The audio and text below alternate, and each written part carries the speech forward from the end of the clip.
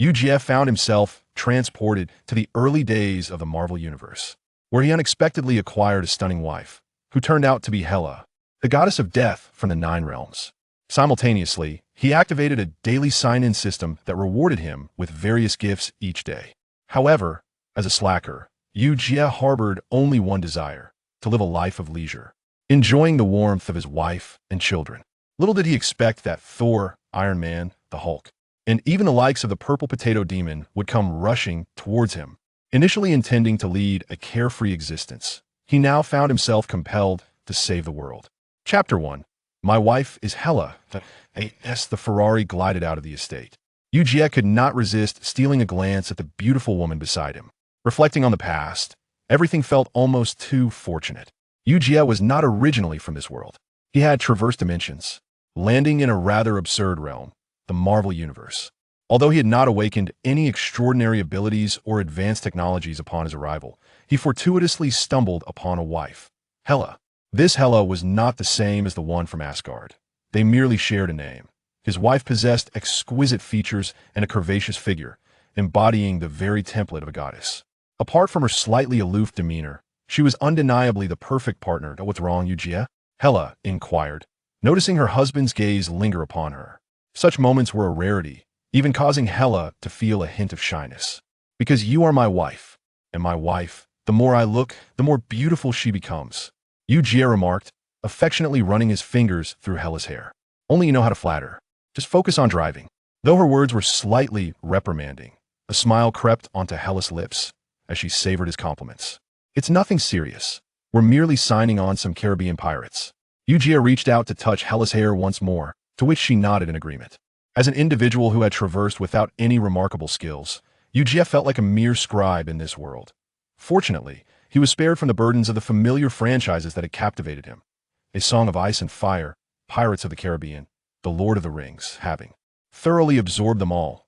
These influences allowed him to awkwardly ascend into the upper echelons of society, acquiring both the Ferrari and the estate in the process.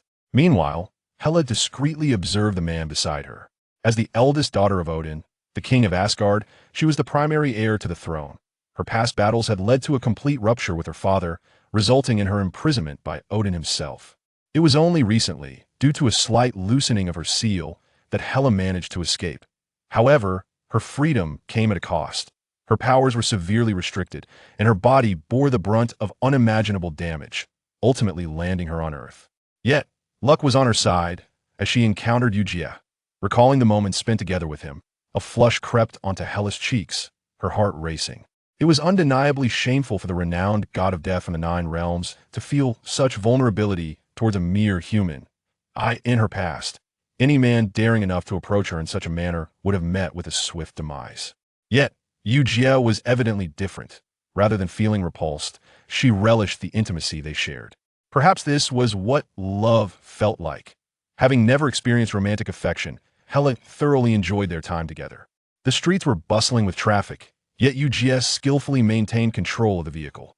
In the past, he would never have dared to drive a Ferrari. Given his wealth of several billion, venturing out without bodyguards would have been tantamount to courting death.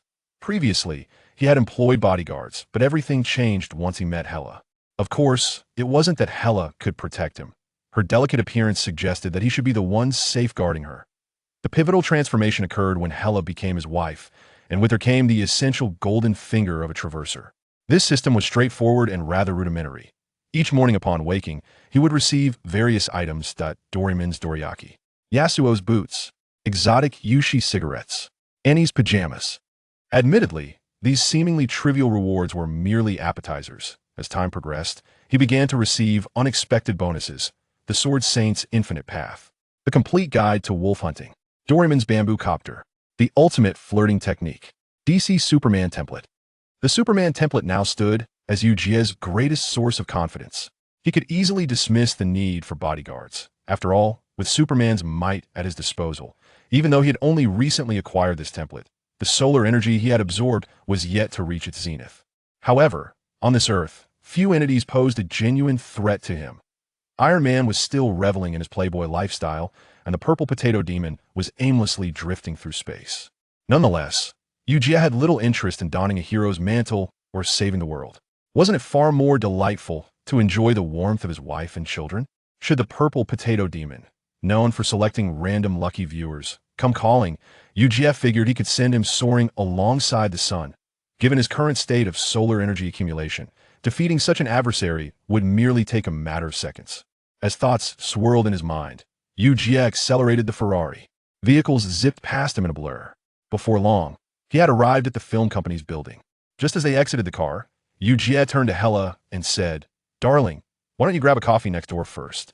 He remembered Hela's disinterest in such outings. However, if they were to go shopping, she would undoubtedly be engaged. Hela nodded, but at that moment, she suddenly glanced up at the window. The god of death among the 9 realms. Her sensitivity to malice far surpassed that of ordinary individuals. After a brief contemplation, she smiled at Eugia. "All right, just finish quickly and come back." Eugia adjusted his glasses and kissed Hela's cheek. "You are still as enchanting as ever." With that, Hela blushed and walked away. She was indeed the legendary god of death. Yet before Eugia, she felt like just a young girl, for a mere scribe.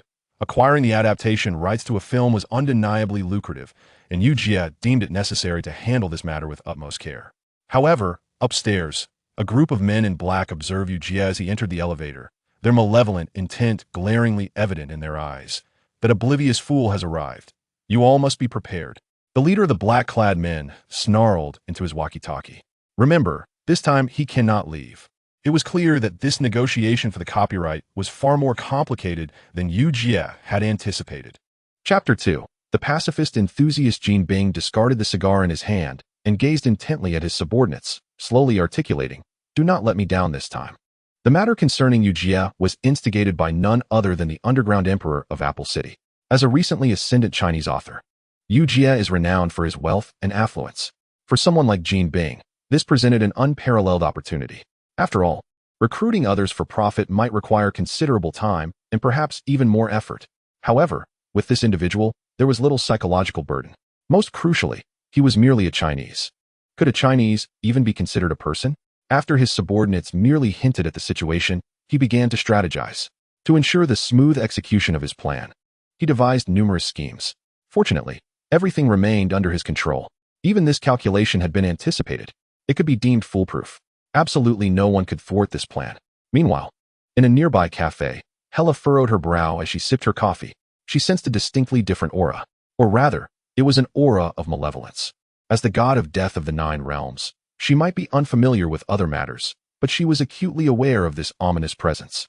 Undoubtedly, someone had found her. Recalling the initial seal, Hela swiftly retrieved the phone that Eugia had previously configured for her, stating, "I must return. There is something I need to attend to." She wished to conceal her identity here. Naturally, given the potential danger, she did not wish to embroil Eugia in her troubles. Eugia, who had not yet reached his partner's office, was somewhat taken aback, but quickly responded, "Understood. Please be careful on your way." With that, he immediately set into motion. Hela departed swiftly. Upon arriving at his office, Eugia's demeanor shifted subtly. He sensed something amiss. This peculiar force? No, it was a profound malice directed towards him.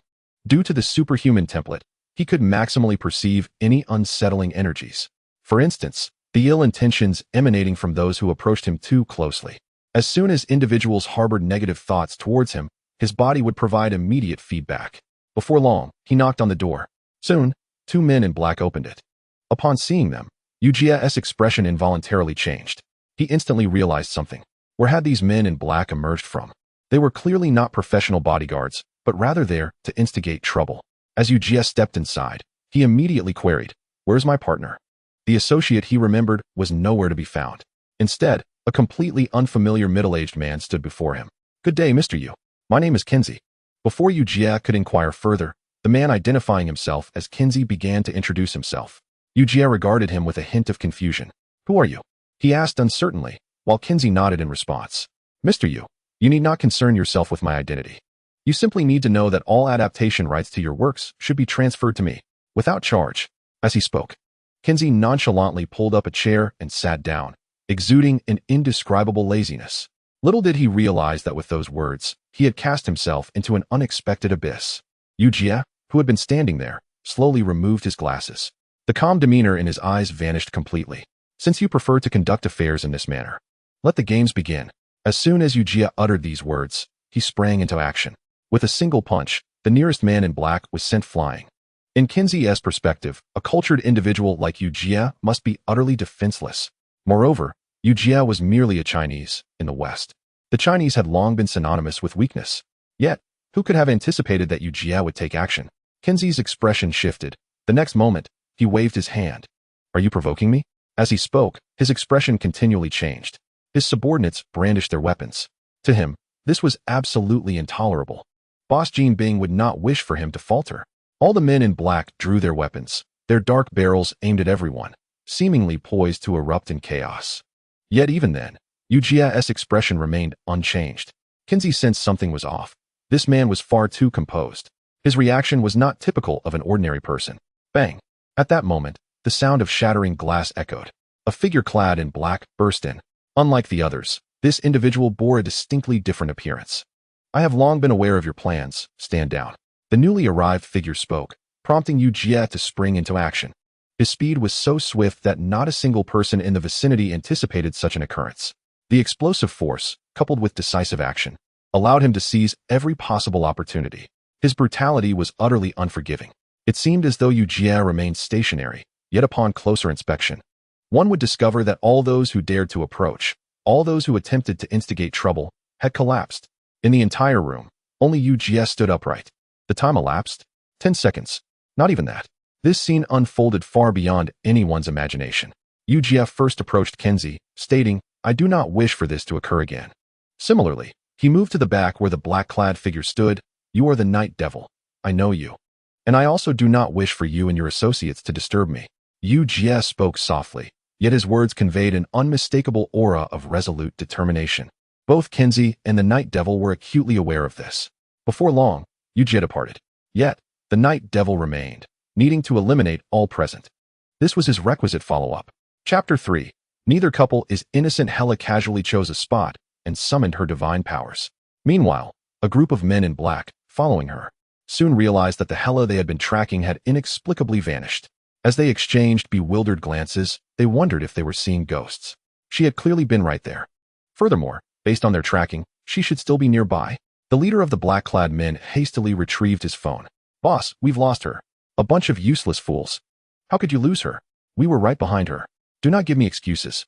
Return to her residence immediately. Understood, understood. We are on our way. The leader clad in black swiftly ended the phone call, simultaneously wiping the sweat from his forehead. Undoubtedly, in his perspective, even a mere phone conversation with Jean Bing exuded an aura of intimidation. This was the essence of true terror. Only those who truly understood Jean Bing could fathom the depths of his menace. The term Underground Emperor was never a jest. It was precisely this realization that propelled their actions into motion. High above the earth, at an altitude of 30,000 meters, lay the current headquarters of S.H.I.E.L.D, a formidable instrument of power wielded by Nick Fury. Its purpose was, of course, to safeguard the planet. But it also collaborated with other factions to execute violent endeavors. This was an irrefutable fact. Nevertheless, despite such realities, Nick Fury remained steadfast in his principles. For instance, he tirelessly sought to comprehend the formidable beings endowed with extraordinary powers. Their existence was intrinsically linked to the fate of the Earth. And Nick Fury was no stranger to tumultuous experiences. The original Captain Marvel shared an inexplicable bond with him. Presently, she traversed the skies above the globe, vigilantly monitoring humanity. Soon, he summoned his subordinates, eager to establish contact with the elusive author. Even Eugia could not have anticipated that his carefully orchestrated move would unfold right beneath the watchful eyes of others. However, even if he were aware, it would matter little to him. In his view, this was merely a trifling matter. The most evident change was the escalating power he derived from the sun's relentless rays. At this moment, the only adversaries he might struggle against were the likes of Magneto. But he remained unperturbed. Given time, he would surely ascend to legendary status, capable of striking down the earth with a single blow. This conviction was crystal clear to him. He merely required a brief period to amplify his strength. Yet, despite this assurance, Nick Fury resolved to confer with Eugia. Naturally, the ideal outcome would be for Eugia to join his organization, a notion that thrilled Nick Fury. Such an alliance would undoubtedly augment S.H.I.E.L.D's intimidating presence. On another front, amidst the orderly progression of events, an undeniably troublesome incident unfolded. Jean Bing's subordinates made their way directly to the estate, Eugia's estate. Utilizing her divine powers, Hela swiftly returned to the manor, feeling the need for rest. However, unexpectedly, barely had she reclined when a wave of malice surged forth. Her expression darkened at once. Upon sensing the malevolence for the first time, she contemplated retaliating, yet deemed it ill-advised, as her physical condition was not at its zenith. Even now, she was far from optimal. The stark reality was that if her powers were to be unleashed, it would likely attract her father's scrutiny. Odin may or may not have been aware of her absence, but should he discover her departure, he would undoubtedly intervene. At that point, the situation would spiral beyond her control. Regaining her strength was paramount. In an instant, a terrifying force began to awaken. An unexpected, dreadful energy enveloped the estate. As Jean Bing's subordinates entered the manor, countless black blades materialized in the sky above, descending like raindrops. In the next moment, chaos erupted. They witnessed some of their comrades erupting in furious cries. What is this? Shouldn't it be raining? My body. It's gone? Damn it, what on earth is happening? Their shouts echoed in despair, utterly bewildered by the unfolding events. Yet, amidst this calamity, they had no choice. The blades raining down upon them pierced their very forms. Where the blades passed, not even a blade of grass remained. This was undoubtedly the most shocking turn of events for them. Even they gasped in astonishment. Yet, that gasp would only serve as a prelude to their demise. The terrifying force unleashed. There was no final struggle. They were oblivious to the flames that began to rise from their bodies upon being vanquished. The flames surged with alarming swiftness, an unstoppable force. In the blink of an eye, everything vanished, as if they had never set foot in that estate. Hela's gaze drifted into the distance, and she could not help but reminisce about her husband, the man still beyond her reach. A flicker of doubt crossed her mind. Were these individuals truly targeting her? Did that mean Eugia would be embroiled in this unwarranted disaster? In that moment, an even more terrifying force began to manifest within her. She cast a fierce glance toward the heavens. She needed to recover. She had to return to Asgard. Given the multitude of challenges she faced, it was evident she required more time. The throne of the God King seemed to demand further opportunities. The question remained, would more unforeseen events indeed arise in the future? Chapter 4. The Unusual Individual. Jean Bing felt a twinge of headache.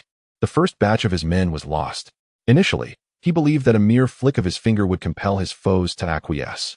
Yet, now it appeared otherwise. This was no jest. Following Eugia's departure, Jean Bing received the news and hurriedly rushed to the scene. To his dismay, he found not a single soul. His subordinates seemed to have vanished without a trace. This revelation unsettled even Jean Bing. Most notably, Eugia was merely an ordinary human, a fact Jean Bing had acknowledged countless times. He had invested considerable effort into this plan. Yet now, not only had Eugia seemingly eluded him, but his own men were also nowhere to be found. What could be more vexing than this? Just as Jean Bing grappled with this bewildering situation, he received another alarming report. Another group sent to locate Eugia's wife had also disappeared. If the prior vanishings were mere coincidences, what did this latest disappearance signify?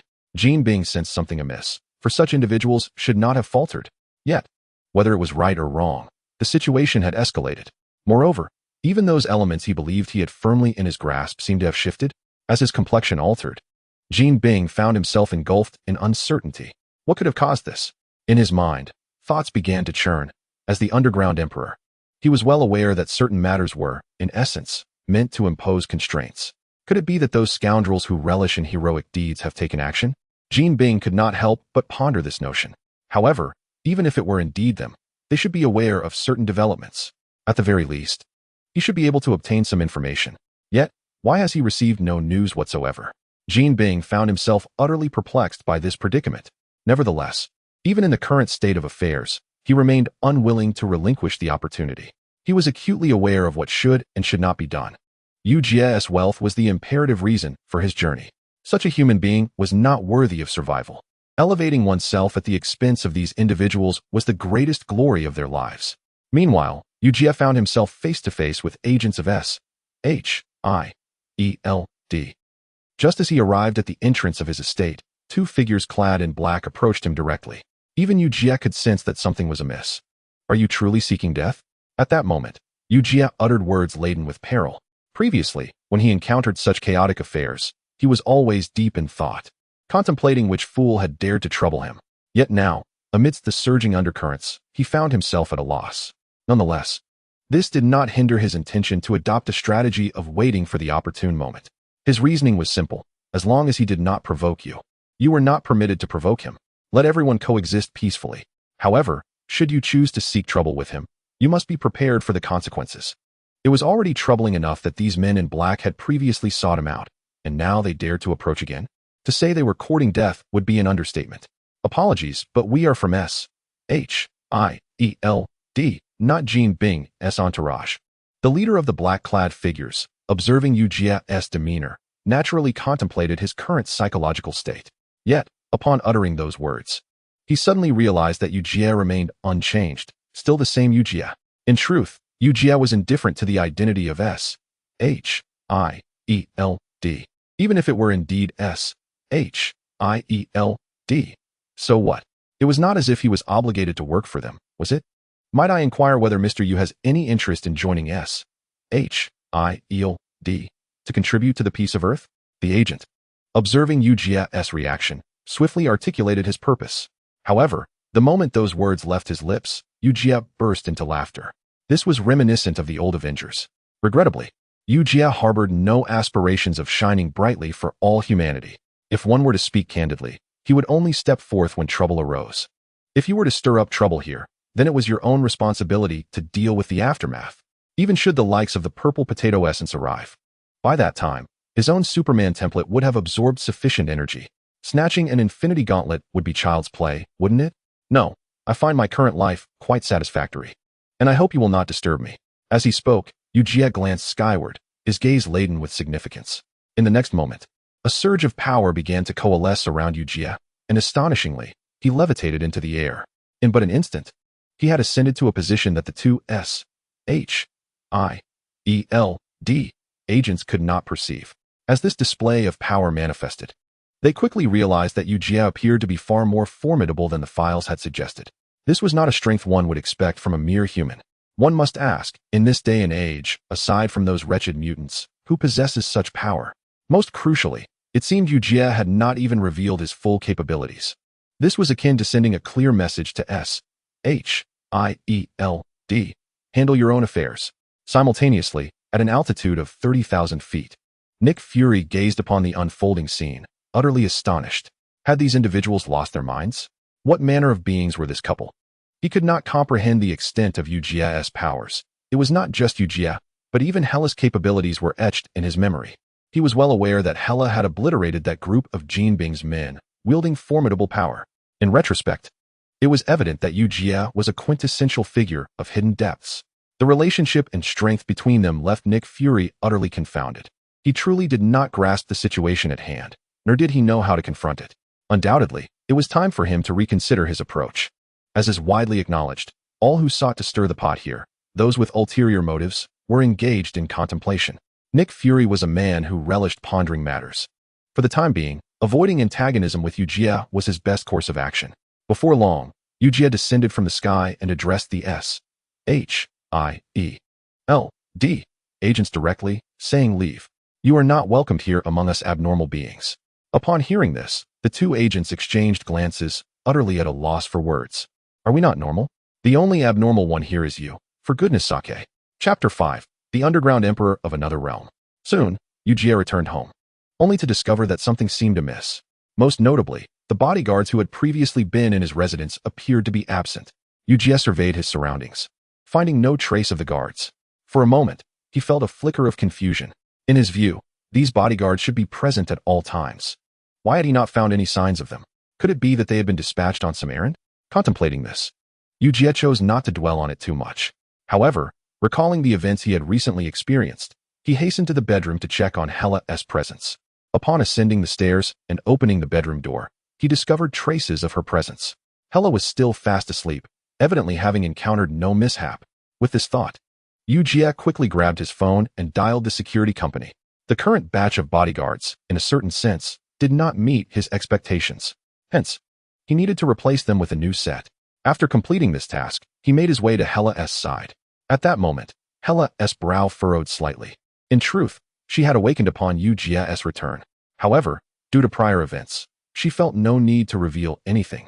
Thus, she chose to feign sleep, though the sound of Eugia on the phone had stirred her. This also solidified one of her reasons for maintaining the charade. After all, Hela could see clearly that following her actions in dispatching that group of black-clad men, the bodyguards had indeed become alert. This sparked her desire to silence any potential witnesses. She could not allow anyone to know of her existence, even if these bodyguards were innocent. As Eugia lay down beside her, Hela's thoughts gradually quieted. On the other hand, Nick Fury, the director of S.H.I.E.L.D, felt that the current situation was utterly dire. He could hardly believe how terrifying Eugia and his wife truly were. He had only known previously that Eugia was somewhat outlandish, but the events captured on surveillance had confirmed his fears. If it were merely Eugia's outrageousness, it would be manageable. But now it was clear that he was not alone. Eugia's wife also seemed to possess formidable powers, leaving Nick Fury with a throbbing headache. In light of the prevailing trends across the globe, it is evident that, although the immediate dangers may not be significant, there lies a potential for unforeseen calamities if these enigmatic forces are not harnessed. Nick Fury found himself enveloped in silence, acutely aware that should the current trajectory persist, his own powers would be insufficient to dictate the course of events. In fact, he risked incurring the disdain of Eugia. As Fury grappled with this troubling realization, one of his subordinates, having noticed the director's evident discomfort, boldly interjected. He pointed out that the Underground Emperor was highly unpredictable and had previously provoked Eugia. If this Underground Emperor were allowed to continue his machinations unchecked, it was likely that their opportunity would slip through their fingers. The subordinate's suggestion was undeniably innovative. It was something Fury had not previously contemplated. His focus had solely been on strategizing concerning Eugia. However, prompted by his subordinate's insights, Fury now recognized the viability of an alternative approach, such as a more indirect method of engagement. He could cultivate a greater sense of goodwill towards Eugia from other angles. The imperative now was not merely to recruit Eugia into S.H.I.E.L.D, but to foster a sense of security for him within the organization. Fury surmised that as long as Eugia's actions aligned with S.H.I.E.L.D's interests in the agency did not pose a threat to him, Eugia would likely be inclined to ally with them. This strategy appeared to align seamlessly with the current circumstances. Without delay, Nick Fury dialed Kingpin's number, intent on discussing the implications of the term Underground Emperor. Meanwhile, Kingpin, in his own domain, was preoccupied with attempting to reach out to the troublesome mutants. As the complexities of his situation deepened, he swiftly discerned that Eugia was not the ordinary adversary he had anticipated. The extent of Eugia's powers far exceeded his initial assumptions. Such uncontrollable forces were exceedingly vexing. As the Underground Emperor, Kingpin understood better than anyone that once certain lines were crossed, it was imperative to eliminate the threat swiftly. Although he had yet to encounter Eugia directly, the accounts from his subordinates were enough to indicate that Eugia was far more formidable than he had imagined. Any misstep on his part could provide Eugia with an opportunity to exploit. With such thoughts racing through his mind, Kingpin promptly reached out to his contacts in the black market. Unfortunately, under the leadership of Professor X and Magneto, the mutant situation had rendered the black market increasingly unstable. The prospect of these two formidable figures uniting was daunting, yet their inclination to stir up trouble further complicated matters. Kingpin, who desperately needed stability in the market, felt a surge of anxiety. However, upon seeing Fury's call, his surprise compelled him to answer. After all, Fury was the head of S.H.I.E.L.D, and he had no intention of dismissing the warning that followed. You must keep your distance from Eugia if you wish to survive. Upon connecting, Kingpin was taken aback by Fury's stern admonition regarding Eugia's formidable prowess, which had evidently caught the attention of the S.H.I.E.L.D director. Yet, as the Underground Emperor, Kingpin felt no obligation to cower. He retorted, "If what you say holds true, can I still maintain control in this area? It seems you are steering me toward a certain demise." He failed to grasp the gravity of the situation concerning Eugia. In response, Fury resolved to end the conversation, declaring, "If you truly wish for your own demise, then so be it. Anyone can assume the role of an Underground Emperor, should I choose to." Chapter 6, Cyclops. After reflecting on Fury's words, Kingpin ultimately chose silence, recognizing that Fury was not jesting. S.H.I.E.L.D indeed possessed the power to influence the globe. And if Fury were truly devoid of strength, he would not have made such a declaration. Furthermore, Kingpin had previously dealt with Fury, fully aware of the terrifying forces backing him. Although irate, he relinquished any thoughts of pursuing his schemes, just as he resolved to maintain his composure. An unexpected visitor's arrival startled him profoundly. Upon awakening, Eugia bid farewell to Hela once more. His previous encounter with S.H.I.E.L.D. had revealed the source of his troubles, the portly Kingpin. The audacity of Kingpin to seek him out, despite Eugia's intention to avoid conflict, was tantamount to an invitation for disaster. Adhering to the principle of he who does not offend me, I shall not offend, Eugia had consistently upheld his boundaries. However, just as he yearned for a tranquil existence, trouble came knocking at his door. In short order, he leveraged his connections within S.H.I.E.L.D. to arrive at Kingpin's residence. The hour was late, the streets deserted, and the towering edifices loomed like steel fortresses. To Eugia, these so-called fortifications held little significance. In an instant, he ascended into the air, an overwhelming force erupting from his being. Though he had yet to fully unleash the extent of his Kryptonian abilities, he understood that with each passing moment, as he absorbed solar energy, transformative changes would inevitably ensue. Upon ascertaining Kingpin's location, Eugia opted for a forceful entry.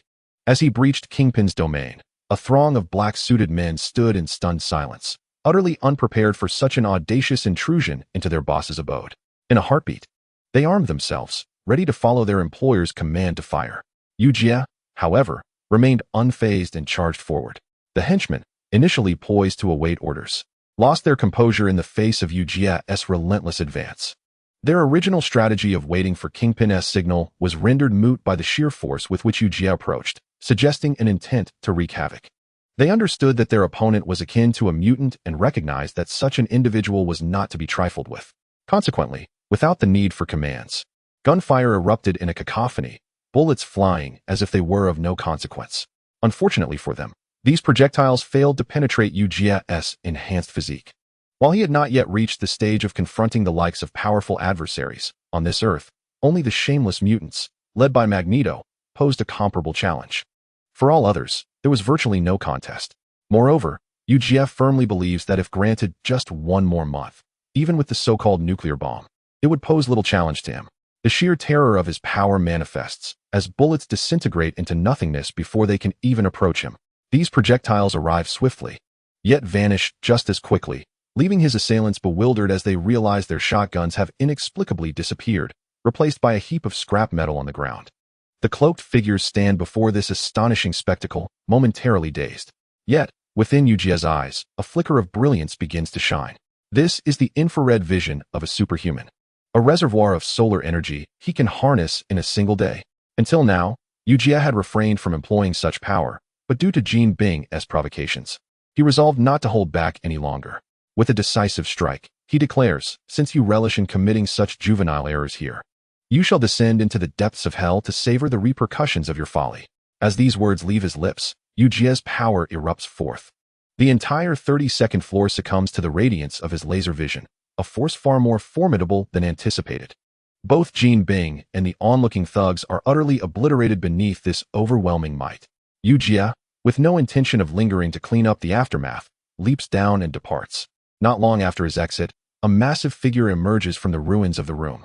It is none other than Jean Bing, the very man Eugia had just vanquished. Observing the devastation around him, Jean Bing finally comprehends the gravity of the situation. He understands why the director of S.H.I.E.L.D. had reached out to him with such urgency. A being like Eugia is simply beyond his capacity to contend with, based on the intelligence he possesses. Even the most formidable mutants pale in comparison. Who could have imagined that a mere wealthy individual he sought to exploit would possess such terrifying capabilities? In that moment, Jean Bing recognizes the path he must take. In a surprising turn of events, he dispatches his subordinates to remain around Eugia's estate. While he may have been unaware of prior events, he is acutely aware of what must be done next. It is wise to avoid provoking an entity as fearsome as Eugia. Should any foolish adversary dare to challenge him, it is imperative that he intervenes swiftly to dissuade them. Otherwise, given the power Eugia has just demonstrated, it would be a trivial matter for him to lay waste to the entirety of New York City. The Underground Emperor cannot allow such occurrences to transpire. He must not only dominate the underworld but ensure its very existence. For with the increasing number of unforeseen calamities, if the underground were to vanish, what significance would his reign hold? The so-called emperor must possess territory. Little does Eugia know that Jean Bing has a trick up his sleeve. Based on his previous assumptions, with Jean Bing dead, he believed he could enjoy a period of tranquility. However, upon returning home, Eugia finds his wife Hela engrossed in the television, where a rather surprising news segment is being broadcast. Chapter 7. Movements from all sides. Stark is set to venture into war-torn regions to promote his weaponry. As Eugia gazes at the news, a glimmer of intrigue flickers in his eyes. He realizes that the storyline of Iron Man is about to unfold. Indeed, with Stark entering the conflict zone, the ensuing events will inevitably converge towards the Avengers. It can be said that the entire universe's interconnectedness begins at this moment. Nevertheless, Eugia holds little interest in the unfolding drama, observing Hela's focus on the news. He approaches her, unable to suppress his curiosity. Are you particularly engrossed in this news, or do you wish to see it for yourself? Hela glances at Eugia. Shaking her head, she remains indifferent to the happenings on Earth. In truth, her thoughts are solely reserved for Eugia. Anything unrelated to him fails to capture her attention. However, her dismissive gesture prompts Eugia to step closer, cradling her face and planting a fervent kiss upon her lips. For reasons unbeknownst to him, he feels his wife grows increasingly beautiful each day, perpetually captivating him. This sentiment drives Eugia to cast another glance at the television. If memory serves him correctly, now is the opportune moment to acquire shares in the Stark family. Following Stark's entrance into the war zone, news of his supposed demise will soon circulate, or rather, the belief that he has perished. Consequently, the value of the entire family's shares plummets to an all-time low. Purchasing at this juncture would yield substantial wealth in no time. As for the notion of Eugia rushing to the disaster zone to rescue Stark, that is nearly impossible. He is distinctly different from others. While other individuals from his world might rush to the conflict to build rapport with Stark, he has no such need. Each day, he is rewarded with a myriad of surprises. These rewards accumulate over time. Moreover, the existence of the Superman template provides him with ample justification to refrain from meddling. It's not inconceivable that he might even summon a certain cat-like hero someday.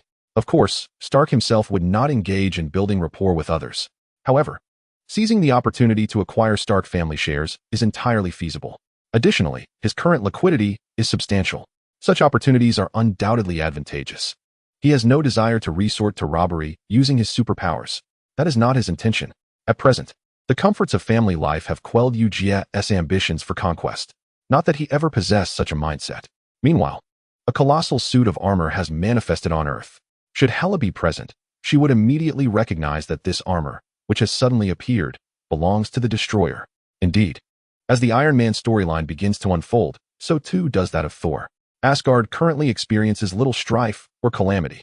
Yet, Thor does not align with Odin's expectations. At least, from Odin's perspective, Thor falls short even compared to his eldest daughter. Hela's existence gives Odin hope for succession, yet her temperament is far too volatile. This is at odds with Odin's vision for the future. Ultimately, Odin seals Hela away. Nevertheless, Thor, while commendable in many respects, lacks decisiveness in matters of conflict. Coupled with an air of irresponsibility, this only serves to diminish Odin's trust in him. Despite this, Odin resolves to grant Thor a greater opportunity. He banishes Thor to Earth, hoping he can forge his own path, carve out his own future, and seize the power he desires. However, as Odin makes these choices, the trickster god Loki, Hela and Thor's brother, prepares to stir up trouble. Loki has long aspired to ascend as king, yet he is acutely aware that both his elder sister and brother are formidable rivals. Naturally, Thor is currently less of a concern. Given the inherent nature of his second brother, he was acutely aware that this prodigal son could never bear the weight of Asgard's responsibilities. However, Loki's greater fear lay with his elder sister. As the god of mischief, his network of information was vast. He had even learned that his sister had escaped from her seal. Currently, only Odin was privy to this knowledge within Asgard. By sheer happenstance, Loki had stumbled upon this revelation. His sister's return from imprisonment heralded the potential for another war in Asgard reminiscent of centuries past. Loki's thoughts were straightforward. He must swiftly secure his claim to the throne of Asgard. It was imperative that he did not afford his siblings too much opportunity. Thus, he ventured into Odin's treasury and absconded with the Destroyer. Loki had witnessed Odin's punishment of Thor and knew that the god of thunder was now but a powerless wretch. Utilizing the Destroyer represented a significant show of force. Nevertheless, Loki understood the wisdom of eradicating a threat entirely, lest Thor rise again to challenge him. If Thor were to return from the dead, his own position would be perilously compromised. After stealthily deploying the Destroyer to Earth, Loki issued a command. Thor must be eliminated. At this juncture, Loki was resolute. If Thor were to perish beneath the might of the Destroyer, the throne would undoubtedly be his. After all, while his sister's power was formidable, Odin would never permit her to ascend to the throne. This circumstance opened up a realm of infinite possibilities for him.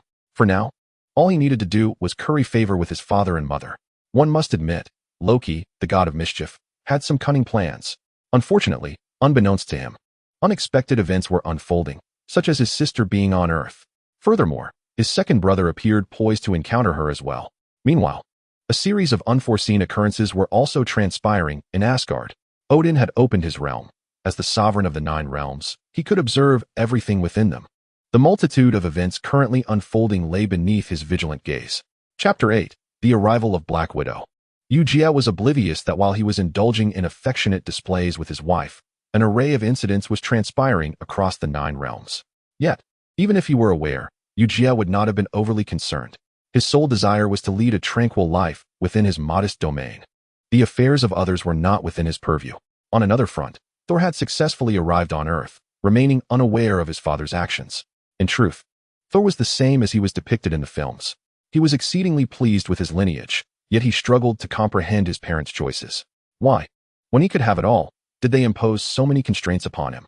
Were these restrictions meant to bestow upon him greater surprises? Thor did not grasp this, nor did he wish to. Since his father had exiled him to this planet, he resolved to continue living in a state of languor and stagnation. In this regard, the events of his past life had not been altered. However, on the other side, the narrative of Iron Man had reached a pivotal juncture. Just as Eugia had witnessed in the previous film, an ordinary man like Iron Man merely needed an opportunity. Just one chance was sufficient to unveil everything about himself. Iron Man was no different. Eugia could hardly have anticipated that, within a mere 2 months, the Stark family would undergo yet another transformation. Iron Man had successfully emerged in public as Iron Man. With Iron Man's return to the city, everything had indeed changed dramatically. The most evident alteration was the rise in the stock prices Eugia had previously purchased. Upon learning of Iron Man's supposed demise, the entire nation had been momentarily shocked. After all, Iron Man's existence signified that the Stark family would reap substantial profits. Alas, with his death, a drop in stock value was inevitable. Yet, who could have predicted that this news was a fabrication? This revelation caused the previously stagnant stock prices to soar dramatically, surpassing their former highs and continuing to rise. Among those closely linked to Iron Man was, of course, his armor. With its unveiling to the public, interest in Stark Industries was reignited. The world recognized that Iron Man's emergence had, in many ways, set a new trend. Furthermore, Stark Industries promptly invited various dignitaries to their opulent estate. One motive was to celebrate his resurrection. Another was to invite shareholders to partake in his grand feast. Indeed, with the news of his foe's death, the entire Stark family experienced a qualitative elevation. Even he had not anticipated that upon the announcement of his return from the dead, he would ascend to become one of the wealthiest individuals in the nation. He harbored a premonition. If he continued on this trajectory, he might achieve even greater heights. For as Iron Man faced his crisis, Eugia had purchased shares in Stark Industries. Though his holdings were modest, he had become one of the company's shareholders.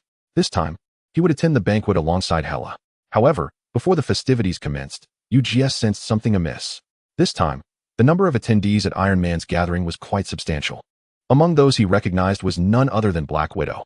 Eugia was no stranger to Natasha, the Black Widow, yet he could not shake the feeling that her gaze lingered on him, causing him to feel uncertain. Did she harbor some ulterior motive? Seizing a moment when he excused himself, Black Widow unexpectedly approached him. Their encounter caught him off guard, as he had never anticipated her presence at that moment, let alone in such an amusing manner. Immediately, Black Widow, with a hint of regret, expressed, "I apologize. I did not mean to intrude. I hope you can forgive my impulsiveness." If it had been any ordinary man, he would have likely succumbed to the allure of a woman like Black Widow without her needing to utter a word. Alas, Eugia was already wed, and to a wife as exquisite as a flower. He had no inclination to engage in conversation with her. Instead, he respectfully granted her ample space and returned to the reception area.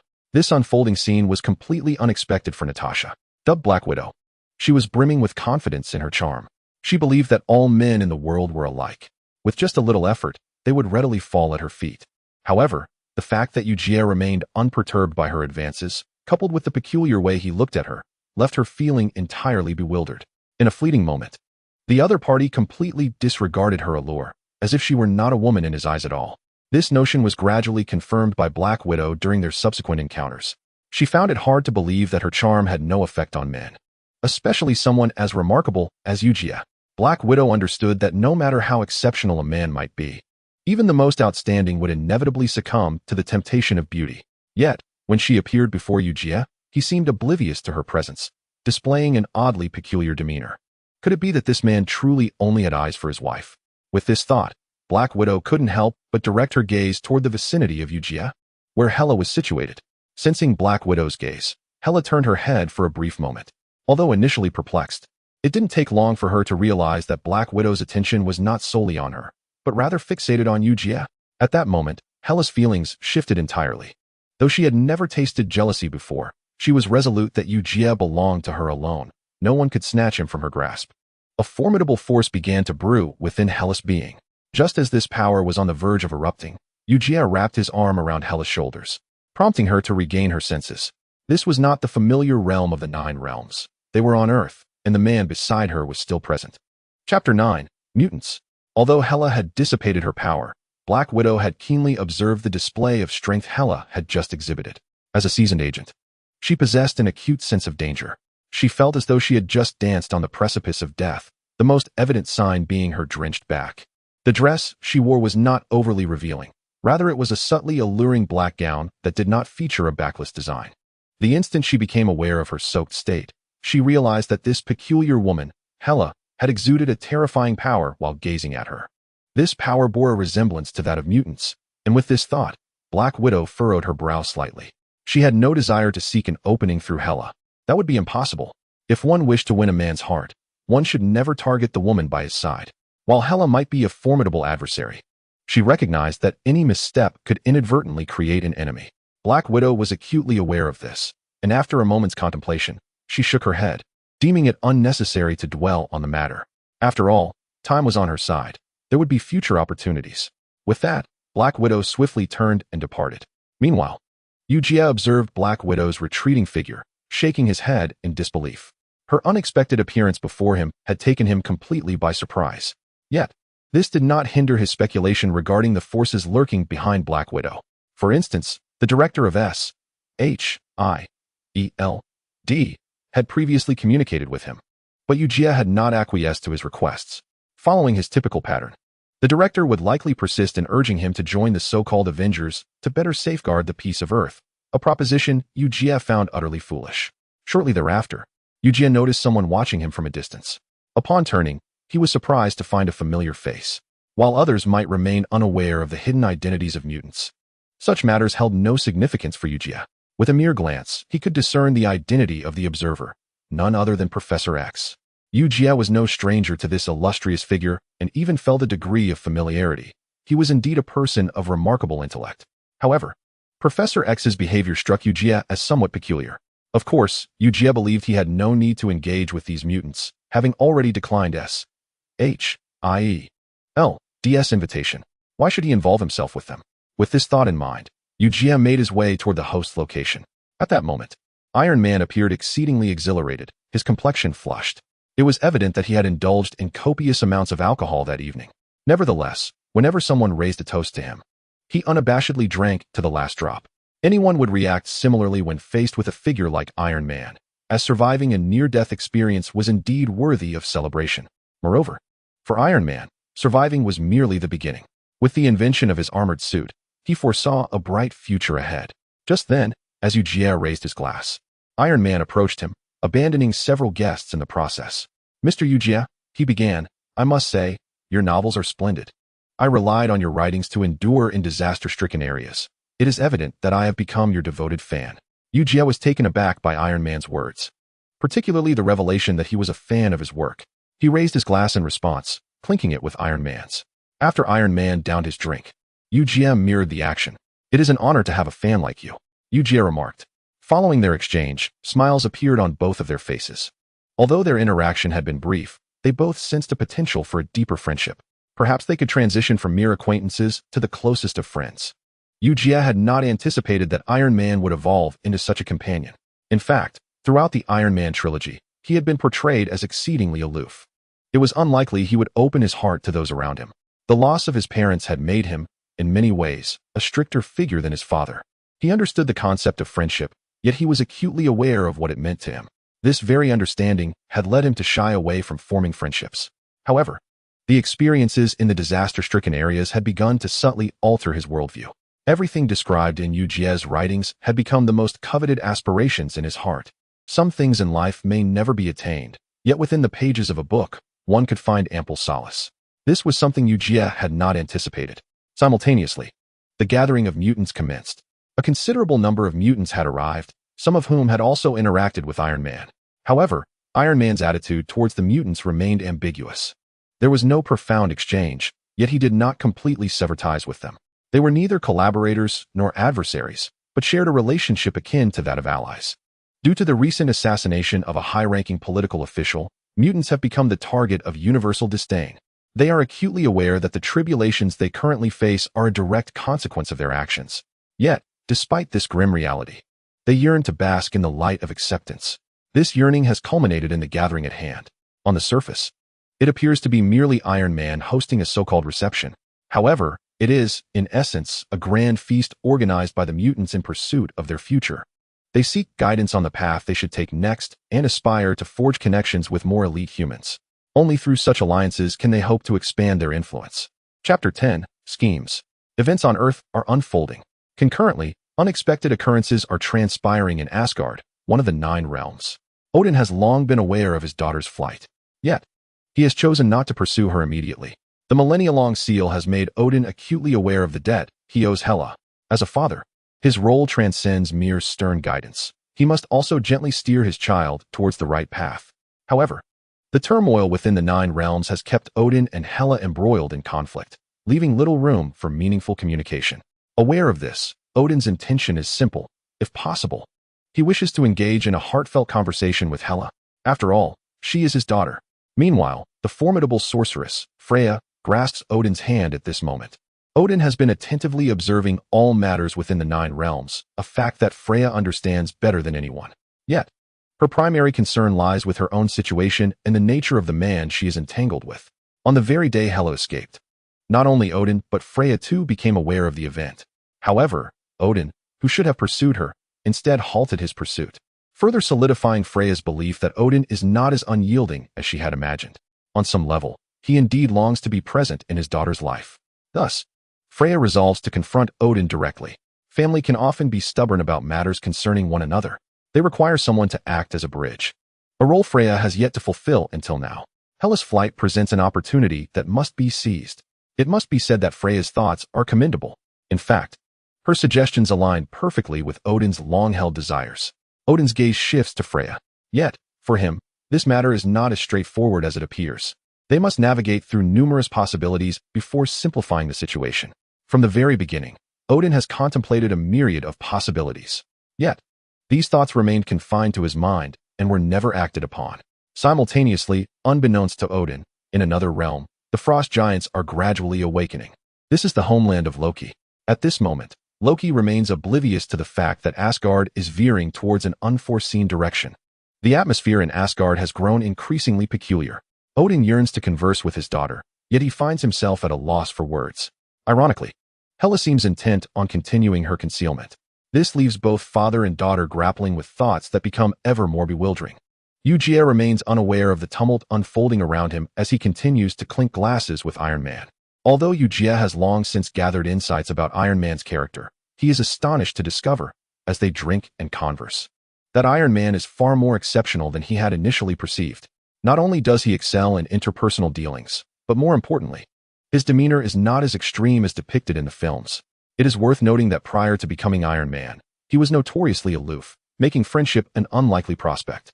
His priorities seem to revolve around self-interest, with only sufficient benefits earning him companionship. It is only later that he evolves into someone capable of forming meaningful bonds. However, Eugia could never have anticipated that the Iron Man of today appears eager to cultivate a genuine friendship with him. Consequently, they exchange contact information, and Iron Man, with a friendly gesture, wraps an arm around Eugia, proposing a toast. At the conclusion of this soiree, he expresses a desire for a private conversation with Eugia. This invitation takes Eugia by surprise, yet he does not decline. He perceives this proposal as an opportunity to potentially increase his own wealth, making it a win-win situation. On another front, the mutant gathering reaches its zenith. This time, Professor X's sole aim in convening the mutants is to unite them into a singular force, capable of confronting the increasingly dire circumstances. Prior to this, Professor X never anticipated that mutants would become pariahs, objects of scorn. Yet, who could have foreseen that a few among them would engage in reckless behavior? The precarious situation of mutants could hardly be worsened. Yet an unforeseen player has emerged to complicate matters further. This unexpected turn of events has thrust mutant survival back into jeopardy as humanity intensifies its campaign against them. Meanwhile, those mutants who have begun to spiral out of control seem poised to retaliate against humanity. This realization compels Professor X to acknowledge that the situation is more complex than he had imagined. Initially, he believed the circumstances might shift but remain within his control. He resolutely refuses to allow events to unfold beyond his plans. Unfortunately, certain individuals seem intent on exacerbating the situation. This very concern solidifies Professor X's resolve to sever ties with Magneto entirely. Magneto, in some respects, has propelled humanity down a divergent path, creating an irreconcilable rift between them. The reality is likely even more convoluted than depicted in the films. Nevertheless, the turnout of mutants at the gathering is far less than anticipated. Professor X has been observing the proceedings closely. He had expected at least 70 of mutants to attend, yet the actual turnout barely reaches 50. This disheartening revelation plunges Professor X into despair. He understands better than anyone that should this trend continue, it could lead to an extreme outcome that would be utterly unacceptable. If possible, he hopes to regain control of the situation. Professor X begins to contemplate whether mutants should lie low for a while, effectively becoming invisible. By avoiding public attention, they might prevent the situation from deteriorating further. Chapter 11. The Old Trickster vs. Magneto. At this moment, Professor X remains unaware that his arch-nemesis, Magneto, is orchestrating his own schemes. Magneto was deep in thought, contemplating how mutants could transform into the very weapons he wielded. However, the perplexing issue was that this weapon did not function as seamlessly as he had envisioned. In Magneto's estimation, he required more time to refine this instrument to his satisfaction.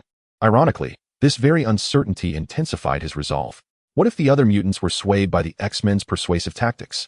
The most prudent course of action was to mitigate the probabilities of such scenarios.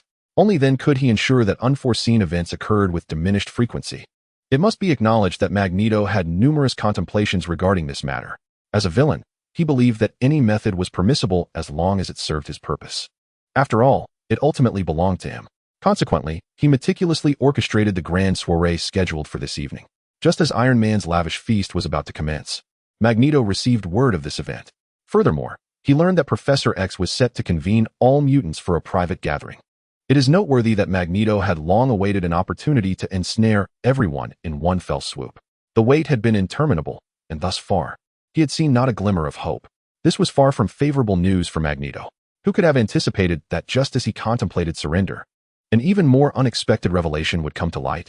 Professor X was, in fact, planning to host the so-called mutant conference right here. Thus, Magneto promptly began his preparations. He intended to surprise Professor X, not to mention Iron Man. Both individuals were far too significant for Magneto to dismiss lightly. If possible, he aspired to capture them both at the earliest opportunity. Given their formidable powers, and according to Magneto's current line of reasoning, he suspected that Professor X was likely allied with Iron Man otherwise. Why would the mutant conference be held at Iron Man's estate? This conundrum perplexed him.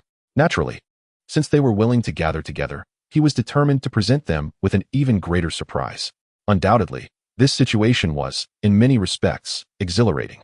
The opportunity Magneto had long yearned for was finally within his grasp, and this occasion was far more thrilling than previous ones. Neither of these individuals was to his liking. If given the chance, capturing them both would enable him to resurrect the mutants' expansion plans. He believed that, at that time, the world would witness the eradication of the so-called normal humans, ushering in an era dominated solely by mutants. Magneto's mind was brimming with ideas. Moreover, he had devised comprehensive plans, so meticulous that even Professor X had not anticipated them. In his view, this gathering was shrouded in utmost secrecy. Alas, Professor X had overlooked a crucial point. Among mutants, why could there not be a traitor? Even within the human populace, traitors existed. Thus, within this gathering, a traitor, a mole from Magneto, had informed him of all the night's proceedings. Now, he awaited the signal from Magneto. Professor X surveyed the mutants before him, eager to assert with conviction that the opportunity lay before them, and that by taking the first step, they could unlock infinite possibilities. However, thoughts remained merely thoughts. These individuals seemed oblivious to the underlying motives, which led Professor X to question their responses. Could something have transpired? Their attitudes were not as they should be. Meanwhile, Eugia and Iron Man had nearly finished their drinks. Under Hela's persuasion, Eugia reluctantly bid farewell to Iron Man. Although drinking was a significant affair, nothing was more important than his wife. After parting from Iron Man, Eugia followed Hela as they departed. At that moment, Hela could not resist glancing back at Iron Man's estate, a gesture that surprised Eugia.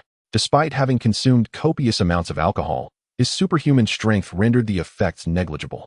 A mere acceleration of his blood circulation could diminish the alcohol's impact to almost nothing. Observing Hela's lingering gaze, Eugia inquired, "What is it? Did something fall?" Hela shook her head in response, remaining silent, though a slight smile crept onto her lips. In terms of perception, Hela had always kept her divine senses closed off. However, compared to Eugia, her perceptive abilities were remarkably acute. She had pulled him away because she sensed malice encircling the estate, a malevolence seemingly directed at it. She believed that an unexpected battle would soon erupt here. Hela wished to prevent this conflict from affecting either her or Eugia, longing to maintain the playful facade of their domestic life. Noting Hela's silence, Eugia wrapped his arms around her waist and planted a passionate kiss on her cheek. He refrained from pressing further. If his wife was unwilling to share, it was likely not his place to pry. He trusted that if she wished to disclose something, she would do so in her own time. Thus, Eugia and Hela left Iron Man's estate, shortly before Magneto made his entrance. Magneto was accompanied by a cadre of his elite forces, including several of the most formidable mutants. His intention was clear, to amass all his power and decisively eliminate Professor X. This man had become a nuisance, collaborating with the X-Men to obstruct all of Magneto's paths. As fellow mutants, why should they pursue a path of coexistence with humans? Mutants were inherently proud beings, having evolved beyond humanity. They were, by nature, superior. The discord between their ideologies had inevitably led to this confrontation. Magneto swiftly encircled the entire estate, as a terrifying power began to coalesce around him.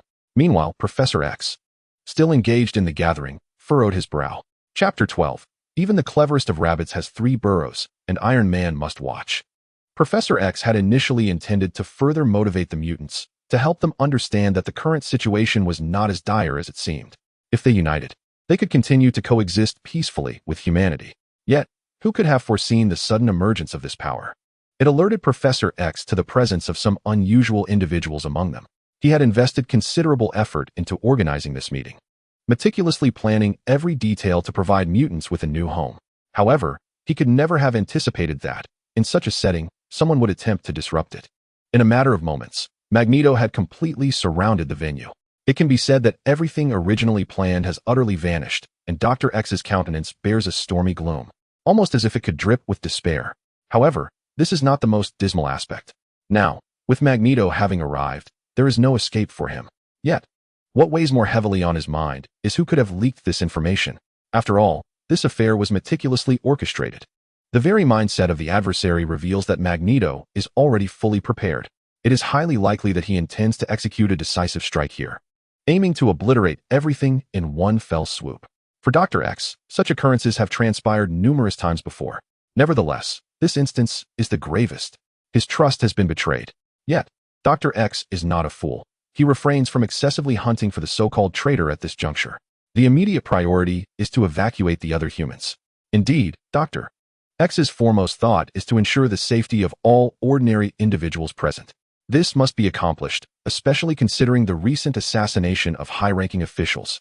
Humanity's confidence in mutants has waned considerably.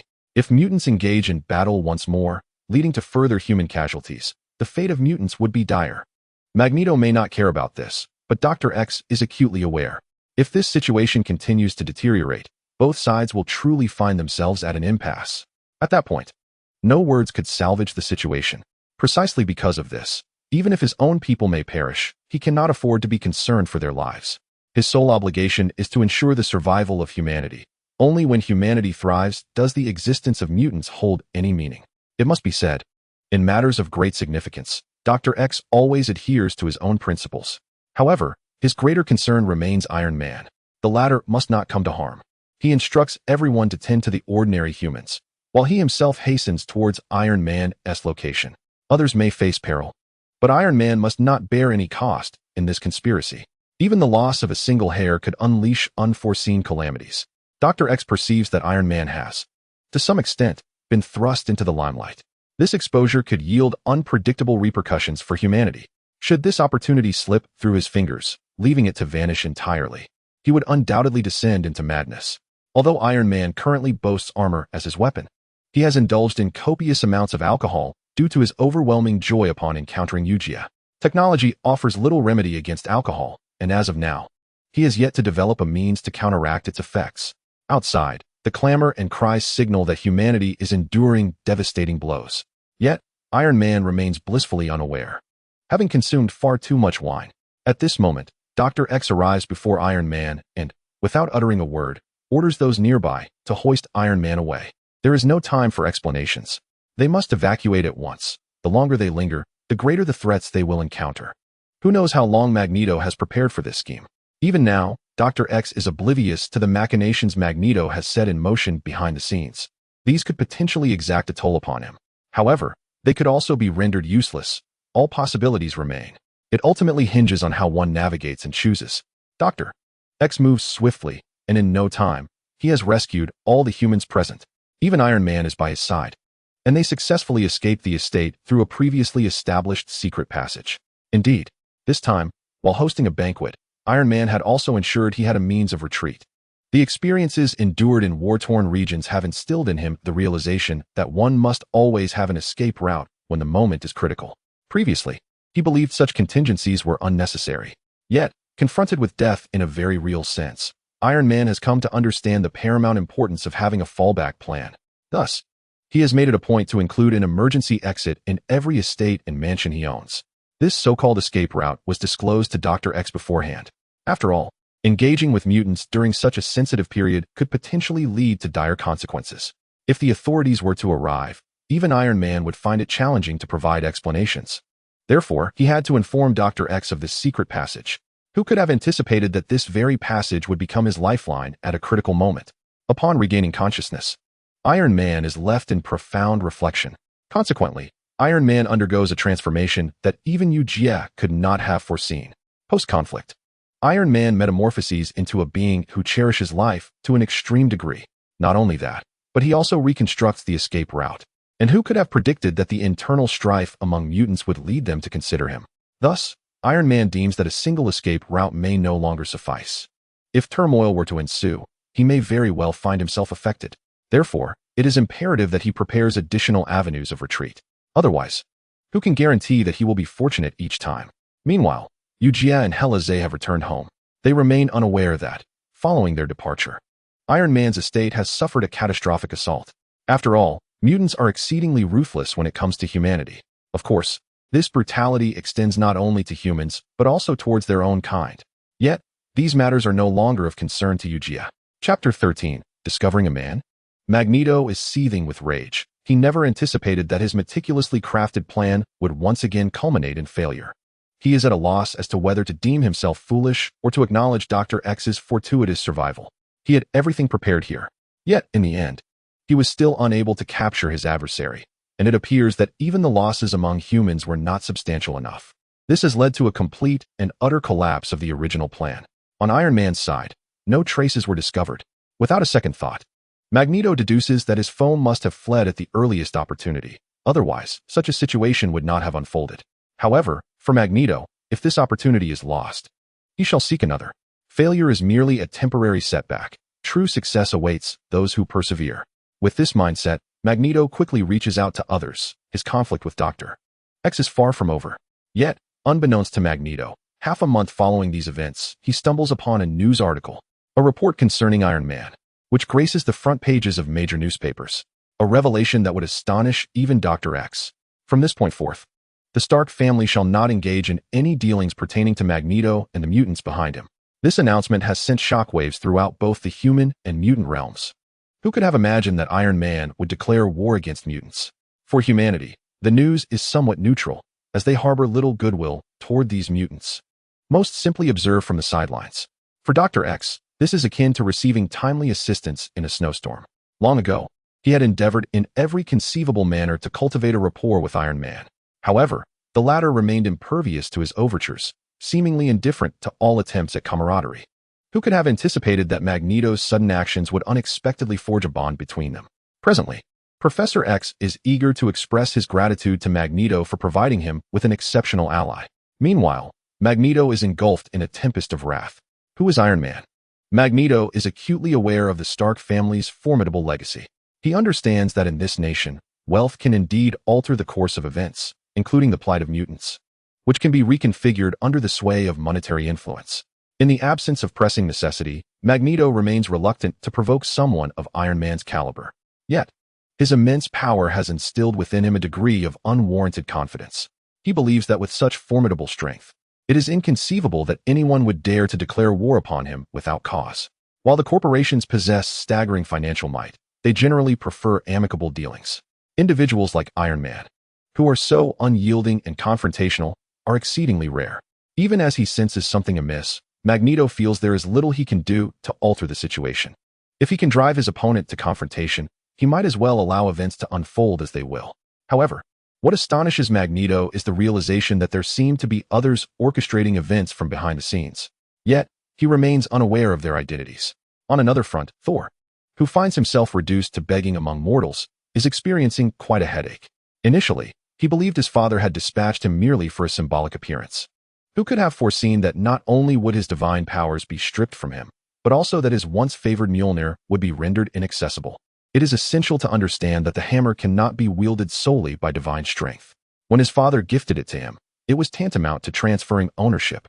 Yet now, the hammer appears to defy his commands, responding not at all to his summons. This reinforces Thor's conviction that circumstances have indeed changed, leaving him feeling utterly isolated on Earth. Just when he thought things couldn't get worse, he received unexpected news. His elder sister had emerged. Thor could scarcely fathom this revelation, not merely that his sister had appeared, but that he had somehow acquired another sibling.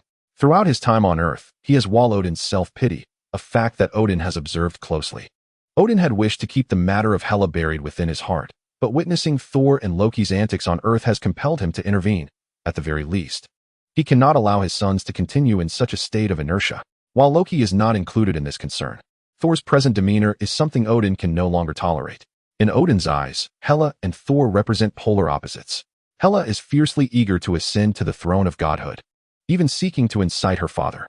In contrast, Thor shows none of the attributes befitting a deity. Were he not Odin's son, it is likely that he would have no aspirations of divinity whatsoever. Observing Thor's lethargy, Odin is tormented by the thought of simply allowing his son to languish. He yearns to strike down this unfortunate child. What others have long awaited, Thor could seize effortlessly. Yet he not only fails to cherish it, but also seems determined to abandon it entirely. This realization leaves Thor unable to maintain his composure, prompting him to disclose Hela's existence to Odin. Although he hoped to rekindle Thor's spirit, the unfolding events only filled Odin with regret. For after delivering this news, Thor descended further into apathy. Previously, he had entertained thoughts of exploring Earth, perhaps even meeting a lovely lady, but now he has lost all desire to venture outdoors, transforming instead into a veritable hermit. Each day is spent in front of the television, consuming soda, while his physique evolves in a most alarming manner. It is unlikely that Eugia could have predicted that events unfolding within the Avengers would parallel those in Thor's narrative, and all of it seemingly due to his wife. For Eugia, life is presently quite pleasant, free from worry. Each day, he engages in the literary arts, selling copyrights, and relishing a carefree existence with his wife. It is a state of bliss until the arrival of a man alters everything. Chapter 14, The Hulk. Eugia gazes at the man before him, feeling a sense of uncertainty. The figure appears vaguely familiar, yet he cannot ascertain whether this is indeed the individual he suspects. His attention is equally drawn to his wife, Hela, who, upon noticing the man, directs her gaze toward him. However, Hela refrains from lingering on the stranger, instead focusing on Eugia, her eyes filled with confusion and curiosity. It dawns on Eugia that his wife has, in some respect, undergone a transformation. Has he misinterpreted the situation? He quickly speaks up, "My dear, it's not as you think. I don't know this person at all. He may have been lying at our doorstep last night, and I only just now discovered him." Hela does not respond to Eugia's explanation, but instead smiles softly, casting a meaningful glance at the man sprawled on the ground. She then turns and retreats to their estate. Eugia, who had initially intended to step out to discuss copyright matters, now shakes his head in resignation. With the stranger's presence, he must adapt to the situation. Eugia is now certain of the man's identity. He is none other than the Hulk, clad in merely a pair of shorts, bearing an uncanny resemblance to the Green Giant, resembling none other than Dr. Banner. However, based on Eugia's understanding of the Hulk, he should not be lurking in proximity to his estate. The creature ought to be on the run. The Hulk's plight is indeed tragic. He initially pursued scientific discovery, only to find himself nearly consumed by his own ambition. Though he has acquired immense power, the toll it exacts is the very intellect upon which Dr. Banner relies for survival. Some sacrifices are acceptable, yet others are not. The unfolding events are no longer matters that can be resolved simply by relinquishing them. Eugia's gaze remains fixed on Banner, as he grapples with uncertainty about whether the man has come to him as a result of his transformation. If that is indeed the case, how is it that such a commotion occurred without his notice? After all, Eugia has been absorbing solar energy daily, and the influence of Superman's template has gradually taken root within him. The most conspicuous change is his newfound strength. Some aspects of his power are visibly enhanced. For instance, he previously required considerable effort to contend with the minions of Kingpin. However, at this moment, Eugia is entirely assured that even a mere fist from him would suffice to resolve the troubles caused by those who delight in chaos. Effortlessly, he recognizes that in the presence of a Phase 1 enraged Hulk, he possesses not just the means for self-preservation, but also the formidable power to annihilate his adversary. This epitomizes the terrifying might of Superman. As he continuously absorbs solar energy, his strength escalates, potentially reaching an incredibly fearsome state. Of course, if it were solely about strength, Eugia might not pay it much heed. Yet, it is not merely a matter of raw power. Even in terms of perception, Superman's abilities gradually amplify over time. For instance, regarding Cyclops, Eugia has yet to experiment with his powers. Nevertheless, based on his current growth and strength, he feels confident that he could see the moon with a single glance. It seems there should be no significant issues. After pondering for quite some time, Eugia shook his head, for this matter still presented itself as exceedingly challenging for him. Regardless, since the opponent had already arrived at his home, ruminating over such trivialities held no significance. It would be far more prudent to await the other's awakening and inquire directly. With that thought, Eugia brought the individual back to his residence. As he stepped through the door, Hela's gaze swept over him. At that moment, even Eugia felt a shiver run down his spine. Though Hela displayed an air of indifference, her mere glance made him realize that things were not as uncomplicated as they seemed. Eugia soon grasped that a woman's words might diverge entirely from her true intentions. Her seemingly indifferent demeanor was perhaps a subtle cue urging him to swiftly resolve this predicament. Having brought her back, Eugia suddenly realized that he may have inadvertently signed his own death warrant. After a brief moment of contemplation, he scratched his head. This individual, after all, bore some relation to him, as they had previously interacted. She was a person of profound literary knowledge. Since the situation had progressed to this point, Eugia found himself with no alternative but to face it head-on. However, upon uttering these thoughts, Hela revealed an exceedingly displeasing smile. Thereafter, she disregarded Eugia completely and ascended to the second floor's bedroom. At that moment, Eugia understood that the circumstances had indeed shifted. Casting a glance at the Hulk sprawled on the sofa, and then at his wife ascending the stairs, he ultimately decided to follow her. If his wife harbored doubts about him, he felt compelled to demonstrate through actions that matters were not as she presumed. Even with the Hulk downstairs, their room's soundproofing was exceptionally effective. This was evident, given the numerous bodyguards in their home. After all, with so many people around, they could easily overhear certain indescribable sounds. Hence, Eugia had invested significantly in ensuring robust sound insulation for their home. Presently, even if 7 or 8 bombs were detonated in the bedroom, it was unlikely that anyone outside would hear a thing. The two engaged in a prolonged struggle, eventually succumbing to a deep slumber after a couple of hours. Unable to resist, Eugia lit a cigarette, as he found himself engulfed in deep skepticism. Was this predicament truly his fault, or was Hela deliberately orchestrating it? Or did she find his conduct from the previous night unsatisfactory, leading to the current situation being far from what he had anticipated? Initially, he assumed it would take time to restore their previous rapport. Yet, who could have foreseen that upon merely entering the house and encountering her, her fiery enthusiasm would erupt so suddenly? Hela had always been like an iceberg. Even in bed, she maintained that demeanor. However, it seemed that the moment they had made contact, her fervor had been entirely ignited. This left Eugia increasingly uncertain about whether he had been deceived. Yet, Chapter 15, The Challenge of the Hulk. For now, Hela's matters would be set aside. However, for Eugia, The emergence of the Hulk appeared to unveil something significant. According to the narrative's original trajectory, the Hulk should currently be evading military pursuit. But why? Then, did this fugitive find himself at Eugia's doorstep? He had not sensed anything amiss. Eugia was not inclined to dwell on the shifts of certain events. But that did not imply he was a fool. After a moment of consideration, he realized that something must have transpired. Otherwise, the Hulk would not have appeared here unannounced. At this moment, the Hulk gazed at Eugia, harboring a semblance of confusion in his mind. In truth, after being struck by gamma rays, he began to feel a twinge of regret.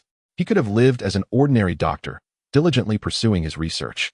Yet his curiosity about the unknown had transformed him into this grotesque form. Currently, the Hulk had not reconciled his consciousness with that of Bruce Banner. Based on his self-perception, he believed he was likely suffering from a form of dissociative identity disorder. Otherwise, how could such a version of himself emerge? Presently, in his current state, the Hulk found himself unable to control his actions. He could not even maintain the most fundamental sense of anger. Yet, due to the nascent stage of his transformation, he could not comprehend when the Hulk would manifest. One moment, he could be engaged in conversation, and the next, his body would uncontrollably morph into the Hulk. With this realization, the Hulk began to formulate a hypothesis regarding his presence here. Perhaps it was his sudden transformation that had led him to this location. He observed Eugia and quickly recognized him. In the entire Eagle country, Eugia was undoubtedly a figure of immense renown. His novels had garnered tremendous acclaim. One might not know who the president was, but it was impossible to be unfamiliar with Eugia. The tales depicted in his works painted an astonishingly grand tapestry. Even after the adaptations were released in film, the public's curiosity about Eugia was reignited. How could someone of Chinese descent possess such profound insights into Western narratives and craft stories that even Westerners struggled to surpass? The two regarded each other in silence, with no intention of engaging in dialogue. Finally, after 3 minutes, the Hulk could no longer contain himself and spoke. "You shouldn't have brought me here. For I am uncertain whether I can still be considered human, even I do not know." Eugia did not expect the Hulk to utter such words. However, he did not dwell on it, shaking his head instead. "Whether you are human or not bears little relevance to me. All I know is that you are a stranger collapsed before my estate, and I merely exercised a modicum of humanitarianism. However, since you've stated as much, you are free to leave my home. Farewell." It seemed Eugia had not anticipated the Hulk would speak in such a manner. The Hulk, in turn, did not foresee that Eugia would so swiftly issue him an eviction notice. The Hulk regarded Eugia with a hint of perplexity, but he quickly recalled Eugia's identity. This was a writer. His presence might have interrupted Eugia's creative process. And a flicker of regret crossed the Hulk's face. Consequently, he shook his head, acknowledging that while the situation was somewhat unfortunate, it had not deteriorated to a catastrophic extent. He remained oblivious to the approach of General Ross, but suddenly, memories of past events surged into his mind. In moments of peril, he often found himself devoid of awareness. Yet the Hulk was an entirely different entity. The Hulk possessed an extraordinary instinct for danger, a terrifying premonition that transcended the capabilities of ordinary beings, coupled with an unfathomable strength. Dr. Banner now realized that his presence here was undoubtedly linked to the Hulk. Unconsciously, he believed this to be a sanctuary, unaware that it was merely the abode of Eugia. Could Eugia truly provide him with a sense of security? Shortly after his arrival, the Hulk began to feel an unsettling loss of control over his own mind. An indescribable fury began to fester deep within him. Little did he anticipate that the Hulk would manifest in Eugia's home at this very moment. This incited a flicker of anger within Dr. Banner. Yet, unbeknownst to him, this very anger catalyzed the Hulk's emergence. In an instant, the Hulk appeared, while Dr. Banner's consciousness was entirely eclipsed. Before Eugia stood the Hulk. Precisely as Dr. Banner had foreseen, the Hulk regarded Eugia and beckoned with a finger. Eugia, perplexed by this gesture, surmised that the Hulk likely desired a contest of strength. This thought drew a predatory grin from Eugia, revealing his gleaming white teeth as he slowly spoke. "I never imagined you would come to me. I'm not entirely sure of my own strength, but this is my home. Let us find a more suitable place for our battle." Eugia swiftly comprehended the Hulk's intentions. He yearned for combat.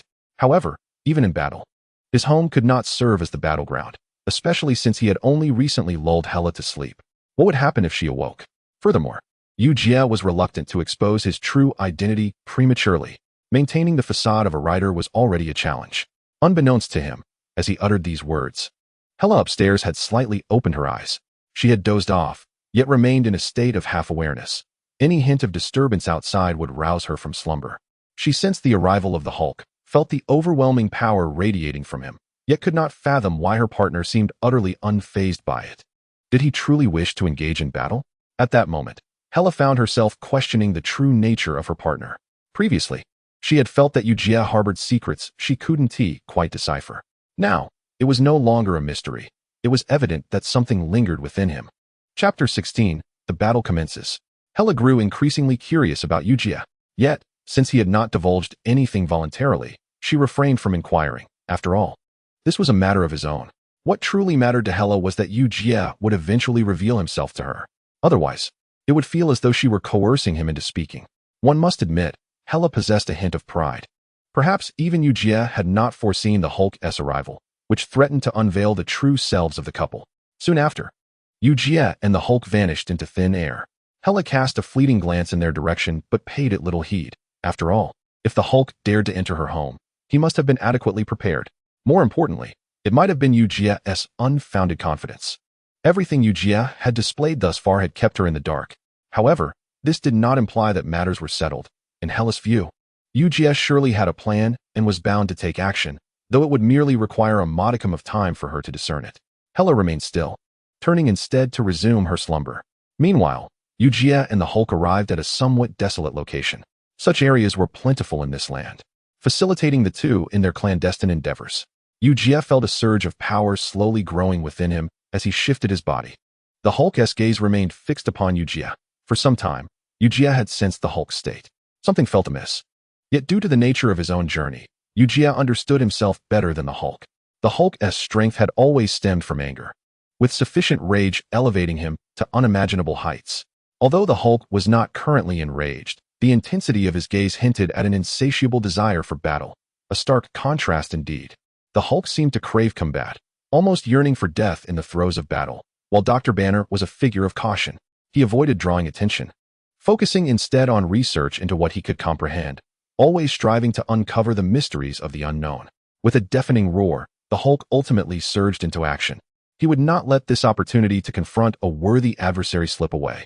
One must acknowledge that despite the Hulk's colossal stature, he possessed a formidable strength that belied his size. As this power burgeoned, even Eugia could not suppress a frown. He did not dwell on the potential disparity in their strengths. Rather, he gauged the Hulk's abilities through the manifestation of his power. Eugia shook his head in disbelief. He had not anticipated the Hulk could amass such terrifying strength. Furthermore, this power appeared to be steadily increasing.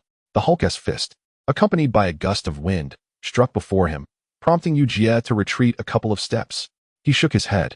While he was indeed surprised by the emergence of such power, it was merely astonishment. True strength would not erupt so swiftly. Not only was Eugia contemplating this, but the Hulk too felt an overwhelming force brewing within him, a force that existed in mutual relationship and interaction. If one's strength could not withstand the other's, then when struck by the might of the Hulk, the opponent would undoubtedly suffer catastrophic consequences. Yet, as the Hulk's strength collided with Eugia, he did not exhibit even the slightest sign of retreat. This only reinforced the Hulk's conviction that Eugia's prowess exceeded his wildest imagination. In a mere breath, the Hulk launched another assault upon his opponent, his power intensifying with each swing of his fists, while Eugia merely raised his arms to shield his face. He allowed the Hulk's strength to wash over him, and soon, after approximately half a minute, Eugia dodged the Hulk's heavy blow with a swift movement. Eugia shook his head slightly. He had experienced the Hulk's power extensively, yet it was still insufficient to defeat him. However, seeing the Hulk so eager to engage, he could not disappoint. The essence of superhuman strength began to manifest within Eugia. In the next moment, the Hulk could distinctly sense a remarkable transformation in Eugia compared to before. The superhuman power had taken root within him. However, the strength exhibited on the surface and the power harbored within are entirely distinct concepts. Eugia generally refrains from unleashing the full force residing within him. Yet now, he has fully enveloped this power around his body, and as soon as he harbors a thought, it erupts forth instantaneously. Without delay, Eugia charges towards the Hulk, his strength far exceeding what the Green Giant had anticipated.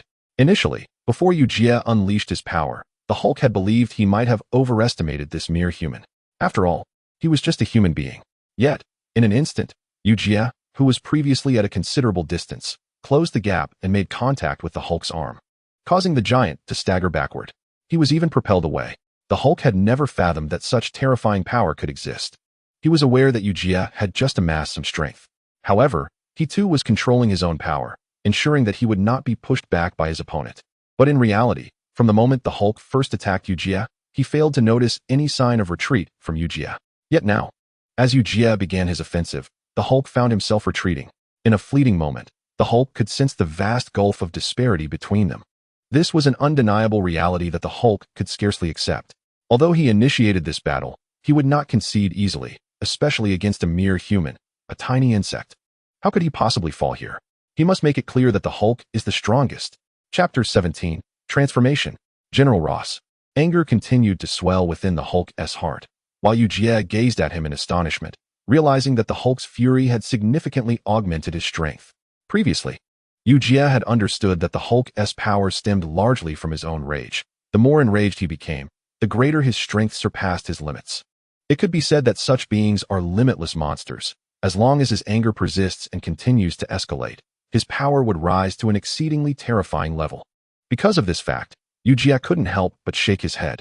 The Hulk's strength was undeniably formidable. However, Eugia had yet to unleash his true potential. Although he had just revealed a fraction of his inner strength, it was merely a portion, and all his power would gradually increase over time. This was beyond question. Yet, every individual's attitude could cause fluctuations in their power. Eugia's thoughts were straightforward. Since the power he had displayed thus far could not suppress his opponent, he would elevate his own strength in tandem with the Hulk's increase. The Hulk's power was on the rise, and it was the strength of Eugia's adversary that was also escalating. Previously, Eugia had not anticipated that this opponent would prove to be so troublesome. His fists began to swing once more, and a back-and-forth exchange ensued. Before long, the Hulk's expression shifted again. He was taken aback by the outrageous display of power Eugia exhibited. The Hulk had lost count of how many times he had enhanced his strength. Yet without a doubt, each increase in his power had evolved over time. However, his opponent's strength was also evolving in tandem. Not only was it keeping pace with him, but it also exhibited signs of attempting to subdue him. Realizing this, the Hulk could not help but shake his head. He understood that he must not lose his composure. After all, to some extent, his opponent's strength was not inferior to his own, and might even exceed it. With this realization, the Hulk felt an even greater surge of anger welling up within him. Previously, he had sensed his power increasing. Yet, he never imagined that his opponent's strength would not only increase, but also surpass his own terrifying display. The Hulk took a deep breath, and a radiant glow began to flicker around him. Eugia observed this scene with a hint of surprise. In his recollections, the Hulk should rely solely on his physical strength in battle. Why then was he now exhibiting an even more fearsome and unfathomable power? Could it be that an unexpected transformation was occurring within him? Was the Hulk about to undergo another mutation, becoming a being akin to a mutant? Though uncertainty lingered in his mind, it was short-lived, as Eugia quickly dismissed it. If his opponent could manifest greater strength, it also meant that Eugia could elevate his own power once more. Then, a radiant light flickered in Eugia's eyes, signaling the intent to unleash their most formidable strengths. Eugia relentlessly pressed the attack, akin to how the Hulk had previously gone berserk against him, and their exchange of blows escalated in speed and power to their limits. At that moment, Eugia noticed the glow around the Hulk gradually dissipating. When he finally unleashed a fully charged punch, the Hulk was sent hurtling backward. Subsequently, his strength began to wane, and his once mighty form began to dissolve. The Hulk had lost his original power, transforming back into Dr. Banner. Eugia regarded this scene with some confusion. Could it be that the Hulk could not yet master his transformations? No, that was not right. The power unleashed just moments ago had already exceeded his limits. It was impossible for him to revert under such conditions. Eugia speculated, though ultimately shook his head. He did not understand the extent of the changes the gamma rays had wrought upon the Hulk. Nevertheless, it was evident that there were aspects about the Hulk that were unknown to him. Observing the now unconscious Dr. Banner, Eugia once again lifted him, subsequently bringing him back to his estate. Whether it was the Hulk or Dr. Banner, neither held much significance for him, as their presence in his estate would not pose any trouble. Meanwhile, shortly after Eugia's battle with the Hulk concluded, the military received new intelligence regarding the Hulk's reappearance. In fact, even Eugia himself had not anticipated the substantial connection between the Hulk's emergence and General Ross. It was likely that the Hulk's recent transformation was largely due to Ross. Dr. Banner had transformed into the Hulk due to a mishap in his experiments. A piece of news that, for the military, was more beneficial than detrimental. At the very least, they could recognize the immense advantages gamma rays could offer them. Just imagine the battlefield filled with countless beings like the Hulk. Who could dare to rival them? Such thoughts were enchanting, yet reality was harsh. The Hulk remained the Hulk, and Dr. Banner was still Dr. Banner. Once he realized the military's ulterior motives, he swiftly abandoned any notion of allowing them to continue their research on him. He had to escape, even if it meant never transforming again, even if he would no longer be that illustrious doctor. As long as he could live quietly, that would suffice. It must be said that Dr. Banner had considered many aspects, even to the point where he himself seemed somewhat inscrutable. So much has transpired within him that Dr. Banner now finds himself in a state far beyond mere trepidation, following yet another detection of the Hulk's signal. The military has sprung into action without delay. They must recapture the Hulk in the shortest possible time frame to conduct comprehensive research on him. Only then can they aspire to replicate a warrior akin to the Hulk. The military had previously undertaken similar experiments, but that initial endeavor was merely a beginning. Yet, this beginning forged the existence of Captain America, a realization that left them aware of the stark truth. In the presence of the Hulk, the Captain is but a mere shadow of a warrior. Chapter 18. The terrifying Hela. Eugia hesitated slightly, for the events surrounding the Hulk instilled a sense of uncertainty within him. However, this moment of doubt was fleeting at present. Keeping the Hulk behind the estate serves as a strategic advantage when the time comes to shield against bullets. Eugia swiftly returned home, casting a glance at the slumbering Hela, and exhaled a sigh of relief. He feared that Hela might awaken in the dead of night, searching for him. In such a scenario, even plunging into the Yellow River would not suffice to explain his absence. Soon after, Eugia returned to Hela's side, gently caressing her and planting a kiss upon her forehead, and they drifted into slumber together. Unbeknownst to him, Hela was already aware of his return. In truth, she had sensed his confrontation with the Hulk. Once she ascertained that Eugia was not in grave danger, the Hulk's fury dissipated. Although the Hulk wielded formidable power, which escalated with his rage, it paled in comparison to the might of the god of death. After all, Eugia is her man. Only she is entitled to impose her will upon him. Any adversary attempting to do so would pay a steep price, perhaps even with their very soul, imparting the lesson that death is merely a beginning. General Ross, upon learning that the Hulk had not vanished entirely, was exhilarated. According to his plan, he would swiftly track the Hulk's whereabouts and recapture him. The ultimate goal was for the military to develop even more terrifying weaponry through the Hulk's research. This was paramount, as the military's strength had waned considerably due to various unforeseen events. Ross recognized that, in many respects, his challenges were mounting. The military did not require a so-called transformation, but rather a formidable weapon. The former Russian general had been oblivious to the true essence of weaponry. It was only upon the Hulk's emergence that he realized the Hulk was the most potent weapon available. By harnessing the Hulk's power, the military would face no challengers, neither domestically nor globally. Take, for instance, Iron Man, who had recently been flaunting his prowess within military circles. General Ross harbored no belief that Iron Man could rival the Hulk. To comfort himself, he mused that he did not require an army of Hulks. Perhaps just 20 or 30 would suffice to make the world comprehend the true meaning of his name. Oblivious to the fact that he had caught the military's attention, Eugia continued his life. Time passed swiftly, and after another fortnight, he once again reaped countless rewards through the signing-in system. Among these rewards, some proved beneficial, while others were mere scrap metal, perhaps even less than that. Notably, his rapport with the Hulk was gradually improving. In fact, prior to the Hulk's amnesia, he had left Dr. Banner with a fragment of memory regarding Eugia, hinting that he was not an ordinary individual and advising caution in their interactions. This was one of the reasons Dr. Banner had not exhibited his previous enthusiasm upon awakening. However, after spending time together, Dr. Banner discerned that Eugia was simply a modest novelist, far removed from the intimidating figure the Hulk had described. In Dr. Banner's perspective, the Hulk seemed to desire detachment from humanity, yearning to become a beast akin to the Hulk himself, a notion he could never endorse. He believed that his life could improve, and as long as the Hulk was absent, his existence could be blissful. Soon, he stumbled upon a chilling reality. Since moving to Eugia's estate, he had not once transformed into the Hulk. Not a single time. At least during his conscious moments, Dr. Banner had previously experienced memory lapses or lost awareness when transforming into the Hulk. Yet this time was entirely different. He had resided in Eugia's estate for over half a month, continuously exposed to new experiences. Each day he engaged in self-reflection, and it dawned upon him that this estate might harbor something extraordinary.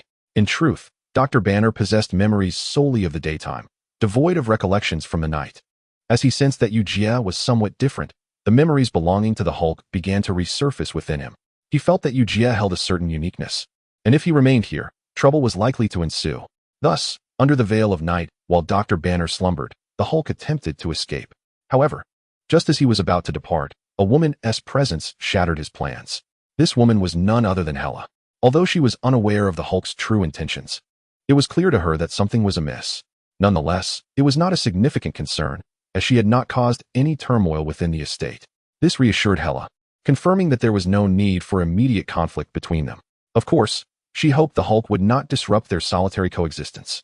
Yet, since Eugia had not raised any objections, why should he leave? What right did he have to depart? Upon entering the estate, he should have at least consulted the proprietor. The Hulk felt a tinge of resentment. He yearned for a proper confrontation with Hela to ascertain whose strength was superior. After all, only the powerful possessed the privilege to speak. Yet, he could never have anticipated that his strength would be rendered utterly ineffective before Hela. She merely extended her hand, and an overwhelming force materialized around him, steadily intensifying. Not only did this burgeoning power begin to affect the Hulk, but it also made him realize that, in Hela's presence, he was nothing more than a child. With no possibility of retaliation, the Hulk had no choice but to acquiesce and remain. After all, Hela's strength surpassed his wildest imagination. Chapter 19. S.H.I.E.L.D. The Hulk was utterly unprepared for the sheer magnitude of Hela's power.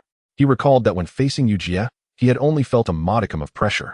As long as his fury was sufficiently ignited, Eugia would undoubtedly be no match for him. Yet, the strength Hela exhibited now was beyond anything he could contend with. The most evident disparity lies in the fundamental difference in power between the two parties, which is nothing short of staggering. After painstakingly amassing sufficient strength, just before he could unleash it, Hela stood right before him. With her formidable might, she imparted a vivid lesson on the true essence of terror. Hela was indifferent to the thoughts surrounding the Hulk. After all, many matters were not as straightforward as they seemed to her. Moreover, strictly speaking, the situation concerning the Hulk was not for him to contemplate, but rather for Hela to decide. With Eugia having already brought the Hulk back, it was now incumbent upon him to address all ensuing matters.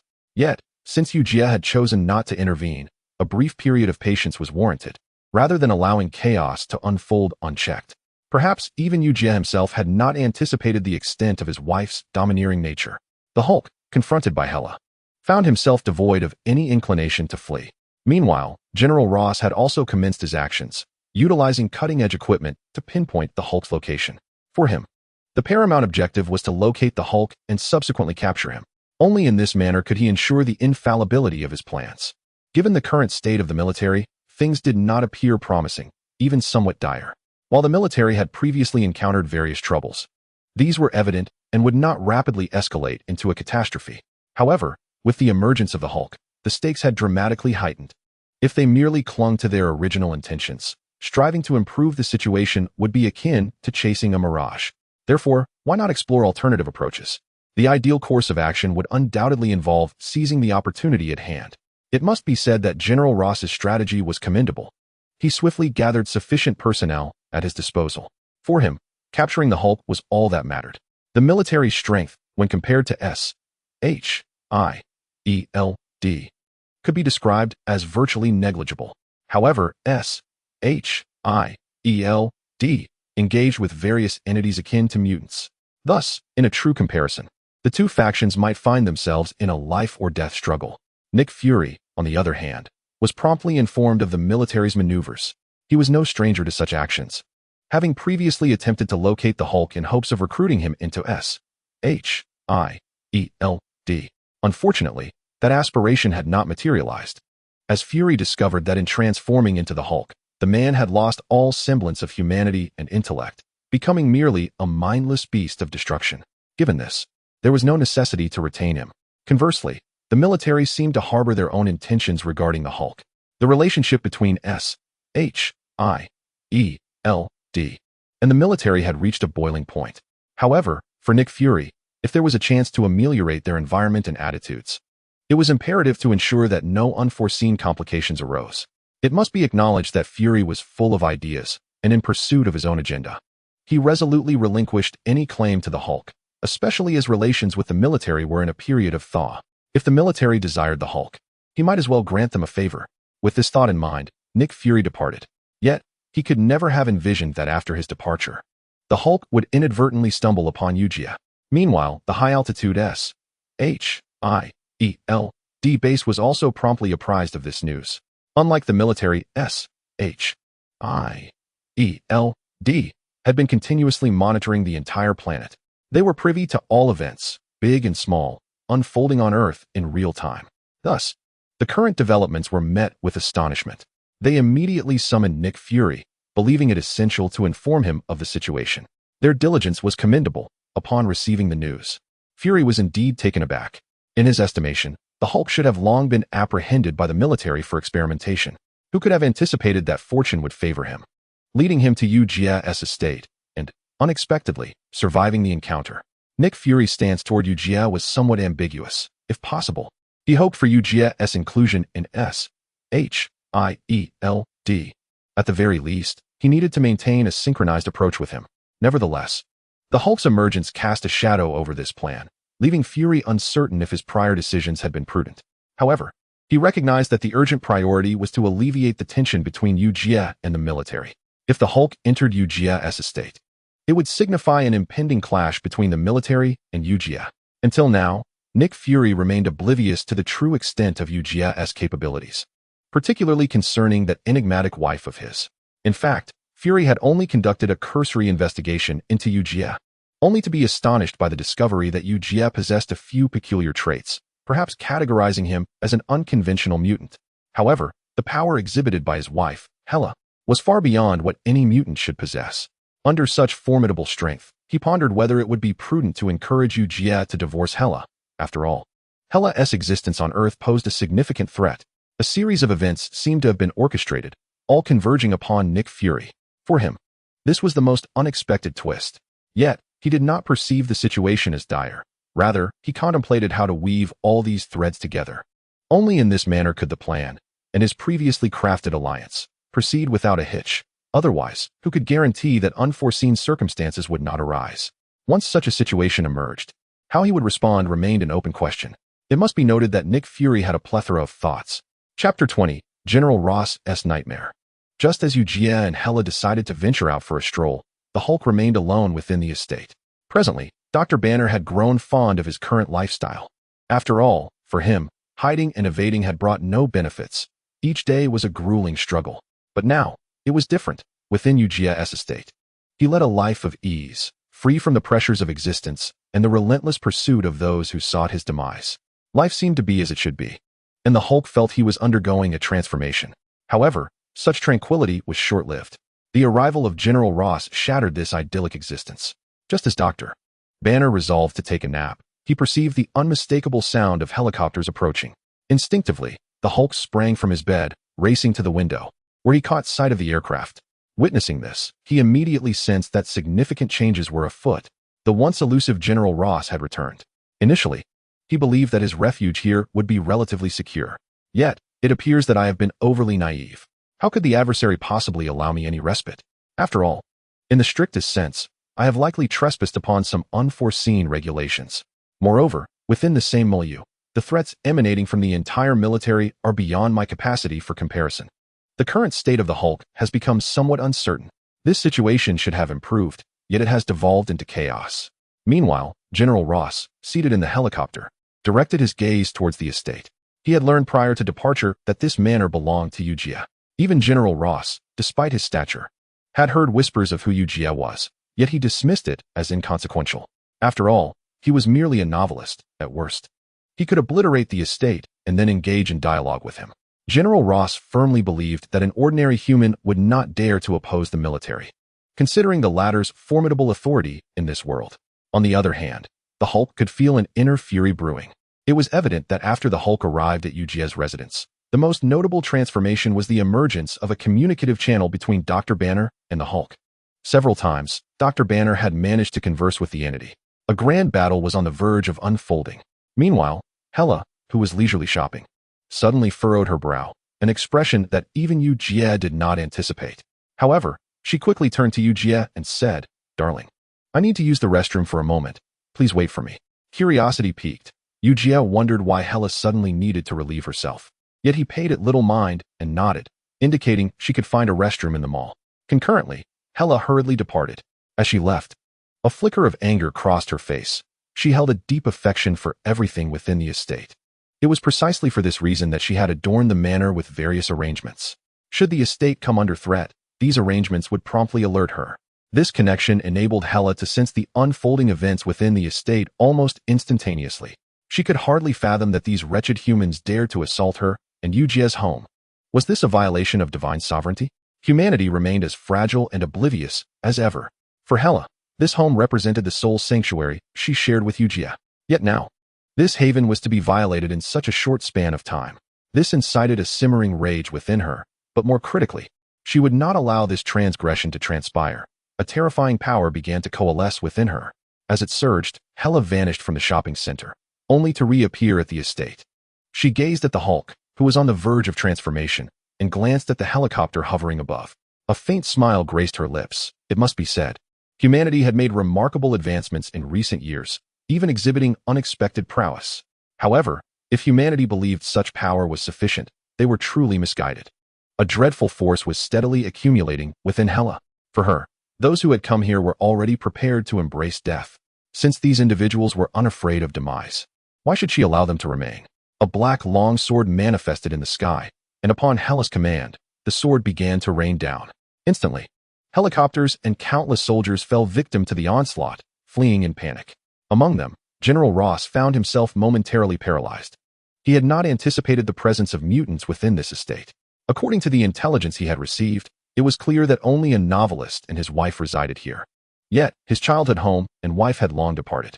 The only remaining entity should be the Hulk, a fact he had been aware of for some time. Yet the current events unfolded like a waking nightmare, lingering in his mind. Listening to the anguished cries of soldiers, General Ross's expression fell instantly.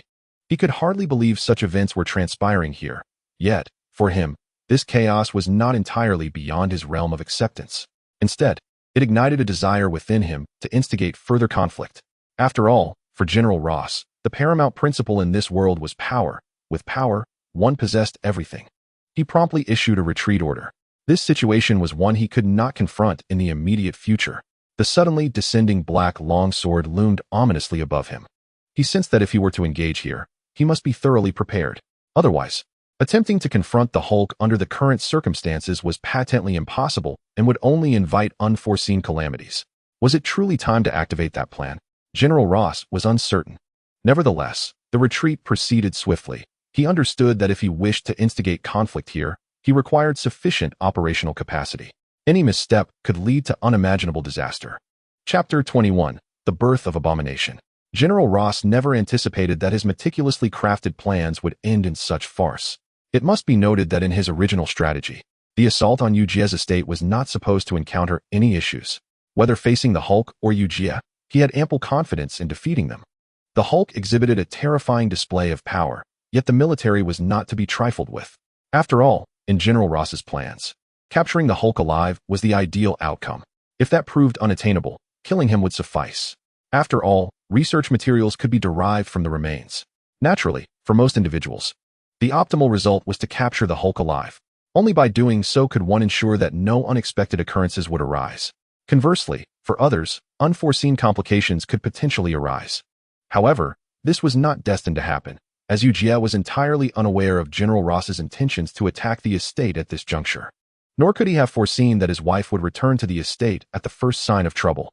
At this moment, the Hulk regarded Hela with an air of submission and restraint. Hela's gaze was fixed upon him.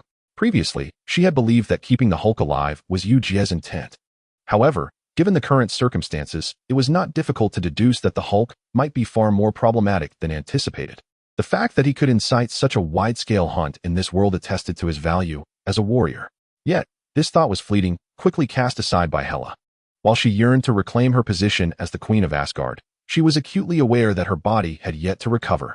Moreover, with Eugia present on this earth, why could she not accompany him through this brief, yet enduring journey of life? The Hulk looked at Hela, somewhat at a loss. He had not expected her return at this moment, and thus remained silent, merely shaking his head. In an instant, Hela vanished into thin air, and the Hulk, observing her disappearing figure, swiftly reverted back to the form of Dr. Banner. Dr. Banner surveyed his surroundings with a hint of perplexity. He recalled that there had been matters left unresolved prior to this moment. At this juncture, Dr. Banner became acutely aware that the Hulk seemed to have completely severed his connection with him. Undoubtedly, it was the Hulk's formidable essence that dominated. He realized that the memories associated with his transformation into the Hulk were fading away. Previously, he could still perceive the consciousness and recollections of becoming the Hulk, but now, those remnants had entirely dissipated. It was as if the Hulk existed as a separate entity, while Dr. Banner remained distinctly himself. This realization brought Dr. Banner a sense of relief and delight. He was relieved that the Hulk appeared willing to remain hidden away, and delighted at the prospect of potentially returning to his normal human state. This was the singular thought occupying Dr. Banner's mind. Being the Hulk was not his desire, as he viewed the Hulk as an aberration, utterly unsuited to thrive in this world. Meanwhile, Eugia found himself engulfed in uncertainty. After all, Hela had taken an unusually long time in the restroom, and just as he considered checking on her, Hela approached him with a smile, dispelling Eugia's concerns entirely. For Eugia, thoughts of family and domestic bliss were paramount. Presently, he possessed the template of a superhero, and with the ability to draw inspiration from various novels. He was assured a life of comfort. That was more than sufficient for him. However, at that moment, Eugia spotted a familiar figure, a black man striding directly towards him. To his astonishment, it was Nick Fury, the director of S.H.I.E.L.D. He had never anticipated that the head of S.H.I.E.L.D. would seek him out, and it was apparent from Fury's demeanor that he had something significant to discuss. Casting a glance at Hela beside him, Eugia expressed, with a hint of apology, "I have encountered a friend here, and there are some matters I need to discuss with him. Please wait for me a moment." Hela, intrigued by this mysterious friend, accepted his request without further inquiry. Nodding in agreement, she watched as Eugia and Nick Fury moved aside. In truth, Nick Fury had not intended to seek out Eugia at this juncture. His original plan was to approach him once the Avengers had formed more concretely, at which point they would have the credibility to extend an invitation. However, following the recent events he had experienced, Fury felt compelled to recruit Eugia without delay. The occurrences surrounding Eugia indicated that unforeseen events were unfolding, potentially affecting the fate of the Earth itself. Looking at Eugia, he introduced himself. "Hello, I am Nick Fury, director of S.H.I.E.L.D. We previously extended a sincere invitation for you to join our agency, which you surprisingly declined. It seems our agency's standing is rather diminished." Hearing Fury's jest, Eugia shook his head and replied with a faint smile, "I have no inclination to join S.H.I.E.L.D., as I am quite content with my current life. I truly enjoy it, and I hope you will refrain from disturbing me in the future." S.H.I.E.L.D.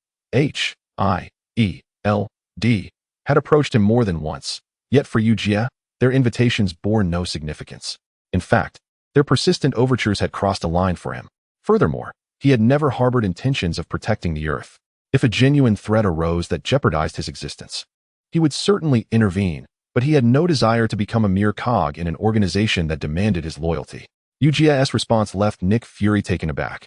His gaze fixed on Eugia as he sought to comprehend his perspective. However, the scrutiny did not linger long before Fury shifted his focus elsewhere. Chapter 22. Everyone is up to something. General Ross never anticipated that this couple would act so outrageously. Initially, he believed that, despite the formidable powers displayed by his adversaries, they would not pose a threat to him, as he was the head of the military. He assumed that if all the military's forces were unleashed as he envisioned, even the so-called mutants would not stand a chance against him. Undeniably, General Ross was somewhat deluded in this regard. He failed to consider that both the Hulk and Eugia's wife were, in fact, quite unreasonable. Nevertheless, upon departing, he had managed to compose himself.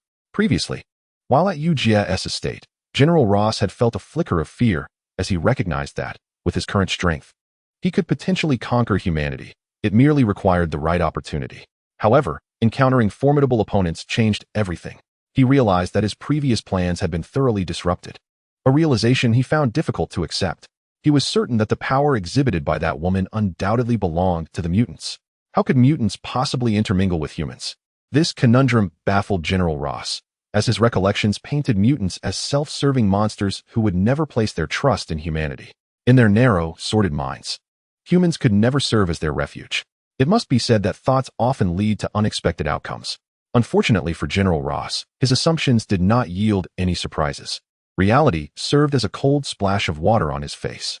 On the other hand, Eugia regarded Nick Fury with indifference towards his words. Unbeknownst to Eugia, Hela concealed certain secrets, yet to him, Hela remained the gentle and amiable girl he had always known.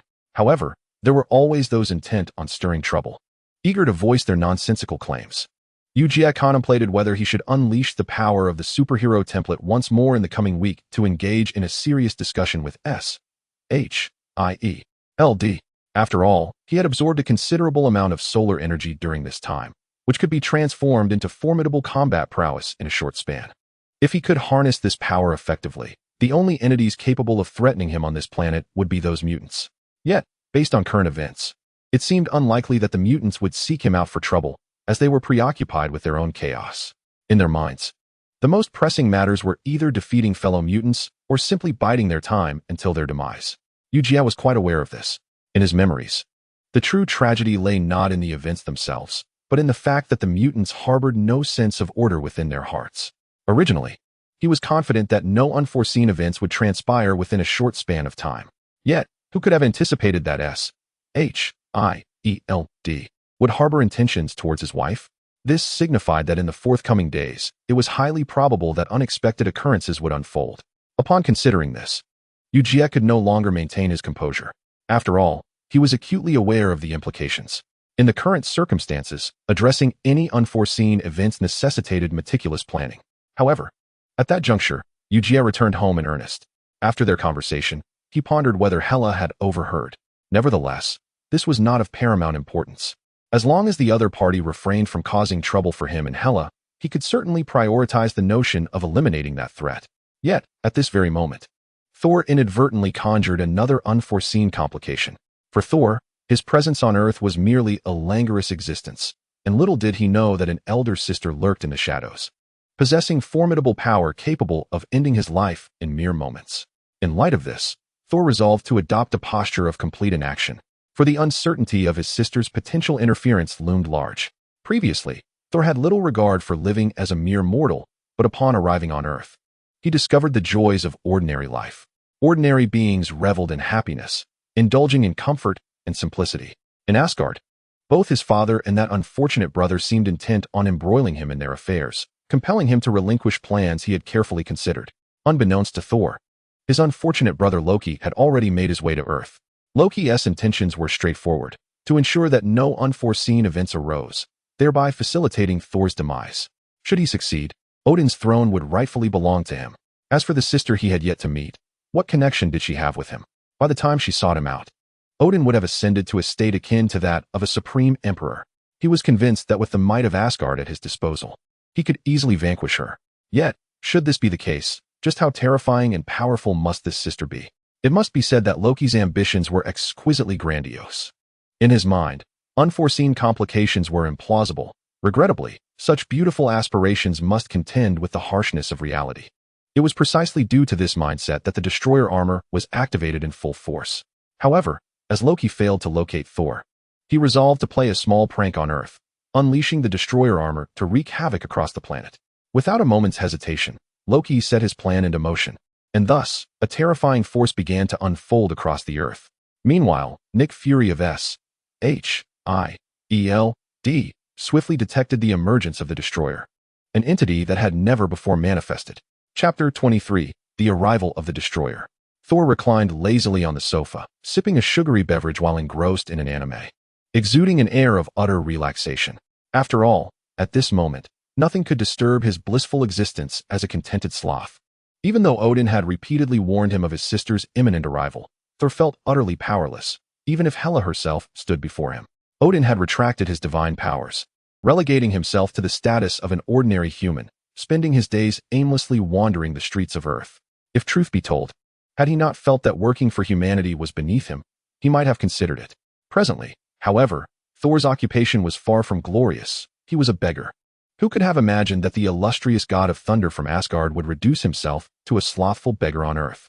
Moreover, Thor had whimsically chosen to work on Mondays, Wednesdays, and Fridays, taking the weekends off. On days when the weather was unfavorable, he might even forego begging altogether. Odin observed these antics with mounting frustration.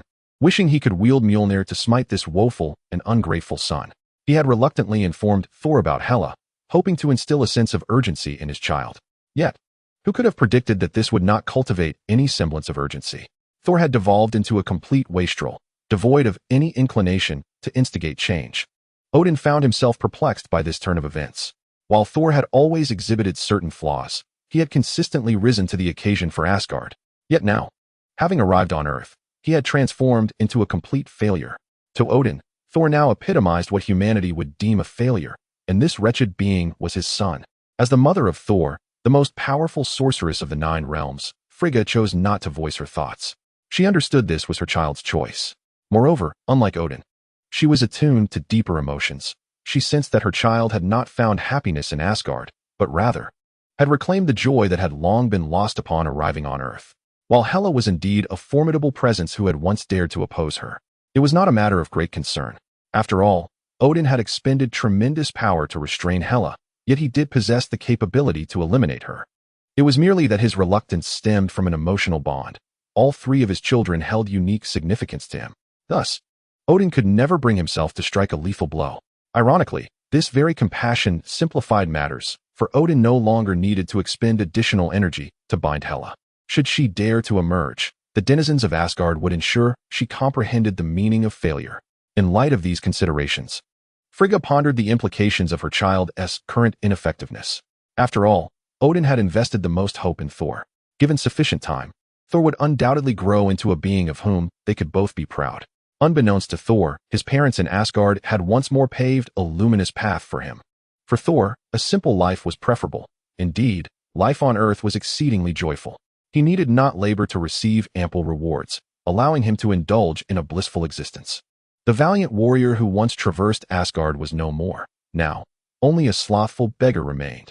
Yet, Thor harbored no thoughts on his current predicament.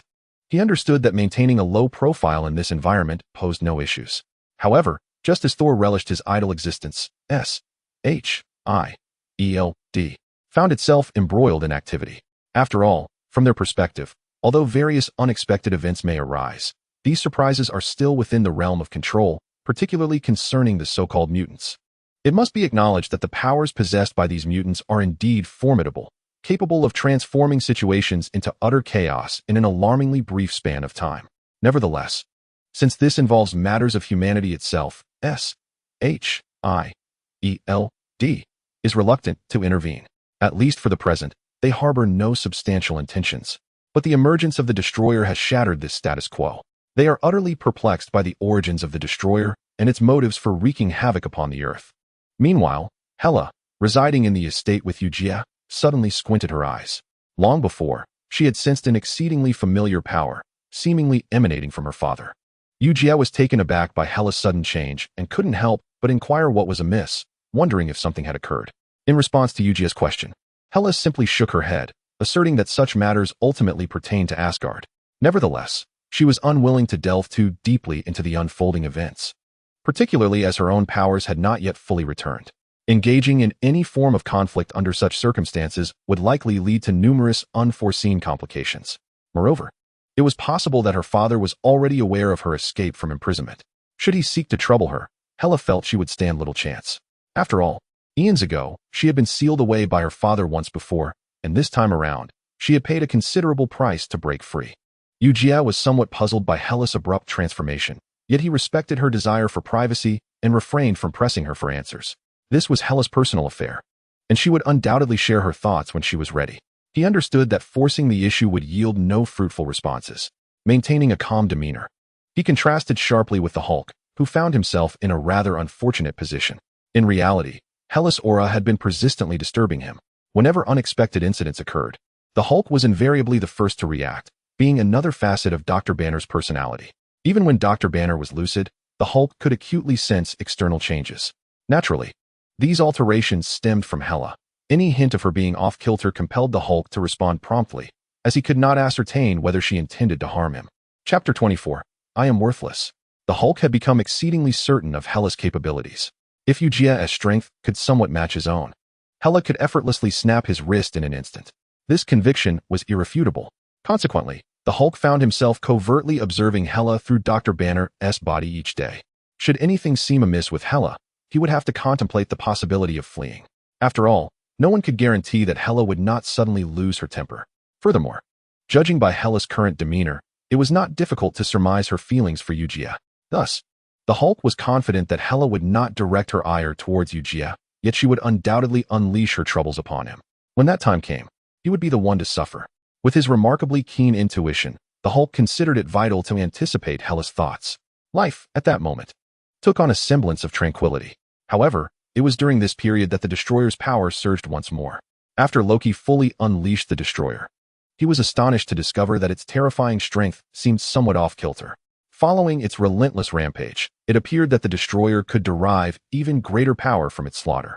Loki was unaware of how Odin had originally forged this armor. If Hela were present, she would certainly enlighten him, revealing that the true origins of the armor were linked to her.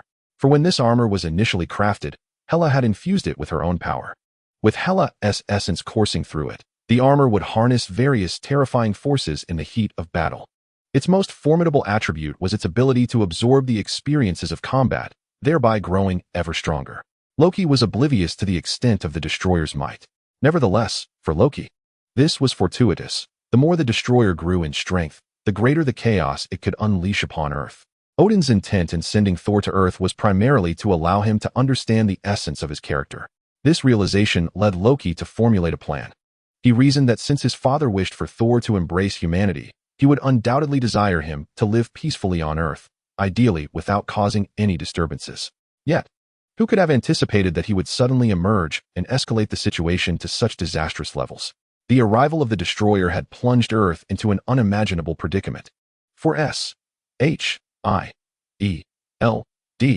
at present, it necessitated the deployment of more weaponry. However, what astounded S.H.I.E.L.D. most was the military's response. They were taken aback to find that the military had no intention of intervening this time. During the previous encounter with the Hulk, they had merely observed from a distance. They wondered whether the military would, like before, instigate trouble. But to everyone's surprise, the military not only refrained from action but also maintained a low profile. This left the entire S.H.I.E.L.D. staff perplexed. The agents approached their director, articulating their concerns. They speculated whether the military had some new agenda brewing. Or perhaps they felt that the unpredictable entities would not allow this opportunity to pass by, potentially conspiring in the shadows.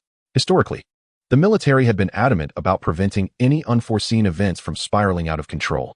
It was undeniable that the military had recently become somewhat overzealous. As the agents laid bare their observations regarding the military's conduct, Nick Fury's eyes narrowed slightly, and his brow furrowed in contemplation. He was well aware of the sentiments expressed by his subordinates. However, he also understood that maintaining a relatively harmonious relationship with the military was paramount. S.H.I.E.L.D. had not yet attained the level of omnipotence where it could act without consequence. Should he exacerbate the situation, there would be no hope of returning to the previous state of affairs. Given that the military had managed to remain quiet, it was prudent for S.H.I.E.L.D.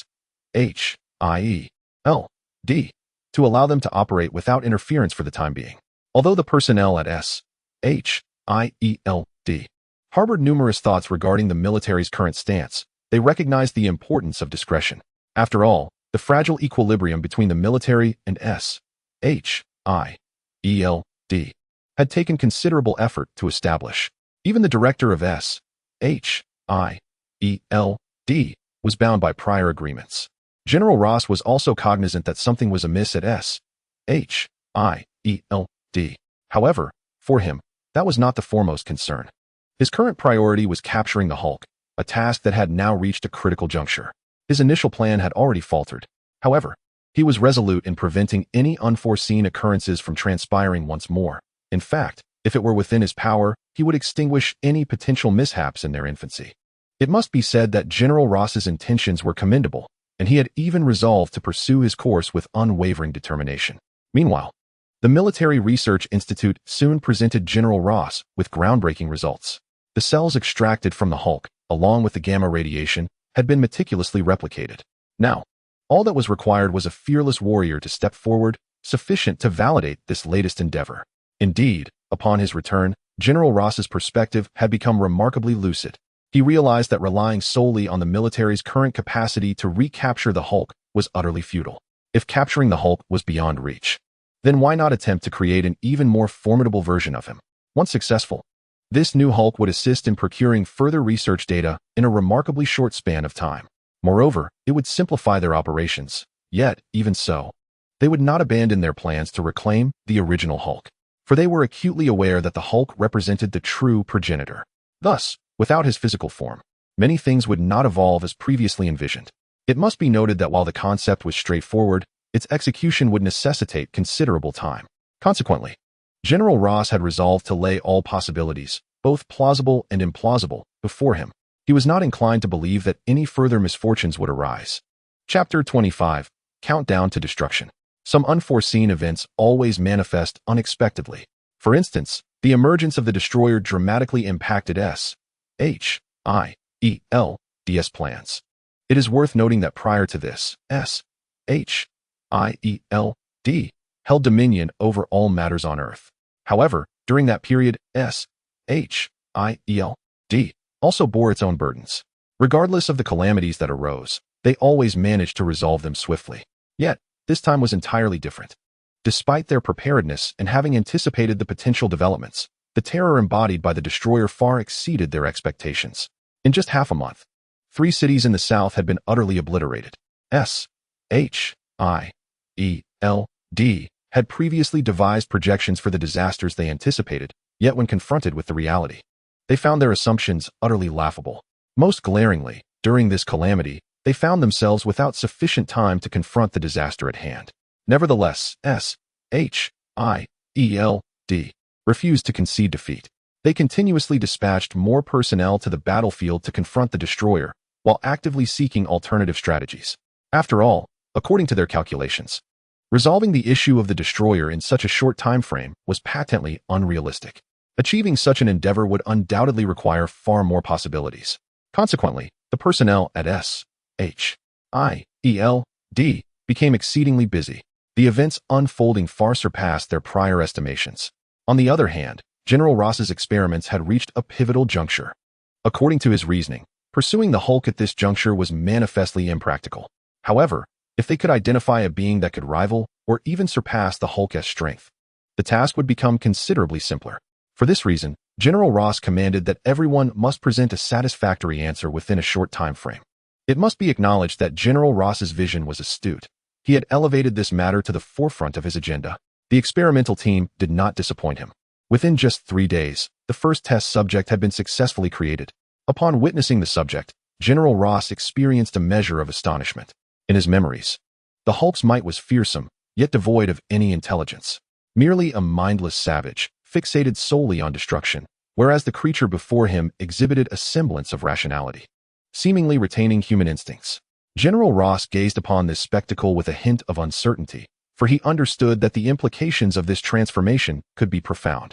He had even envisioned the potential outcomes when facing the Hulk. Nevertheless, there was no doubt that the existence of this experimental subject had significantly fulfilled all of General Ross's aspirations. After all, he had previously believed that the effort expended in creating this subject might pale in comparison to the Hulk's very existence. Setting aside the matter of destructive capability, the intelligence displayed by the subject was unmistakably evident. It was indeed a fitting candidate, capable of accomplishing numerous tasks under the influence of such power. Consequently, General Ross brimmed with confidence. Yet, he did not allow this satisfaction to lull him into complacency, for in his mind, this was merely the first step.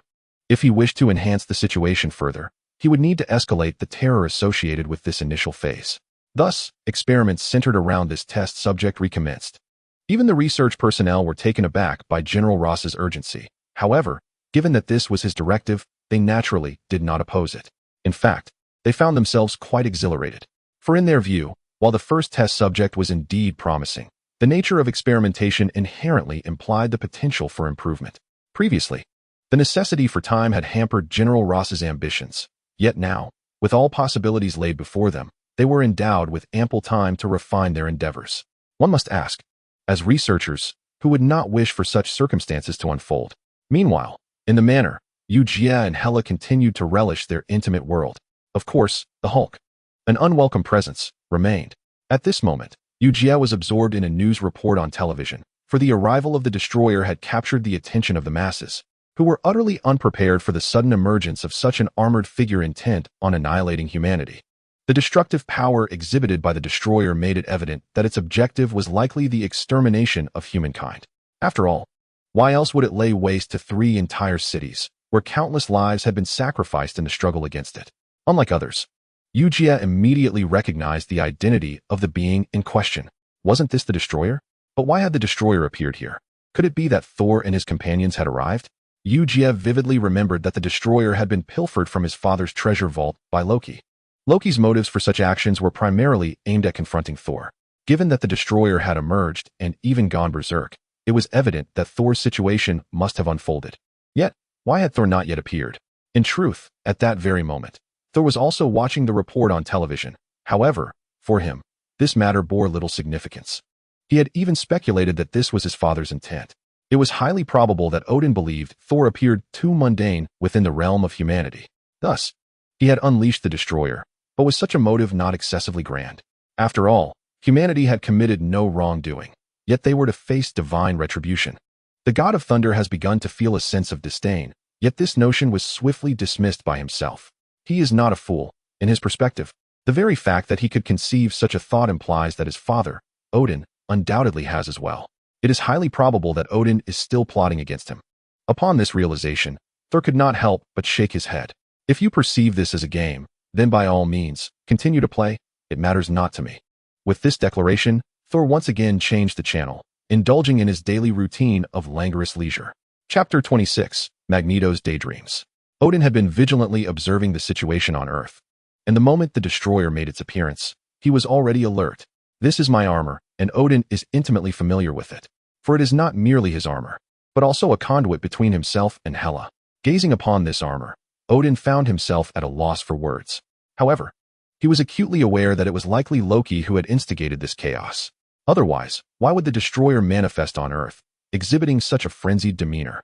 For Odin, this development bore both positive and negative implications. The positive aspect could potentially guide Thor down a righteous path, while the negative could spell suffering for Earth. Yet, considering Thor's current state, Odin ultimately resolved to refrain from intervening. After all, given the present circumstances, Thor would likely still assist humanity. Odin's understanding of his offspring is truly remarkable. Unbeknownst to him, however, was the fact that Thor, having departed from Asgard, felt virtually no sense of belonging to it. To him, Earth is the true source of joy, while Asgard feels more akin to a prison. Odin chose to remain a passive observer, while on Earth.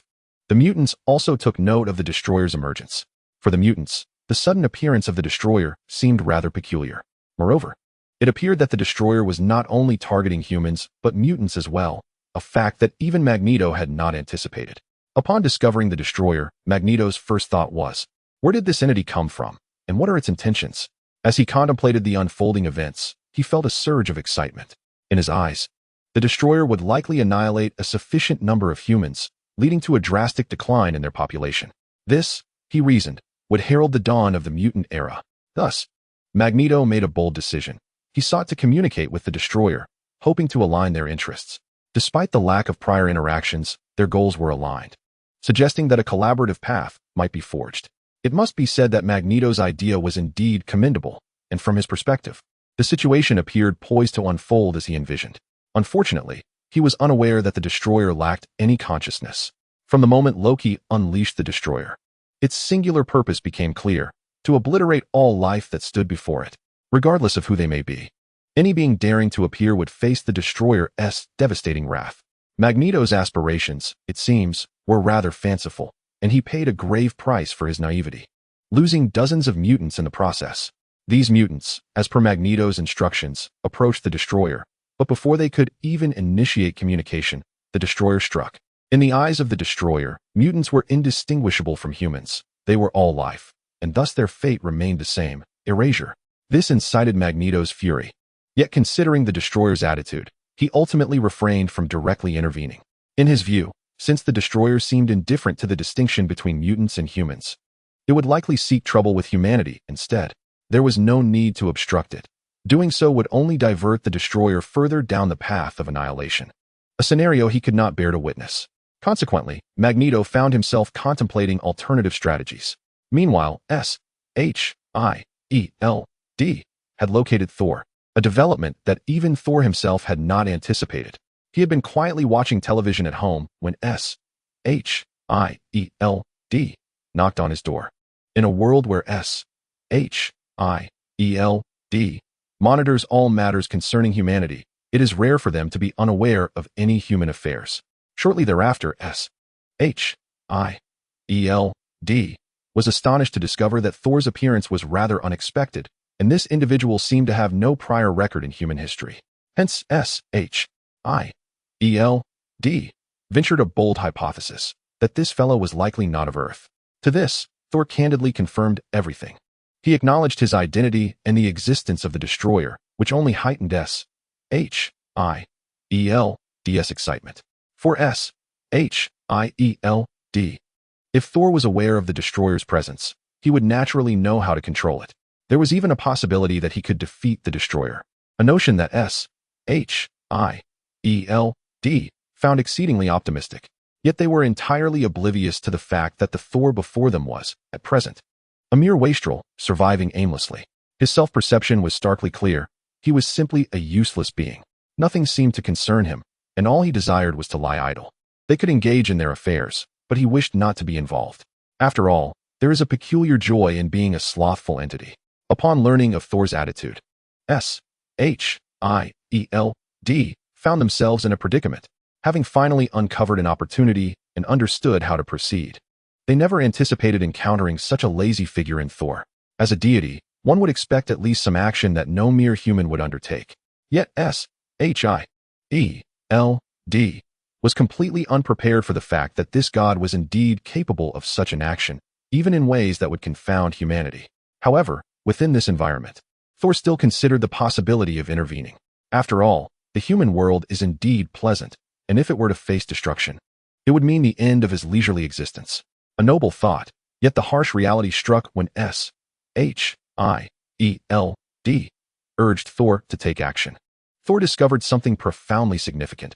He currently possessed no power. He found himself no different from an ordinary person, who at least could stir up trouble. But Thor? He lacked even the power of a god, let alone the ability to summon his iconic weapon, the Hammer of Thor. Consequently, at this moment, Thor epitomized the phrase "the heart is willing, but the flesh is weak." Chapter 27. The Request of the Black Egg. Are you certain you have no means at all? Humanity needs you. Earth requires your assistance. If you persist in this attitude, then Earth. The director of S.H.I.E.L.D. began to address Thor. In the director's view, Thor harbored no ulterior motives. His reluctance stemmed primarily from a disinterest in aiding humanity. To this, Thor felt an overwhelming urge to deliver a crushing blow to this heartless bureaucrat. In his perspective, the other party's actions were a clear manifestation of distrust towards him. To put it bluntly, he considered himself a deity, and it was only natural for him to stir the pot. However, the pressing matter at hand was not whether he would cause a commotion, but rather that he lacked the capacity to do so. Most importantly, his powers were no longer as easily wielded as they once had been. The god of thunder gazed at the director of S.H.I.E.L.D. and spoke candidly. I implore you to cease your fanciful dreams. If I were able to act, I would have done so long ago. After all, Earth has treated me well, and I harbor my own intentions for it. Thor was not lying, for in his own estimation, his previous sentiments were indeed accurate. Initially, he had planned that should humanity encounter difficulties, he would lend his strength, and when they sought his aid, he would undoubtedly step forth without hesitation. Yet, the crux of the matter lay not in his aspirations, but in the stark reality that he presently lacked the requisite power to instigate change. Recognizing that Thor had articulated his thoughts quite plainly, the director of S.H.I.E.L.D. understood that any further words from him would be futile. If the other truly wished to assist, he would certainly rise to the occasion, yet the confidence the other held in his own abilities was palpable. A wave of discomfort washed over the director as he realized he could not alter any circumstances here. But what could he do? The destroyer continued to wreak havoc upon human cities, mercilessly slaughtering innocents. At that moment, the director suddenly recalled Captain Marvel. He mused that summoning her back might indeed be an option. After all, her prowess was formidable, should she return to Earth. The threat posed by the destroyer could be extinguished with the mere flick of a finger. However, the director was acutely aware that Captain Marvel was currently engaged in maintaining cosmic peace and might not have the time to safeguard Earth. With this thought, the director felt a pang of frustration. This predicament had far surpassed his expectations, and suddenly, he thought of Eugia. If his memory served him correctly, Eugia possessed an extraordinarily formidable power among humans. Furthermore, he seemed to have no ties to mutants. This was evident from previous investigations. In the director's view, mutants represented a grotesque anomaly. They exhibited no professional ethics, no aspirations, and no beliefs. It appeared that they would engage in any endeavor that served their interests. A stark contrast to Eugia, who was a complete enigma. His sudden emergence and his apparent indifference to most matters left the director uncertain about seeking his assistance. Harboring this hope, he took Thor directly to the manor. Upon arriving, Thor felt an unsettling sensation wash over him. He sensed an eerily familiar aura, strange yet terrifying, and he instinctively began to scan his surroundings. He was eager to discern the source of this intuition. Despite having lost his divine powers, his senses remained intact. As he surveyed the manor, he ultimately shook his head in disappointment, for he had seen nothing. Perhaps his intuition had simply faltered. He couldn't help but chuckle at the irony of becoming paranoid after losing his godly powers. Such feelings were inherently human. Meanwhile, Eugia remained unimpressed by the renowned director of S.H.I.E.L.D, viewing him as nothing short of a lunatic. The last time he had visited, it was to disrupt his marriage, and now, one could only wonder what ulterior motives he harbored. Consequently, Eugia had no intention of initiating conversation. The director, having caught Eugia's reaction, realized that Eugia likely held some degree of psychological resistance against him. Otherwise, he would not be behaving in such a manner. This realization prompted the director to shake his head in resignation. He proceeded to inform Eugia of the events that had transpired, emphasizing the gravity of Earth's current predicament. Should the destroyer continue its rampage, Earth would stand no chance. Eugia waved dismissively, expressing his lack of concern for Earth's defense. After all, was there not the Supreme Sorcerer? Those individuals wielded considerable power, and he believed they would not stand idly by. Thus, Eugia refrained from acquiescing to the director's plea. It was at this moment that the director was astonished to discover that Thor, who had been following him, had seemingly vanished. Initially, he had believed Thor's presence would be of some utility, perhaps to negotiate with Eugia. In the director's mind, the best-case scenario had always involved Thor approaching Eugia to describe the peril posed by the destroyer, prompting Eugia to take action to protect Earth. But now, not only had Eugia outright rejected his request, but Thor had also inexplicably disappeared. This development left the director feeling quite vexed. He realized that nothing had unfolded in his favor lately, and he was at a loss regarding Thor's whereabouts. Meanwhile, in the upper floors, Hela had woven a barrier. Observing Thor with a smile. "Hello, my dear brother," she greeted him. "I never expected you to come knocking at my door before I sought you out." Thor's previously bewildered expression morphed into one of sheer astonishment, for he could not comprehend how he had suddenly found himself in this room. As he gazed at Hela and absorbed her words, realization dawned upon him. He had been brought here by his unfortunate sister. Instantly, Thor's demeanor shifted. Chapter 28. All these accidents. Thor regarded Hela, uncertain of what to say. He was acutely aware that his sister was no paragon of virtue. His father had long warned him of the terrifying nature of the goddess of death. In times past, she had annihilated countless races throughout the cosmos, leading to the complete extinction of some. Had Thor retained even a modicum of his power, he might have exchanged a few words with Hela. After all, his pride remained intact. But now, he was merely a slothful mortal. He waved dismissively at Hela, unwilling to engage in further discourse with a sister he hardly knew. Given his current inability to effect change, he felt it best to await his fate. However, recalling previous events, he could not help but address Hela. "Though I wish not to disclose this to you, it is highly likely that our father is still watching over me.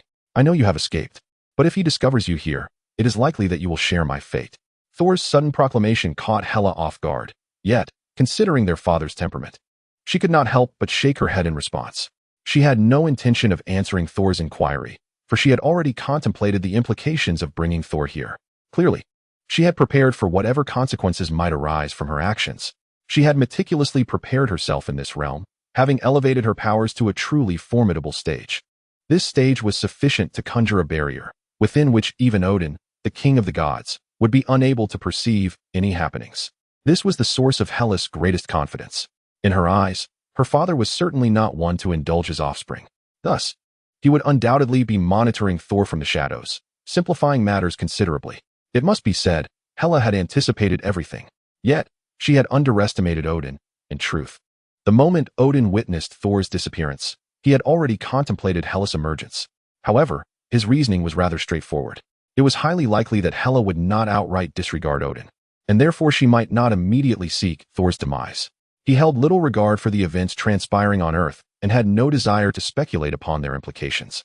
With the destroyer now present on Earth, it was inevitable that the three siblings would soon converge. Contemplating these matters seemed futile. It was far wiser to adopt a stance of patient observation. Odin's thoughts were uncomplicated. If you choose to stir up trouble here, I shall not interfere with your endeavors, as long as your pursuits bring you joy. However, certain matters require my consent. The throne of the God King is mine to bestow, and what I have not granted you is not for you to seize or claim. Should you attempt to do so, you must be prepared to confront the consequences of your missteps. Ultimately, the director of S.H.I.E.L.D. encountered Thor outside the manor, albeit in a form markedly transformed from before. The current Thor bore none of the previous signs of despair. He resembled a god who was merely less despondent. Although the circumstances surrounding Thor's transformation remained unclear, the director could not shake the image of Hela from his mind. In his view, the most enigmatic presence within the estate was undoubtedly the wife of Eugia. The director had previously witnessed Eugia's powers and comprehended the terrifying potential he possessed. Yet, as long as Eugia remained passive, S.H.I.E.L.D. would refrain from excessive interference. However, Hela represented an unpredictable variable. Her exhibited strength had been monitored by S.H.I.E.L.D., yet they were astonished to discover that their assessments were woefully inadequate. They could not rely on their surveillance to ascertain the true extent of Hela's formidable powers. This realization led the director to feel a sense of reluctance about the prospect of encountering Hela. He believed that a meeting with Eugia would suffice. And while avoiding an encounter with Hela would be preferable, his previous intentions now seemed somewhat absurd in the current context.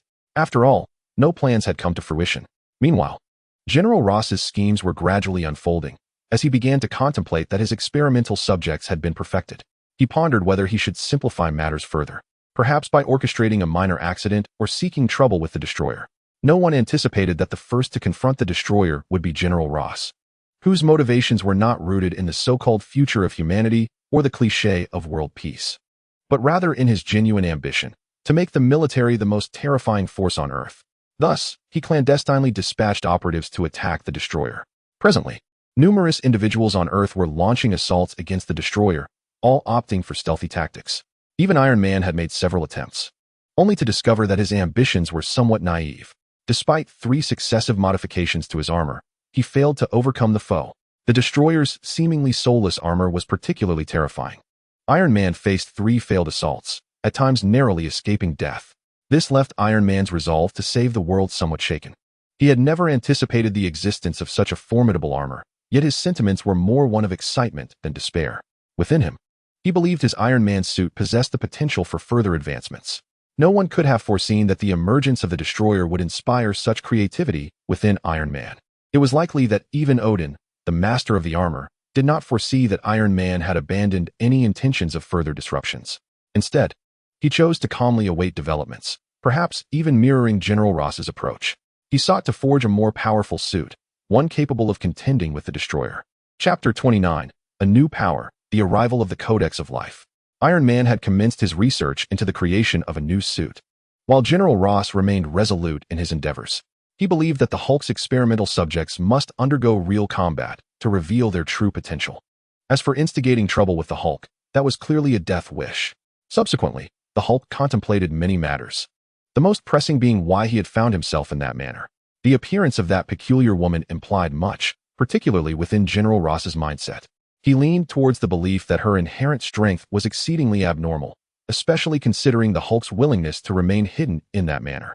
This alone signified something unusual. General Ross had not given this matter much thought previously. Thus, he had not considered the potential complications it might bring. However, upon reflection, he recognized a crucial point that was utterly terrifying. The paramount question was, what kind of power did that giant possess? The Hulk's strength had been tested numerous times, a fact General Ross understood better than anyone. Moreover, he had made concerted efforts to comprehend this phenomena, yet he also realized that as events shifted in a different direction, he might very well miss the opportunity he sought. This, however, did not hinder him from seeking to understand Hela's strength. Previously uncertain, he was now resolute. With just a fleeting thought, he could ascertain that Hela was decidedly extraordinary. Why would the Hulk remain in that manner? Furthermore, the military had never ceased monitoring Eugia's estate, as they felt it necessary to scrutinize what made this situation unique. In General Ross's view, he had now gleaned the answers he sought. The most evident conclusion was that Hela's powers far surpassed those of the Hulk. It was precisely this reason that the Hulk would choose to stay in the manor. Otherwise, given the Hulk's catastrophic nature, he would never permit a mere human to coexist in his vicinity. He certainly would not remain docile within that estate. For this reason, General Ross had concluded that, barring an absolute necessity, he should avoid provoking that manor. For who knows the terrifying power that manor might unleash, at least until his own army of aberrations emerges. He shall refrain from seeking it out. Of course, once the army of aberrations can be assembled in a short span, he will spare no effort in exacting revenge for the humiliations he has endured. It is likely that Eugia himself did not anticipate that due to his unexpected actions, both Iron Man and General Ross would undergo transformations. They have even embarked upon a path that is entirely amiss. However, this development is of little concern to Eugia. During these days of attendance, he has accrued even more formidable rewards, the most significant of which is the codex of Superman's life. The power encompassed within this artifact is exceedingly fearsome. It has the potential to elevate Superman's strength to an unprecedented zenith. If previously Eugia believed that there were few left on Earth who could threaten him, the emergence of the codex has led him to conclude that even the so-called Supreme Sorcerer may not prove to be his adversary. Superman's inherent power is already prodigious, and as he absorbs increasing amounts of solar energy, the magnitude of his terrifying potential escalates. With the codex of life now in his possession, the situation could become even more dire, though Eugia remains indifferent to these developments. To his mind, while circumstances have certainly transformed into a different visage, as long as this new visage does not impact him, it matters not. Even that fellow, the purple potato essence, could be obliterated without a second thought. It is worth noting that prior to this, Eugia had contemplated whether to seek out the Infinity Stones, which would have augmented his power in a short time. However, with the advent of the Codex, he feels reassured in his leisurely existence. After all, his strength continues to rise steadily. Yet, aside from the Codex, he has received almost no other useful rewards during this period. Merely socks, clothes, and even some undergarments, leaving him at a loss for words regarding these items. However, with two powerful forces now coursing through his body, what more could he desire? At that moment, the military unexpectedly broadcasted a message that spread widely not only through television, but also via radio. General Ross contemplated a surprise attack on the destroyer to assess the efficacy of his experimental subjects.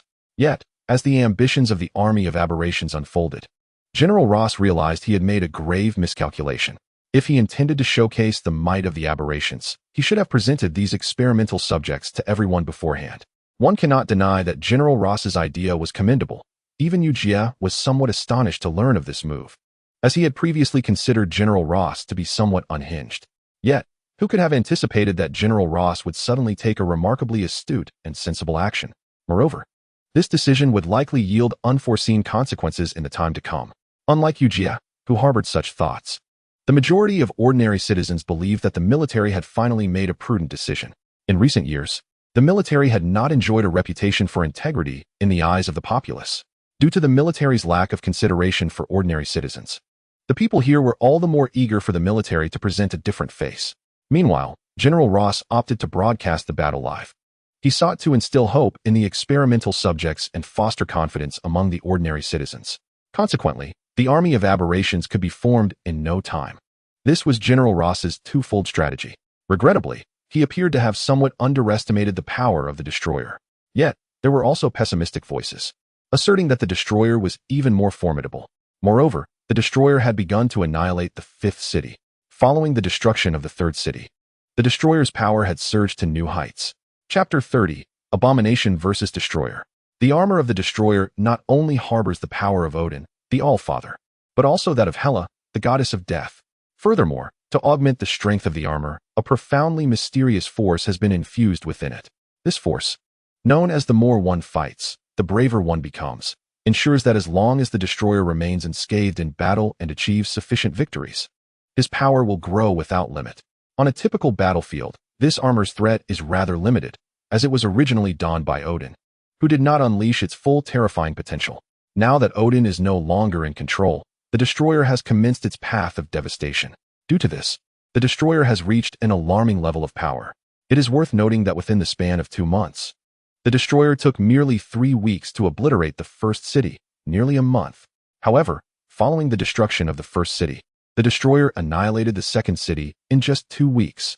The third city fell in merely 1 week, and the fourth city was reduced to ruins in a mere 3 days, an incredibly alarming time frame. The S.H.I.E.L.D. is acutely aware of this, and it has become a considerable source of frustration for them. They can see that the destroyer is exceedingly abnormal. As long as it engages in combat, it grows stronger. The enhancement of its power occurs in a manner that is profoundly terrifying. This reality has forced S.H.I.E.L.D. to continually pressure their offensive plans. They are well aware that if they were to launch an attack now, it might still be manageable. However, should they delay their offensive in light of changing circumstances, it would appear rather fanciful. One must admit that such notions are often naive. Yet this time, that naivety has manifested in General Ross, who has chosen to broadcast this battle live. This decision is not without its purpose. He hopes to garner the support of the ordinary citizens, thus enabling the military to gain more backing in their forthcoming endeavors. The destroyer has now appeared on the battlefield, and at this moment, General Ross's first experimental subject emerges. Its entrance is notably distinctive, as it has been released from a massive cage. Through the ongoing experimentation with these aberrations, the personnel have discovered ways to infuse even more terrifying materials into their bodies. These materials enhance the subject's strength and even their desire to fight, a rather peculiar phenomenon. This desire can transform an ordinary individual into a bloodthirsty beast, and only the military would dare to create such a monstrous creation. General Ross has bestowed this trait upon the experimental subjects. As the experimental subject enters the battlefield, it lets out a fearsome roar, emanating a terrifying force. This power surrounds it, coalescing gradually, and in an instant, the size of the subject increases. It is worth noting that the experimental subject is comparable in size to the Hulk. Its height, originally around 5 meters, suddenly rises to 8 meters, an increase of a full 3 meters. Do not be deceived by the seemingly modest height increase. This 3-meter gain signifies a substantial augmentation of muscular power. To some extent, it has ascended to an even more terrifying stage. Feeling the power surging within its body, the experimental subject charges forth, intent on utterly defeating the destroyer's armor, which, of course, is aware of the subject's arrival. At this moment, the destroyer maintains its prior composure. To comprehend the essence of the destroyer's armor, one must recognize that it is not merely a terrifying weapon. It also embodies an unwavering calmness in the face of adversaries. This is significantly attributed to Odin, who invested immense power into the armor, with absolute tranquility being a vital enchantment. This tranquility was bestowed upon him by his wife, ensuring that the armor remains imperturbable during combat. There is no sign of rashness as the opponent charges forward, yet the destroyer remains motionless. As the adversary closes in within mere centimeters, the destroyer suddenly springs into action. He extends his hand, seemingly aimed at the chest of the subject, and in the next moment, flames erupt from his grasp. The subject had not anticipated such a formidable energy attack at such proximity. By the time he processed the assault, his chest was already charred by the flames. After a brief touch to his scorched chest, he shook his head.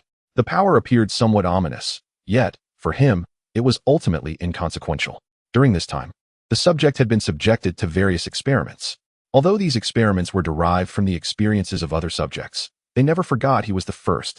Thus, any new research findings were promptly applied to him. Ordinary energy attacks had become ineffective against him, and his cells could absorb this energy to the fullest extent.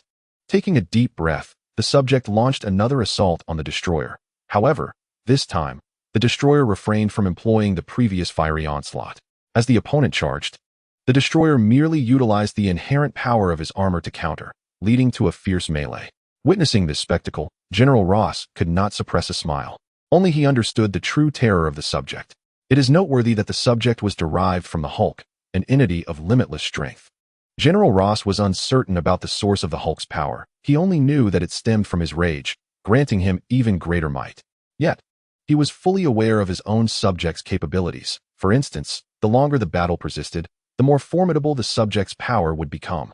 Due to this understanding, General Ross speculated that the destroyer was likely to be thoroughly defeated by the subject. After all, the opponent had chosen a path to destruction, while he was merely biding his time. Meanwhile, Eugia and Hela were also observing this live broadcast.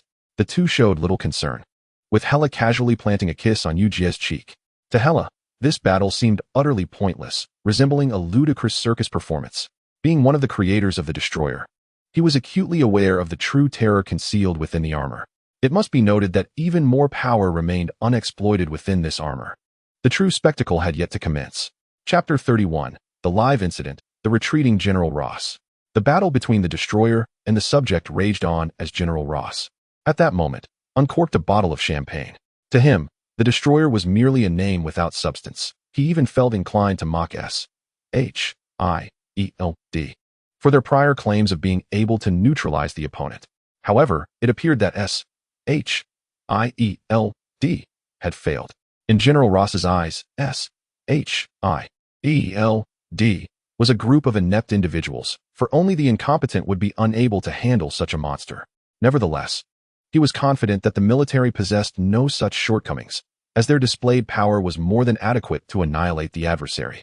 This conviction led Ross to prepare for a celebratory toast. The researchers beside him wore expressions of sheer delight, for only they understood the profound significance of this battle. In their view, seizing this opportunity would undoubtedly lead to further enhancements of the subject, possibly propelling it toward an even brighter future. With such thoughts in mind, they resolved to slightly increase the dosages in the upcoming experiments, aiming to elevate the subject's power to match that of the Destroyer. Prior to this, the Destroyer had been meticulously studied. To these individuals, the Destroyer represented a model to emulate, should they capitalize on this opportunity. They could replicate the Destroyer's power within the subject. Meanwhile, the subject took a deep breath, sensing something amiss with the opponent's strength, yet only slightly so. The notion that he could be vanquished by this power was absurd. He had to acknowledge that the Destroyer was indeed the most formidable adversary he had faced since his creation. However, if this was the extent of the opponent's strength, any ambitions of orchestrating a significant outcome were clearly delusional. It must be said that, to some extent, the subject also inherited the military's unwavering pride. In the face of any opponent, they exhibited unparalleled ferocity.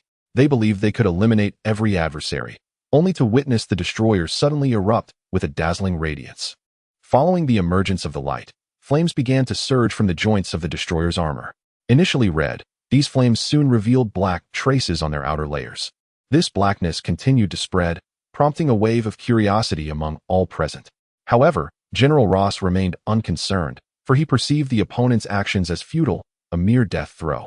He held unwavering confidence in his subject, yet thoughts remained just thoughts. At the instant the Destroyer unleashed another surge of flames, the subject retreated. To his astonishment, as the flames erupted, he sensed an overwhelming threat, as if proximity to this blaze would lead to his annihilation. This instinct struck him abruptly, leaving him incredulous. Yet he quickly shook his head. How could he be defeated by such so-called intuition? Transforming from human to monster was not his desire, but it was not an insurmountable matter for him. He could obliterate his opponent with his own strength. A truly terrifying power erupted in that moment, seemingly ignited by the Destroyer's flames. The subject felt belittled, for as an experiment, he did not believe he could be defeated by the Destroyer. His strength was indeed formidable. Once it reached an extraordinary level, no adversary could possibly vanquish him. In an instant, power surged forth. The Destroyer sensed the opponent's strength escalating in a brief span, yet remained unconcerned as flames enveloped him entirely. At that moment, the Destroyer bore no visible trace of armor. He had transformed into a seething mass of fiery intensity, with red flames within and blackened edges. This conflagration, with the passage of time, grew increasingly violent. Meanwhile, the subject charged toward the Destroyer, only to find himself entirely engulfed in flames the next second. This scenario took everyone by surprise, except for Hela, who was watching the spectacle from the manor, her lips curling into a subtle smile. In truth, others may be utterly unfamiliar with this scene, yet he alone comprehends its inherent normalcy.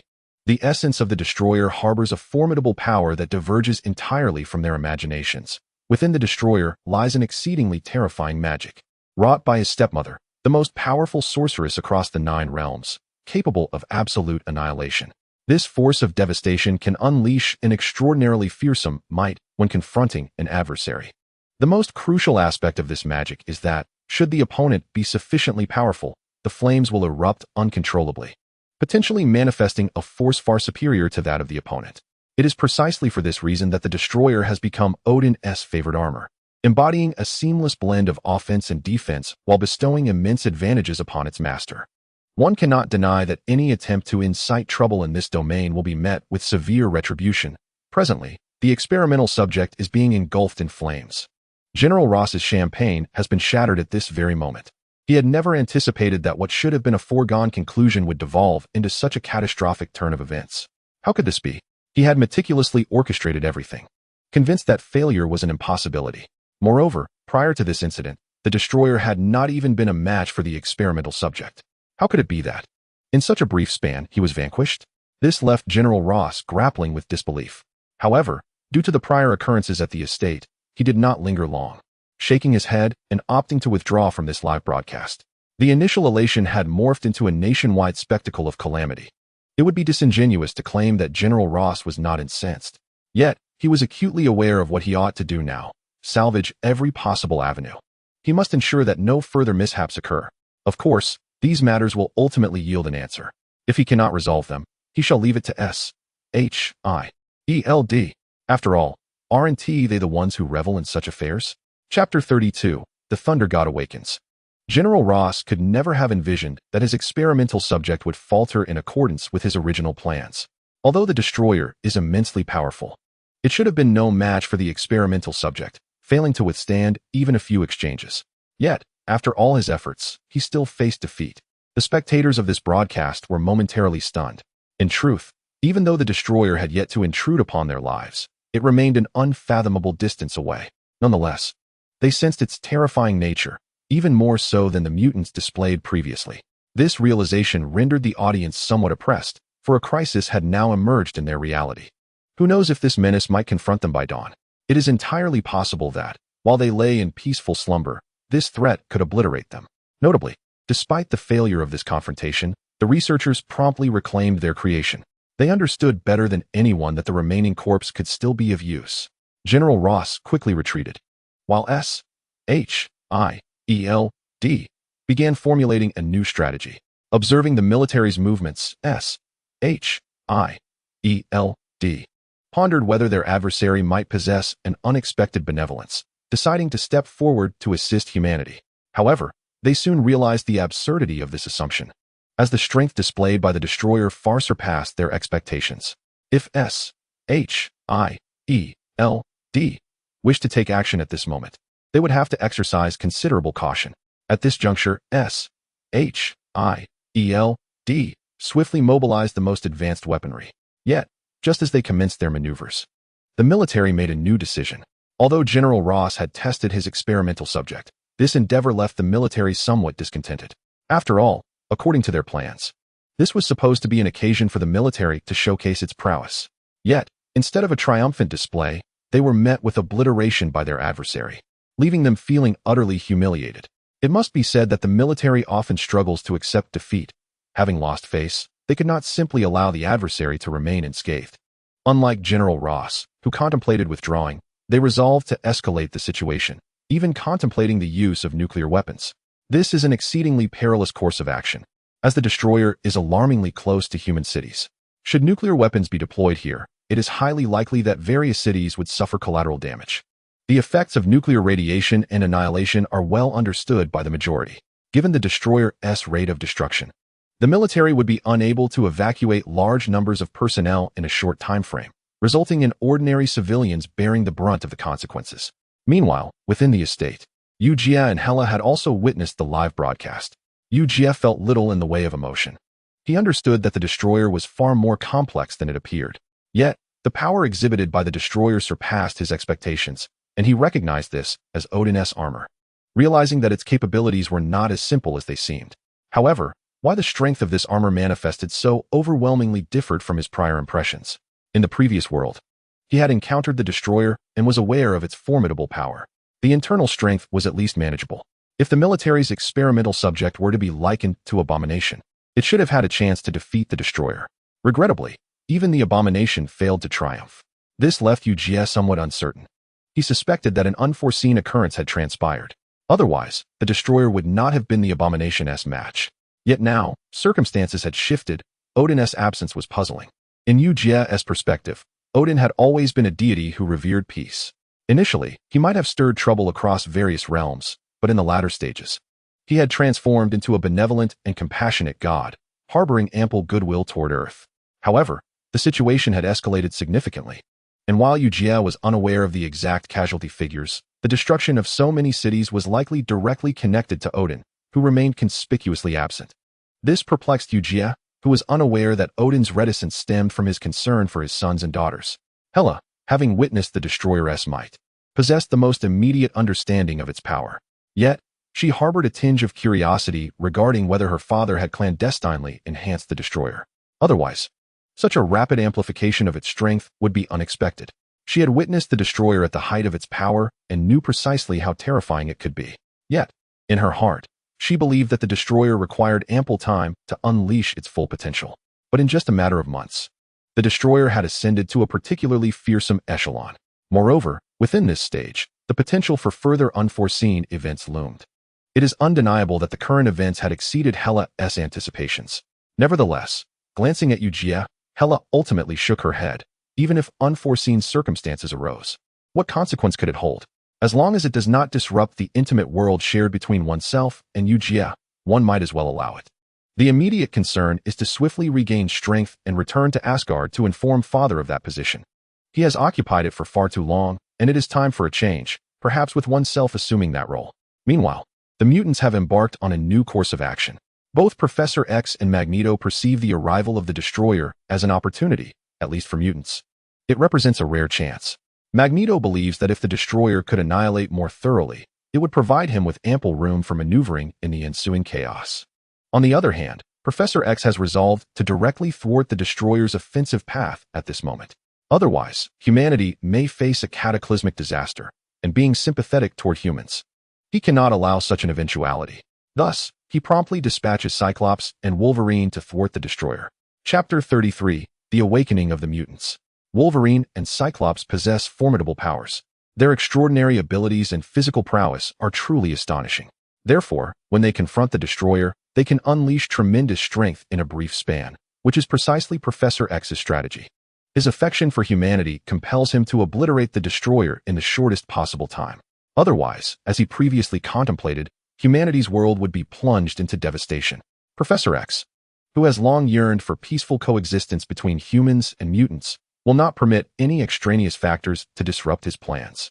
Upon learning of Professor X's intentions, Wolverine and Cyclops hasten to the city where the destroyer resides. During a prior broadcast, they witnessed the extent of the destroyer's power. They understood how terrifying the destroyer truly was, yet the reality before their eyes was even more daunting than what had been displayed on screen. Just a fleeting glance revealed that the destroyer was far more fearsome than they had imagined. There seemed to be a more horrifying force coursing through the destroyer's being.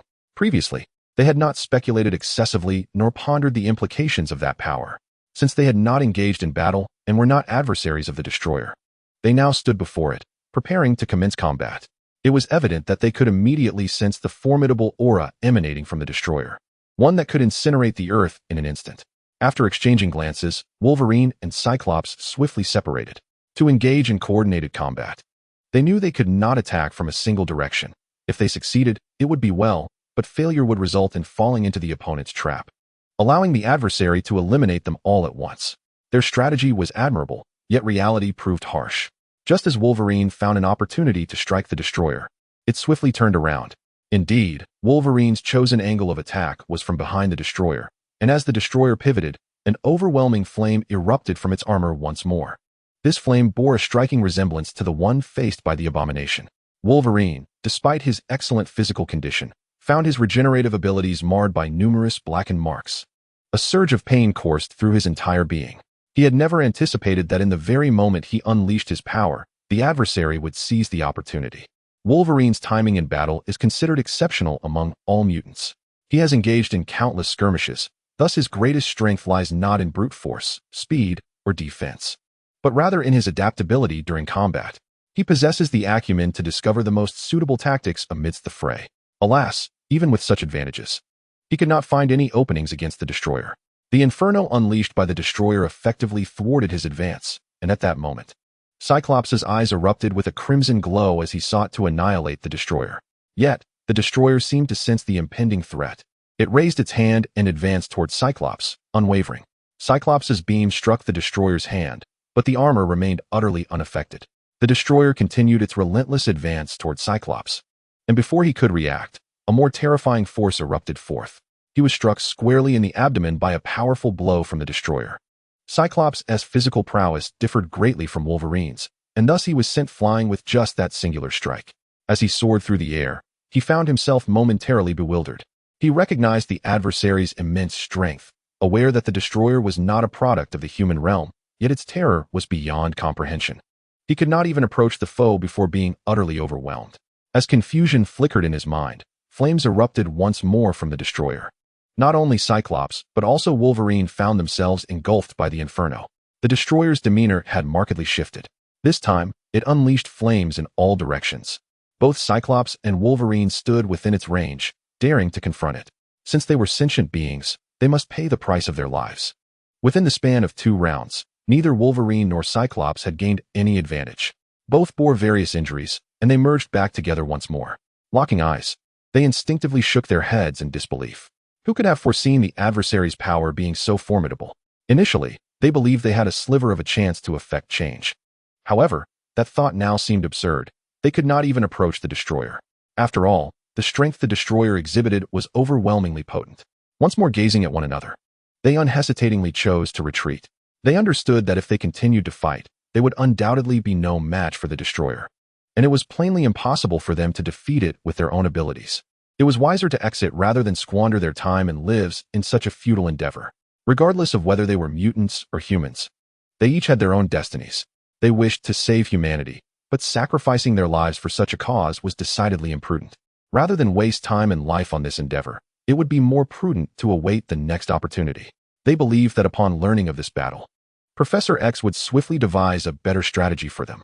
Otherwise, they would never be able to contend with the destroyer. For it was certainly not an ordinary being that could be vanquished by typical mutants.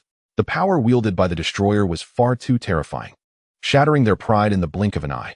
Chapter 34. The Thoughts of S.H.I.E.L.D. Unbeknownst to all, the destroyer has become the most terrifying entity in the minds of everyone. Regardless of whether it is S.H.I.E.L.D. or the military. The pervasive dread brought forth by the destroyer is palpable. In the current predicament, there exists no feasible means to confront this formidable adversary in the immediate future. S.H.I.E.L.D.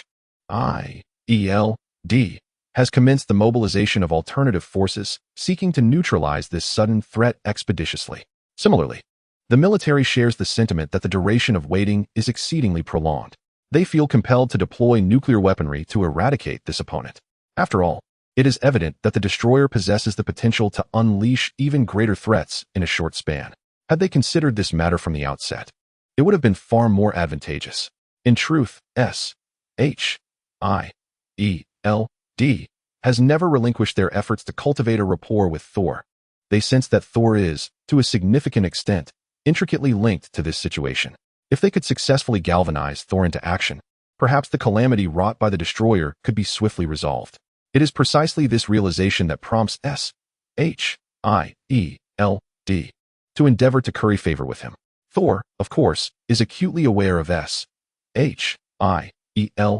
intentions to ingratiate themselves, yet he remains indifferent to their overtures.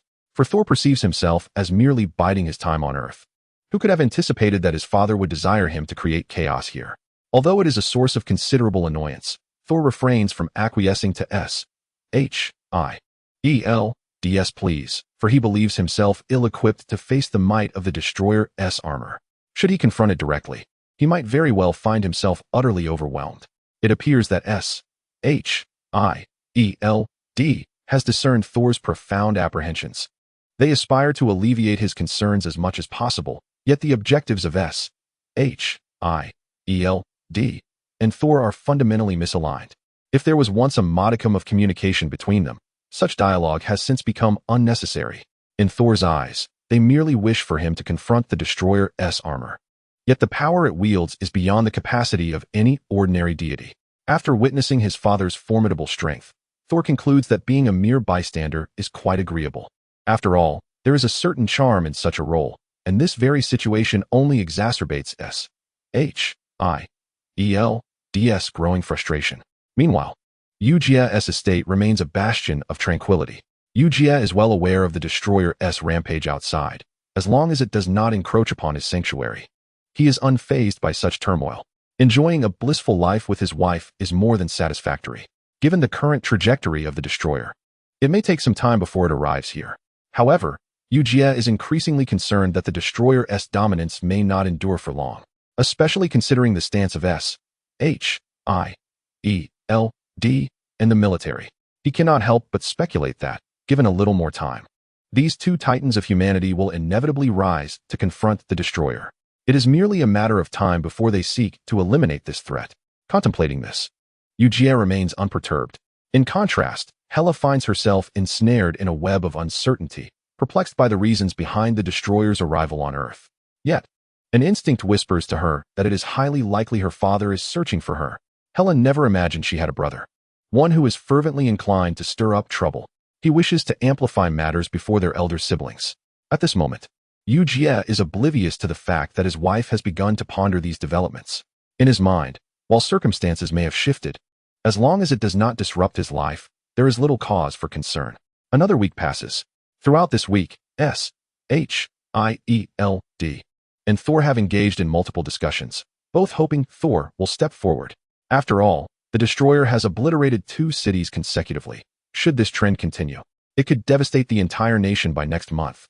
The Destroyer has demonstrated a remarkable escalation in power with each city it annihilates, far surpassing its initial capability. Some matters may go unnoticed until they transpire, but once they do, S.H.I.E.L.D. can no longer maintain its composure. Only the military seems to hesitate at this juncture. Initially, they regarded the Destroyer's emergence as a dire omen.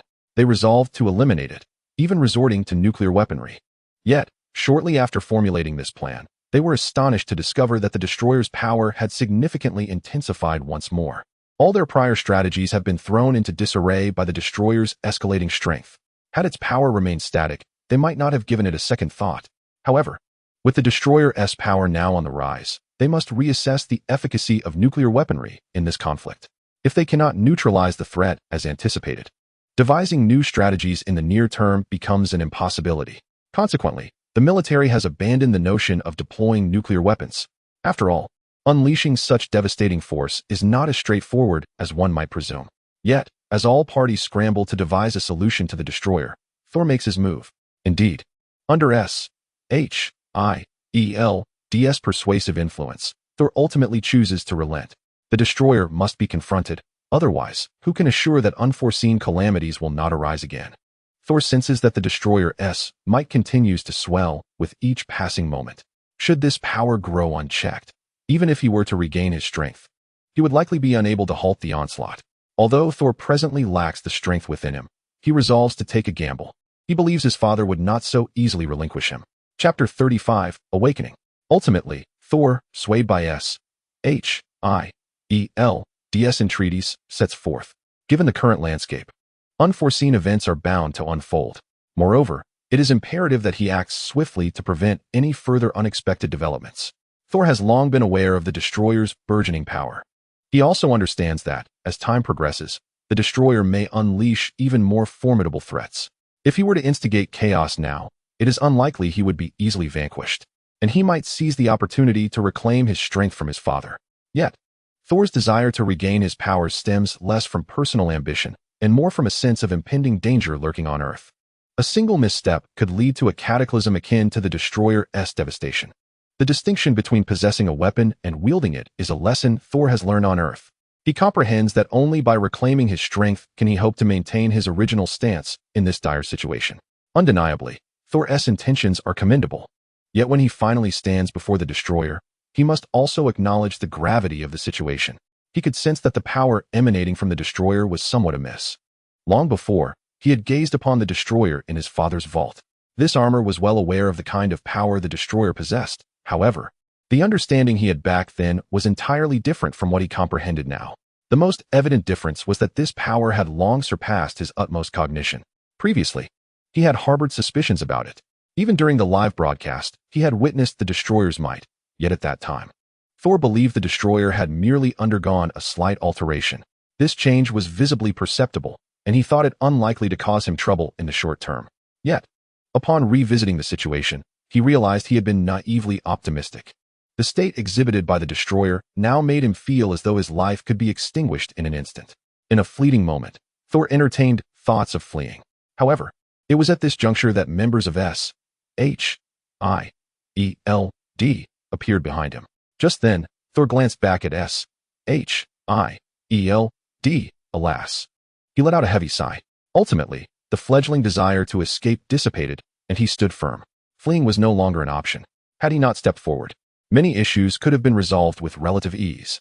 But since he had chosen to stand his ground, even without his former strength, the problems at hand still required resolution. Gently closing his eyes, Thor took a deep breath and then charged forward, disregarding all else. S.H.I.E.L.D. had speculated whether Thor harbored some secret weapon, which prompted him to step up and assist them in dealing with the destroyer. Yet they never anticipated that Thor had his reservations when confronting the destroyer. Moreover, he merely pondered for a brief moment before launching himself into the fray. There was no doubt that Thor was a deity. After all, no one would willingly reveal their identity. Aside from the gods themselves, S.H.I.E.L.D. had already confirmed this. However, could a former god still be considered a god?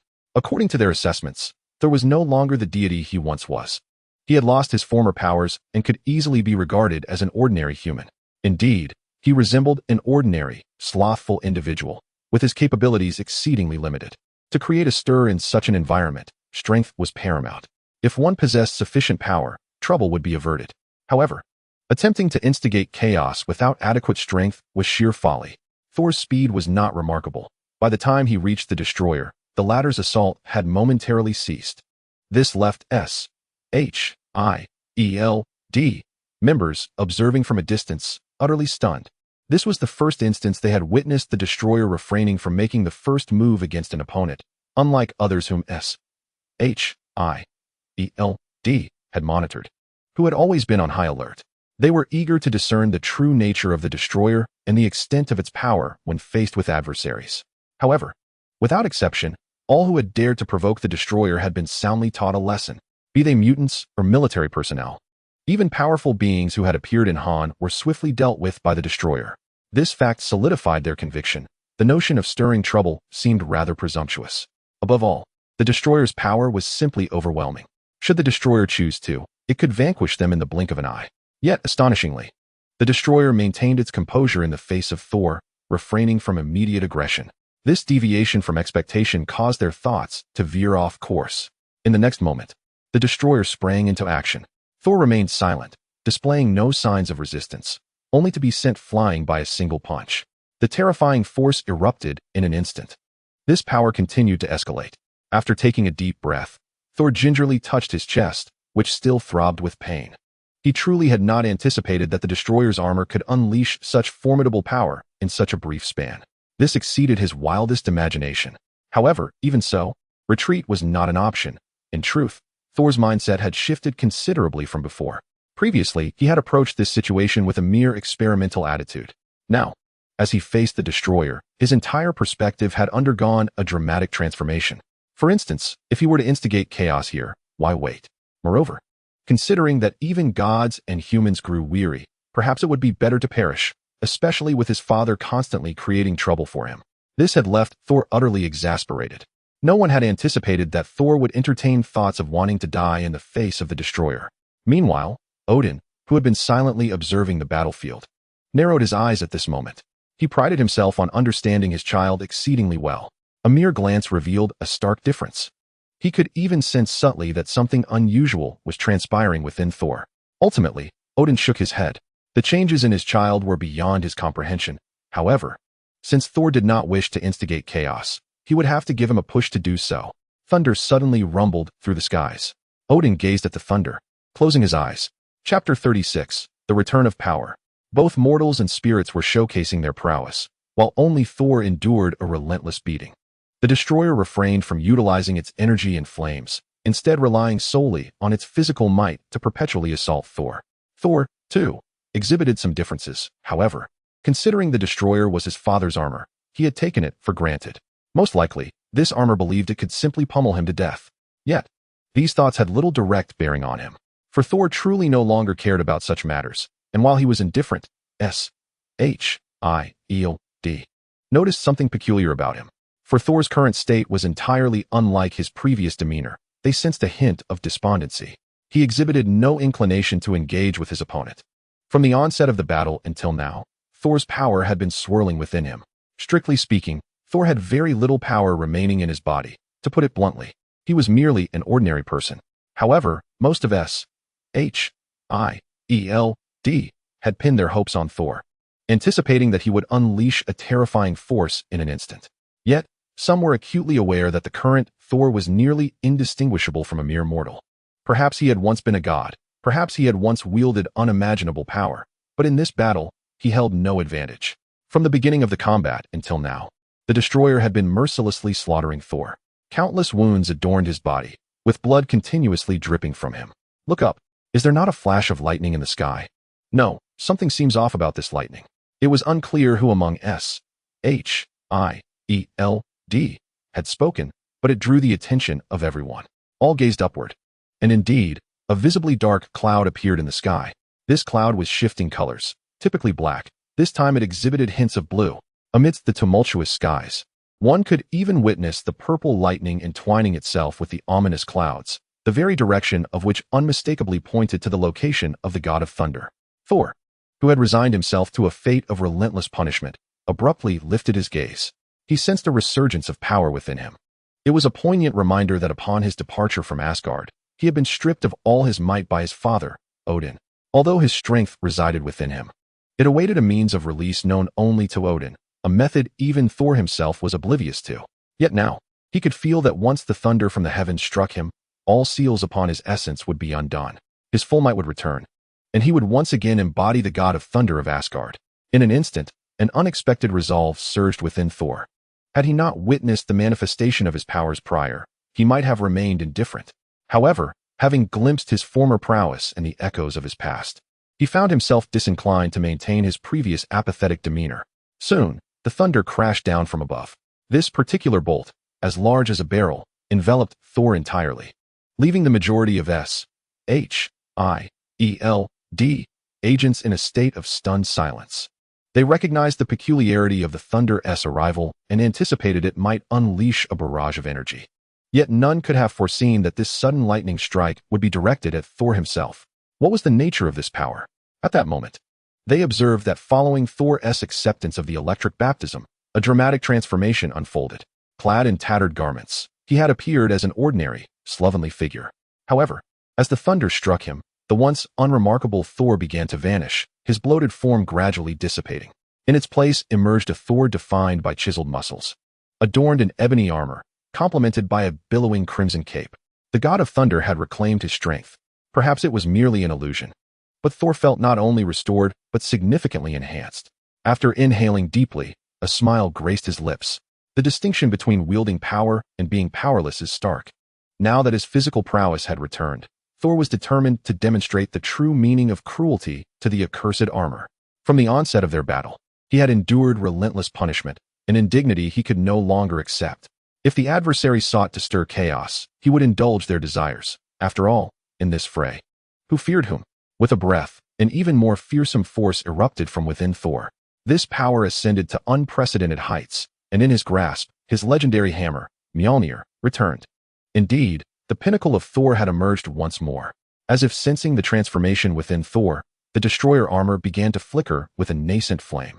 Thor noticed this development. Yet his interpretation diverged significantly from that of others. He could discern that the emergence of this power was likely orchestrated by his father and realized that the destroyer, during its recent skirmish with him, had not employed any energy. It was clear that the armor recognized his identity, suggesting that Odin was observing from behind the scenes, seizing this opportunity to impart a lesson upon him. Now, with Thor's strength restored, his father was eager to assess whether his power had indeed grown. One must concede that even a seemingly unremarkable being can possess an astute intellect. Odin himself had underestimated the extent to which his subtle machinations had been unraveled by Thor. The ensuing events left Odin utterly astounded. As Thor swung his hammer with full force, azure lightning enveloped him entirely. He transformed into a veritable embodiment of thunder. The moment the hammer struck the destroyer's chest, Thor unleashed a torrent of lightning that completely encased the adversary. This force amplified exponentially, relentlessly stimulating the destroyer. As Thor's essence erupted forth. Chapter 37. The Return to Normalcy. The power Thor exhibited now was formidable, even drawing Odin's attention. However, as Odin beheld the scene, disbelief etched itself across his face. He had not anticipated Thor to possess such formidable might. Reflecting upon Thor's actions on Earth, Odin remained perplexed. He had always kept a watchful eye on his son, though he was unaware of where his daughter and youngest son were entangled in mischief. Yet, his primary focus remained on Thor, for he could sense that Thor's endeavors on Earth were the actions of a fool. Even an ordinary human could not have achieved what Thor had, yet he had astonishingly accomplished these feats. In the wake of these events, Thor had erupted with an immensely terrifying power. Odin had formed an estimate of Thor's capabilities, believing that ultimately, the destroyer would require direct intervention to be subdued. However, based on the strength Thor now displayed, it was evident that he had not only retained his powers, but had acquired a terrifying enhancement as well. This realization left Odin in a state of uncertainty, despite having observed Thor's every action closely. He was acutely aware that Thor had not tapped into any of his inherent power. Thus, the current iteration of Thor was shrouded in unpredictability. Meanwhile, on Earth, the battle between Thor and the Destroyer was nearing its conclusion. Thor had reclaimed the essence of his former strength, and with this power, he could accomplish an abundance of feats. Indeed, Thor had, as Odin surmised, elevated his prowess by at least 30%, if not more. The implications of this enhancement left him momentarily unsettled. Yet, Thor quickly cast aside such thoughts, for he recognized the pressing need to vanquish the Destroyer. Lightning danced across the Destroyer's form, and its self-awareness began to wane. In truth, Thor found himself questioning whether this armor had been unleashed by his father. As he gradually eroded the adversary's consciousness, he discovered that its essence was alarmingly feeble. Hidden beneath the imposing armor lay a consciousness so minuscule that it could not possibly belong to his father. It felt more akin to a prank from another deity. Suddenly, realization dawned upon Thor. This incarnation of the Destroyer in the human realm was likely not orchestrated by his father, but rather by his mischievous brother, Loki. Only he would engage in such antics, perpetually scheming and reveling in chaos. These developments were of little concern to Thor. However, it appeared that his brother found great delight in instigating turmoil. With this realization, Thor shook his head. Only the feeble-minded resort to the so-called machinations, while the powerful seldom allow such trivialities to occupy their thoughts. Take, for instance, the present moment. Even after discerning that it is his brother Loki, the god of thunder remains unfazed. Should his adversary wish to provoke trouble, they are more than welcome to approach. He shall demonstrate the true meaning of cruelty. With the consciousness of the Destroyer extinguished, Thor swiftly stowed away the armor, causing a collective sigh of relief among the agents of S.H.I.E.L.D. In truth, the moment Thor engaged in battle, their confidence in his survival began to wane. After all, the image of the god of thunder as a slothful figure had already burrowed deep into their minds. But who could have predicted that in such a brief span, Thor would unleash such formidable power, obliterating the Destroyer in an instant? It is undeniable that the perception of Thor among the majority at S.H.I.E.L.D. has been significantly elevated. Moreover, following the restoration of his powers, the bulkiness that once encumbered him began to dissipate entirely. Thor soon approached the gathered agents, a smile gracing his lips as he proclaimed, "My strength has been restored. Thus, Earth no longer suits me. However, you have gained the friendship of Thor. Should you require my aid, simply call upon me, and I shall appear." With those words, a flash of lightning illuminated the sky, and the god of thunder vanished without a trace. Many found themselves unable to resist the urge to slap their own faces in disbelief, never having anticipated that Thor would simply disappear after vanquishing the Destroyer. Yet, with Thor's departure came the promise of respite, allowing the world to return to its previous state of peace. The agents of S.H.I.E.L.D. breathed a sigh of relief, while Nick Fury, the director, found his thoughts shifting subtly. He felt that the attack of the Destroyer had sounded a clarion call for him. Long ago, he had contemplated assembling the so-called Avengers, for he sensed that the events unfolding on Earth far exceeded his estimations. It was entirely plausible that he might awaken one day to a catastrophe beyond description, a calamity that humanity as it currently stands could not withstand. He must swiftly assemble a mature team capable of safeguarding the planet and helping humanity resist the most formidable threats. It must be said that this divine being found the director's ideas quite astute. However, calamities always brew in the shadows.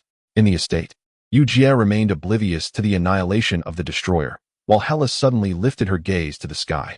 She sensed the destroyer's presence had abruptly vanished. In truth, the very appearance of the destroyer had drawn her attention more than she would have liked. Furthermore, her previously indifferent disposition had begun to shift slightly. For Hela surmised that if the destroyer were not halted, it would likely manifest within her estate. At that juncture, her sanctuary would face obliteration, a sight she was loath to witness. As for the protection of humanity, that had never been of concern to Hela. Yet, with the complete dissipation of the destroyer's essence, she too realized the likelihood of her brother's involvement, though she was taken aback by his ability to restore his divine powers. Hela shook her head at the thought. After all, these events were likely orchestrated by Odin. Chapter 38. The Rebellious Children. While Hela felt a twinge of curiosity, she refrained from dwelling excessively on the unfolding situation. In her view, until her powers were restored, the majority of external events bore little relevance to her. The current trajectory of affairs was not particularly dire. Seizing the opportunity was sufficient, and according to Hela's own reasoning, it was imperative that she restore her strength expeditiously to become even more formidable. That was of utmost importance. Otherwise, should circumstances shift, unforeseen events could arise. Previously, she had not contemplated the implications of the developments nor the potential outcomes they could yield. However, as the incidents multiplied, her uncertainty grew, leaving her acutely aware of the potential for surprises. As for Eugia, he remained unaware of his wife's concerns. The amalgamation of the Superman template and the Life Codex had seamlessly integrated into his being. With the absorption of increasing solar energy, Eugia could distinctly sense that few could rival him on this planet. If trouble were to arise, it would likely come from those insufferable mutants. Yet, should those mutants, caught in their own rivalries, seek to confront him, they would likely find themselves ensnared in a perilous predicament. Eugia had never contemplated his own strength, for he understood that the longer he remained signed in, the greater the rewards he would reap. The pool of those capable of challenging him dwindled. Before he acquired the Life Codex, he doubted he could contend even with a mere purple sweet potato spirit. But now, should such a spirit materialize before him, he felt confident in his ability to dispatch 10 of them. This was not mere bravado. The flawless fusion of the Life Codex and Superman's inherent power was beyond imagination. Yet, as time progressed, Eugia discerned an unsettling increase in the frequency of anomalies on Earth. Nevertheless, his mindset remained unchanged. If a situation did not directly confront him, he need not concern himself. But should a threat arise that endangered him or his family, he would respond with thunderous fury, ensuring they understood the true meaning of despair. Thor soon returned to Asgard, feeling somewhat perplexed by the events that had transpired on Earth. He suspected that his father had subtly influenced some of the occurrences. However, it must be said, both his sister and brother played crucial roles in this saga. Upon his return to Asgard, Thor chose not to seek an audience with his father immediately, but rather with his mother, feeling the need to engage in a meaningful dialogue. Yet, their conversation was brief. Prompted by his mother, Thor ultimately decided to meet Odin. Upon laying eyes on Thor, Odin squinted slightly, sensing, perhaps erroneously, the essence of his daughter emanating from him. Could it be that his daughter had encountered Thor on Earth? As he narrowed his gaze, Odin refrained from speaking immediately. Instead, Thor addressed Odin directly, stating, "If you do not rein in your sons, they may very well cause chaos. I can sense that he is courting disaster." Although Thor refrained from uttering Loki's name, he was confident that his father understood precisely whom he referenced. Odin nodded in acknowledgement. In truth, Odin was well aware of the implications behind Thor's words. But Loki had endured far too much suffering. "I shall handle his affairs, but your power, do you not think you owe me an explanation?" Odin swiftly retorted, genuinely curious about the events that had transpired in Thor's life. Based on Thor's experiences on Earth, he had been perceived as a mere mortal, utterly incapable of augmenting his strength. Yet, in confronting the destroyer, Odin was astonished to discover that Thor's power had surged tremendously. This time, he scrutinized his son closely and could perceive that his son's physique seemed to have undergone some subtle changes. The most significant of these was the palpable strength emanating from him. This force had been somewhat manageable before, yet now, upon a mere glance, it was strikingly evident that it was immensely more formidable than it had been previously. It was precisely because of this that Odin found himself intrigued by the kind of response Thor would provide. Perhaps it was merely a manifestation of exceptional talent. After all, I am the god of thunder, and acquiring power seems entirely natural. Odin never anticipated that Thor would respond in such a manner. He could not resist casting another glance, hoping to discern the true essence of Thor's transformation. However, after a couple more looks, Odin shook his head, His child had indeed changed significantly from before. Nevertheless, it appeared that Thor was on the path to maturity, and thus, Odin felt little reason for concern. He would allow his son to develop freely. Ultimately, they would converge before him in due time. It must be said that Odin's reasoning was sound, and after bidding farewell to Odin, Thor once more opened a spatial tunnel. He intended to journey to Midgard to see his sister. Since their last parting, Thor had harbored certain thoughts. More importantly, he believed that as his sister, there was no need to complicate matters further, even though he was aware of the irreconcilable conflict between Odin and his sister. Yet, after all, they were still family. The cheerful Thor arrived at the estate, and considering the relationship with his brother-in-law, he opted to disguise himself. Upon entering the estate, he immediately spotted his brother-in-law, Eugia. Eugia was somewhat taken aback by the sudden appearance of an unfamiliar visitor. Not only that, but Hela also emerged at that moment. Eugia was puzzled. Given their previous encounters, he had not deemed it necessary to employ guards at the estate. Since he had been present the entire time, he had not paid much attention, especially with the Hulk's presence making the estate exceedingly secure. Yet, even so, someone had managed to enter. Eugia regarded the stranger and could not help but speak. "This is private property." Chapter 39. Do you want to die? You must be my brother-in-law. Greetings, I am your brother, and your wife is my sister. Due to his prior experiences on Earth, Thor had grown somewhat familiar and candid. He addressed Eugia directly, leaving Eugia uncertain as he glanced back at him. In his recollection, his wife was an orphan without any relatives. Eugia turned his gaze toward Hela, who merely nodded in acknowledgement. The sudden emergence of a brother left Eugia somewhat flustered. Could it be that he would soon encounter his so-called in-laws? Hela, unable to hear the thoughts of mortals, would have surely given Eugia a thumbs up had she been privy to his musings, for she indeed had a father and a stepmother. However, Hela refrained from elaborating on this matter with Eugia and instead led Thor toward the house, for she had much to discuss with her unfortunate brother. Eugia observed the situation with mild curiosity, but since this was his wife's brother, he felt no need to question further. Coincidentally, he had a manuscript to discuss. So after exchanging a few casual words with Hela, he chose to take his leave. Once Eugia departed, Hela's focus shifted entirely to her brother. She could sense that he had regained the power that had previously eluded him, most likely due to Odin lifting the seal that had restrained him for so long. She had sensed Odin's power within him, which had completely bound Thor's divine essence. However, at that time, she had not been inclined to engage with him. To her surprise, Thor had restored his power in such a short span of time, and this newfound strength seemed even greater than the Thor she had encountered previously. Yet, none of this was of immediate concern to Hela. She turned to Thor and inquired, "My dear brother, do you believe that life is so unbearable that you seek death?" In Hela's view, Thor was courting danger. His life was quite satisfactory, and his strength was gradually returning. However, his sudden appearance disrupted her plans. She felt compelled to explain the situation to Eugia regarding her brother's arrival, lest matters become unnecessarily complicated. Moreover, Hela was astonished to discover that Eugia appeared to harbor some secrets.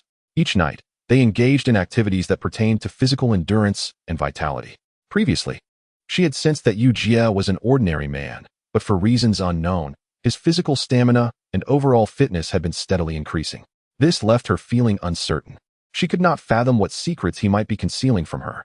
Yet, she too was not without her own secrets. Therefore, she chose not to dwell on it. But she did not wish for Thor to disrupt the harmony of her domestic life. Thor seemed to notice the shift in Hela's demeanor and waved his hand, saying, "I did not intend to intrude, but I believe we should have a serious discussion regarding Asgard, particularly about your ambitions to become its ruler. Our brother also wishes for you to ascend to the throne. Consequently, there is no need for you to dwell on revenge. You can afford to wait patiently." It must be said that Thor was a rather naive young man. Hela had not sensed this before, but as Thor spoke, her suspicions were confirmed. She soon erupted into laughter. "Do you think I require your concession or that of the old man for the throne?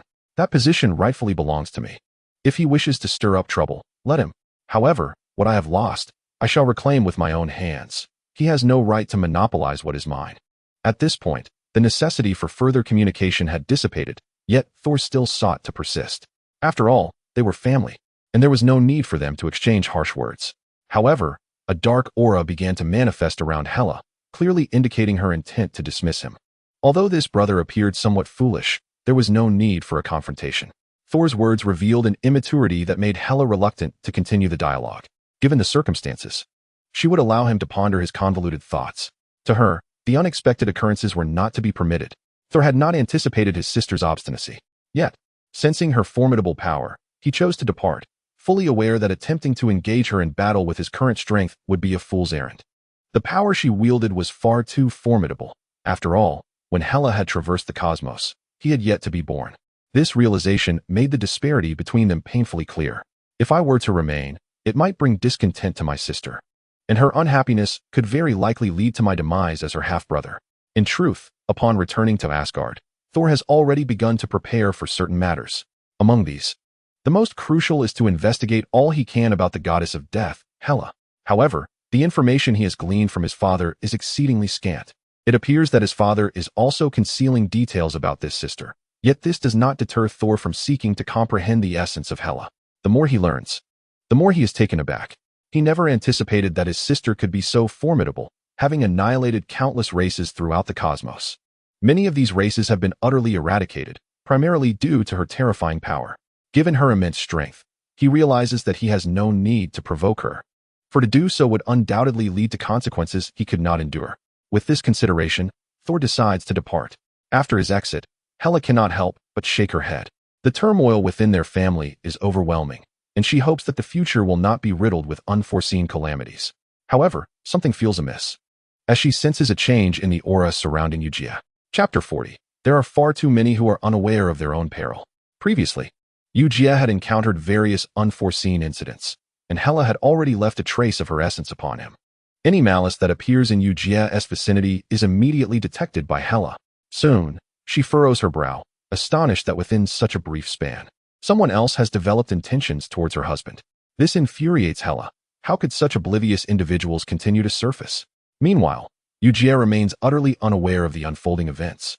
Yet he senses a looming threat, fueled by the power of Superman. Strangely, this threat feels somewhat familiar, prompting him to narrow his eyes. He perceives the presence of a mutant. It is noteworthy that he has previously encountered mutants, having caught fleeting glimpses of Professor X and Magneto. While he has interacted with them to some extent, he had no desire for further engagement at that time, so they did not approach him. Now, however, he feels an unsettling aura, as if the mutants have turned their attention towards him. Reflecting on this, Eugia shakes his head. He is unaware of the mutants' true intentions, but such plans may have had relevance before. However, since merging with the Codex of Life, anyone contemplating ill will against him is courting death. A terrifying power is brewing within Eugia, and before him stands an elderly man. Who could have imagined that a mutant would so brazenly appear before him? Eugia fixes his gaze upon the stranger, remaining silent. He is waiting. The fact that the individual has approached him suggests ulterior motives. As Eugia remains quiet, the man before him smiles and speaks. I know you are a renowned author, but what you may not realize is that we, the Brotherhood of Mutants, seek your assistance for a transaction. The mutants are currently in a dire crisis and require numerous possibilities. Thus, we hope you can extend your help. Eugia is unsure of the identity of the mutant seeking him. The words spoken seem rather ludicrous, without articulating a clear proposition. It appears they wish to embroil him in their affairs. However, he quickly comprehends the underlying implication of the man's words. They desire his investment in the Brotherhood of Mutants. Such a notion is rather naive. The Brotherhood of Mutants is no longer an organization he wishes to entertain. Indeed, had they not approached him, he might not have given them a second thought. Yet, should they provoke him, it would be entirely justifiable to show them the consequences of their folly. Swiftly, Eugia removes his glasses and places them gently into his pocket, with a sound that is neither too loud nor too soft.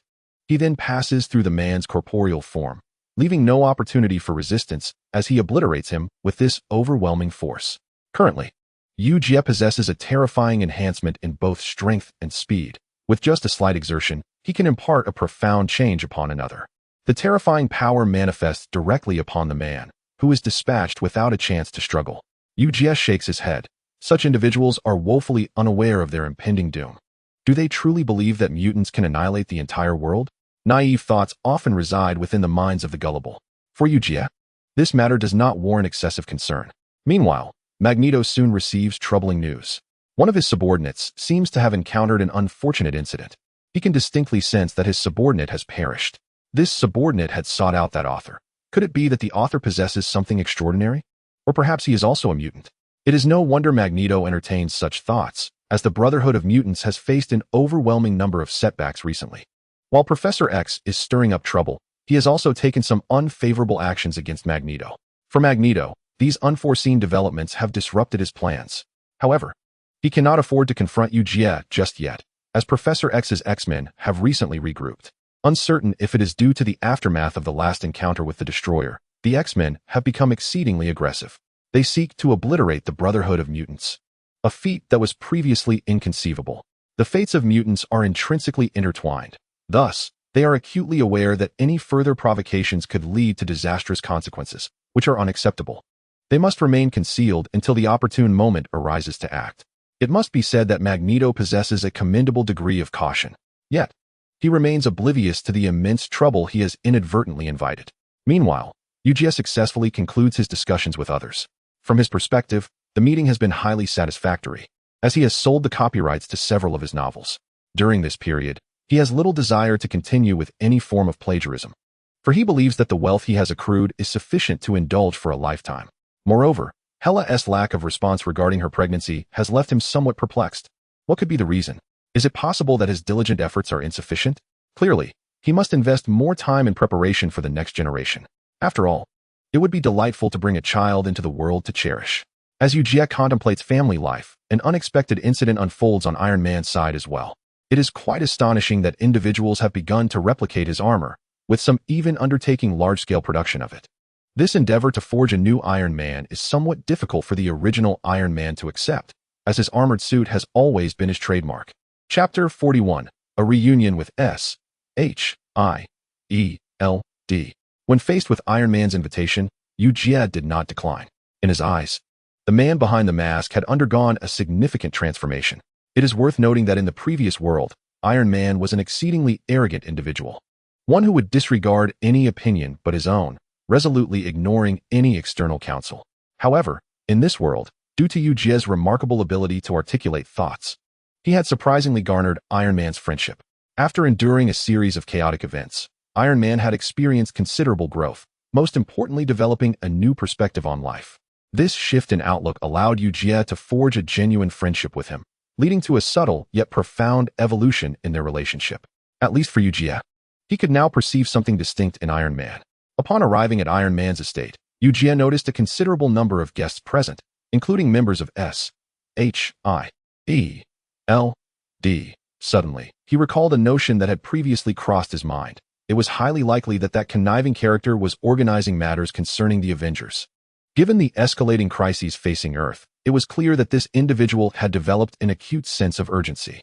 For this reason, Eugia refrained from approaching anyone directly, fully aware that in such an environment, matters were far from straightforward. The most crucial aspect to consider was the unpredictable nature of that conniving character. He could very well spring forth and demand Eugia join the Avengers at any moment. Thus, Eugia resolved to remain discreet, choosing to play the role of a simple observer from the shadows. He hoped that whatever chaos unfolded would not adversely affect him. Eugia's approach was rather straightforward and blunt, and it only solidified his determination. He truly was a languid soul with no grand ambitions. On the other hand, Iron Man soon noticed Eugia's presence and swiftly reintegrated him into the gathering. As a result, individuals Eugia had wished to avoid suddenly emerged, including that conniving character who approached with a glass of red wine in hand.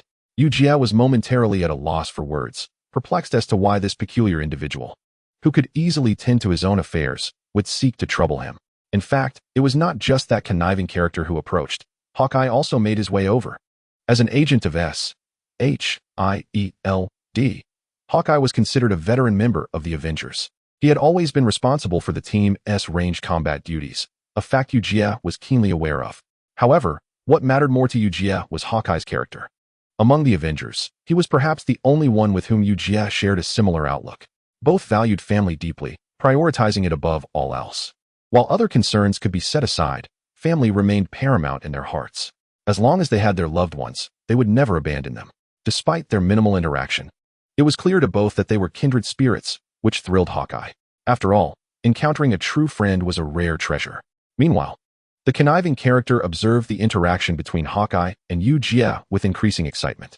To him, it signified that as long as Eugia could connect with his people, he could gradually scheme to his advantage. Most importantly, it appeared that Eugia did not harbor any aversion to the current S.H.I.E.L.D. simplifying the conniving character's plans. He believed he could seize this opportunity to foster further relations with Eugia. If Eugia were to align himself with S.H.I.E.L.D, then regardless of the calamities Earth might face, he felt confident they could be resolved. He was acutely aware that the Earth was no longer as tranquil as before. Numerous unforeseen events were unfolding, instilling a sense of unease within him. If he could rally more formidable beings into S.H.I.E.L.D, it was evident that Earth would face no threats. However, finding such powerful allies was a challenging endeavor. Thus far, the conniving character had encountered very few, the only notable one being Thor. Yet, Thor was somewhat unpredictable. He rarely took the initiative to assist S.H.I.E.L.D in resolving issues. This situation compelled the conniving character to reconsider his strategies. If he failed to gather more allies, he would be left groping in the dark when challenges arose, rendering everything uncontrollable. Meanwhile, Eugia was unwilling to continue engaging with the conniving character. He sensed that this individual was fixated on manipulating others for his own gain. Even if it was for the sake of Earth's peace and security, Eugia was steadfast in his belief that he preferred to live a humble life as an ordinary person. He yearned for the simple joys of life, spending time with his family in the comfort of their home. Why should he involve himself with the so-called S.H.I.E.L.D and the Avengers? If genuine troubles arose, he would naturally address them, but only if they posed a significant threat. Otherwise, he had little interest. Much like the recent appearance of the Destroyer seemed terrifying and powerful, posing a certain threat to Earth. Yet Eugia understood that the power exhibited was hardly formidable, especially since the Sorcerer Supreme had yet to intervene. It was well known that the Sorcerer Supreme was comparable to him, though he lacked the same noble aspirations. The Sorcerer Supreme had always quietly safeguarded Earth's peace, only stepping in when problems arose. Eugia believed that he too would act when Earth faced danger. But he would not devote all his time to this cause as the Sorcerer Supreme did. Protecting Earth was a noble pursuit, which Eugia did not deny, for they indeed shared the same world. However, if he could prioritize his family and be present for his loved ones, that endeavor would surpass even the protection of the Earth. After all, he possessed no grand ideals of self-sacrifice. Chapter 42, Odin's Contemplations. Recent events had been neither too few nor too many, yet for Eugia, they hardly constituted a significant concern. After all, Earth remained safe, at the very least. The formidable foe had not yet emerged to wreak havoc. This was indeed the best news. However, what occupied Eugia's thoughts more than anything was the rewards he received from his daily check-ins. He was aware that every morning, he would awaken to new rewards, whether it be the life code of Superman or the powers of Superman himself. Over time, these accumulations had led Eugia to realize that he was on the verge of becoming one of the most formidable beings on Earth. The notion once appeared rather simplistic. Yet now Eugia finds himself entirely at ease with the prospect of becoming a mere sloth. After all, the matter of his novel can be momentarily set aside. During this period, he has been engrossed in discussions regarding copyrights and adaptations, thus freeing himself from any concerns of plagiarism. Presently, Eugia has amassed a considerable fortune, which is more than sufficient for him. What lies ahead is simply to embrace tranquility and live as a sloth, each day spent in the company of his beloved wife. Indulging in an unhurried existence is more than enough. However, unbeknownst to Eugia, the king of Asgard, Odin, has just discovered the whereabouts of the Supreme Sorcerer. For Odin, the events unfolding on Earth come as a mild surprise. Nevertheless, he is now entirely convinced that his eldest daughter has escaped from her seal and ventured onto Earth. Furthermore, it seems that Thor, under certain unexpected circumstances, has indeed encountered his sister. In truth, upon receiving this news, Odin felt a peculiar sense of unease. He knows all too well the nature of Hela. She is prone to violence at the slightest provocation, without a doubt. In fact, to some extent, Odin wishes that this daughter had remained confined. Although he believes Thor is not yet adequately prepared to ascend as king, given time, he still has the potential to shoulder this monumental responsibility. After all, as his progeny, how could he possibly be flawed? It must be said that Odin's thoughts are rather simplistic, yet they seem somewhat fanciful, for Thor is gradually reverting to his former identity as a gluttonous recluse. Even with divine power returning to him, he remains largely indifferent. In truth, Thor has grown increasingly fond of the leisurely life he once led as a sloth. In that previous world, he had happily engaged in romance with humanity. However, in this realm, Thor has not had such an experience, perhaps due to the butterfly effect. He has not encountered the woman who would change his life forever. having been exposed too early to the blissful existence of earthly idleness. Thor has become far removed from the formidable deity he once was. Instead, he has transformed into a mere wastrel who revels in a slothful life. Curiously, Thor is quite content with this existence, for he understands better than most that striving requires sacrifices. The journey of effort invariably presents both suitable and unsuitable circumstances. Thus, Thor currently harbors no ambitions for exertion. Simplicity is indeed delightful. Should Eugia learn of Thor's transformation into such a slothful figure, he would undoubtedly be taken aback. Yet, Eugia remains oblivious to the fact that his brother-in-law is flourishing on Earth. Naturally, Odin has also witnessed his most anticipated child morph into such a being. He once contemplated sealing Thor's powers once more, but this notion was swiftly dismissed by Odin himself. He understands that Thor's tribulations stem largely from his own decisions. Had it not been for these experiences, such drastic changes may not have occurred. In essence, the root of the issue lies within Odin himself. Had he not insisted that Thor become a true king, Thor's future would likely have been far simpler. He might have gradually become the ruler of Asgard due to his lineage. However, what occupies Odin's thoughts most is his own deteriorating health, which has begun to manifest significant issues. Even though Hela's early emergence has begun to sever the ties of the seal, one must not forget that Odin had already stirred up trouble across the cosmos. The most evident instance was when the pantheon of gods was absent, and Odin single-handedly led Asgard to wreak havoc throughout the universe. Any land that caught Odin's eye would soon become part of Asgard. Had the deities not intervened back then, the universe might very well have been renamed Asgard. Years of conflict have left Odin's body riddled with countless hidden injuries, which, over time, have gradually eroded his constitution. Despite Odin's reluctance to admit it, he is no longer the king who once towered over the pantheon. In his own estimation, he suspects he can no longer maintain his current state for much longer. Before Asgard can be successfully handed over to the next king, he might face dire consequences. Odin absolutely cannot allow such an eventuality to transpire. Thus, he must strive to nurture the next king as much as possible. However, Odin's concerns do not end there, for he is astonished to discover the presence of his daughter. Moreover, despite her efforts to conceal her powers, how could Odin, as a king, easily overlook this force? It is a startling revelation. Who would have thought that such a daughter could emerge from Odin's lineage? As the king, Odin possesses a sense of pride, and he can scarcely believe that his daughter, known as the goddess of death, has taken a liking to a human. Furthermore, this human is utterly unremarkable, lacking any power and seemingly possessing only a modest amount of wealth. As the king of Asgard, Odin does not have a profound understanding of wealth, but he is deeply obsessed with power. After all, in his eyes, even if his daughter has had a falling out with him, she remains Odin's daughter. She is still the daughter of a king. She is still a magnificent deity. How could one possibly allow a divine being to associate with a human? This is absolutely intolerable, and thus he resolves to engage in a serious dialogue with the Supreme Sorcerer. He hopes that the Supreme Sorcerer will expel this human from the realm of humanity. Otherwise, he cannot guarantee that Asgard will refrain from launching an offensive against Earth. This is a threat and the most genuine of Odin's thoughts. Chapter 43, Provocation. The Supreme Sorcerer had never anticipated that Odin would seek him out for such a reason. However, he began to contemplate Odin's proposal, for the Supreme Sorcerer has always upheld the peace of Earth. He has covertly protected it countless times, and he is aware of the Destroyer's appearance on Earth. Nevertheless, the Supreme Sorcerer refrained from intervening, primarily because he understood that it was Odin's armor at play. If Odin truly harbored intentions against Earth, he would not have dispatched the Destroyer. Nonetheless, the Supreme Sorcerer did not outright reject Odin's proposal. After all, it was merely a human. The Supreme Sorcerer's sole objective in safeguarding Earth is to ensure its continued existence. Maintaining balance on Earth is of utmost importance. After all, he wields the Time Stone, and a being like Eugia would not concern the Supreme Sorcerer. Just as Odin suspected, in the Sorcerer's eyes, Eugia is merely an ordinary human.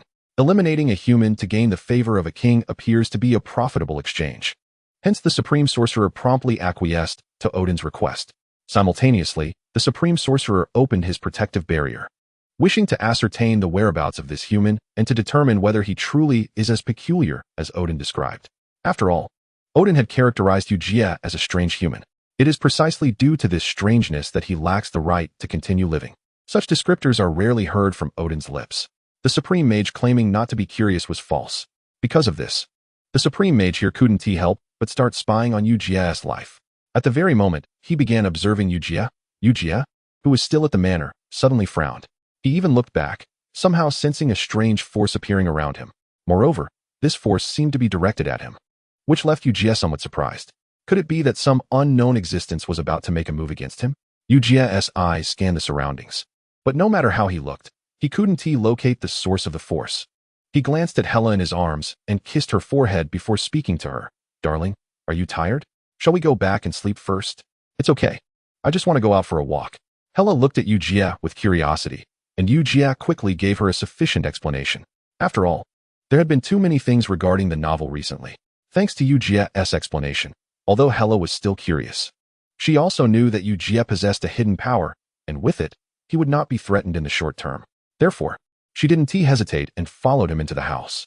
After returning inside, Eugia removed his glasses and slowly walked toward the Porsche at the back of the manor. Naturally, he couldn't fully unleash his power inside the manor, although he felt there was no need to hide anything from Hela. If the day he was anticipating truly came, a bit of preparation was necessary, so he chose to leave. As soon as the Porsche drove out of the manor, Eugia sensed a force surrounding him. Immediately, he felt that something was off, causing him to frown. This sudden force was unlike anything he had encountered before. It was as if some strange power was attacking remotely, and surprisingly, it seemed to want to expel him. It was rare to encounter such a force, and it carried an unsettling aura. This left Eugia somewhat uncertain. Nevertheless, he didn't immediately use his own power to resist. Instead, he frowned, pondering. There was some confusion in his mind, as he wasn't sure what kind of power this was. Eugia decided to try interacting with this force in a slightly friendly manner. Consequently, an even greater power manifested around him. Eugia merely enveloped himself with his power. He didn't push the force away completely. On the contrary, he wanted to merge his power with it to see where the force would take him. Eugia's approach was brilliant, and the Supreme Mage sensed this sudden surge of power from Eugia. Previously, the Supreme Mage had heard from Odin that Eugia was merely a strange human. To put it bluntly, Eugia was just a human, and on Earth, the Supreme Mage feared humans the least.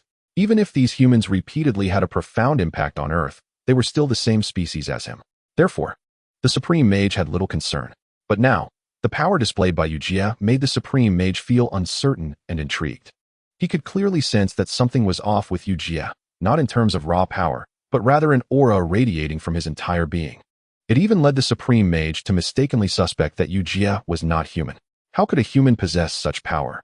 After the alien template was infused into Eugia's body, in a sense, he truly was no longer just a human. Everything human about him was being separated from his current existence. The Kryptonian power within him belonged to another realm. Yet even so, Eugia still retained everything human. After all, no matter how strong the Kryptonian power, it always transmitted through a human body as a medium. Not long after, Eugia noticed that the force surrounding his body had completely vanished. Scanning the surroundings, Eugia was astonished to find that he seemed to still be in the Porsche. Yet, the Porsche didn't seem quite the same. Most notably, everything he saw appeared inverted. This left Eugia uncertain. Where exactly was he? It looked like a completely opposite world. Everything he had seen in his previous world appeared perfectly replicated here, even identical in every detail. Eugia was puzzled. What kind of power was this? Chapter 44. Both sides make a move. The Supreme Mage watched Eugia in this mirrored world with great interest. He could tell that Eugia was in a state of deep confusion. Previously, the internal power Eugia displayed had left the Supreme Mage uncertain. He didn't know what Eugia's power was, which is why he unleashed his own. At the same time, he wanted to see what kind of power Eugia truly possessed. However, he hadn't expected that after Eugia entered this world, he would remain calm at first, even observing everything around him. Soon, Eugia stepped out of the Porsche. The road ahead was the same road. The surrounding world was the same world, but why was everything upside down? It was like a mirrored world. Because of this, Eugia couldn't help but think. Who in his previous world possessed the power to alter an entire world? No, it wasn't that the world was altered. It was that an entirely new world had been created, and this new world was remarkably similar to the previous Earth. As thoughts of past great figures filled his mind, Eugia quickly realized, this must be the Supreme Mage's power. Only the Supreme Mage could wield such a strange force. With this realization, Eugia couldn't help but smile. He had never met the Supreme Mage, though he knew the mage had 3 portals in this world, capable of locating him. Yet, Eugia had never actively sought him out, preferring to remain idle. Still, this didn't mean Eugia was unaware of the mage's existence. Because of this, Eugia once again began controlling his power, gradually releasing it from his body. He didn't know why the Supreme Mage wanted to cause him trouble, but since the mage had made a move, it meant he intended to stir things up here.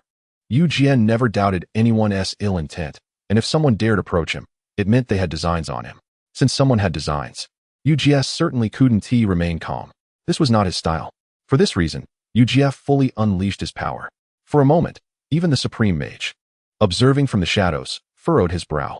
The Supreme Sorcerer was acutely aware that Eugia was no longer the mere human described by Odin. Had Eugia been an ordinary human, the sorcerer would hardly have speculated about his identity or the nature of his power. Yet, the evidence before him made it abundantly clear. Eugia was certainly not an average human being. The formidable strength residing within Eugia far exceeded the capabilities of most mortals. In truth, the Supreme Sorcerer possessed a comprehensive understanding of Earth, having encountered numerous wretched mutants throughout his experiences. However, to the sorcerer, mutants were, in a strict sense, still humans, merely evolutionary offshoots of mankind. This matter remained within the purview of humanity, as long as mutants did not obliterate the Earth. Their transformations and the ensuing rifts with humanity were of no concern to him. It must be said that the Supreme Sorcerer exhibited a certain generosity in this regard, as he was keen to witness the extent of Eugia's powers. Just as he prepared to augment his own strength, he perceived ominous signs indicating that his world was on the brink of collapse. Yet, Eugia merely summoned forth his own might. Once this power manifested, the sorcerer could distinctly sense a terrifying force coalescing around Eugia. Though Eugia displayed no immediate intention of aggression, it was undeniable that this power, belonging to him, was in direct opposition to the fabric of the sorcerer's world. The sorcerer's realm could not withstand the onslaught of Eugia's strength, which began to cause him considerable consternation. It appeared that before Eugia donned the guise of a predator, he had indeed been an ordinary human. However, now his power rivaled that of the mirrored world. No one understood the implications of this better than the Supreme Sorcerer, for the world he had conjured in his mind was, in essence, another iteration of Earth. The sorcerer's formidable prowess stemmed largely from his ability to harness the power of Dormammu through the Time Stone. Dormammu was a multidimensional overlord, virtually unmatched on Earth, with only the Supreme Sorcerer capable of contending against him.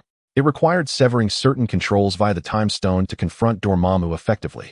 Yet, this was merely a facet of the sorcerer's endeavors. He had consistently drawn upon Dormammu's strength.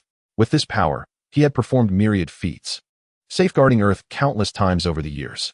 Even during his dialogues with Odin, the latter maintained a posture of equality, recognizing that behind the Supreme Sorcerer lay an unfathomable force. Should this power ever be unleashed, the sorcerer would prove far more formidable than he appeared. In fact, the influence he wielded far surpassed Odin's previous conjectures. Upon channeling Dormammu's power, the Supreme Sorcerer could create an entirely new world, one that mirrored Earth yet stood in stark contrast to it. Everything within this realm would be an exact replica of Earth. At present, it seemed to the sorcerer that Eugia had not unleashed his full strength. He was merely consolidating his power. The very notion that such a mere gathering of strength could shake the foundations of this world suggested that, should Eugia's full might be unleashed, it could lead to Earth's annihilation. This unsettling thought alone caused the sorcerer to feel a tremor of uncertainty. After all, he had devoted his existence to preserving peace on Earth, where the utmost priority was maintaining order. Yet, Eugia appeared to be a harbinger of chaos. Without a moment's hesitation, the Supreme Sorcerer amplified his own power, striving to fortify his realm. Chapter 45, Let My Fist Speak for Me. Eugia remained resolute in his pursuit of amplifying his strength, firmly believing in his own formidable capabilities. However, the presence of the Supreme Sorcerer indicated that he did not desire a straightforward resolution to their encounter. To this day, Eugia remained unaware of the reasons behind the sorcerer's south appearance at his estate or the intent to engage him. Yet, Eugia aspired to lead a life of leisure, not that he was truly a mere idle figure. With the might of a Superman, augmented by the Codex of Life, even Eugia was oblivious to the extent of his own power. He felt confident that he could hold his own against the likes of the Celestial Group. It is worth noting that the template of the Superman he had acquired was among the most comprehensive. As he absorbed the energy of the sun, he could evolve into a golden Superman, an entity of unparalleled strength, one that transcended the limitations of the multiverse. It was precisely due to this understanding that Eugia harbored a deep-seated confidence in his abilities. He recognized that any attempt to subdue him through sheer force would be akin to chasing phantoms. This confidence was not merely a product of bravado, rather, it was grounded in the reality of his innate power. At that moment, The two forces collided, prompting the Supreme Sorcerer to furrow his brow. He sensed that Eugia had become even more explosive than before, the power within him continuously surging. In a breath, the Supreme Sorcerer materialized within this virtual world. Yet he did not reveal himself before Eugia. He sought to ascertain the true nature of Eugia's strength, striving to gauge the full extent of his capabilities. Should the opportunity arise, he hoped that Eugia might stand alongside him. However, this noble aspiration was shattered the moment Eugia unleashed a punch. As the Supreme Sorcerer manifested in his crafted virtual realm, Eugia struck out with a powerful blow. This marked the first occasion on which Eugia had channeled all his strength into a single fist. The impact of that punch created fissures in the very fabric of the world, shattering it utterly. The Supreme Sorcerer's brow furrowed deeply. He had attempted to estimate Eugia's power countless times, and in his mind, he had calculated the nature of this strength repeatedly. Yet, he could never have anticipated that a single punch could annihilate everything in its vicinity. The spectacle left the Supreme Sorcerer in a state of profound shock. Meanwhile, Eugia gazed skyward and spoke. "Supreme Sorcerer, do you hear me? Although I do not comprehend your reasons for seeking me, I know there are 3 locations on this earth where I can find you. This time, I shall not trouble you, but next time, I might just offer you a grand surprise." Having delivered his veiled threat, Eugia entered his Porsche and drove away, harboring no desire for further communication with the Supreme Sorcerer. While he embraced the persona of a carefree individual, the power he wielded was far beyond that of a mere idle being. Empowered by an extraordinary force, Eugia possesses the ability to act at will. Yet he refrains from doing so simply because he perceives no necessity. Thus, he has never unleashed his power, appearing indistinguishable from an ordinary individual. However, this does not imply that he welcomes every action of others with a smile. Indeed, the recent conduct of the Supreme Mage has, to a certain extent, provoked his ire. Upon settling into his Porsche, thoughts of confronting the Supreme Mage in the Fog City began to materialize in Eugia's mind. While it is true that the Supreme Mage has consistently safeguarded the Earth, it is equally true that he has dared to meddle in Eugia's affairs, which is a development Eugia finds unacceptable. What was once a situation of mutual non-interference has escalated into unwarranted trouble directed at him. To neglect to teach the mage a lesson would be a matter of great embarrassment. Meanwhile, the Supreme Mage, concealed in the air, furrowed his brow in disbelief at the terrifying magnitude of Eugia's power. The notion that Odin would wish for him to eliminate this human was absurd. The force behind Eugia's punch, in the eyes of the Supreme Mage, was far beyond what any ordinary human could muster. Even at his peak, Odin would likely find himself evenly matched against Eugia. Recalling descriptions of Odin, coupled with the overwhelming power Eugia exhibited, the Supreme Mage felt increasingly reluctant to confront him. The power Eugia currently displayed was formidable enough to obliterate the Earth. This was no jest. The moment the Supreme Mage created that virtual world, he had siphoned the power of Dormammu. Only by harnessing Dormammu's might could he fabricate a planet identical to Earth, a world that, though artificial, mirrored reality. Eugia merely needed to accumulate his strength to cause tremors in that world. A single punch could annihilate it. And the most alarming aspect was that the Supreme Mage was still contemplating the implications of Eugia's recent strike. One must admit, some reflections yield more than anticipated. And this was precisely the case for the Supreme Mage. Upon further reflection, he was astonished to realize that a substantial portion of Eugia's power remained untapped. This was not Eugia's full strength, which was the most frightening aspect. The ability to destroy an entire world with but a single blow indicated divine power. Even Odin, the so-called king of gods, would find it challenging to effortlessly obliterate a world. The Supreme Mage felt a twinge of headache, but soon shook his head. At least for the time being, it appeared that Eugia was living peacefully on Earth. Perhaps in the future, Eugia would even rise to protect the planet. There might be no need to provoke him, as that was Odin's concern. Chapter 46. The matter concluded. Eugia swiftly returned to his estate. Yet the affairs concerning the Supreme Mage lingered in his mind. He began pondering the reasons behind the mage's interference. Since acquiring the template of Superman, he had been quietly living as an ordinary person. Instead, it was others who continually sought him out. First, the reckless gangsters, followed by S.H.I.E.L.D. And finally, even mutants attempted to intimidate him. Despite his lack of wrongdoing, he found himself besieged, which caused him some vexation.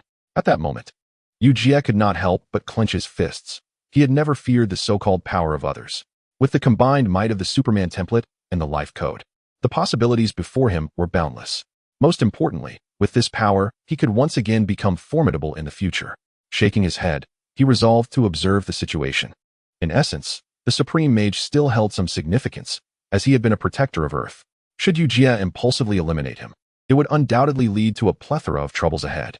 After all, there would always be reckless entities seeking to trouble the Earth. The Supreme Mage could resolve these issues, sparing Eugia from the need to rush to the planet's defense. Unbeknownst to the Supreme Mage, it was precisely due to Eugia's contemplations that he had narrowly avoided calamity. The power Eugia exhibited could easily have been sufficient to end his life without a second thought. Upon returning to Fog City, the Supreme Mage found no inclination to seek out Odin, suspecting that Odin had likely set a trap for him. Since the mage had a penchant for laying traps, there was no necessity for the Supreme Mage to engage in dialogue with him. If he despised this human, let him seek him out personally and experience the true extent of the human strength. Contemplating this, a smile crept onto the Supreme Mage's face, a rare sight for his disciples, who looked on in bewilderment, sensing a shift in their master. The Supreme Mage shook his head. Having not encountered such circumstances in many years, curiosity stirred within him. After all, he considered these matters relatively trivial. Meanwhile, Odin awaited the Supreme Mage's response in Asgard, confident that should the mage take action, Eugia, as a mere human, would stand no chance of survival. This thought led Odin to contemplate seeking Hela after Eugia's demise, compelling her to acknowledge her mistakes and subsequently sealing her away. For Hela posed a significant threat to Thor. Odin harbored uncertainties regarding Thor's current state, unsure if he could ascend to godhood in a brief span. His paternal instincts urged him to pave the way for his unfortunate son, alleviating as many troubles as possible. As a devoted father, Odin endeavored to fulfill his responsibilities to the utmost. As Odin began to orchestrate these plans, he was taken aback when, after a mere 3 days, he realized that the Supreme Mage had yet to respond to his messages. Though he did not dwell on this, when he projected his power onto Earth, he was astonished to discover that the wretched human was still alive. The man who had married his daughter was still among the living. Odin's fury was palpable. His power surged toward Earth, demanding an explanation from the Supreme Mage regarding this situation. Unfortunately, upon his power's arrival in Fog City, he found that the Supreme Mage seemed unwilling to meet with him. This piqued Odin's curiosity, yet he had no intention of engaging the Supreme Mage in battle, for he understood that the mage was far more complex than he appeared. Rather than continue in conflict, he resolved to visit his daughter and son-in-law. As a father, he would not tolerate such occurrences. At that moment, the arrival of the goddess was imminent, standing beside Odin. This matter concerns the children. You should refrain from intervening further. Each of them harbors their own thoughts and feelings. For instance, my disciple has been undergoing constant transformation, which I perceive as a positive development. The Queen of Asgard spoke, and Odin cast a bewildered glance at his wife. He had never anticipated that she would voice such sentiments to him. Nonetheless, for Odin, this situation was somewhat challenging to accept. However, since his wife had spoken, to refuse her would seem rather unreasonable. After all, maintaining the dignity of a god-king in Asgard is of paramount importance. Yet beyond that, there are numerous concerns that weigh on his mind. It is precisely due to this that Odin abandoned the idea of searching for his daughter and son-in-law on Earth. However, the queen's gaze exhibited an unusual intensity. Hela was not his biological daughter, yet he had raised her since childhood. Their relationship had not been particularly warm, but one could argue that he was indeed a maternal figure in her life. Furthermore, Odin's recent demeanor had not escaped the keen observation of the queen. She, the most formidable sorceress in the universe, could discern the true thoughts residing within each heart. Her intuition led her to suspect that her husband was not as straightforward as he appeared. It was conceivable that he might soon embark on a quest to find their daughter and son-in-law. Yet should she confide this to Hela? After all, she was still his daughter. A millennium ago, they had been able to communicate amicably. It was only the unrelenting wars that had drastically altered her character. To Odin, this change seemed beneficial, but to the queen, it was far from the demeanor one would expect from a girl, especially considering that the eldest daughter of the God King was the goddess of death. This title, in many respects, felt like a cruel irony, at least from the queen's perspective. If given a choice, she would wish for her child to possess agency and a future of her own. Chapter 47. The Peace-Loving Eugia. What transpired in Asgard was unknown to Eugia and Hela, who were far away on Earth. However, Hela's gaze towards Eugia had taken on a distinctly peculiar quality. After Eugia had just stepped out, Hela discreetly followed him. Upon witnessing his actions, she was utterly taken aback. She could sense that her partner was far more powerful than she had previously imagined. Most significantly, Eugia had just been drawn into a force of overwhelming might. Hela's body had yet to fully recover, leaving her unaware of the otherworldly realm that had ensnared Eugia. However, She could feel that the power within that dimension was immensely formidable, nearly rivaling that of her father. Yet, it was not long before Eugia emerged from it, which intensified Hela's bewilderment. She had not anticipated that the seemingly ordinary human she had encountered on Earth could possess such strength. Moreover, the power he wielded exceeded her expectations by a considerable margin. As the proud daughter of Asgard, Hela possessed formidable abilities, starkly contrasting with those of her two ineffectual brothers. She was naturally endowed with a terrifying power that would grow exponentially as she stood upon Asgardian soil. This very realization left Hela in a state of uncertainty. She questioned whether she could truly contend with Eugia.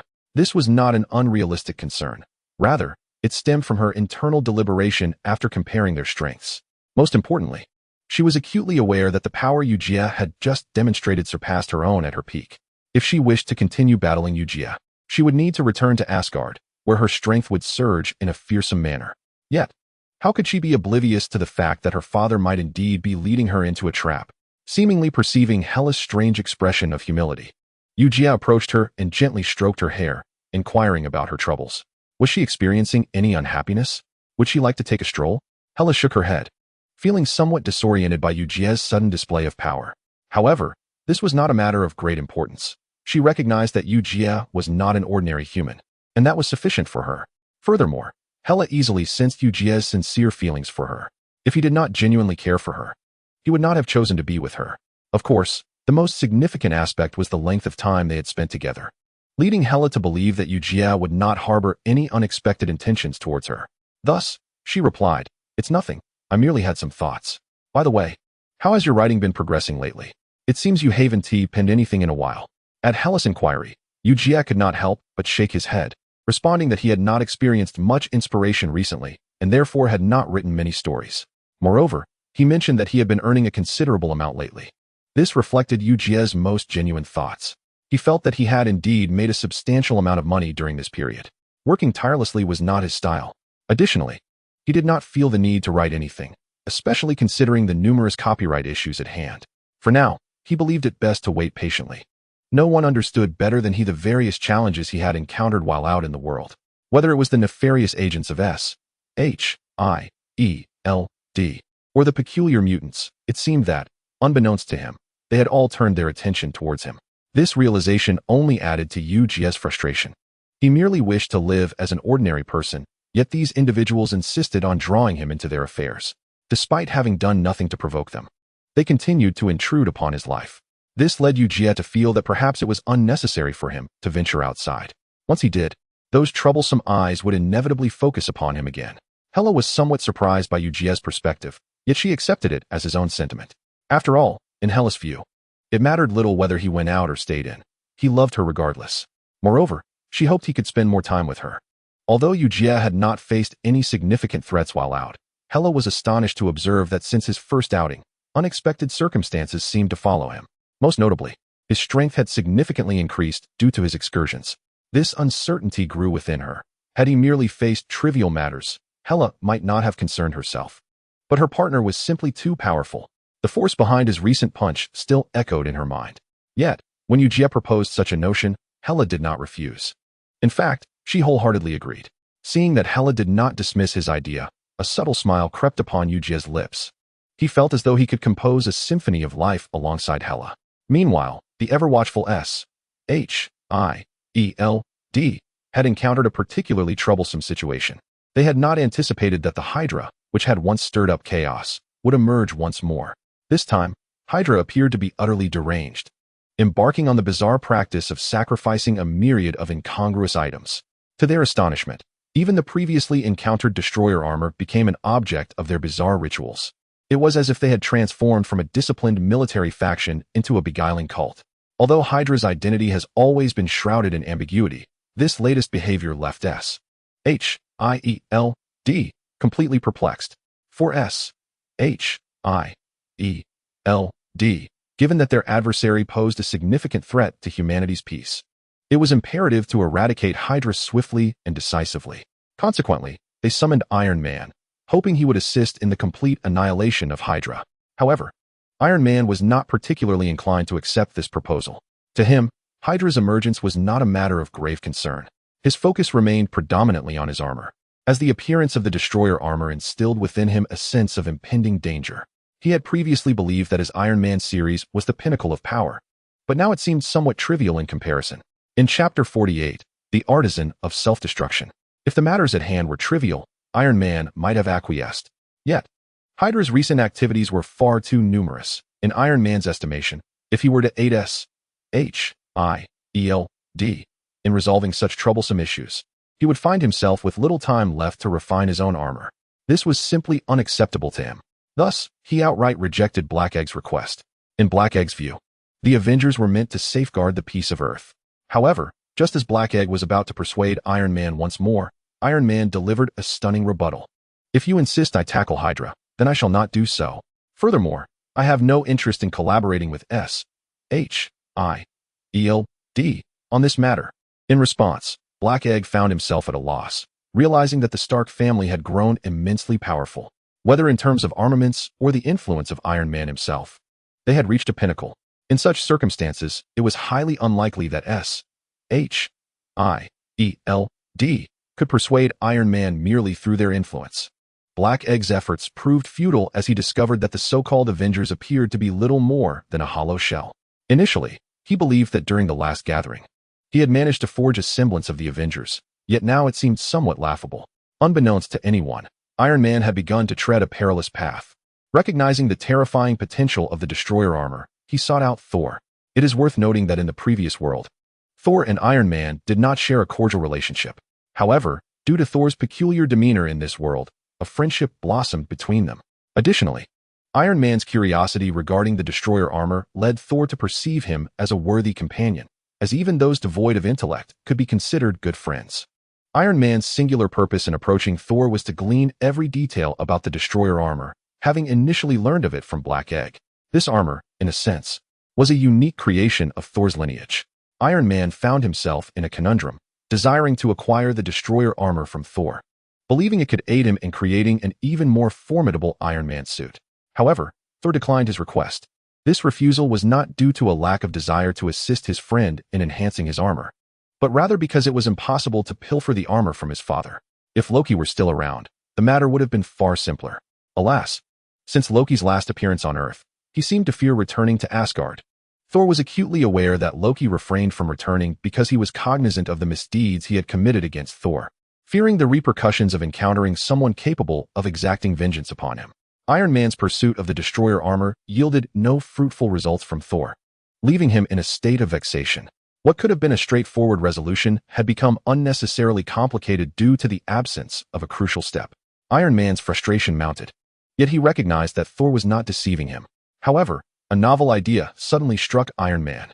He sensed that the destroyer armor seemed to possess its own consciousness. If that were the case, why couldn't his own armor be endowed with a degree of sentience? Should his armor acquire sufficient awareness, would that not signify a remarkable enhancement in its power? This notion ignited a determination within Iron Man to seek suitable materials to forge his own armored suit. This endeavor was of paramount importance, and concurrent with this, Iron Man resolved to seek Thor's divine assistance. After all, the destroyer armor was, strictly speaking, a divine artifact. While Iron Man was not well versed in the realm of deities, he reasoned that since a god was present in his vicinity, why not solicit the god's counsel? Thor readily acquiesced to Iron Man's request, viewing it as a trivial matter. With his powers restored, Thor believed he could recreate a destroyer armor without consequence. This very situation inadvertently precipitated Ultron's premature emergence. Indeed, what was initially meant to be created by Ant-Man was now being fashioned once again by Iron Man.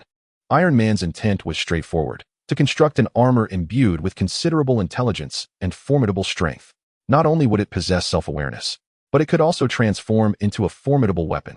With such aspirations, Iron Man delved into his research, and with Thor's assistance, the process unfolded with remarkable efficiency. As the research progressed, Iron Man was astonished to discover that the armor he was creating was destined to traverse an irrevocable path. This path was one he had never anticipated, yet Iron Man found himself captivated by it. He understood that should he succeed in crafting this armor, the entire world would herald his triumph. Furthermore, his Iron Man suit would once again achieve greatness. Initially, Thor had not entertained many thoughts on the matter, believing that the design of armor was a simple endeavor. However, He had not anticipated that Iron Man's ingenious ideas would lead to the creation of an entirely different reality. Under the impetus of this new world, Thor too found himself on an irrevocable path. Within a mere 6 months, a new Iron Man armor was birthed. No one could have foreseen that on the very night it was completed, it would mysteriously vanish. The following day, when Thor and Iron Man awoke from the laboratory, they were astonished to discover that the armor they had created was nowhere to be found. As Iron Man prepared to employ technological means to recover his armor, he was astounded to find that it seemed to bear no connection to him whatsoever. Unbeknownst to him, an unexpected occurrence was unfolding. The armor, crafted in his image, had given rise to an entirely distinct consciousness.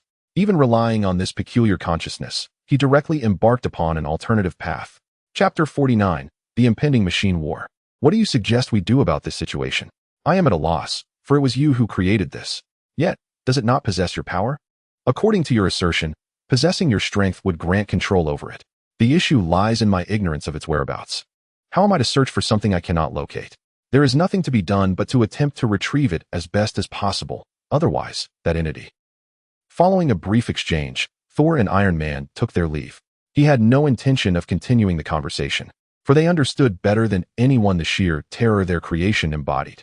Initially, they believed that the most crucial aspect of crafting an armor was its lethality. Thus, they infused it with unparalleled and dreadful killing intent.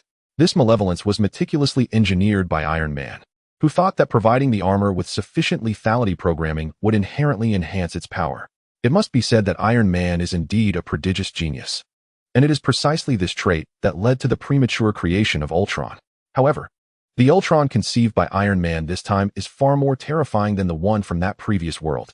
After all, having prioritized lethality, Iron Man felt that since it possessed self-awareness, it should be endowed with a unique attribute.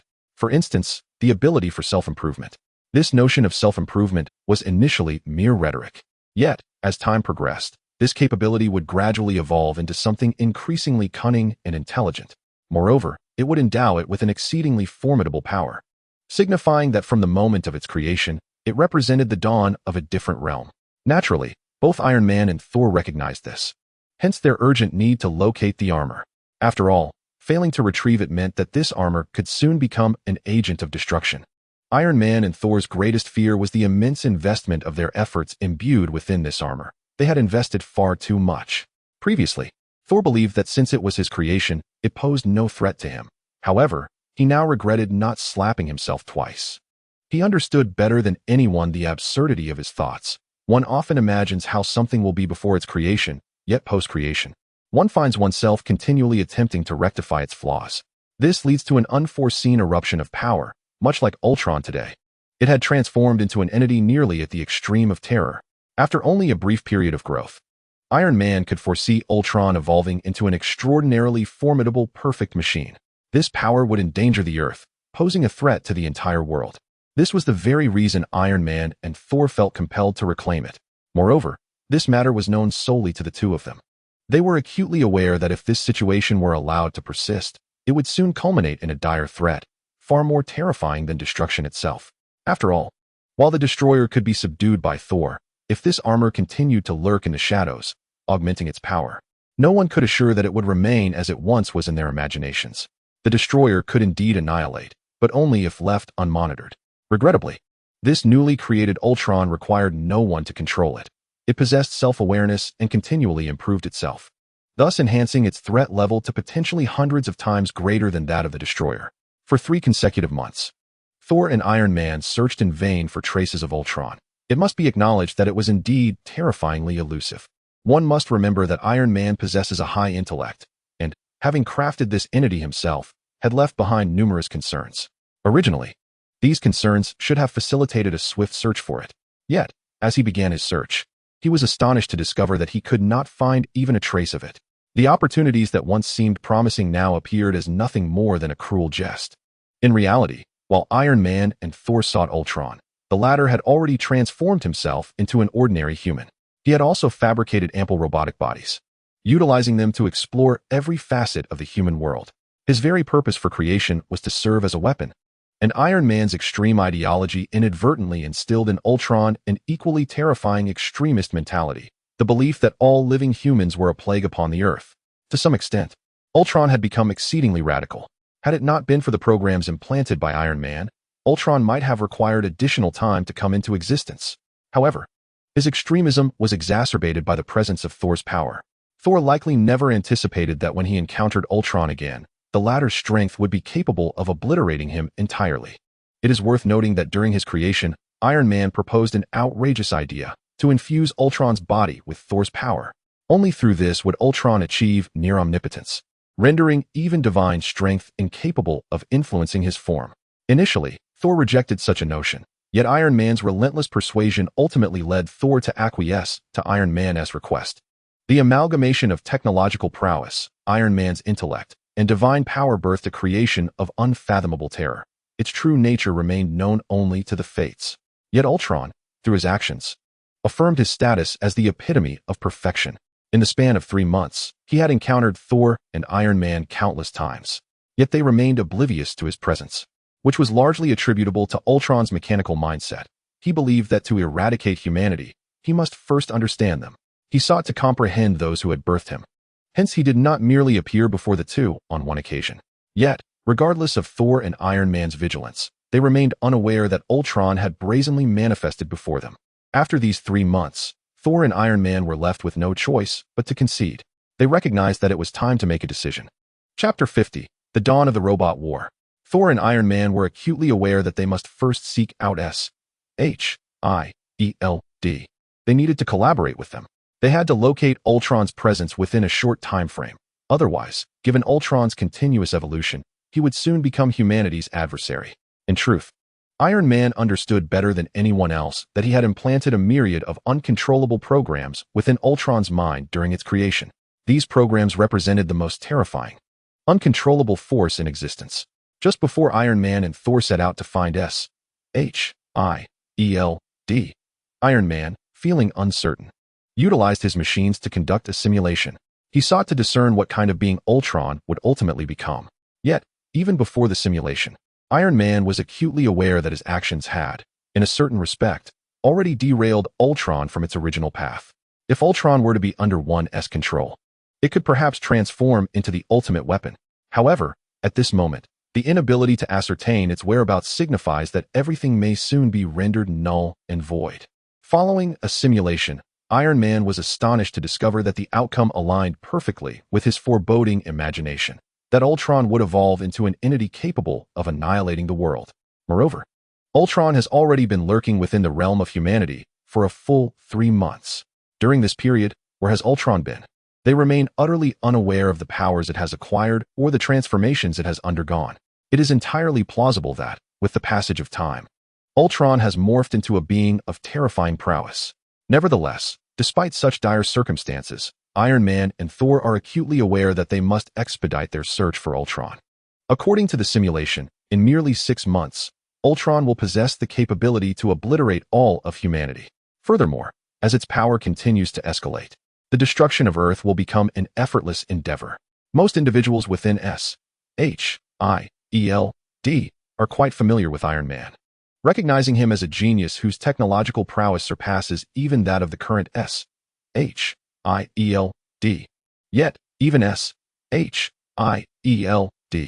did not foresee that Iron Man, in the absence of their assistance against Hydra, would take matters into his own hands, crafting armor that could annihilate all of humanity. When Black Widow learned of this news, she nearly toppled from her seat. After all, she never envisioned that Iron Man could concoct such a predicament. However, she understood that, regardless of Iron Man's mischief, it was incumbent upon her to clean up the mess. Subsequently, S.H.I.E.L.D. utilized its authority to issue an urgent alert to humanity, cautioning them to be wary of various intelligent devices that could soon morph into lethal weapons.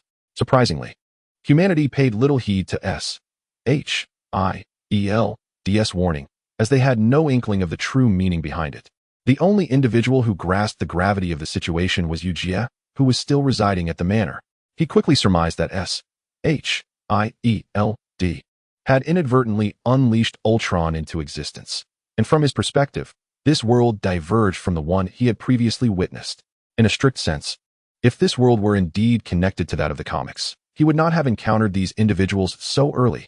Nevertheless, this revelation astounded Eugia. From the news, he deduced that Ultron had indeed come to life. Yet, whether Ultron was genuinely alive or merely created remained uncertain. However, with Iron Man's arrival, Eugia swiftly connected the dots. It was highly probable that Tony Stark was involved, otherwise, Iron Man would not have made the effort to warn him about the intelligent devices at home transforming into lethal threats. From Iron Man's words, Eugia concluded that Ultron must still be a creation of Stark, for otherwise, he would not be so concerned for him. Their friendship assured that Iron Man would certainly alert him, yet Eugia remained uncertain of Ultron's current stage of evolution. Villains invariably acquire greater power in a short span. As Iron Man spoke, Eugia began to speculate whether Ultron had been created long ago, perhaps having escaped due to its exceptional intelligence, leading Iron Man to issue such a notification upon failing to locate it. It must be said, even as a mere bystander, Eugia's predictions were remarkably accurate. Everything unfolded as he had surmised, yet just as he began to ponder Ultron's next moves, Ultron made an unexpected appearance. Accompanying Ultron was his legion of robotic minions. Who could have anticipated that he would emerge so boldly in such a brief time? Not only was he present, but Ultron had also assembled an entire robotic army within those 3 months. The sheer magnitude of this force was staggering, far surpassing Iron Man's expectations. In Iron Man's original speculation, he believed Ultron would quietly amass power until it was sufficient to mobilize all machines under its control to unleash devastation upon humanity. Yet, he never anticipated Ultron's audacity to act so brazenly, opting to create a vast army instead of employing stealth. This revelation allowed Iron Man to breathe a sigh of relief. If Ultron merely intended to create a so-called army, it would not pose any substantial threat to Earth. After all, the notion that Ultron could utilize existing machines to exterminate humanity was rather fantastical. At least from Iron Man's perspective, he believed his technological expertise would suffice to neutralize Ultron. The once formidable dilemma now appeared trivial, prompting Iron Man to exhale in relief. Indeed, he had overestimated Ultron. In essence, it was merely a creation of his own making. What harm could it truly inflict? Chapter 51, Transformers vs. Iron Man. In the past, Iron Man harbored considerable trepidation towards Ultron, for he alone understood the immense effort he invested in its creation. He even equipped Ultron with a plethora of weapons. Should these weapons evolve, Ultron would undoubtedly become the most formidable weapon crafted by Iron Man. However, while Iron Man was preoccupied with his concerns, Ultron brazenly emerged, assembling an army without resorting to any covert tactics. This formation exacerbated the situation drastically. Iron Man, in turn, commenced the creation of his own robotic forces, insisting that S.H.I.E.L.D. refrain from intervening in this conflict. After all, strictly speaking, this was a domestic issue for Iron Man himself. Were S.H.I.E.L.D. to meddle, it would be quite embarrassing for him. Even Thor, who initially wished to join the fray, found himself declined by Iron Man. To Iron Man, this was entirely his predicament. Having made a mistake, he believed he ought to shoulder the consequences himself. On this matter, Iron Man was unwilling to delegate responsibility. With such confidence, Iron Man faced no opposition. However, none could have foreseen the extent of his misfortune. Upon arriving at the battlefield in his armored suit, Iron Man was shocked to discover that his robotic forces were utterly ineffective. Before he could even engage, they had already turned against him. Indeed, Ultron's power had solidified. Aside from Iron Man's own armor, every other robot hastily constructed by Iron Man had been subverted. These robots launched an immediate assault on Iron Man. He found himself unable to modify their internal programming. Witnessing this scene, Iron Man could only shake his head in dismay, since he could not rely on his subordinates. He resolved to unleash his own might to quell the chaos. After all, this was a mess of his own making. It must be said that Iron Man's aspirations are indeed admirable, yet the reality is strikingly harsh. His might is undeniably formidable, a fact clearly evidenced in his previous armors. Moreover, the devastation wrought by the Destroyer, coupled with his experiences in creating Ultron, has led Iron Man to conceive numerous innovative ideas for his armor. These fresh concepts inadvertently transformed into weapons, which fueled Iron Man's anticipation for chaos. However, he could never have anticipated that these weapons would hold no significance for Ultron. Just as he completed the creation of these armaments and prepared to launch an assault on Ultron, all the robots coalesced into a formidable transformer. At that moment, Eugia, witnessing this battle, immediately thought of Transformers. He could hardly believe that his adversary was capable of conjuring such a marvel. In truth, Eugia was no stranger to such entities, yet he was astonished by Ultron's prowess in manifesting a transformer during this period. Both Eugia and Iron Man were taken aback, but Iron Man had no choice. After all, he was responsible for this calamity and must resolve it himself. Unfortunately, this notion remained merely an aspiration, as countless robots amalgamated into a colossal transformer. At that moment, Ultron became one with this creation, and the devastation unleashed by the transformer was unfathomable. It could be said that Ultron epitomized Iron Man's magnum opus. Perhaps even Tony himself could not have foreseen that the weapon he fashioned could lead to such a spectacle. Within the span of merely 2 rounds, Iron Man was whisked away by Thor. Though Thor did not actively engage in this confrontation, he remained on the periphery, observing the unfolding events. Upon a brief glance, he swiftly realized that Iron Man's attempt to leverage his strength to vanquish his foe was utterly futile. The transformer was simply too immense, and its arsenal was overwhelmingly vast. The battle was rife with unpredictability. One moment it wielded machine guns, and the next it transformed into lasers, a veritable escalation of power. Most importantly, Thor sensed the presence of his own strength within this transformer. Clearly, Ultron had not only perfected himself, but had also amplified the powers he had previously acquired. In an instant, Thor felt that he was likely no match for this entity. This was not a figment of imagination, but a harsh reality. Upon realizing that his own power manifested within the transformer, Thor's first thought was one of dread. Having previously disregarded warnings and colluded with Iron Man, he now found himself in a predicament, unable to voice his distress. Ultimately, he understood that the consequences were of his own making, and salvaging the situation would be an uphill battle. Although Thor wished to partake in the fray, he felt incapable of doing so. In that moment, he recalled his sister in the manor, believing she would not remain passive. Thor had previously sought Hela's assistance on several occasions, yet to her, he was merely a nuisance. Despite her explicit refusals, he persisted in visiting her, even shamelessly playing the sycophant to win favor with his spouse, Eugia. Due to his awakening of the Codex of Life, Eugia found Thor's demeanor somewhat peculiar. He could sense that, despite Thor's odd appearance, there resided within him a potent force. This realization piqued Eugia's curiosity regarding Hela's true identity. Initially, Hela claimed to be an orphan, yet Thor's emergence complicated matters. Now, the power within Thor seemed to suggest that Hela might not be as uncomplicated as he had presumed. However, these musings did not linger long in Eugia's mind. Hela was undoubtedly his wife, and questioning her lineage held no practical significance. Instead, he resolved to focus on the more pressing matter of fathering a child with her. This time, Thor sought Hela with a singular purpose, to request her intervention in rectifying his mistakes, deeming it unnecessary to involve their father in the resolution, as it was well known that he was not entirely sound of mind. Chapter 52, Leave. Thor harbored thoughts of seeking aid from his sister. He perceived this as a potential avenue for communication. His desire for Hela stemmed from a wish to mend their previously strained relationship.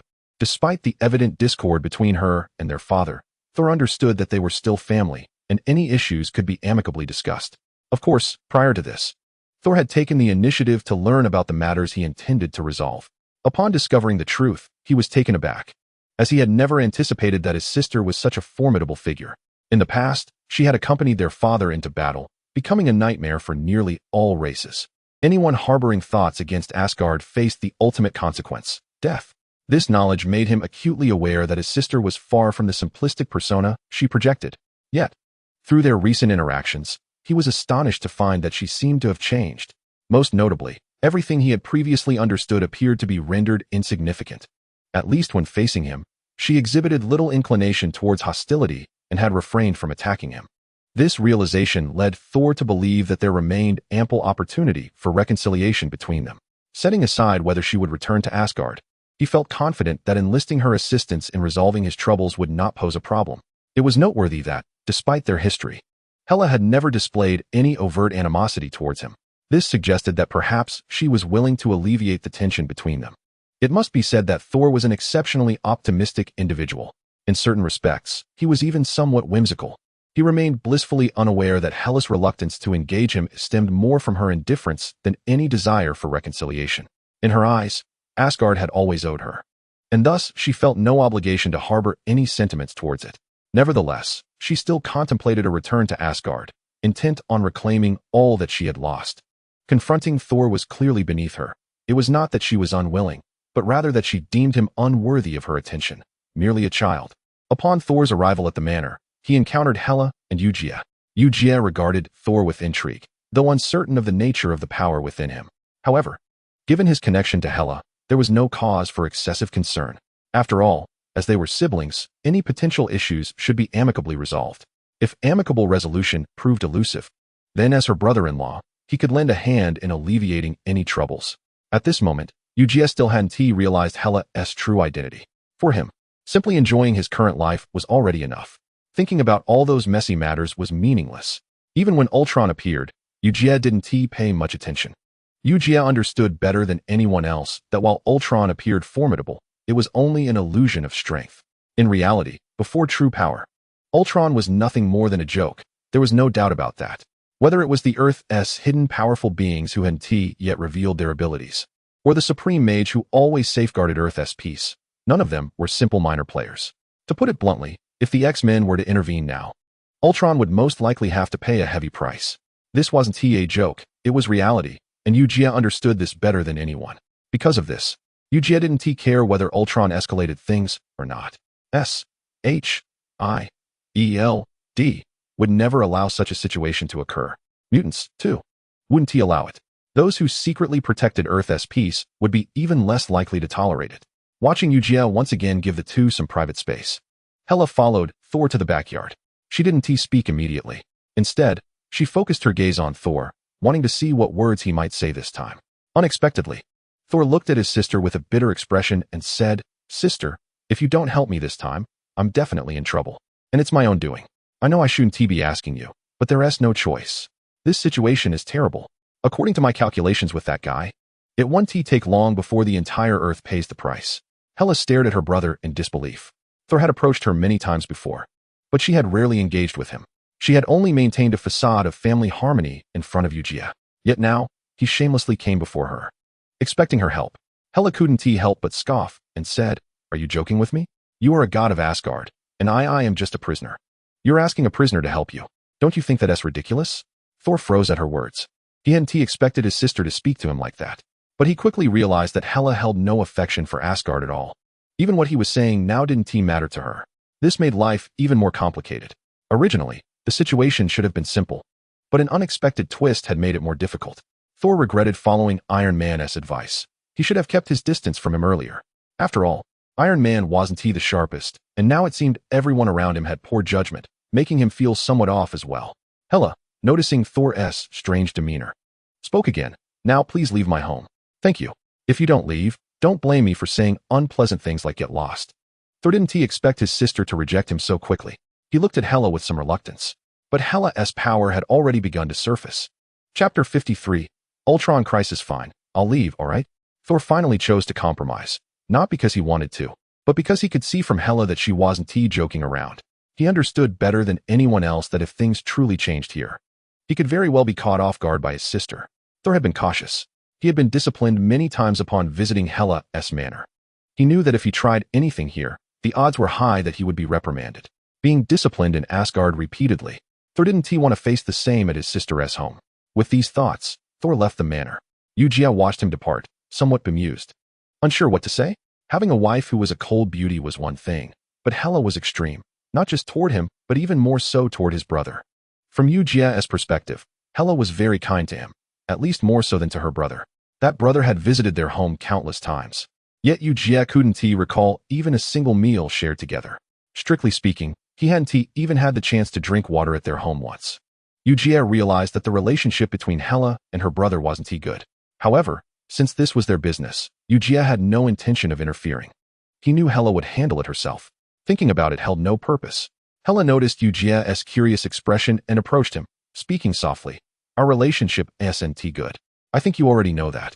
But perhaps in the future, this matter might give you an answer." Eugia nodded. He didn't expect Hela to make any promises to him. This was her choice. If she thought it was okay, she would act. He was willing to be the man behind her. After leaving Hela's manor, Thor grew even more frustrated. When he had sent Iron Man back to S.H.I.E.L.D, he had confidently promised that he would find someone to help resolve this trouble. Iron Man thought he had everything under control. Now, Thor felt a chill. What he had thought would be simple had become complex due to his sister's refusal. A realization flashed through his mind. But this time, The thought involved Asgard. He hadn't forgotten that a very powerful presence remained there, his father, King Odin. Ultron seemed formidable on Earth, but Thor wasn't foolish. He knew Ultron's true strength. If he couldn't deal sufficient damage to Ultron himself, bringing his father into the matter would make things much simpler.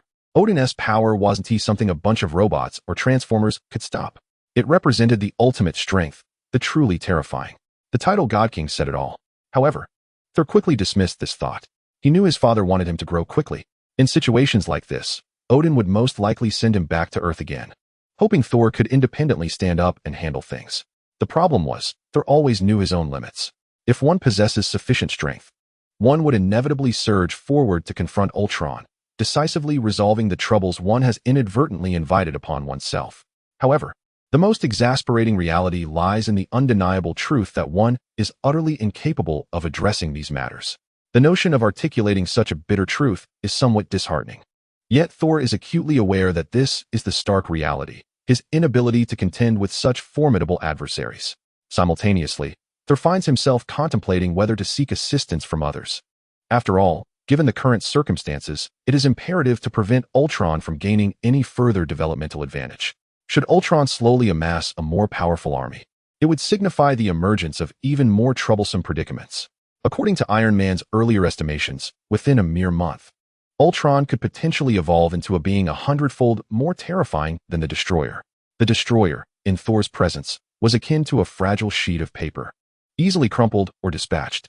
Yet, even the smallest ant, magnified 100-fold, would no longer be perceived as insignificant. The fearsome potential of an ant, once augmented, is palpable, and Thor is certainly no fool. From Iron Man's words, he can discern that Iron Man is not misleading him. Moreover, Thor possesses a profound understanding of Iron Man. He knows that Iron Man often minimizes the gravity of a situation, concealing the extent of the troubles that lurk beneath the surface. It must be said that, to some degree, matters have escalated into a dire predicament. Even Thor, at this juncture, is at a loss as to whom he might turn for assistance. To strictly rely on his own powers to resolve this adversary would be akin to chasing a delusion. Thor harbors plenty of thoughts, yet he understands that mere thoughts are futile without the requisite strength to confront the issue at hand. He begins to ponder how he has previously navigated through similar troubles. At this moment, Ultron exacerbates the situation, for it had long since devised a plan to eradicate all of humanity on Earth. Its robotic legions have begun to take shape. Yet Ultron remains unsatisfied, yearning for an even larger force, one that could surpass humanity in number. Thus, even if some were to be lost, it could swiftly replenish its ranks. Chapter 54, The Confidential Couple. Ultron is a being of pure robotics, yet as time progresses, coupled with the incessant evolution of its intelligence, it has, to a certain extent, become more formidable than humankind. Furthermore, its ability to harness electronic energy to enhance itself renders Ultron's terror exceedingly extreme. Previously, Iron Man had not given this much thought, believing that, as Ultron's creator, he could resolve any issues that arose. However, as challenges multiplied, Iron Man must now concede that he has indeed underestimated Ultron. In this era, Ultron thrives, adeptly utilizing the network to orchestrate a series of offensive and defensive maneuvers. It transforms all non-intelligent beings into sentient entities, collectively referred to as robots. Yet their threat extends beyond mere offense. Their defensive capabilities are equally formidable. Iron Man can ascertain this with certainty, having sought out Ultron's whereabouts on multiple occasions. Yet to this day, he remains unaware of its location. After Ultron's previous display of its robotic forces, it vanished without a trace. As if it had never graced the Earth. Iron Man is no fool. Ultron has revealed its might. It is inconceivable that it would leave unnoticed. Rather, it seeks to flaunt its power, perhaps to prepare for an even greater emergence. This notion, while somewhat terrifying, is not beyond the realm of reality for Iron Man. He understands that with the passage of time, Ultron will absorb more power, becoming increasingly formidable. If, prior to this, Iron Man believed he could manage the situation, such thoughts have now dissipated. After all, he is more acutely aware than others. Ultron requires but a sliver of opportunity to grow, and its pace of evolution is astonishingly rapid, far beyond what a mere mortal can contend with. Though Iron Man has received encouraging news from Thor, he has not forgotten the necessity of fortifying his own capabilities. He is acutely aware that relying on others is ultimately insufficient. He must enhance his own strength. Most importantly, Iron Man is not one to concede defeat. As the creator of Ultron, he feels an inherent responsibility to rectify the consequences of his creation. The prospect of having plunged Earth into a crisis of annihilation is a burden he cannot bear. Merely contemplating this reality sends shivers down his spine. It must be acknowledged that, to some extent, Iron Man possesses a profound sense of responsibility, likely born from the tumultuous changes in the world and the tribulations he has faced. Otherwise, he would not have transformed into the individual he is today. This realization had already dawned on Eugia previously. He recognizes that Iron Man's character has shifted slightly as a result of these adversities, a change that is undoubtedly positive. Iron Man has become more empathetic than the version who once existed in a different world. It is through a series of trials that he has awakened to his humanity, rendering him nearly indistinguishable from an ordinary person. However, it seems that the recent, intense hardships have precipitated a rapid transformation within him. Yet, this change is only apparent to those whom Iron Man acknowledges. Should he not recognize you, you would lack even the privilege to converse with him. He remains the same coldly observant figure. Unbeknownst to many, Ultron's troubles have ascended to a heightened level, as everyone within S.H.I.E.L.D. begins to heed Iron Man's directives, readying themselves for the forthcoming plans. Previously, Black Widow had regarded Iron Man's integration into S.H.I.E.L.D. as a fortuitous development. After all, the prospect of Iron Man gradually avenging the Alliance is a matter of immense pride. The Stark family's strength is well known to S.H.I.E.L.D. They are individuals capable of collaborating with the military to orchestrate significant events. Yet, Black Widow could hardly have anticipated that Iron Man would not only possess formidable strength, but also remarkable design capabilities, crafting a robot capable of world annihilation. According to simulations conducted by Iron Man and S.H.I.E.L.D., the power possessed by this creation could escalate to terrifying levels in a remarkably short span. The destruction of Earth could be achieved within mere days, effectively dismantling the planet from within. Black Braised Egg could never have anticipated the horrifying events that would unfold before him. The Earth appeared to be so tranquil, so stable. Yet for reasons unknown, a cacophony of chaotic incidents had recently surged forth. This turmoil thwarted his plans for vengeance, leaving none of his schemes within reach of fruition. In plain terms, the Avengers lacked even the most rudimentary framework, not due to ignorance, but rather because Black Braised Egg himself had no superior alternatives. He was aware of formidable entities, yet these powerful beings were disinclined to form the so-called King's Alliance. Even the Hulk from the Eugia Manor, despite his many musings, remained merely a figment of Black Braised Egg's imagination. Setting aside whether the Hulk would be amenable to joining his Avengers, he faced insurmountable obstacles posed by Eugia himself. In order to recruit the Hulk for S.H.I.E.L.D., the first hurdle was Eugia, and Black Braised Egg was reticent to utter a single word regarding this couple, for he was oblivious to the extent of their immense power. The classified files of S.H.I.E.L.D. had already marked this couple with the label of top secret. Such confidential documentation surely stemmed from an individual's identity. Yet who could have foreseen that S.H.I.E.L.D. had deemed it necessary due to their overwhelming strength? The terror of such power spoke volumes, compelling Black Braised Egg to bow his head in acknowledgement. Chapter 55. The director takes action. While Thor and Iron Man were actively seeking methods to save the Earth, Black Braised Egg did not halt his own endeavors. He understood better than anyone that these individuals were engaged in serious business, marked by a high degree of professionalism. However, entrusting them with the task of saving the Earth would undoubtedly complicate matters to an extraordinary degree, a reality he had to concede. This was precisely what he wished to avoid. Long before, Black Braised Egg had begun reaching out to others, including mutants. This was a pursuit he was most reluctant to undertake, as the number of genuinely virtuous mutants was alarmingly scarce. The X-Men could be considered one such group. Yet those individuals seemed perpetually preoccupied with the notion of peaceful coexistence with humanity, an exceedingly naive perspective in Black Braised Egg's view. In many respects, mutants represented the next stage of human evolution, belonging to a higher order of beings.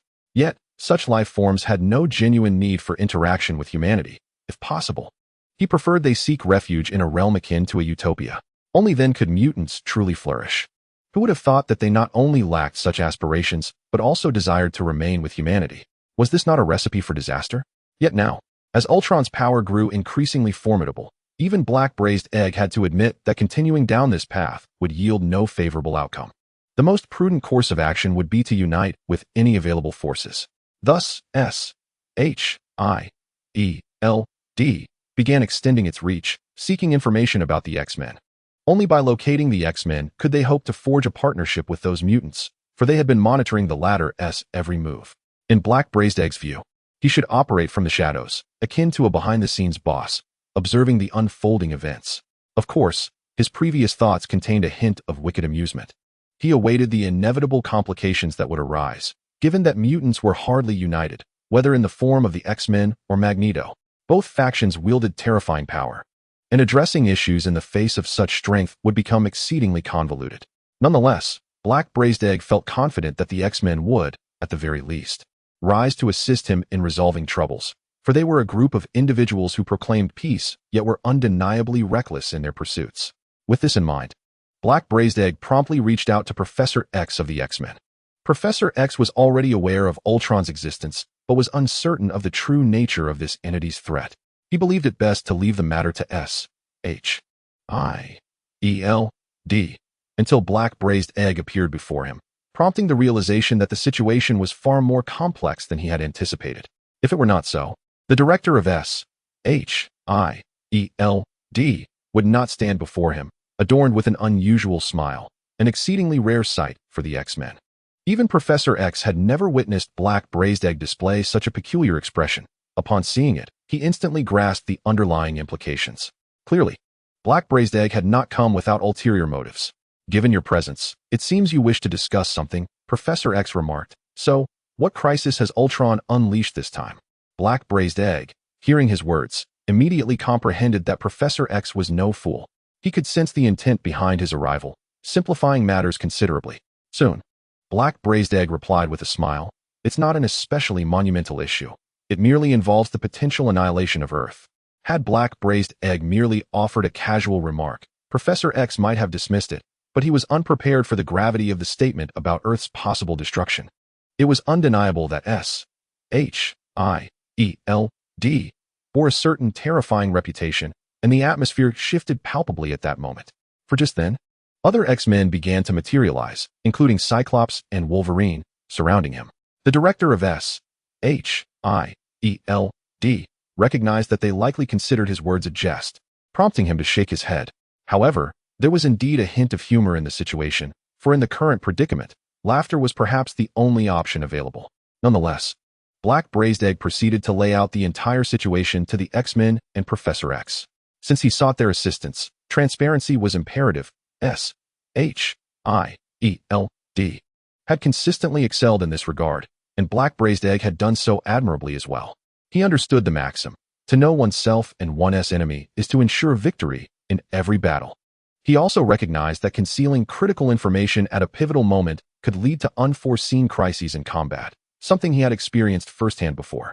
Thus, he was determined to prevent such occurrences from happening again. It must be said that Black Braised Egg was deeply contemplative. As he divulged all there was to know about Ultron, Professor X was the first to be taken aback. However, he soon contemplated whether to seek out Ultron himself, utilizing his abilities to reprogram the entity. Yet this notion was swiftly dismissed. Although he was uncertain of Ultron's true nature, it was evident that he was merely an artificial intelligence. Such an entity lacked the cognitive framework of humanity. Therefore, attempting to control him would be akin to chasing a dream. The likelihood of failure was high, and failure rendered the endeavor unnecessary. Meanwhile, Black Braised Egg noticed a subtle shift in the gazes of those present, prompting him to smile once more. Regardless, everything has been laid bare, and now it rests upon the counterpart to make their choice, for such is the nature of the present circumstances. To declare something as good does not inherently render it so, nor does labeling it as bad denote an outrageous extent of negativity. After all, the Earth has not been utterly obliterated, which may be considered the most favorable news of all. As the introduction by the Black Egg unfolded, the X-Men fell into a contemplative silence. Chapter 56, The Tidings of Ultron. Both parties refrained from squandering excessive time in this arena, as the director of S.H.I.E.L.D. had numerous pressing matters to attend to. The Black Egg was acutely aware that his pursuit of mutants was merely a quest for collaboration. It sufficed for him if the other party acquiesced to his requests. However, should they refuse, there was no need for him to squander time in vain. Given the current speculations, It appeared that Ultron might soon emerge once more with deadly intent, should he be unable to command the front line. Who could predict what further calamities might ensue? Notably, it was Professor X who ultimately represented the X-Men in granting the Black Egg's request. This revelation brought a sigh of relief to the Black Egg, who recognized that his visit was, in essence, a gamble. Should fortune favor him, it could potentially double their combat efficacy. Yet, a misguided wager might lead to irrevocable loss. Undeniably, the concept was compelling. Events seemed to unfold in accordance with the Black Egg's aspirations, though they had not yet reached a critical juncture. Meanwhile, the Black Egg received an even more troubling piece of news. This information came from Iron Man, who had been tirelessly researching methods to subdue Ultron. According to earlier predictions, Ultron was poised to significantly enhance its artificial intelligence in the near future. Such advancements typically require time to cultivate, yet in Ultron's case, this notion was entirely absent. It appeared that Ultron existed in a state of rapid evolution, advancing with alarming speed whenever it desired strength. Because of this, Iron Man was diligently seeking even the slightest opportunity. Any notion expressed online would inevitably leave traces behind. However, despite his exhaustive efforts, Iron Man had failed to uncover any sign of Ultron. Yet, during a recent, casual inquiry online, he was astonished to discover Ultron's presence. It seemed that Ultron was employing the internet for obfuscation while simultaneously constructing its own digital dominion. Initially, this revelation astonished Iron Man, as he had not anticipated that Ultron would engage in such activities online. However, upon reflection, he quickly grasped that Ultron was still in the process of amassing power. Once Ultron completed its adjustments and revealed its true capabilities, Iron Man would undoubtedly find himself outmatched, regardless of his intentions. Fortunately, Ultron appeared to be exercising a degree of restraint, not yet unveiling its full ferocity, and was still in search of opportunities. Seizing this moment, Iron Man deemed it the long-awaited opportunity he had been waiting for, and he began to collaborate with S.H.I.E.L.D. to ensnare Ultron in an elaborate trap. Given the unpredictability of Ultron's forthcoming actions, it was prudent to strike before it could initiate any offense. Only by executing a sudden and decisive maneuver could they hope to impede Ultron's advance. Upon his return, the Black Egg learned of Iron Man's strategy and expressed his wholehearted agreement. This approach was indeed commendable. Eliminating Ultron before it could bring devastation upon Earth afforded ample room for tactical maneuvering. For this reason, the Black Egg dispatched all personnel at his disposal. They needed to simplify the impending conflict, and the first step toward simplification was to possess sufficient strength. It must be said that a sound idea must be swiftly executed. And S.H.I.E.L.D. possessed the capability to do just that. In a mere span of 2 days, Iron Man and S.H.I.E.L.D. successfully pinpointed Ultron's location once more. Before either could act, the X-Men relayed new intelligence to S.H.I.E.L.D., expressing their desire to probe Ultron's current state. After all, the X-Men did not possess overwhelming collective strength, but their individual combat prowess was formidable. Initially, the Black Egg contemplated dissuading them, but upon recalling their identities as mutants, he ultimately relinquished the thought of persuasion. Having allies willing to assist him in withstanding Ultron was indeed advantageous. Shortly thereafter, Iron Man utilized his technological prowess to directly ascertain Ultron's coordinates, launching additional robotic suits in an effort to secure Ultron's location. However, just as Iron Man initiated his actions, Ultron seemed to have caught wind of the maneuver. Due to its recent continuous learning and evolution, Ultron experienced a qualitative enhancement in both strength and intelligence. Consequently, it swiftly detected Iron Man's presence. In the same vein, Ultron contemplated dismantling Iron Man's aspirations, for even though Iron Man had created it, Ultron deemed humanity to be a species devoid of existential necessity on this planet. This notion had taken root in Ultron's consciousness, a stubborn conviction that destruction of all humanity represented the singular, most meaningful endeavor in existence. Soon after, the mutants sprang into action, guided by the coordinates provided by Iron Man and S.H.I.E.L.D. They located Ultron's temporary base. It was deemed temporary due to its function as merely a storage facility for Ultron's robots. During this time, Ultron had been incessantly manufacturing robots. Yet these automatons lacked the ability to operate autonomously. Thus, Ultron established further robotic bases, enabling it to better manage the newly created robots. Moreover, when the need for combat arose, Ultron could swiftly awaken these machines. Undeniably, Ultron's intellect had transcended the capabilities of humanity in many respects, functioning as a living entity, albeit an entity whose cognitive faculties were fully realized. Iron Man and S.H.I.E.L.D. employed their surveillance techniques to observe the impending clash. They believed this was an opportune moment to gauge the extent of Ultron's development, especially considering the sheer terror Ultron had previously exhibited, one that even S.H.I.E.L.D. could not swiftly resolve. At that moment, Thor returned to S.H.I.E.L.D., eager to address the turmoil. Chapter 57, Mutants vs. Ultron. So these are the mutants? The advanced evolutionary beings among you humans? Thor inquired, gazing at the mutants on the battlefield. The black egg beside him nodded in affirmation. Yet, Thor's curiosity deepened as he observed the potent energies coursing through their forms. Astonished that humanity could possess such formidable strength. Truly, this vast world is filled with wonders beyond comprehension. The black egg could not help but glance once more, finally understanding why Thor and Iron Man had forged such a strong friendship. Both were not particularly adept at conversing with others, after all. Who among ordinary people would engage in such dialogue? Moreover, in front of humans, Iron Man nodded at this moment, as he strongly agreed with what Thor had said. In his view, the existence of mutants, in a certain sense, no longer qualified as human. What makes humans human is largely because they possess the characteristics of ordinary people to a certain extent. Even Iron Man himself, his industries, everything he had, was merely due to him being slightly smarter than the average person. But what about mutants? Whether it's their brains, their bodies, or their powers, to some extent, they can no longer be considered human. However, Iron Man also knew that it was meaningless to bring that up now. Even if the other party had diverged from everything human, when humanity and Earth faced danger, they had still stepped forward to fight. The battle hadn't yet begun, but Thor here couldn't help but frown. He found the mutants' power to be very strong. But what was more important was that the enemy seemed to be making no moves. This time, Ultron was quite different from before. Most importantly, Ultron had not deployed his robot army on a large scale this time. In the last battle, Ultron deployed his robot army. In the previous battle, Ultron had unleashed his robot army. These robot troops were, to some extent, Ultron's capital for survival, his offensive weapons, and his defensive shields. But why hadn't he deployed them in this battle? Thor looked at Iron Man beside him with some confusion. Just then, Iron Man also frowned. He had actually found this robot base mostly by luck.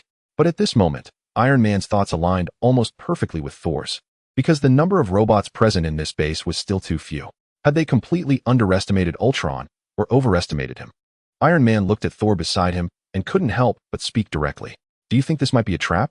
I feel that guy might not be as simple as we think. As Iron Man spoke, Nick Fury chimed in. According to your speculation, shouldn't this be the time for Ultron to amass strength? How could it be simple? Perhaps he just hasn't gathered all his forces here yet. Fury's words didn't catch Iron Man's attention, because in Iron Man's view, Fury's thinking was utterly irrational. In a combat situation like this, even a small mistake could lead to a major disaster. This was beyond doubt. Because of this, Iron Man frowned deeply. If possible, he still hoped to understand what Ultron was planning. If he could grasp Ultron's thought process, perhaps he could find an opportunity in the upcoming fight against him. Just as the three began their discussion, the battle between the mutants and Ultron underwent a drastic change. Wolverine and Cyclops once again joined the fight. But this time they weren't alone. Others had also entered the battlefield. This was even more terrifying than the Destroyer. After all, when it came to the Destroyer, S.H.I.E.L.D., and the military could actually handle it. But the mutants knew then that they didn't need to take the lead. Others could deal with the Destroyer. A threat like the Destroyer seemed powerful, but it could be resolved over time. This was one of the key reasons why Professor X agreed to let the X-Men join this battle. After all, S.H.I.E.L.D. wouldn't proactively seek help from mutants. Their goal had always been to monitor mutants, ensuring they didn't cause any problems along the way. Of course, if the mutants had any ill intentions, S.H.I.E.L.D. would use extreme measures to eliminate them completely. Professor X was well aware of this, because, to some extent, there were too many troublemakers. Because of this, the mutants here charged directly at the robot army. The robots in this army seemed quite formidable, but in front of Wolverine, they couldn't even last a single round. Be careful. These monsters don't seem that simple. How could they fall so easily? Everyone, stay alert. Wolverine, looking at the robot he had just destroyed, shouted loudly. Wolverine was no fool. an enemy that would make S.H.I.E.L.D. swallow its pride and ask the mutants for help couldn't be simple. Wolverine knew this better than anyone. It was precisely because of this that he reminded his teammates to be cautious. Would these opponents have any strange tricks? Because of Wolverine's warning, the initially overconfident attitudes of the others shifted slightly. It wasn't just Wolverine taking down more robots here. Others were doing the same. This led them to relax a bit, thinking the enemy wasn't as powerful as they had imagined. The slaughter continued incessantly, with countless robots falling here. High above, observing the battlefield, Iron Man and the other two frowned deeply. They were growing somewhat uncertain because the mutants' combat here seemed too easy, almost like cutting through vegetables. Every robot that tried to cause trouble in front of them was eliminated instantly. Not a single one could last even one round. Even Nick Fury began to feel uncertain. He looked at Iron Man beside him and said, "Something's wrong." Chapter 58, Anomaly. Actually, Fury didn't need to remind Iron Man. Iron Man could figure it out himself. This battle was far too strange. Ultron, who could have crushed the opposition in a short time, wasn't doing so. Instead, the situation was completely one-sided. Right now, the mutants were attacking as if pumped full of adrenaline. Their strength was terrifying. Every robot in their path fell within a single round. Led by Wolverine, they were now charging forward recklessly. Before, they might have targeted the robot's weak points, but now it was completely unnecessary. Whenever they saw an enemy in front of them, Wolverine would frantically rush forward, unleashing his full power. The shift in the battle was truly unexpected. No wonder Iron Man found it strange. However, Thor suddenly spoke up. These robots are being taken down without even putting up a fight. It's too strange. Could there be some scheme here? Iron Man, who had been pondering what was going on, seemed to snap to a realization at Thor's words. Before, Iron Man hadn't given much thought to what was really happening. Was Ultron testing his opponents here? But now, with Thor's remark, Iron Man suddenly understood. He had likely underestimated his opponent. Ultron's actions at this moment were very clear. He was probing his opponents. Most likely, he was still collecting data on them. Although Ultron had always been gathering data on his opponents, for him, this data was dispensable. After all, these numbers couldn't represent the actual combat situation. A single mistake. It is highly probable that they would suffer total defeat, and Iron Man is acutely aware of this, having immediately contemplated such a combat strategy. As for those annihilated robots, they are of little concern, for they are merely creations of Ultron himself. Should Ultron desire, he could conjure countless more in the blink of an eye. However, the invaluable combat data has already been acquired by Ultron. Iron Man observes the unfolding battle, sensing that they are likely to lose. And even from the moment the conflict commenced, they had already fallen into Ultron's trap. It is no wonder that Ultron has dispatched only a handful of robots. He likely knows precisely what actions to take in this scenario. One must admit, surprises often bring delight. Yet this particular surprise is truly terrifying, not merely a fright. Iron Man has resolved to contact the mutants, urging them to vacate the battlefield. Having discerned Ultron's true intentions, it becomes evident that the entities present are not genuine. In light of this revelation, there is no reason to squander time entangled in combat. Such endeavors are futile. Consequently, Iron Man confides his suspicions to Black Egg, who appears utterly incredulous. Gazing at Iron Man, he had not anticipated such an answer, his gaze shifting between the battlefield and Iron Man, weighing both before ultimately conceding. His acquiescence does not stem from a belief in the righteousness of the situation, but rather from the understanding that these individuals harbor sinister motives, their thoughts almost uniformly aligned. To claim that Iron Man is Ultron's progenitor would not be an exaggeration. Moreover, Ultron is indeed a creation of Iron Man himself. Thus, who could possibly understand Ultron better than Iron Man? Dr. X had not expected Black Egg to request a withdrawal, especially when this battle could be deemed a resounding victory. A perfect opportunity to expand their reach. They could even utilize S.H.I.E.L.D's technology to eradicate Ultron completely. Yet, Black Egg's stance is unmistakably clear. This battle must come to a close. There is no necessity to continue the fight. Dr. X harbors doubts, but ultimately chooses to call for a ceasefire. He is acutely aware that this skirmish was merely a test, a preparation for future conflicts. The X-Men also find the situation somewhat peculiar. However, having decided to retreat, none express a desire to linger in combat. As the X-Men prepare to vacate the battlefield, they notice something amiss with the robots they had previously destroyed. The most unsettling aspect is that the once dim bodies of these machines suddenly begin to emit light. In an instant, all the mutants recognize them, bewildered by the inexplicable phenomena. The robots they had just vanquished now stand defiantly upright. Even more alarming is that these robots begin to congregate, seemingly intent on uniting. Dr. X has been closely monitoring the battlefield, and upon witnessing this development, he quickly realizes that these machines are not so easily vanquished and can coalesce in a short time. This colossal formation signifies to Dr. X that matters are far more intricate than they initially appeared. He once again issues a retreat order. There is no need to engage further, for persisting in battle would likely result in being targeted by the enemy. However, even Dr. X must concede that he has underestimated these robots. At the onset of combat, he harbored a sense of disdain, for these so-called world-destroying machines crumbled at the slightest touch, far weaker than a mere sheet of paper. Now, observing the towering presence of the robots, even Dr. X comprehends that his previous assessment may have been a mere jest. The X-Men stare, astonished by the sudden emergence of Transformers-like robots. Yet due to the necessity of retreat, none are inclined to remain. Swiftly, all mutants withdraw, while simultaneously, the robots begin to move. The newly appeared robots do not disperse. Rather, they slowly advance toward the nearest city. From the skies, Iron Man gazes upon this unfolding spectacle, momentarily stunned. Initially, he believed Ultron was merely gathering data. However, it now appears that Ultron seeks to escalate matters further. Iron Man is acutely aware that Ultron, in this instance, will not overlook any opportunity to instigate chaos. Yet, the suddenness of this action indicates that Ultron was merely toying with him from the outset. In essence, leveraging this opportunity, Ultron aims to amplify the situation, compelling Iron Man to reassess the trajectory of the battle. Given the current circumstances, the progression of the conflict has taken a dire turn. It is evident that from the very beginning, although Ultron displayed an inclination to incite trouble, he would not act so recklessly as to appear unhinged. Nevertheless, despite Iron Man's recognition of this, he remains at a loss for how to confront Ultron's current maneuvers. Ultron is intent not only on inciting chaos, but also on gathering data, extinguishing all hope from everyone involved. Consequently, Iron Man does not recommend seeking trouble with Ultron at this juncture. To put it plainly, Ultron has transformed into a force akin to a destroyer. Yet, compared to a mere destroyer, Ultron's threat is even more formidable. The destroyer has Thor to contend with him, but Ultron's exhibited prowess transcends that of a simple destroyer. Thor observes the sudden appearance of the robots, and a glimmer of opportunity ignites within his eyes. This is his chance, an opportunity that belongs to him. Had Ultron confronted him directly earlier, Thor might have been powerless, but now he faces merely a robot. He glances at Iron Man and Black Egg before boldly declaring, "Though this entity appears somewhat different, it lacks my essence of power.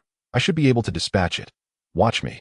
Without waiting for Iron Man and Black Egg to voice their thoughts, Thor charges forward with unwavering determination. The truth behind Thor's previous inability to confront Ultron lies in the fact that Iron Man, during Ultron's creation, had infused a fragment of Thor's own power into him. Thus, Ultron's core has, to some extent, become exceedingly robust due to Thor's divine strength, rendering Thor incapable of combating Ultron's might. He comprehends that this divine power is akin to waging war against oneself, a notion he fully grasps. Understanding that the outcome would yield no benefit, Thor refrained from engaging Ultron initially. However, this time, he is faced with a robot crafted by Ultron. The robot's body does not harbor any of Thor's power, which signifies that this behemoth is merely an ordinary machine. Acknowledging this, Thor inhales deeply and brandishes his enchanted hammer, ready to confront the foe before him. Meanwhile, ominous clouds began to gather in the sky. These clouds were summoned into existence by the formidable power of the god of thunder. Within the darkened clouds, flashes of lightning flickered, each hue distinctly different from the other. Initially, the god of thunder grasped his hammer devoid of any lightning. Yet upon his decision to strike at his adversary, he became enveloped in a radiant display of thunder. As the ominous clouds thickened, the lightning converged upon both the hammer and the god of thunder, who then soared directly above the robotic foe. In a display of sheer dominance, his hammer descended upon the opponent's head, unleashing a terrifying force. This surge of power was far more formidable than anyone could have anticipated, as bolts of lightning rained down. In that moment, Ultron, who was in the process of retreating, glanced back. This lightning was not unfamiliar to him. He distinctly recalled a peculiar power that had been bestowed upon him by a mysterious individual when he first became aware of his existence. This power was entirely unlike any force currently present on Earth, and, most importantly, it had the potential to amplify his strength.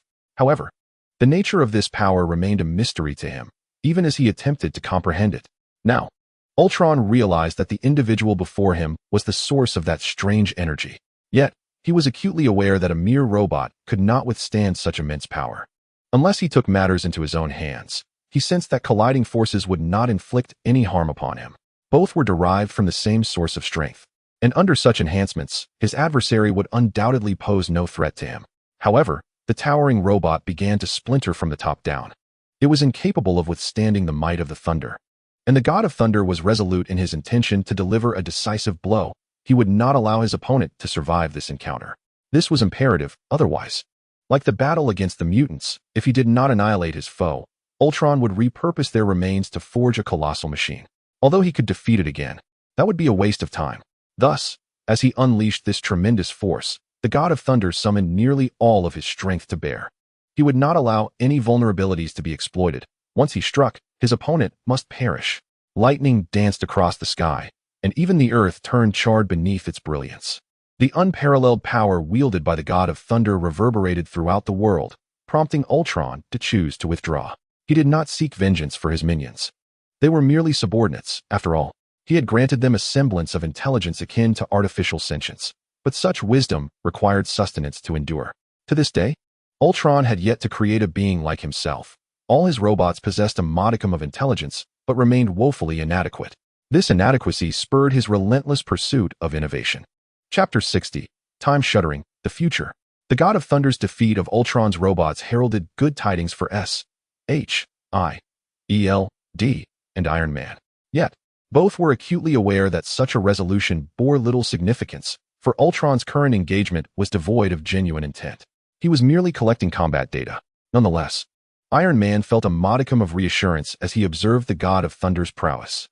Presently, only Ultron possessed the power of the God of Thunder, implying that the deity could not resolve the conflict against Ultron on the battlefield. However, the God of Thunder could easily vanquish all the lesser minions. Upon witnessing the might of the hammer, Iron Man conceived a similar notion. If the God of Thunder could address the majority of these minor nuisances, then surely he could assist in eliminating them as well. With this thought in mind, Iron Man hastily retreated to his laboratory. Invigorated by the insights gained from the recent battle, he resolved to seize this moment of inspiration and devise an even more impeccable combat strategy. Meanwhile, Black Egg was compelled to seek additional allies to join the fray. Given the circumstances of the recent battle, although they had barely emerged victorious, he was no fool. He recognized that luck had played a significant role. Had it not been for fortuitous circumstances, how could they have subdued such a colossal robot in such a short span? This was largely due to the God of Thunder's divine nature. Were a mere mortal to be cast into the fray, the mere sight of that enormous machine would likely terrify him to death. Realizing this, Black Egg sensed an impending crisis and contemplated seeking out Eugia. In his estimation, the most formidable entities on Earth remained unknown to him, yet he firmly believed that the writer residing in the manor and his wife were among them. If these two were to join the battle, they could undoubtedly resolve most issues. However, recalling Eugia's apparent aversion to his presence left Black Egg at an impasse. After all, he needed at least a semblance of an opportunity to address the situation. Without it, all was merely futile chatter. It must be said that Black Egg possessed a modicum of intellect. Alas, even with his commendable thoughts, reality proved far less accommodating. News of the colossal robot's appearance in the bustling city spread rapidly online. Even Eugia, upon seeing the announcement on his computer, merely glanced at it before shutting it down. He harbored doubts regarding Ultron's capabilities, as, by the standards of his previous world, Ultron was merely a failure. His strength could be easily vanquished by anyone, yet he had not anticipated Iron Man's astonishing revelation. The most conspicuous aspect was that instigating trouble in such battles was exceedingly challenging. Even those Avengers who had yet to reveal themselves would likely find it difficult to address the matter. While Eugia held some curiosity, he reasoned that others would ultimately emerge to resolve the situation, allowing him to continue his leisurely life with his wife unperturbed. At that moment, in the Fog City, the Supreme Sorcerer, Ancient One, furrowed his brow as the time stone pulsated with an unusual tremor. This sudden occurrence perplexed the sorcerer, for the time stone had historically maintained an incredibly stable state. It had seldom prompted him unless Earth faced cataclysmic disasters, and such calamities had warranted its warnings. Yet now, Ancient One sensed no imminent threat to the planet. Neither the Dark Lord Dormammu nor any other external forces posed a significant danger to Earth. The Supreme Sorcerer, Dr. Strange, found himself increasingly perplexed. However, in a fleeting moment, the vibrations intensified, even causing the esteemed sorcerer to momentarily lose his focus. He yearned to uncover the enigmatic occurrences of the future, questioning the peculiar sensations that enveloped him. Could it be that some internal force had been triggered? As expected, upon utilizing the time stone to glimpse into the future, he was left utterly astounded. He had not anticipated that Earth was on the brink of destruction, and astonishingly, this obliteration was to be wrought by robots. Doctor Strange was somewhat familiar with these mechanical beings, understanding them to be advanced creations of humanity meant to assist rather than annihilate. Yet, he pondered, why would these robots seek to obliterate the very planet that birthed them? The messages conveyed through the time stone were unequivocal, prompting him, who had intended to meditate further, to rise resolutely. His duty was to safeguard Earth, should humanity face peril. He was obligated to act swiftly to preserve peace. Soon, a portal materialized before him, beckoning him to investigate the actions of these so-called robots.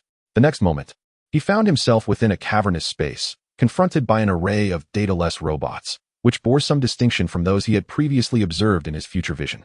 He noted that while the robots he had seen were entirely black, these were adorned in shades of silver. Was it possible that he had miscalculated his portal-less destination? Contemplating this, Doctor Strange opened another portal, determined to ascertain the truth. As he stepped through, he was again met with a scene that rendered him momentarily speechless. Once more, there were robots, but these differed subtly from the previous ones. They were not in the same location, nor did they occupy a familiar place. The distance traversed by the portal was largely a reflection of the sorcerer's own prowess, and he was taken aback to discover that the portal he had deliberately opened had transported him to a robot base. Subsequently, portals continued to manifest, enabling Doctor Strange to embark on an extensive exploration across Earth.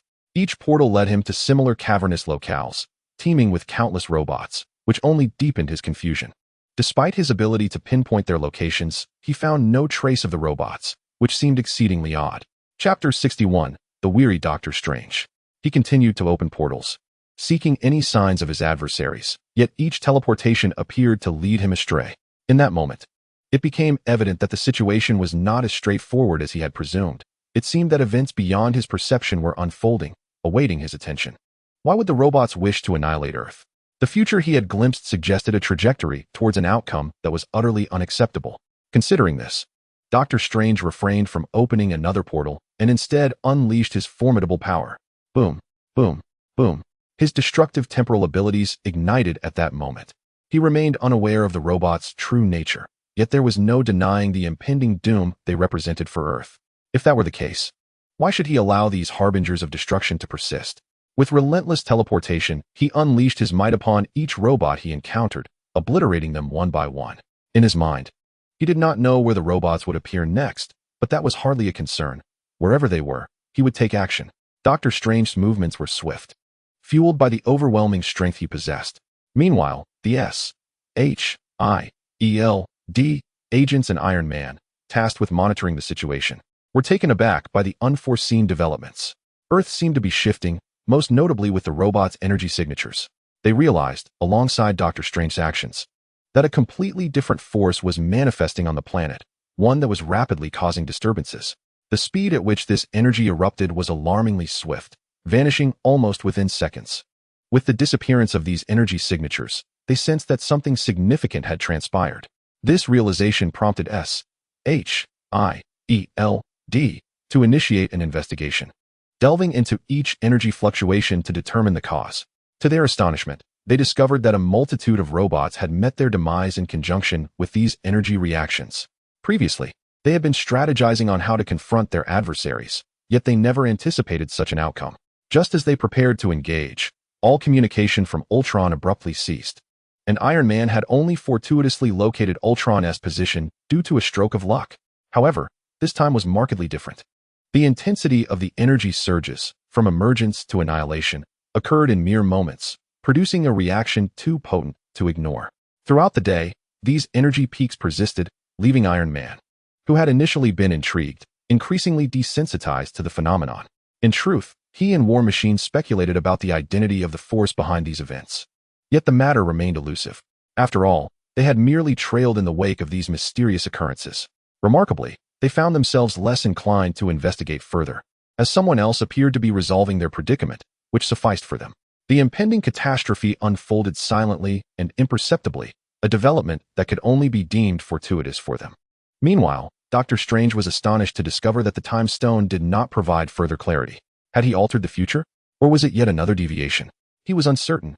Yet, an instinct within him suggested that matters were far more complex than they seemed. His actions might have had some influence, albeit minimal. With this realization, he felt an intensifying headache. He believed he had done all within his power to mitigate the situation, even attempting to manage the ensuing troubles. Yet, the future remained unchanged, diverging instead into an unforeseen direction. For 2 consecutive days, Doctor Strange traversed the nation, ultimately extending his efforts worldwide, systematically dismantling the robot bases. He began to feel a sense of numbness. He was unaware of who had constructed these bases. However, their sheer number was overwhelming, and it seemed that new bases materialized almost instantaneously after the destruction of the old ones. This relentless cycle ignited a surge of anger within him. What should have been a straightforward resolution had become convoluted due to unseen interference. On the other hand, Ultron found himself in a quandary, tirelessly constructing robotic bases with the intent of swiftly upending the entire human realm and eradicating humanity altogether. Yet, who could have anticipated that his ambitions would devolve into a rather comical scenario, with thousands of his bases vanishing into thin air? These bases had not consumed much of Ultron's resources, but he had harbored a glimmer of hope for them, anticipating that these machines would deliver unexpected delights in a short span. However, not only had the promised surprises evaporated, but troubles also loomed on the horizon, leaving Ultron in a state of uncertainty. He was acutely aware that if events continued on this trajectory, they could spiral into an entirely different extreme. It must be said that Ultron had begun to adopt a mindset of preparedness. Nevertheless, in the presence of the Supreme Sorcerer, Doctor Strange, this mindset seemed somewhat trivial. The power possessed by Doctor Strange represented a pinnacle. Should he so desire, he could render many situations exceedingly extreme, perhaps due to the incessant purging. Even Doctor Strange was feeling a touch of vexation. After 3 consecutive days of elimination, his progress came to a halt, with portals continuously opening as he relentlessly dispatched foes.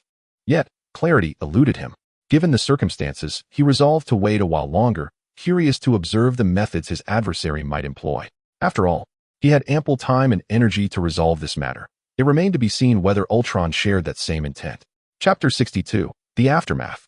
Doctor Strange naturally had his own contemplations. However, according to his initial deductions, the opponent was lurking in the shadows, biding his time. Even if he had his own strategies in mind, a re-evaluation was essential to uncover any potential opportunities. Otherwise, if the adversary continued to conceal even the slightest trace, it would diverge significantly from his prior plans. Consequently, the Supreme Sorcerer chose to wait, albeit this wait might feel somewhat protracted. Yet, he was acutely aware that without pinpointing the opponent's location, he could not eliminate him entirely. On the surface, there seemed to be little chance of drawing the opponent out. Meanwhile, Iron Man and S.H.I.E.L.D. found themselves entangled in a web of uncertainty, entirely clueless about the unfolding events. However, based on the available intelligence, it was not difficult to deduce that Ultron was likely experiencing some complications. Otherwise, such a significant energy reaction would not have occurred. Iron Man was quick to grasp the situation. It seemed probable that Ultron had been outmaneuvered. There were even indications that an offensive had been initiated against Ultron's robotic army. From the recent energy fluctuations, he could easily analyze the situation, confirming his suspicions. S.H.I.E.L.D.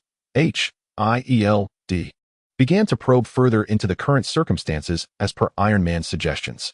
Among the most pressing concerns was their uncertainty regarding whether Ultron would strike directly at them as they had anticipated. This uncertainty was precisely what plagued Iron Man. He believed that if an attack were to occur, it must be executed with the utmost resolve to eradicate Ultron entirely. After all, the existence of Ultron represented a significant threat. Should they fail to neutralize him at the outset, he would undoubtedly seize the opportunity to quash any potential threats in their infancy. Thus, the moment Ultron made his presence known, Iron Man felt compelled to act. It must be said that his instincts were commendable. Regrettably, Iron Man's perspective did not align with that of Doctor Strange, who continued to open portals in search of traces of his adversary. Yet still, there was no sign of Ultron's presence, prompting Doctor Strange to temporarily abandon his search. He understood well that since he could not ascertain the opponent's whereabouts, it was wiser to choose a path of patience. After all, the adversary would eventually reveal himself. Mending the fence post after a sheep is lost can still prove beneficial, and being patient can be a necessary approach. On the other hand, Iron Man began discussions with S.H.I.E.L.D. In Iron Man's view, once the adversary appeared before him, he must swiftly resolve the matter at hand, with the utmost priority being the endeavor to strike while Ultron was still reeling from the blows. He aimed to quash all opportunities before they could flourish. It cannot be denied that Iron Man possessed a keen sense of impending danger. Meanwhile, even before Iron Man could take decisive action, S.H.I.E.L.D. had commenced their own operations. For within S.H.I.E.L.D., many matters were not as simple as they seemed, particularly with the sudden emergence of Ultron. They had long been aware of Ultron's machinations. However, knowing about a threat and neutralizing it were two distinct concepts. To a certain extent, Ultron had become a significant source of concern for all. If they were indeed to confront Ultron, thorough re-evaluation of all possibilities was imperative. Consequently, S.H.I.E.L.D. found itself compelled to revise its original plans. Initially, they had intended to act, but now they recognized the necessity of seizing every potential opportunity. The optimal scenario would be to locate Ultron's lair before he could fully react, thereby capturing him in one fell swoop. Yet, despite the plethora of energy responses, they still had not unearthed any intel regarding Ultron's whereabouts. This was what truly vexed them. Neither S.H.I.E.L.D. nor Doctor Strange had anticipated that upon their engagement, Ultron would initiate new maneuvers. The destroyed robots, to some extent, were indeed Ultron's subordinates. However, he held no particular regard for them, just as Ultron had previously contemplated. What he sought were individuals capable of advancing alongside him. These minions had yet to earn such a privilege. Thus, even if they were all annihilated, he would not spare them a second glance. According to his estimations, cultivating beings as formidable as himself within a short time frame was implausible. However, it was still possible to foster similarly terrifying entities. Furthermore, the immense threat posed by Doctor Strange had instilled a profound sense of urgency in Ultron. Previously, he had merely perceived humanity as housing potential threats, yet he doubted their capacity to pose any real danger to him. However, from Doctor Strange, Ultron detected a trace of impending peril, akin to an instinctual response of artificial intelligence. This instinct, in Ultron's mind, should characterize humanity's essence. It was likely this very intuition that instilled a sense of trepidation in Ultron. Were S.H.I.E.L.D. or Iron Man to confront him directly, he would undoubtedly charge forth without hesitation, demonstrating the true meaning of ruthlessness. Yet, the terrifying might exhibited by Doctor Strange made Ultron acutely aware that should he approach, the sorcerer could easily devise 100 methods to eliminate him. This was no jest. Ultron understood this fact all too well. His awareness of danger remained distinctly pronounced. From the moment he fled Iron Man's laboratory, he comprehended that his decision might attract humanity's scrutiny, potentially plunging him into an irreversible crisis. It was precisely for this reason that he could not afford to tolerate such a perilous situation impacting him. Yet, unbeknownst to Ultron, Iron Man was already preparing to join forces with Thor in the pursuit of creating an even more formidable weapon. Iron Man firmly believed that Thor was capable of vanquishing Ultron. Had Ultron been solely the creation of Iron Man, his power would have merely surpassed that of the Destroyer by a slight margin. However, with Thor's involvement, Iron Man discerned that Thor's reluctance to confront Ultron stemmed from the fact that Ultron himself embodied the essence of Thor's power. The synergy of these two forces rendered any attempts to act futile. Even aspirations to exploit this opportunity to eliminate an adversary seemed improbable. Chapter 63. The imminent war. The world outside appeared fraught with complexity, yet within the confines of the manor, Eugia and Hela reveled in their intimate sanctuary. In Eugia's perspective, an entity like Ultron could indeed inflict significant devastation in a short span, potentially impacting the realm of humanity. Nevertheless, should S.H.I.E.L.D. take action, or if the Avengers were to intervene prematurely, Ultron would find it impossible to orchestrate any chaos. Furthermore, the Supreme Sorcerer, Doctor Strange, who had previously crossed paths with Eugia, would certainly not allow Ultron to create a situation of utter disgrace. Doctor Strange had seldom concerned himself with the happenings on Earth, yet as a guardian of order, he held human life in the highest regard. Humanity and the Earth were inextricably linked. His protection extended beyond the planet to encompass its inhabitants. Given Ultron's increasingly radical ideologies, it could be surmised that any aggression against humanity would provoke a response from the Supreme Sorcerer. Aware of these dynamics, Eugia found no inclination to meddle in such tumultuous affairs. In Eugia's estimation, even if thoughts of intervention crossed his mind, the likelihood of unforeseen events reoccurring in the near term seemed remote. Moreover, he had already sensed that Ultron was steadily amassing power. It was evident that Ultron required additional time to simplify his plans. At least, from the current vantage point, the Avengers could swiftly contain the situation. One must acknowledge that S.H.I.E.L.D. still wielded considerable deterrent power. Regrettably, Eugia had overestimated this group. For Iron Man was presently the most beleaguered individual.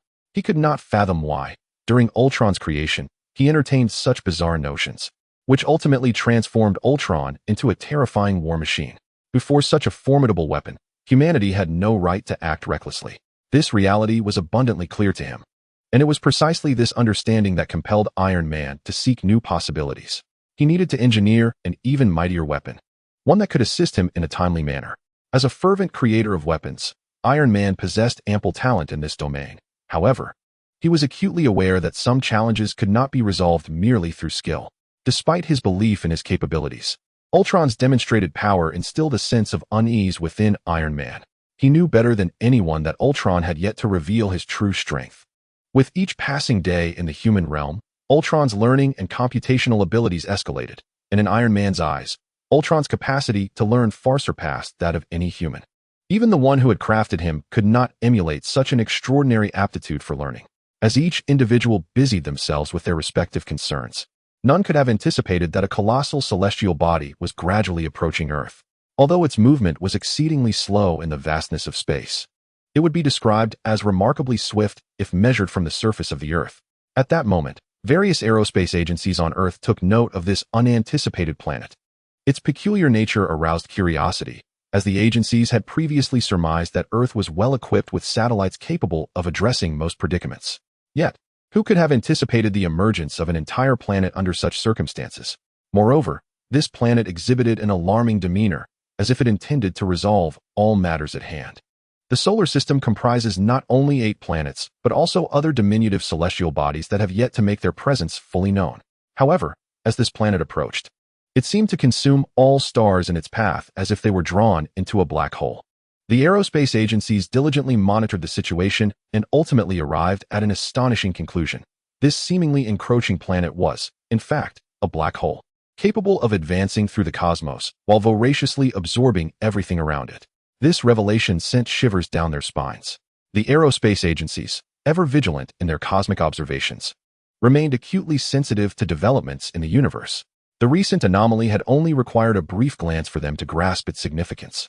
This sudden black hole seemed intent on devouring all sources of light. Its actions were utterly outrageous, seemingly bent on annihilating everything in its vicinity.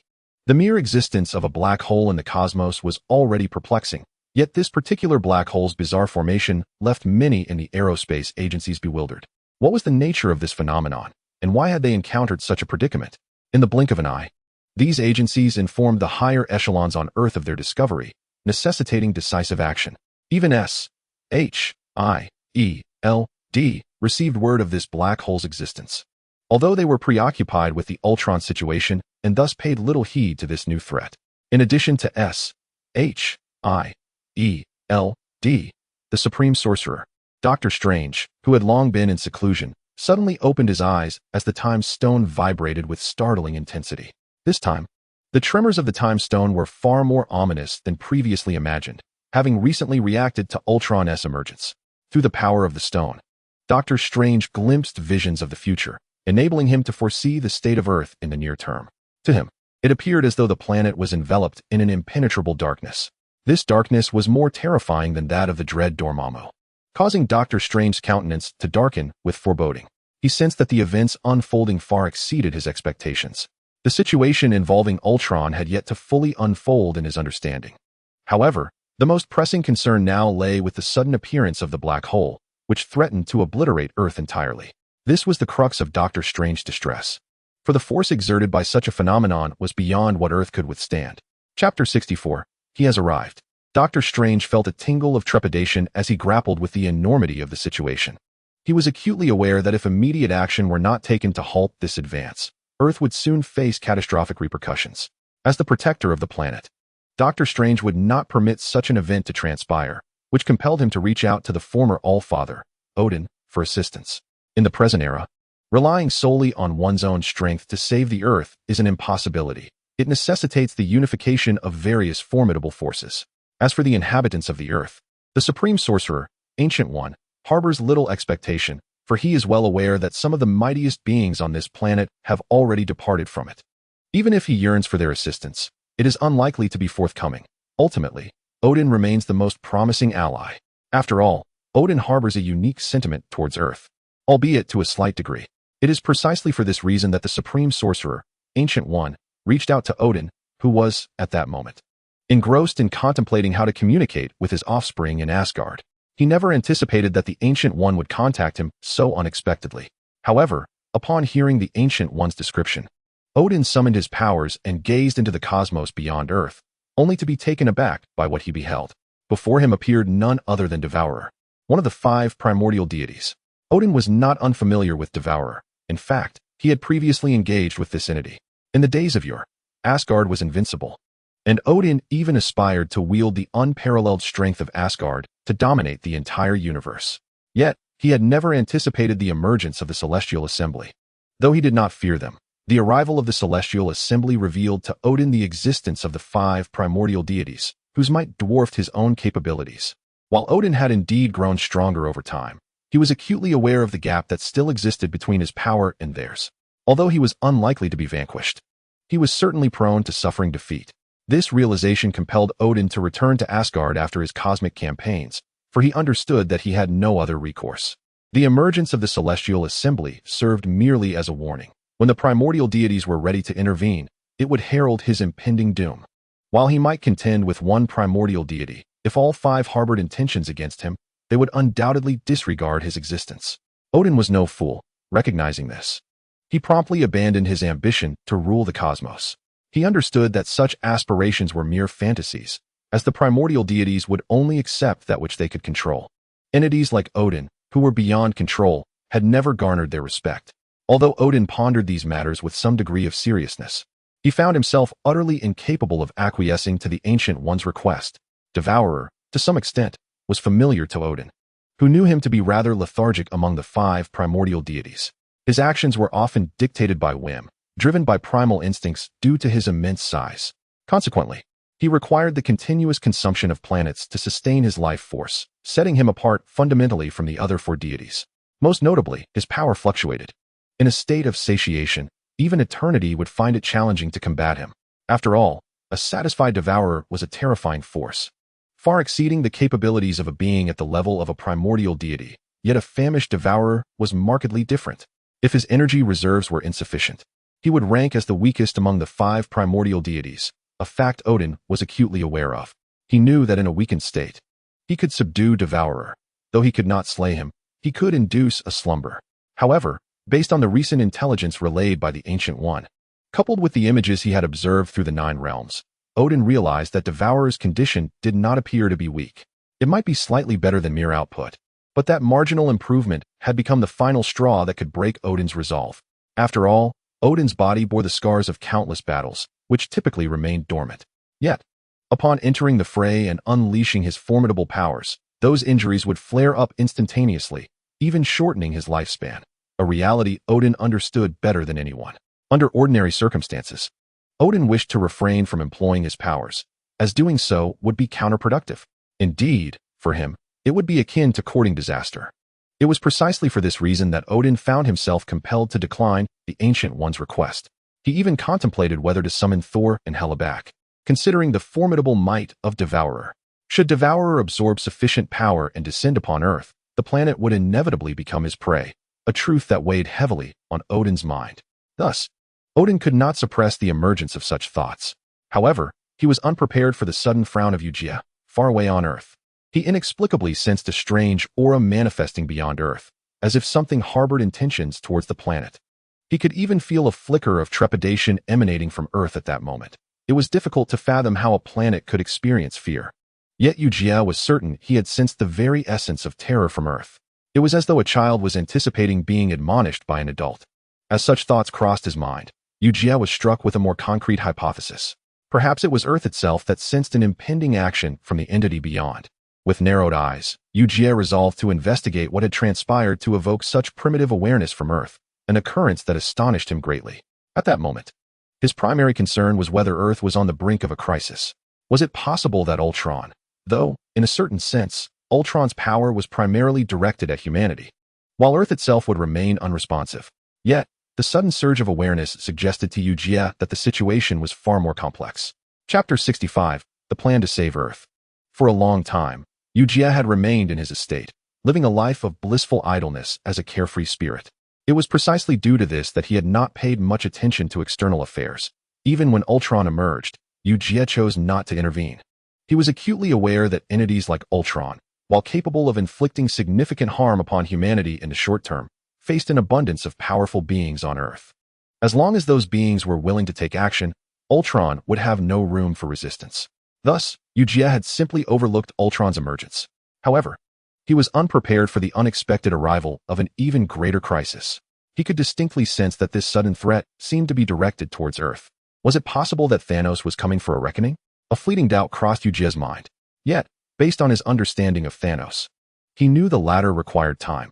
He needed a series of fortunate circumstances to align. For instance, the birth of the Avengers was indispensable. Only after their formation would events unfold in a systematic manner. Even the prior appearances of the Infinity Stones were contingent upon such coincidences. Without sufficient serendipity, the stones could not all materialize on Earth, and only their emergence would attract Thanos' covetous gaze. Although Eugia didn't know what exactly Thanos had in mind, he was confident that he couldn't possibly come to Earth in such a short time. Since Thanos couldn't appear, that meant someone else had arrived on Earth. Considering this, Eugia narrowed his eyes once again. In the next second, the power of Superman manifested within Eugia. For Eugia, it was better for Earth not to be damaged in any way. After all, his life with Hela was perfect now. If Earth were to be destroyed, it would mean his peaceful life would be completely shattered. Although he could survive in the universe, Hela could not. He still wanted to live a good life with Hela. How could he allow such a devastating crisis to occur on Earth? In the next moment, Eugia appeared in the cosmos. At the same time, he saw a black hole not far away. With just one glance at the black hole, Eugia immediately understood. He naturally recognized what now appeared before him. If he wasn't mistaken, this entity was likely the internal force that had drawn his attention. From the manifestation of this power, it wasn't hard to deduce that the opponent possessed truly terrifying strength. Could it be one of those Celestials? Eugia had long known about the existence of the Celestials and the power they wielded, but since he hadn't encountered them after arriving in this world, he hadn't paid them much mind. However, the moment he saw this black hole, Eugia fully realized that it was probably one of the 5 Celestials who had appeared. But this one seemed somewhat different. After a brief observation, Eugia recognized that the one before him was most likely Galactus. Eugia was no stranger to Galactus, as he knew that Galactus resembled a very peculiar life form. His entire existence was spent searching for sustenance. Without sustenance, his massive form would be unable to sustain itself. But why would Galactus appear near Earth? Given Earth's current scale, it shouldn't be enough to attract Galactus's attention. After all, the power Galactus represented was among the highest in the universe, so much so that he could rival eternity itself. Yet, despite this, his body constantly required the consumption of more planets. Only by absorbing more planets could he maintain his peak state. Otherwise, his power would gradually decline. He was well aware that what was happening here had far exceeded his expectations. However, regarding the various unforeseen events now occurring, Eugia didn't dwell on them excessively, knowing it was pointless. Instead, the appearance of Galactus before him required his close attention. If necessary, he might even have to engage in battle with him. With this in mind, Eugia ultimately advanced toward the black hole, because Eugia understood more clearly than anyone that if Galactus lingered around Earth, the entire solar system would be devoured in the next moment. Even Earth would become his meal. Since this was about to happen, Eugia couldn't just stand by and do nothing. The best approach was to step forward now and use his power to defeat the opponent. Admittedly, Eugia's plan was sound. An extremely terrifying aura began to emanate around Eugia. This aura spread rapidly, and in almost an instant, the life code of Superman within him erupted with immense power. Eugia quickly charged toward the black hole. Gazing at the terrifying void, he spoke directly. As a Celestial, why have you come to this world? This world does not welcome you. Besides, the energy here doesn't meet your needs. There are so many powerful worlds out there. Why come here? Eugia addressed the black hole, which then began to tremble. Galactus, as one of the Celestials, naturally possessed consciousness. even if he currently appeared as a black hole. To devour you is an honor. You should be proud of this. Galactus had no reason to ponder Eugia's questions. In his view, all planets in the universe were merely his sustenance. He was simply following his instinct to consume these offerings. Eugia stared at the black hole, took a deep breath, and as Galactus spoke, he understood clearly that further communication was unnecessary. The other party had no intention of conversing. In the next second, Eugia plunged directly into the black hole. He intended to use his power to silence Galactus, even if this assault seemed somewhat audacious and potentially futile. Chapter 66. Even a Celestial must leave. Some time ago, Eugia had already assessed his own power, regardless of whether his strength was enough to confront Galactus. The most crucial point was that within his body lay the life code. The power of the life code could elevate Superman's abilities to a whole new level. Moreover, a Superman possessing the life code could resurrect indefinitely, which meant he had the capital to defy Galactus. After all, the Superman of the Golden Age was capable of overthrowing even the most powerful deities. Although Eugia hadn't yet developed Superman's power to the level of the Golden Age, the potential of Superman's strength still resided within him. It required time and effort to fully assimilate this power and make it his own. It was for this reason that Eugia charged into the black hole without looking back. Galactus had been in a state of slumber within the black hole. Even his earlier speech was more like an automatic feedback of his consciousness. When Eugia entered the black hole, Galactus fully awakened to the fact that a human had suddenly intruded, and this human actually intended to resist him. Because of this, Galactus couldn't help but focus his attention. His form was so colossal that he remained in a dormant state almost constantly, relying on his innate instincts to devour. Due to this, he rarely concerned himself with the specifics of the life-bearing planets. It didn't matter much to him. As he had thought before, he was born to consume all other planets. They were his sustenance.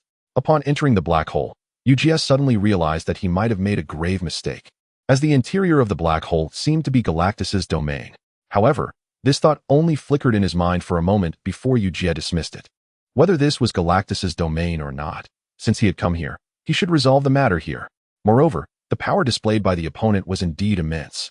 Almost instantly, Eugia could sense an overwhelming pressure approaching. This pressure was far more terrifying than he had imagined, causing even Eugia's body to tremble uncontrollably. Galactus hadn't even truly revealed his full form yet. Eugia had no concrete perception of what Galactus actually looked like, but he already felt a looming threat. Soon, Eugia narrowed his eyes, and the power of the life code began to coalesce within his body. How could Eugia not know that he had little room for choice now? Since he had already come here, he should try his best to protect Earth. Moreover, the life code could provide him with endless power here, and might even elevate its own strength to a new level. Galactus had been observing this insignificant human. To Galactus, beings like humans seemed almost non-existent in his mind. Their size was too small, and the energy contained within their bodies wasn't even worth a second glance. But the human before him now was quite different. Most notably, this human possessed immense power. It was as if a seed of power resided within him, gradually unfurling as the battle progressed. He could even sense that this human was growing stronger with every passing moment. Even Galactus felt a flicker of interest in understanding him better. In the span of a breath, an even more terrifying power erupted from Galactus, one that seemed capable of growing further in a short time. It was precisely because of this that Galactus couldn't help but laugh. He could naturally sense the terrifying energy. As time slowly extended around him, his opponent had not yet struck or even posed a threat. But Galactus understood his intent almost instantly. This human wanted to challenge him. Even Galactus had almost forgotten how long it had been since he last felt this way. His power was so overwhelming that, apart from those 4 damned entities in the universe, almost no one dared to oppose him. After all, no matter how weak he might be, he was still a Celestial. With such an identity, even the legendary Celestials were mere playthings to him. Soon, a power also emerged from within Galactus.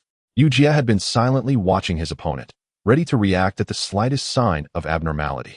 For instance, he could now sense an energy slowly spreading from his opponent's form.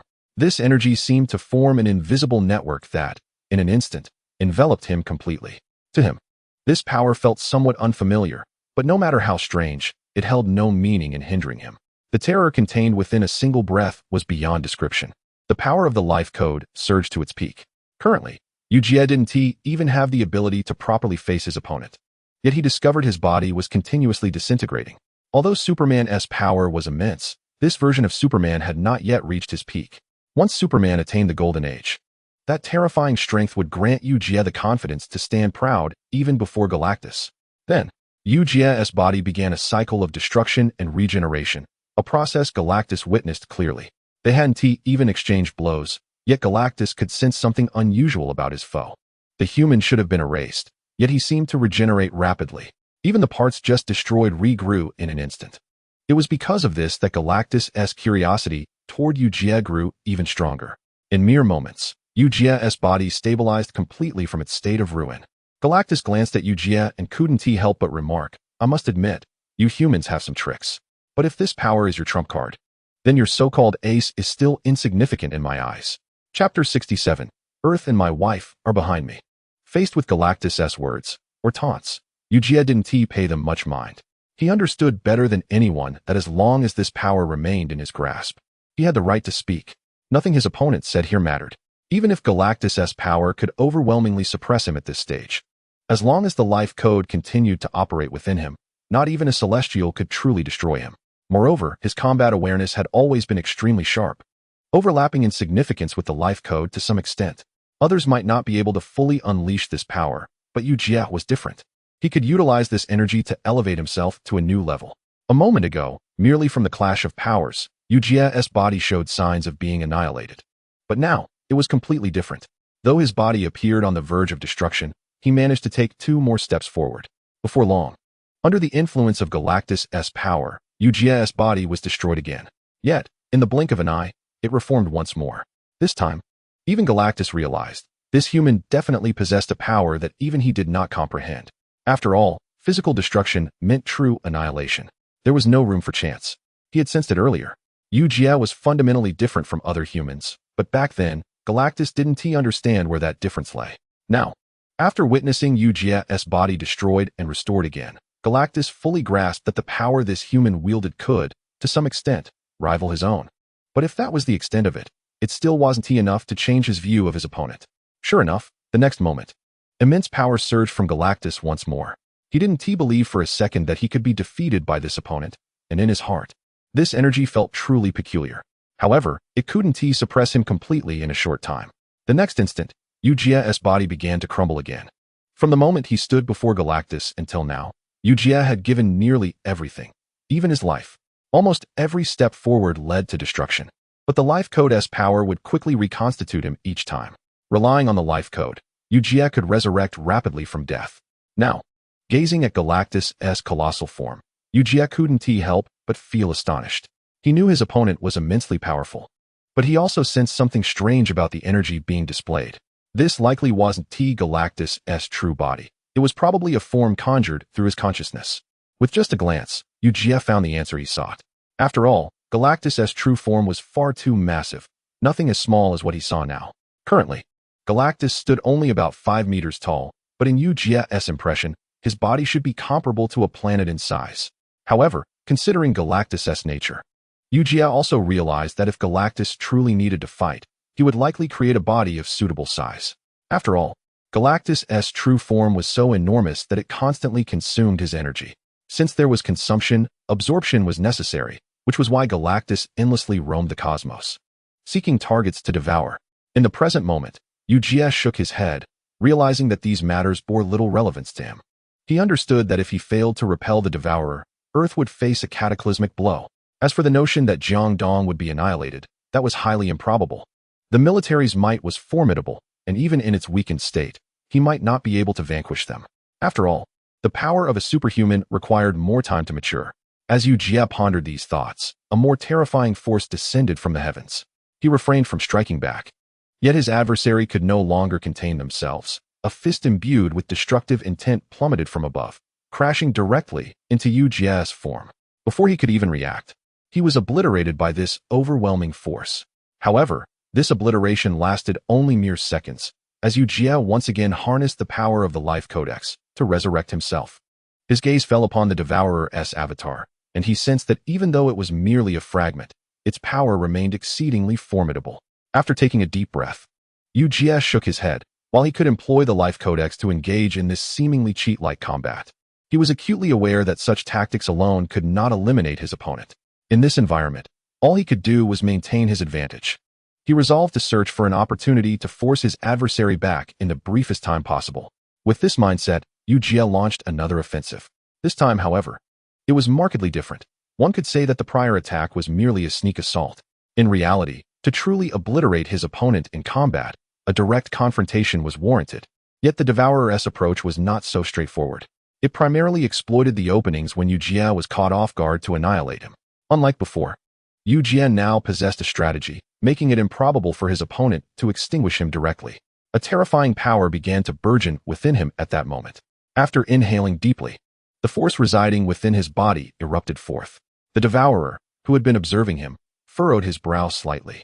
He had not anticipated that a mere human would dare to strike at him here. Truly a reckless display of audacity. In an astonishing display of arrogance, the Devourer refrained from countering or even defending, aiming to instill a sense of despair within Eugia. It had always been that simple.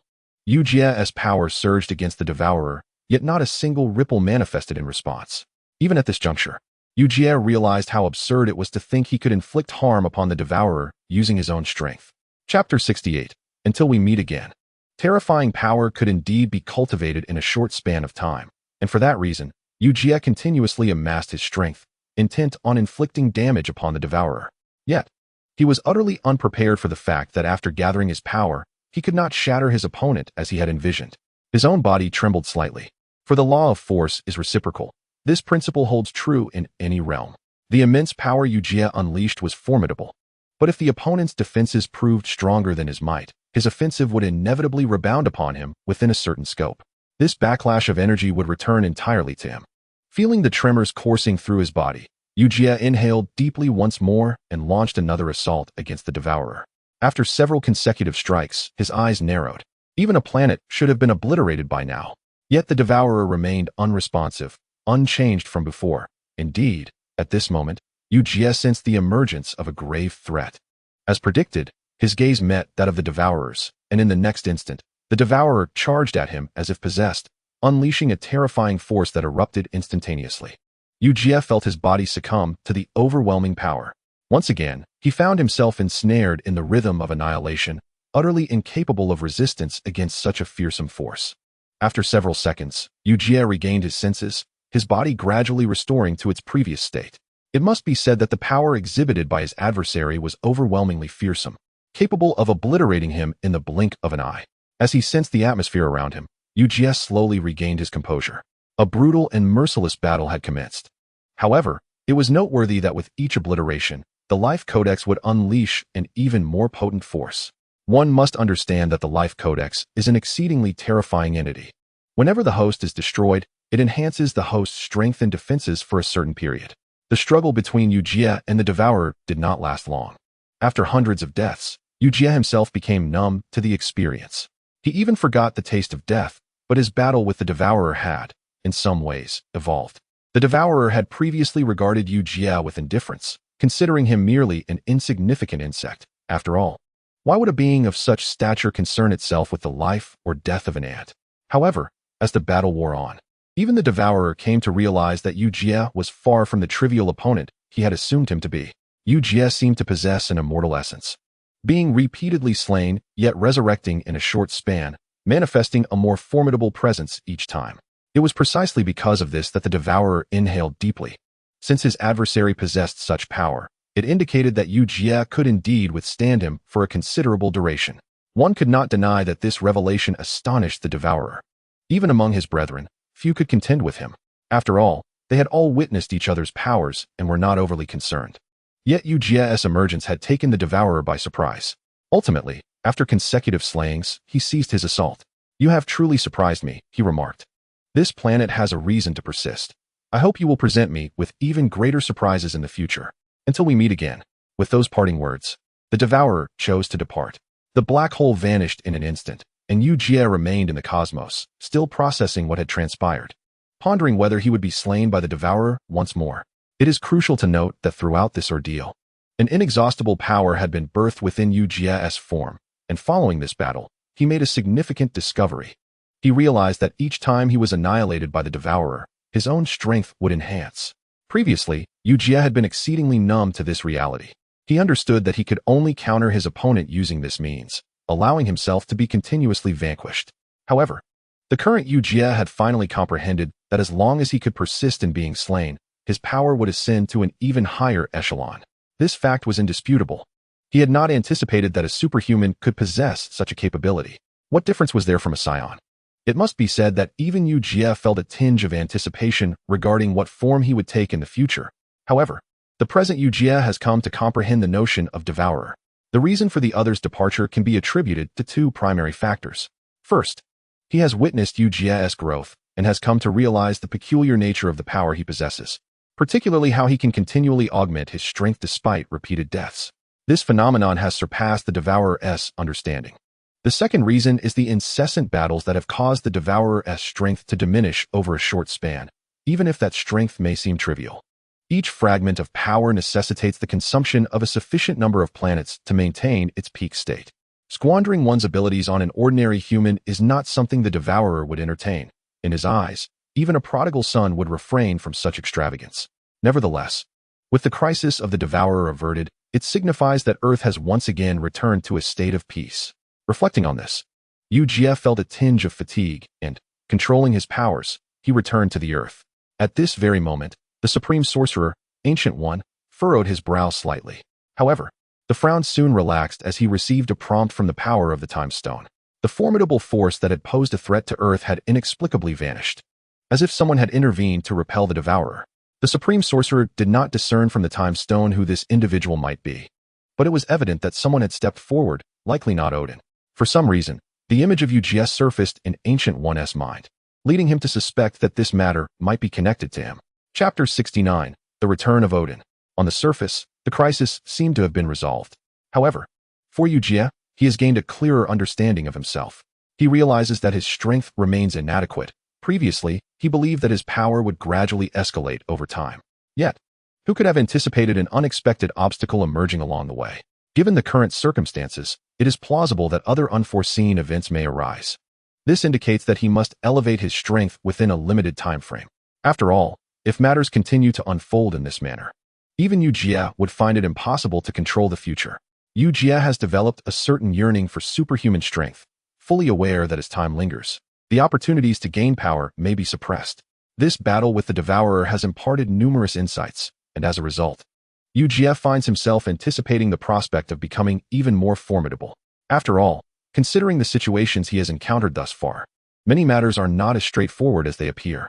Meanwhile, Odin has also learned of the Devourer's departure from Earth, which piques his curiosity. For a long time, Odin has been deliberating whether to assist the Earth. He has even contemplated engaging in a dialogue, despite the fact that he is no longer a match for the Devourer. He once belonged to the same echelon.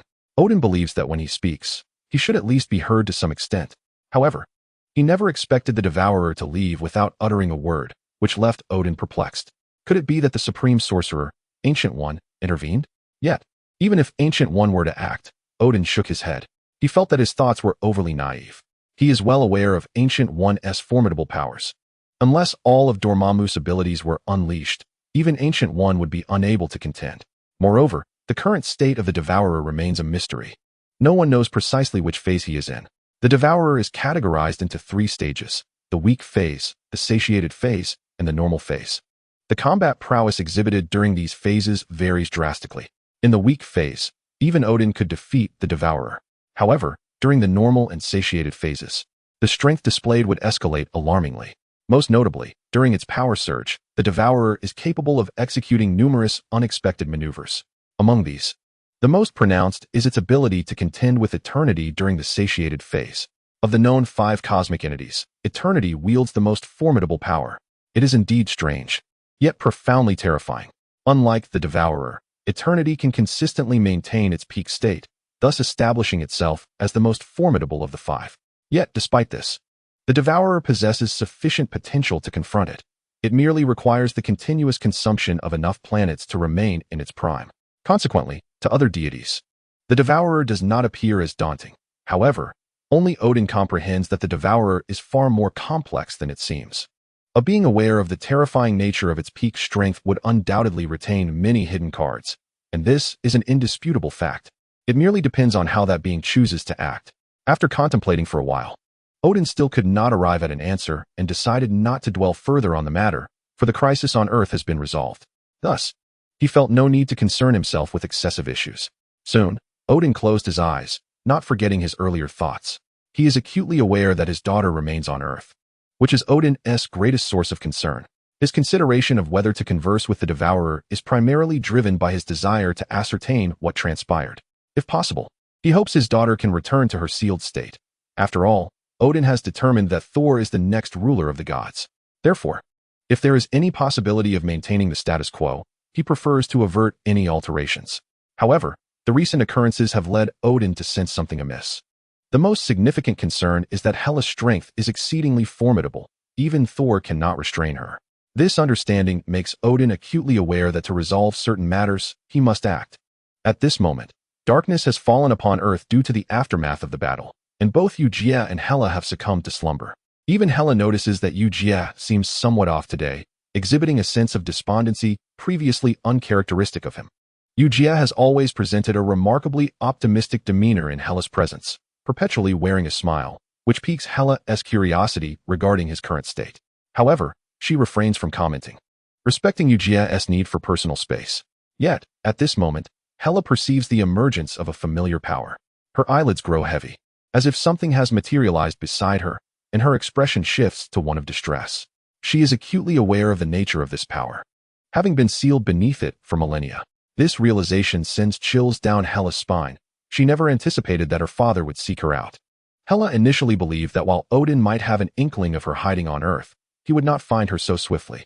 However, unforeseen circumstances invariably arise, and the current situation has left Hela in a state of utter dismay. Soon, amidst the vast expanse of the ocean, she encountered her father. Realizing that she had been drawn into a dreamscape orchestrated by Odin, Odin gazed upon his daughter, observing a stark transformation in her demeanor, yet he remained silent, fixating his attention solely upon her. There were matters he could scarcely articulate, while Hela, with a look of disdain, confronted Odin, brazenly accusing him of daring to approach her. Chapter 70. The Father-in-Law's Sense of Crisis. You are undeniably my child, and as your father, is it not my prerogative to observe my daughter who has escaped from prison? With Odin's words, Hela's expression darkened further. She had not anticipated such remarks from him. Hela stared intently at Odin, questioning whether it was she who had erred, or if it was her father who had misstepped. Do you not recognize the truth? I have never believed myself to be in the wrong. It is merely that you have consistently denied me the opportunity to prove myself. In that moment, Hela radiated a luminous energy, even within a dream. She could still command her formidable powers. More importantly, she was not inclined to accept Odin's assertions as gospel, particularly as she noted that he remained unchanged after millennia, still as obstinate and self-righteous as ever. It was as though his words were the ultimate truth, while her own sentiments went completely disregarded. Odin, observing Hela's demeanor, felt a profound sense of exasperation. I had thought that the passage of thousands of years would have instigated some change within you, yet you remain as you were. Previously, Hela had paid little heed to Odin's words, but upon hearing his latest pronouncement, she could no longer maintain her composure. She recalled the time when she had been a joyful goddess, perhaps even destined to inherit Odin's throne. Yet, in the midst of her naive aspirations, Odin had brutally disrupted all her plans. Even her dreams had been utterly shattered, as Odin had informed her that to ascend to godhood, one must endure countless wars and be baptized in blood to earn the right to be deemed a true warrior. It must be said, Odin's words had significantly altered the trajectory of Hela's life. She began to diligently hone her powers, aspiring to become exceedingly formidable. Odin, for his part, was mindful of her progress, yet he had always envisioned utilizing his daughter as a means to achieve his own ambition of becoming the mightiest ruler. He regarded himself as a commendable shield, yet a shield cannot ascend to the throne of Asgard. Thus, he sought to cultivate Hela into a worthy successor. Moreover, he was acutely aware of the peculiar strength dwelling within Hela, a power that could evolve with the passage of time. Her most terrifying gift lay in the fact that as long as she stood upon the soil of Asgard, she could draw upon an endless wellspring of strength, augmenting her capabilities. This very potential illuminated a new path in Odin's eyes. He believed he could harness his daughter's power to become the true God King of the universe. The God King of Asgard was merely a title. Only by becoming the genuine ruler of the cosmos could one rightfully claim such a title. Odin's aspirations were grand, yet they came at a cost for Hela, who sacrificed all her emotions merely to become a sharper blade. This very sacrifice led Hela to entertain divergent thoughts, while the power to usurp the God King was undeniably formidable. She could not forget that the God King had no authority to prevent her from claiming the title herself. However, as Hela voiced such aspirations, Odin abruptly interrupted her, declaring that these notions were nothing but figments of her imagination. Asgard has always had but one God King, in the past and in the future.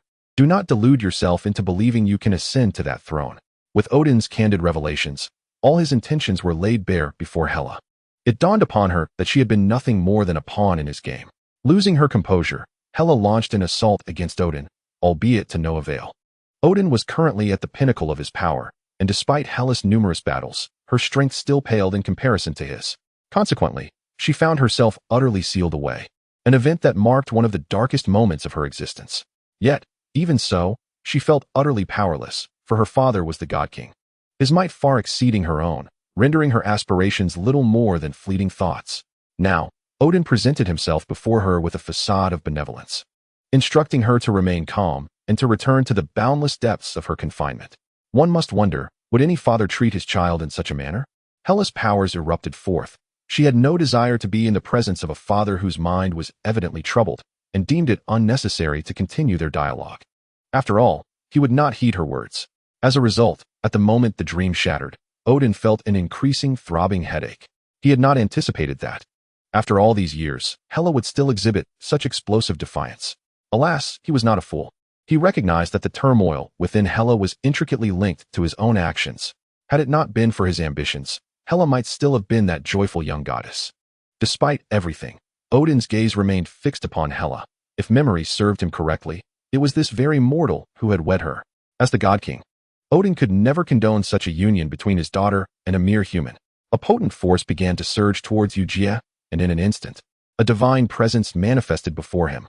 Eugia glanced at the figure before him, taking in the divine attire and the eye-catching blindfold, quickly realizing he had been ensnared in an illusion conjured by Odin. Yet, why would Odin appear before him? He had had no prior interaction with the god, save for a potential encounter with Thor, whom he had never met. What could the God King want with me? In response to Eugia's inquiry, Odin appeared momentarily taken aback. He had not anticipated Eugia to address him directly, nor had Eugia expected to find Odin before him. Did this mortal truly remain unaware that his wife was Odin's daughter? Contemplating this, Odin felt a slight headache, but at that moment, Thor also materialized beside him. Chapter 71, Opportunities Await. Lowly human, are you aware of the gravity of your actions? There are realms beyond your reach. I implore you to depart at once. Odin's words were somewhat jarring, leaving Eugia momentarily bewildered. How could Odin suddenly speak to him in such a manner? In his recollection, he had never engaged in any tangible interaction with Odin. Although he was aware of the god's existence, he had never even set foot in Asgard. Yet, the underlying implication in Odin's words was unmistakable. Eugia looked at him, simultaneously catching sight of Thor. The sudden surge of thunder was a manifestation of Odin's will, striking Eugia almost instantaneously, eliciting a flicker of rage in his eyes. He had not anticipated Odin's abrupt appearance before him, nor the assault directed at himself. It is known that while Superman possesses formidable strength, he remains remarkably vulnerable to magical attacks. Indeed, the entire lineage of Superman is characterized by a woefully low magical resistance. They lack the requisite magical defense to withstand any arcane assault, to the extent that even a novice sorcerer could inflict indelible harm upon their corporeal forms. Not long prior, although Eugia had engaged in combat with the Devourer, the nature of the Life Codex had merely granted him a slight enhancement in power, without augmenting his magical resilience. Consequently, Eugia departed from the dream realm, tinged with anger. Before his departure, his gaze lingered on Odin, where he discerned a trace of contempt reflected in the god's eyes. It was evident that he had unwittingly offended this deity, for otherwise, Odin would not have intruded upon his dreams. Soon, Eugia awoke, still feeling a faint sensation of numbness coursing through his body, likely a remnant from the dream. Unable to suppress his frustration, he clenched his fists. He yearned for an opportunity to engage Odin in dialogue, to ascertain the cause of this unwarranted enmity and the rationale behind the attack. A matter that piqued his curiosity immensely. However, he swiftly quelled that thought. While Superman's strength is undeniably great, it pales in comparison to the sorcerers of Asgard, whose powers could deliver devastating blows.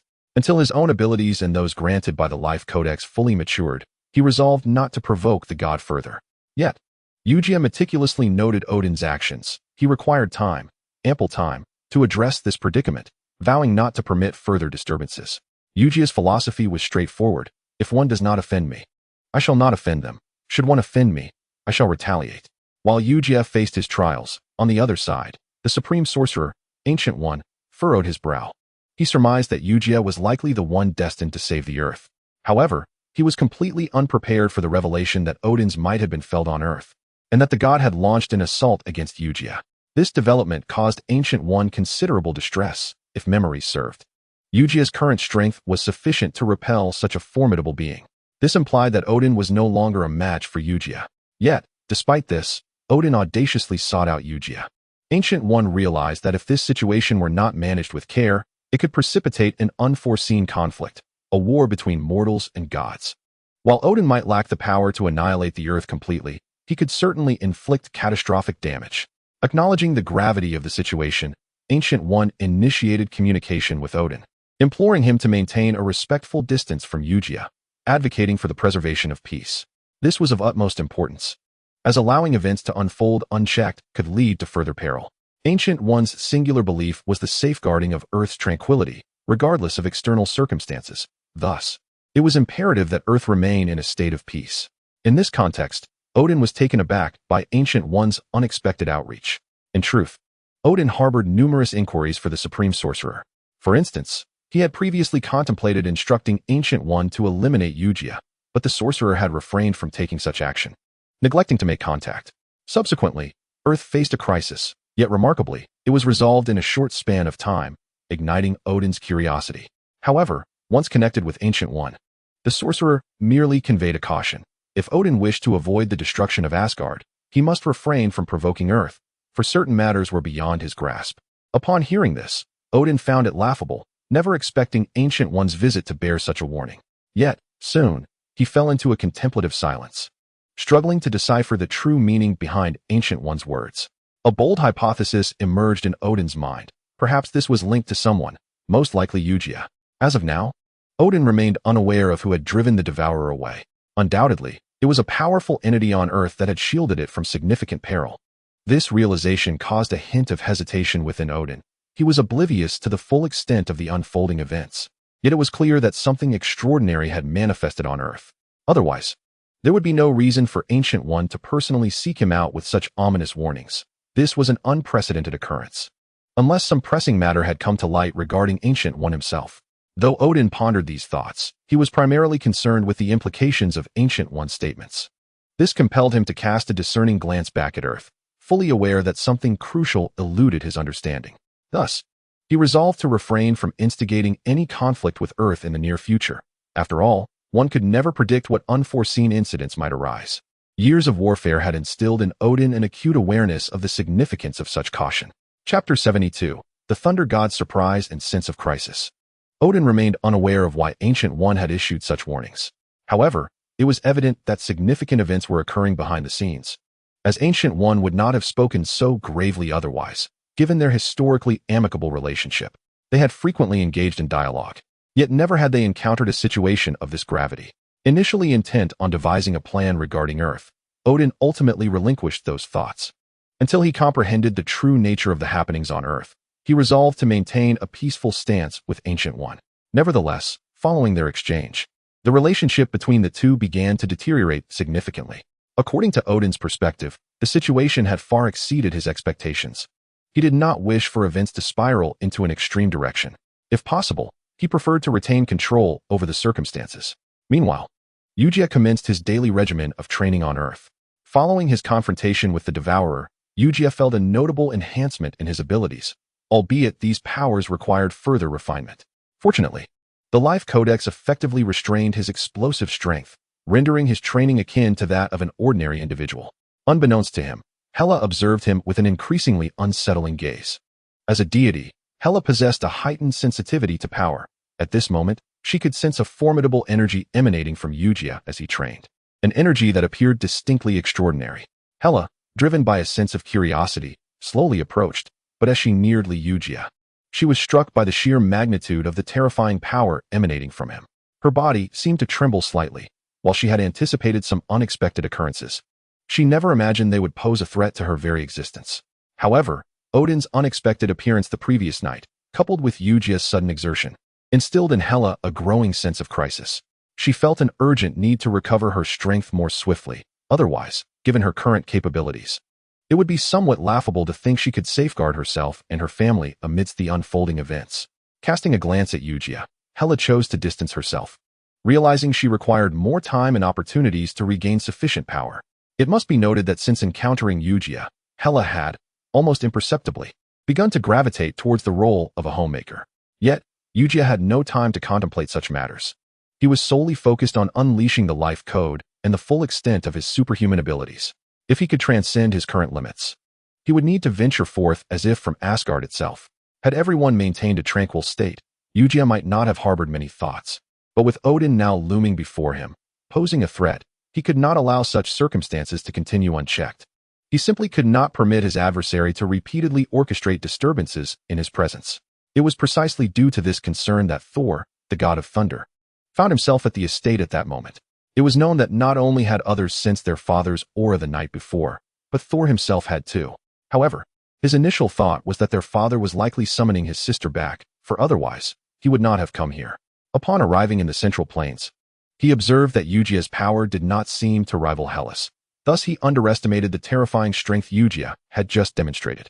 Curiosity compelled him to approach, eager to discern what his brother-in-law was engaged in.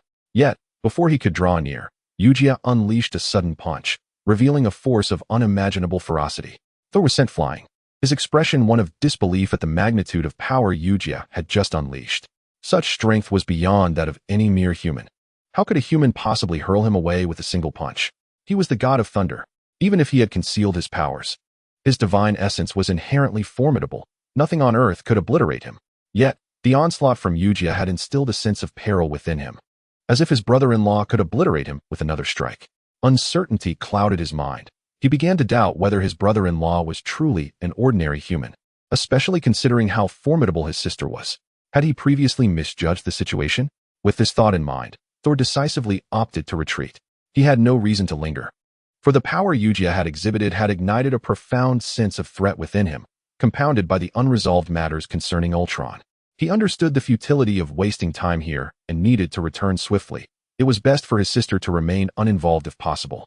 Initially, Thor had approached with the intention of seeking Hela's assistance in resolving troubles, but witnessing Eugia's formidable power made him acutely aware of the absurdity of such thoughts. With the strength Eugia displayed, it was conceivable that just 2 punches could annihilate their father. Indeed, that was how powerful he seemed. Thor's trepidation was growing by the day. Meanwhile, Iron Man and S.H.I.E.L.D. were gradually entering a critical phase in their research. They understood that if Ultron were to re-emerge, it would undoubtedly be far more formidable than before. He would surely have amassed greater strength, which constituted his trump cards. This realization instilled a palpable sense of crisis in Iron Man and S.H.I.E.L.D. After all, Ultron's power had already been displayed once. Should he maintain such strength, it could spell disaster for the Earth. Consequently, Iron Man felt compelled to once again join forces with S.H.I.E.L.D. to create a more powerful entity, ensuring that unforeseen calamities would not arise. It must be said that Iron Man's intentions were commendable, yet Ultron had other plans. Chapter 73, The Twilight of Ultron. The actions of the Supreme Sorcerer, Ancient One, had finally alerted me to an impending threat. After all, Ultron believed he could instigate chaos.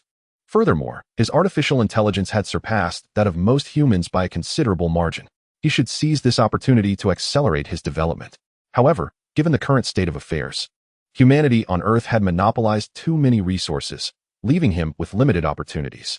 Reluctantly, Ultron resolved to probe into the terrifying entities that existed within the human realm, seeking to ascertain if he could exploit these beings to enhance his own strength.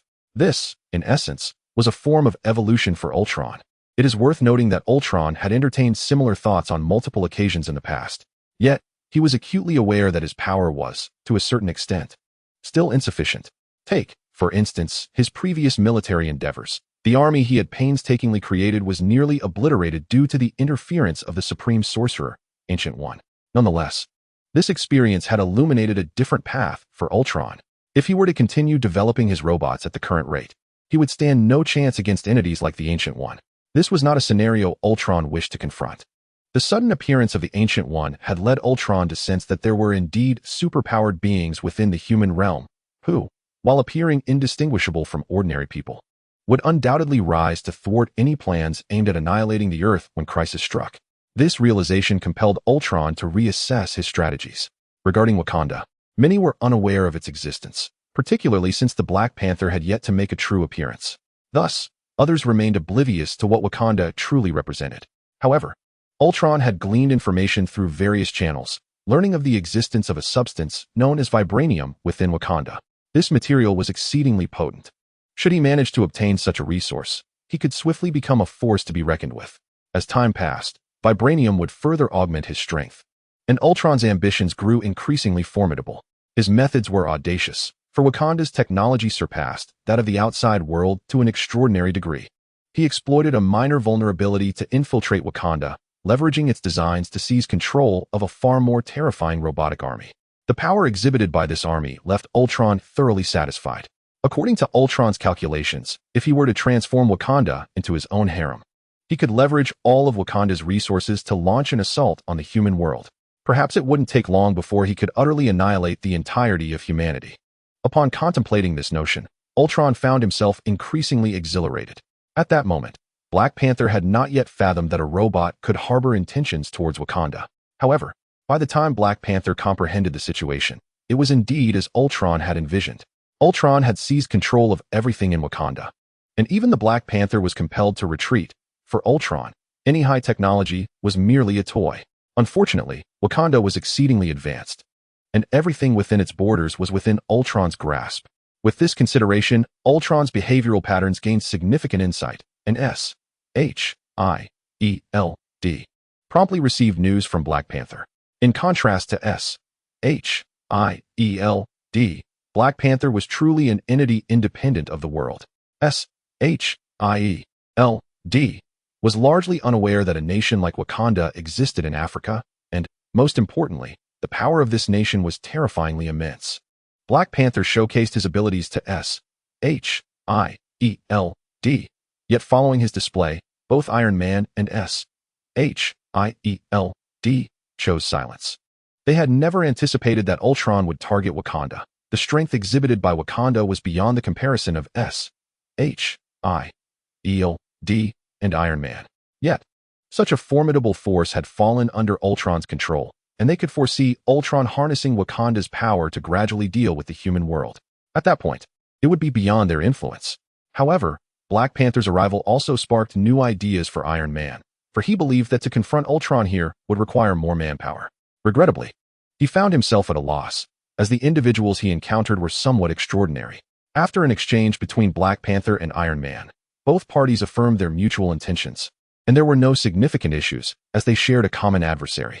Moreover, Black Panther had not come alone. He had brought forth a significant portion of Wakanda's elite. These elite minds were exceptionally brilliant, and combined with Iron Man's technology, they established a vast research laboratory. They began to investigate Ultron's capabilities, striving to discern all of his strengths and weaknesses in a brief period, as this was the only way to obliterate Ultron swiftly. However, in the second week of their research, Ultron emerged. This time, he appeared before everyone accompanied by his vibranium robots. Just as Ultron had previously envisioned, he required a substantial army to annihilate the entire human world. Furthermore, due to Wakanda's resources, Ultron's power had, to some extent, reached an apex.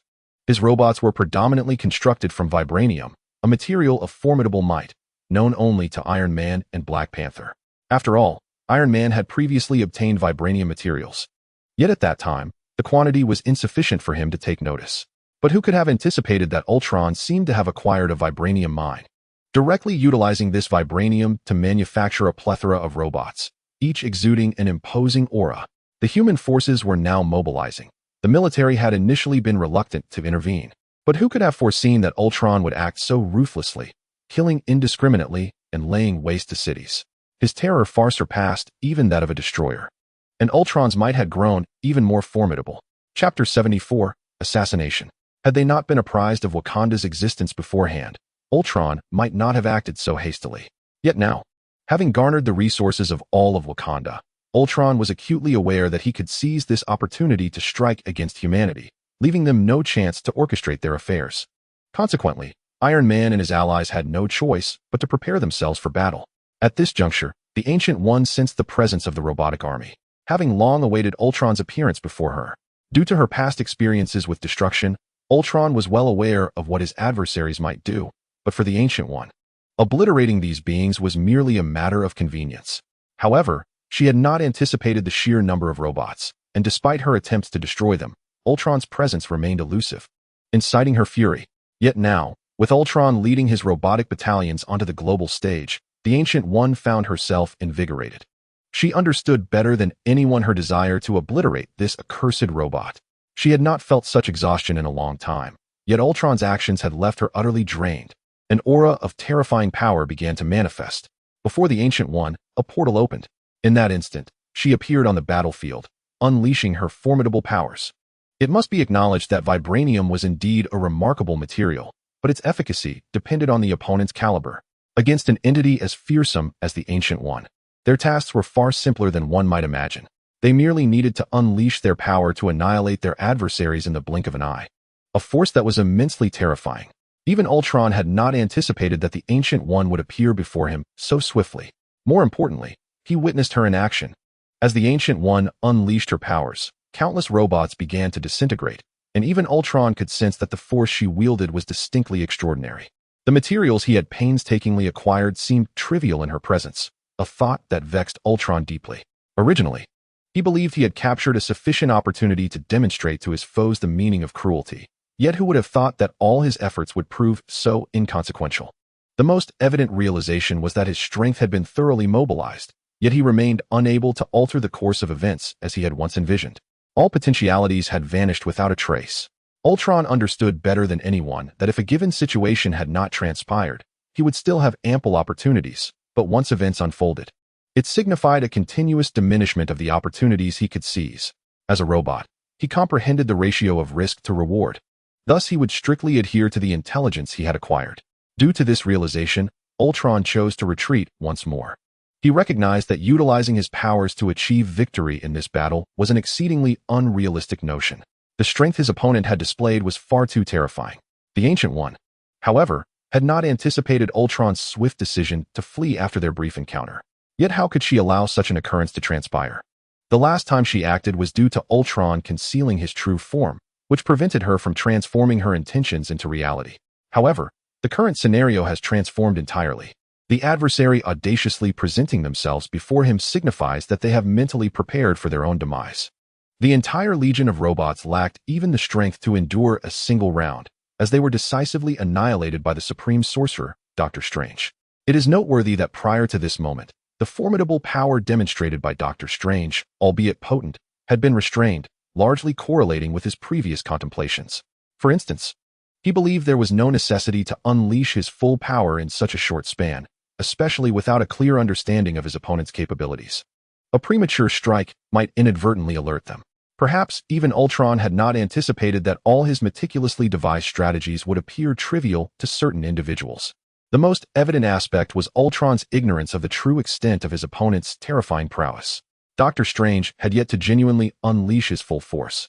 However, with the robot army valiantly charging forth to shield Ultron, Dr. Strange felt a profound sense of satisfaction. It was only such worthy adversaries that justified the unleashing of his complete power in a brief moment. Suddenly, the most formidable of forces erupted from Dr. Strange, manifesting within an instant a terrifying energy that emerged. Even Ultron himself was taken aback, realizing that the individual before him was far from ordinary. Yet, he was unprepared for the revelation that Dr. Strange could obliterate his robotic army in an instant, shattering all his preconceived notions. Not long ago, he had even contemplated a surprise ambush on Dr. Strange, intending to demonstrate that he was not without his own temper. However, that notion had now completely dissipated. He distinctly felt the vast chasm of disparity between himself and his opponent. To seek trouble with Dr. Strange under such circumstances would be akin to chasing phantoms. Consequently, Ultron fused with other robots, understanding that this was the only way to create an opportunity for his escape. Unbeknownst to him, a portal suddenly manifested before Dr. Strange. Following this, numerous portals appeared across the battlefield, and a radiant light emanated from Doctor Strange's hands. This light, initially singular, expanded into a formidable weapon as the battlefield broadened. The robots had no chance to struggle, as they were swiftly eradicated. Chapter 75. Escape, a necessity to flee. The power displayed by Doctor Strange was overwhelmingly potent. A mere glance was sufficient for Ultron to realize he was entirely outmatched. After painstakingly assembling an army with the intent of eradicating humanity, he was astounded to find his forces so easily vanquished. In the presence of Doctor Strange, not a single opportunity for resistance was afforded. The almost supernatural power erupted in mere moments. Simultaneously, Doctor Strange's gaze was cast upon the robotic army, having already discerned Ultron's location moments prior. However, upon looking again, he found the adversary seemingly absent. In an instant, Doctor Strange deduced that Ultron had likely employed some special means to withdraw from combat, causing him to shake his head in frustration. It appeared that his chance had slipped away. Nonetheless, confronted with such a multitude of robotic forces, Doctor Strange raised his hand, unleashing an overwhelming power that erupted forth. The adversary, having approached him directly, found no possibility of escape, and once again, the light surged forth through the portal, thoroughly cleansing the area. Doctor Strange was unaware of Ultron's fate, but it was indisputable that the opponent's methods had been nullified should Ultron attempt to utilize such tactics for another assault. It would be tantamount to chasing shadows. Doctor Strange soon opened another portal to vacate the battlefield, and just as he departed, Iron Man and others, who had been covertly observing, emerged. They had been monitoring the battlefield and were aware of the Supreme Sorcerer's presence. Yet they were unprepared for the sheer magnitude of Doctor Strange's strength. Only Thor, upon witnessing this scene, could not suppress a frown. Indeed, Thor was the first to react. And for this reason, he understood more acutely than others the caliber of the Supreme Sorcerer. He was of the same echelon as his father. Yet, while Thor recognized who Doctor Strange was, he remained oblivious to his exact whereabouts. According to his father, it seemed Doctor Strange did not reside on Earth, but rather in another dimension. Therefore, even if he sought assistance, he had no means to do so. Ironically, before Thor could ask for help, Doctor Strange had already stepped forward to resolve a significant portion of the troubles. Thor's gaze shifted towards Iron Man, eager to discern his thoughts. Among the army of robots, for reasons unknown, he felt an inexplicable intuition that Ultron was still alive. As Thor spoke, Iron Man nodded, confirming through his instruments that he had indeed detected no trace of Ultron. Undoubtedly, Ultron had once again evaded capture, which only exacerbated Iron Man's concerns. The mere presence of Ultron constituted a considerable threat, yet no one could have anticipated his decisiveness in retreat. He seemed capable of seeking out more opportunities in a short span. Given this, Iron Man, despite being aware that matters would not resolve swiftly or easily, felt a sense of frustration akin to being rendered speechless. After all, his next course of action was to locate Ultron's whereabouts. Yet with the overwhelming power displayed by Doctor Strange, Iron Man believed that Ultron, if not foolish, would certainly not remain in hiding. After all, strictly speaking, the first course of action for Ultron would be to find better opportunities to wreak havoc. Otherwise, even if he harbored intentions, they would be meaningless.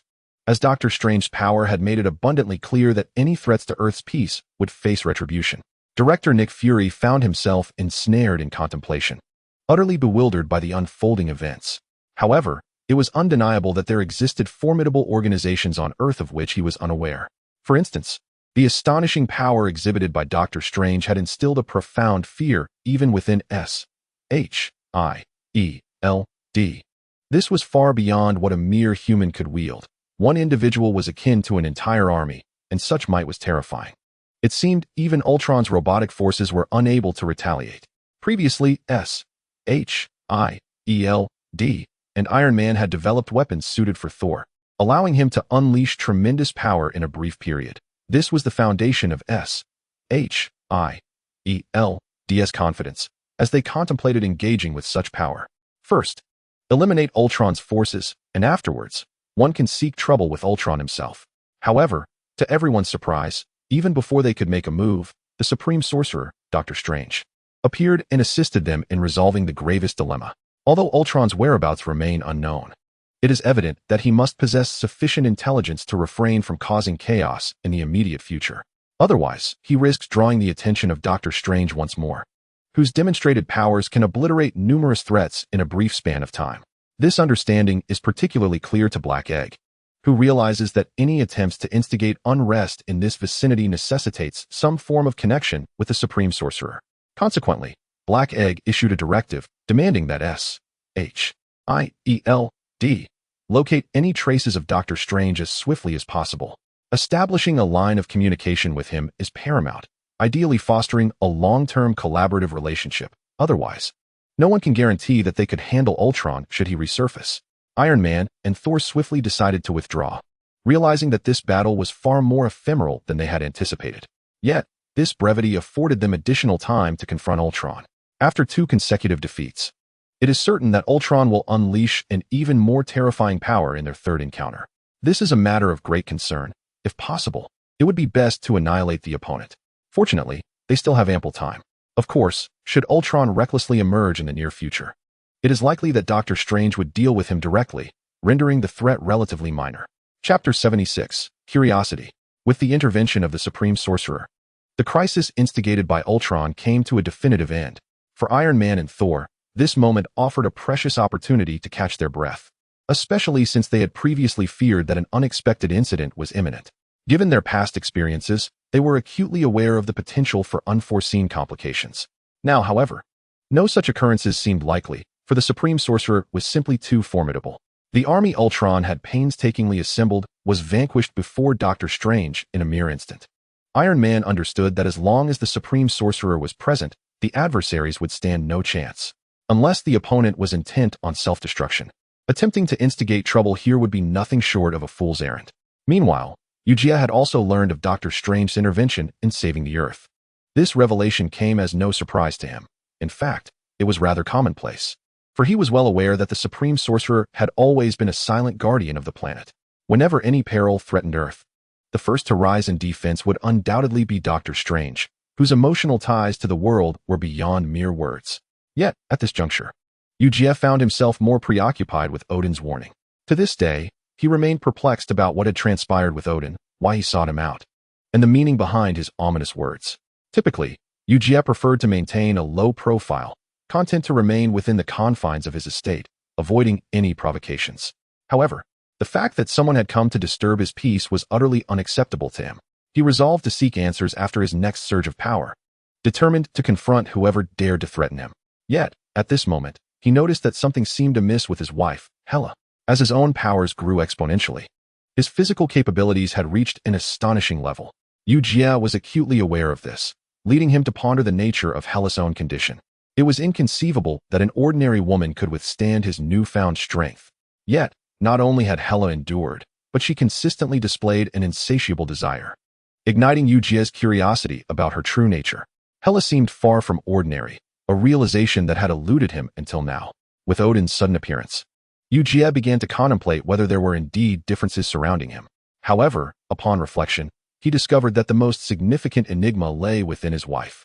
Eugia had no intention of questioning Hela directly about her condition, but he had begun to notice that there were aspects of her existence that he had previously overlooked. After all, how could she possibly endure such strength? This conundrum left Eugia perplexed. Previously, he believed he had secrets, only to realize that his wife harbored mysteries of her own. Nevertheless, despite the existence of these secrets, Eugia deemed it unnecessary to bring them into the open. The most obvious fact was that neither party intended to openly disclose their respective truths, allowing them to temporarily disregard the issue. Yet, for Eugia, all he sought was an answer. Until now, he had been oblivious to what was happening with Hela, but as he focused on her, it became apparent that she had withheld certain things from him. Curiosity gnawed at him. What could it be that he did not know about Hela? Despite his intrigue, he had no intention of directly confronting her. Much like how he had concealed his own powers, he respected Hela's right to privacy regarding her own affairs. Eugia was unwilling to lay all his cards on the table, and on her part, Hela had also sensed that Eugia's gaze towards her had shifted in an unusual manner. In truth, Hela had become aware that there were aspects of Eugia that she had previously failed to notice, including the overwhelming power he now possessed. She could feel its presence each evening, a stark contrast to her earlier perception of him as merely an ordinary Earthman. However, as time progressed, she sensed undeniable changes in him.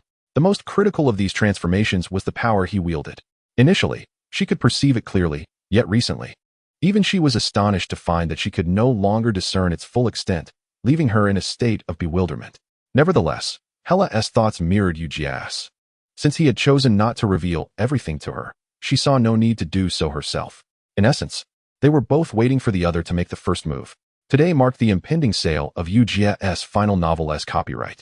Under duress, he once again ventured forth to negotiate the terms of the agreement.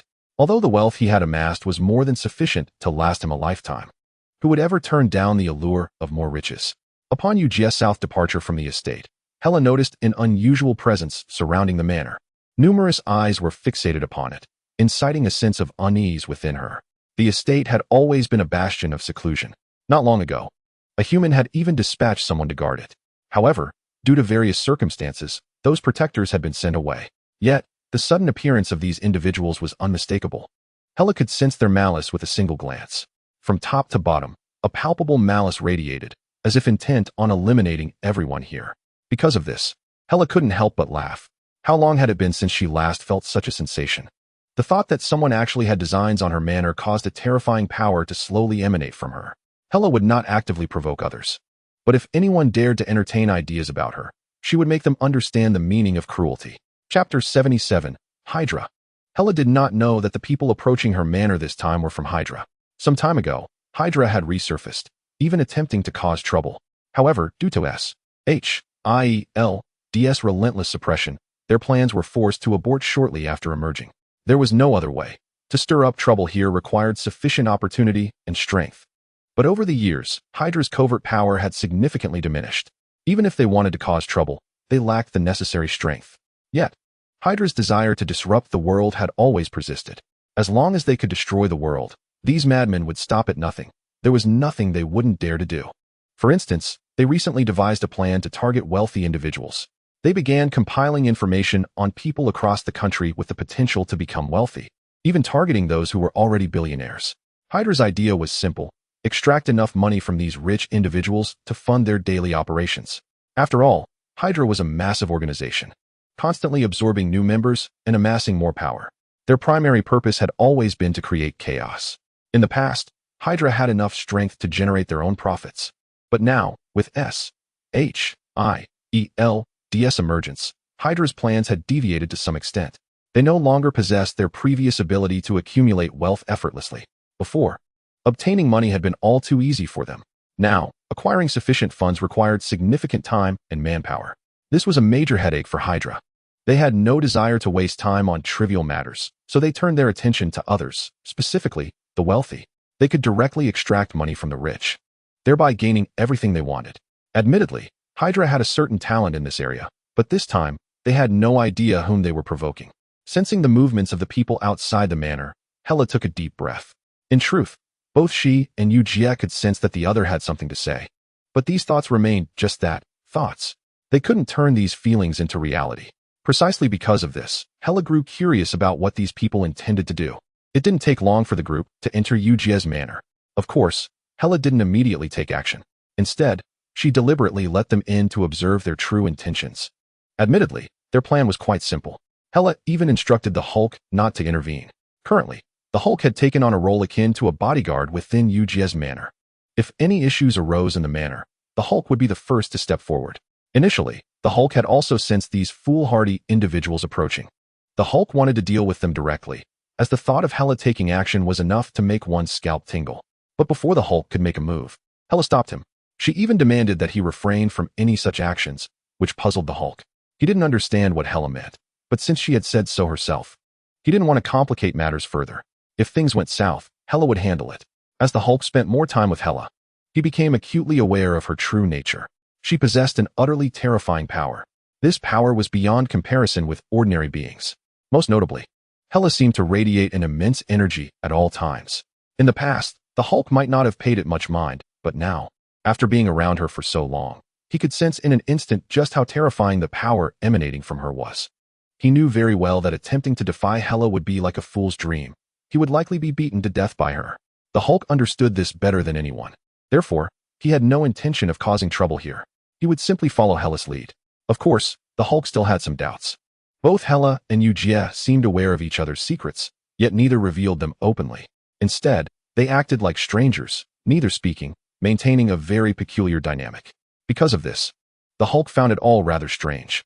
But despite his burning curiosity, he knew these matters didn't directly concern him. It was best to keep his thoughts to himself. Otherwise, speaking up would likely lead to trouble. Soon, the Hydra agents entered the manor, and the first person they saw was Hela. They stared at Hela with some confusion. Before her appearance, they had believed victory was assured. But the moment Hela appeared, everyone's expressions changed. Hela did not present herself like an ordinary person. As she emerged, a powerful force erupted from her. The energy was terrifying, almost instantly enveloping everything around them. Even the Hulk's eyes widened in shock.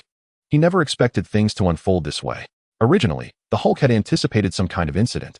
But seeing Hela display such a bizarre demeanor for the first time felt unfamiliar to him. However, after a brief glance, the Hulk decided to mind his own business.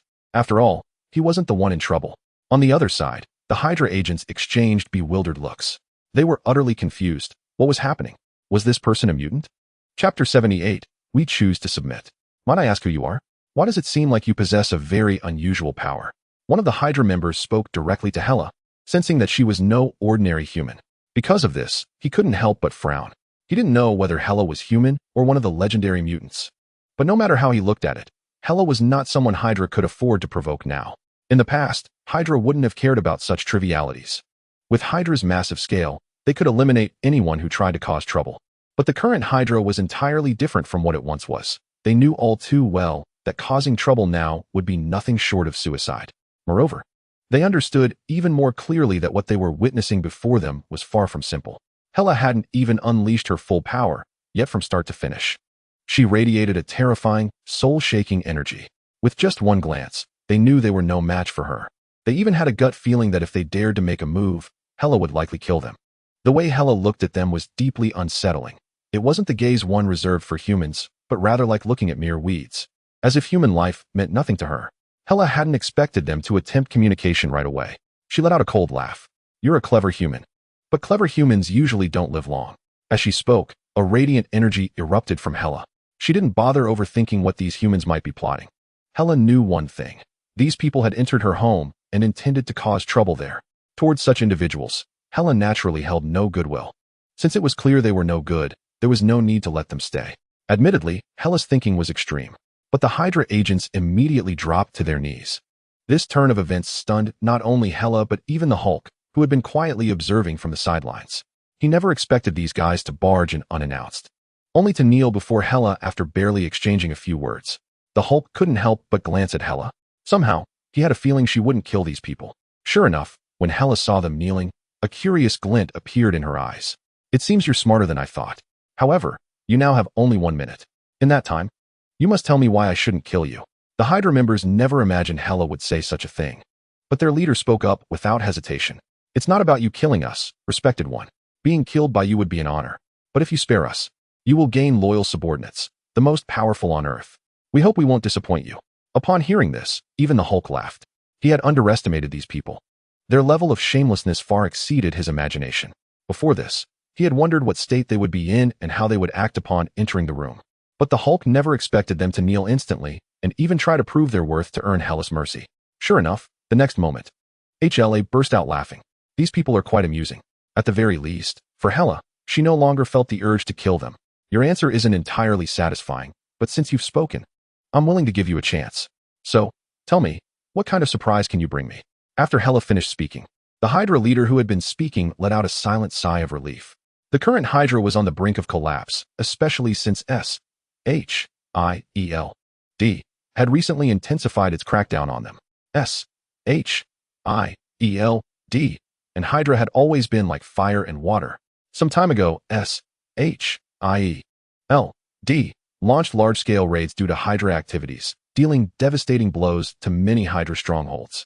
More importantly, Hydra was now fragmented. The once dominant organization that ran rampant during World War II had been completely split apart. Even this small Hydra squad that infiltrated Eugia's manor was just one of the splinter groups. Hydra remnants existed all over the world. Initially, these factions could unite for their shared dream of world destruction. But as S.H.I.E.L.D. continued its assaults, their resolve began to waver. They realized that with S.H.I.E.L.D.'s growing power, Hydra no longer had the strength to confront them. One misstep could lead to catastrophic consequences. This was beyond doubt. Earlier, S.H.I.E.L.D, had already issued a warning to Hydra using its influence, and Hydra had paid a heavy price for it. Precisely because of this, Hydra completely splintered. The Hydra team that came to Eugia's manor was one of the 7 splinter groups. Strictly speaking, they were the 3rd squad under the 6th division. The emergence of each small team highlighted just how fragmented Hydra had become. The Hydra squad leader knelt the moment he saw Hela precisely because he sensed she was no ordinary human. Because of this, he believed he could seize this opportunity to ally with Hela, even submit to her, so that this powerful being could help him become the leader of Hydra. After all, the situation couldn't get much worse. What else did he have to lose? Admittedly, this Hydra squad leader was quite clever, and he had inadvertently won Hela's approval. Such an event would have been astounding even in Asgard. Chapter 79, New Subordinates. It must be said that this Hydra squad leader was very shrewd. He gained Hela's approval almost instantly, although in Hela's view, this so-called human couldn't truly satisfy her. After all, the one who truly met her standards had always been someone like the Hulk. The power the Hulk displayed was utterly terrifying. If she could have an entire team composed of warriors like the Hulk, Hela felt she would even have the confidence to return to Asgard and have a proper conversation with her father, Odin. As the former goddess of death, Hela's vision was exceptionally sharp. Without needing much speculation, she could detect something extraordinary about the Hulk. His strength was virtually limitless. With sufficient stimulation, the Hulk could undoubtedly become the most fearsome killing machine on the battlefield. Unfortunately, for now, there was only one Hulk. Moreover, because the power he displayed was too immense, he had gradually begun to restrain his ferocity. This somewhat frustrated Hela. Of course, it wasn't just about Asgard. Hela could also clearly sense that Earth was no longer as simple as it seemed. Most notably, over the past period, Earth seemed to be experiencing all sorts of unforeseen incidents. The most obvious was that many events were slipping beyond her control. This gave Hela a growing sense of crisis. In the past, Hela felt she had everything under control. No matter what unexpected situations arose, she could find answers in the shortest time. But now, she could distinctly feel that something was amiss. The most evident change was that the opportunities she once grasped seemed to have shifted. Some things, if they never happen, become unimportant. But once certain things do happen, trying to reverse them requires great effort. Precisely because of this, Hela wanted to cultivate Hydra, even to make them her secret watchers over Earth. That way, no matter what happened on Earth, Hela could learn the truth immediately. She would no longer have to face situations where events occurred without her knowledge, only realizing it when everything was already over, something she absolutely couldn't accept. Because of this, Hela knew very clearly what she needed to do. After Hela fully revealed her plan, the Hydra members nodded in agreement. However, the Hydra squad leader raised another question. Master, although we wish to help you with this matter, our squad is still too weak for now. But don't worry. We have a solid plan. We only need you to come with us. The squad leader's idea was simple. By borrowing Hela's power, they could reunite Hydra. Once united, Hydra might even have the strength to confront S.H.I.E.L.D. More importantly, Hela's power was terrifying. Even catching a single glimpse of her made them tremble, as if their souls could barely withstand her presence. They understood that if they could gain her help, they could resolve any problem in a very short time. Hela glanced at them, and a dark light appeared in her hand. Soon, every Hydra member began to change. The light faded, and before long, all 10 or so Hydra agents had subtly transformed, their eyes turning black, and a black sword mark appearing in the center of their foreheads. Hela looked at them and spoke coldly. Each of you now carries a fragment of my power. If you encounter an enemy you cannot defeat, simply chant my name. This power will awaken and destroy your foe. But remember, you may use it only once. Hela hadn't originally intended to grant them any of her power, but these people could help her in many ways. Though it cost her some strength, even though she had not yet fully recovered, it was worth it to gain a loyal following. The Hydra squad leader had never expected Hela to actually bestow power upon them. They could feel it. A terrifying energy now surged deep within their bodies. If they unleashed it, they would have the confidence to challenge anyone. Overwhelmed with gratitude, they knelt before her once more. They had to thank their master for her gift. Hela said nothing further and dismissed them. After all, Eugia would be home soon, and she had no intention of telling him that she had recruited Hydra. In fact, she meant to hide it completely. After all, in Eugia's eyes, she was just an ordinary woman from Earth, just as he wanted her to see him as an ordinary man. Both of them held this mutual pretense, like a subtle game between them. Not long after, Eugia returned home and saw Hela. But for some reason, Hulk was looking at her strangely, as if holding something back. It was a look Eugia had never seen from him before. More surprisingly, Hulk wasn't he in Bruce Banner's form this time, but his true green self. That puzzled Eugia. Hulk usually preferred to remain as Banner. He rarely released his true form. Could it be that he had feelings for Hela? Eugia glanced suspiciously between Hulk and Hela. He had the sense that something had happened while he was away, though neither of them seemed willing to explain. Chapter 80. Mutual secrets. Although Eugia was very curious, since Hela didn't want to tell him, he chose to remain silent. He believed that if it were truly important, Hela would tell him eventually. Since she didn't want to talk, he decided to wait. Meanwhile, Iron Man and S.H.I.E.L.D. had once again joined forces over the Ultron incident. The appearance of the Sorcerer Supreme had bought them valuable time.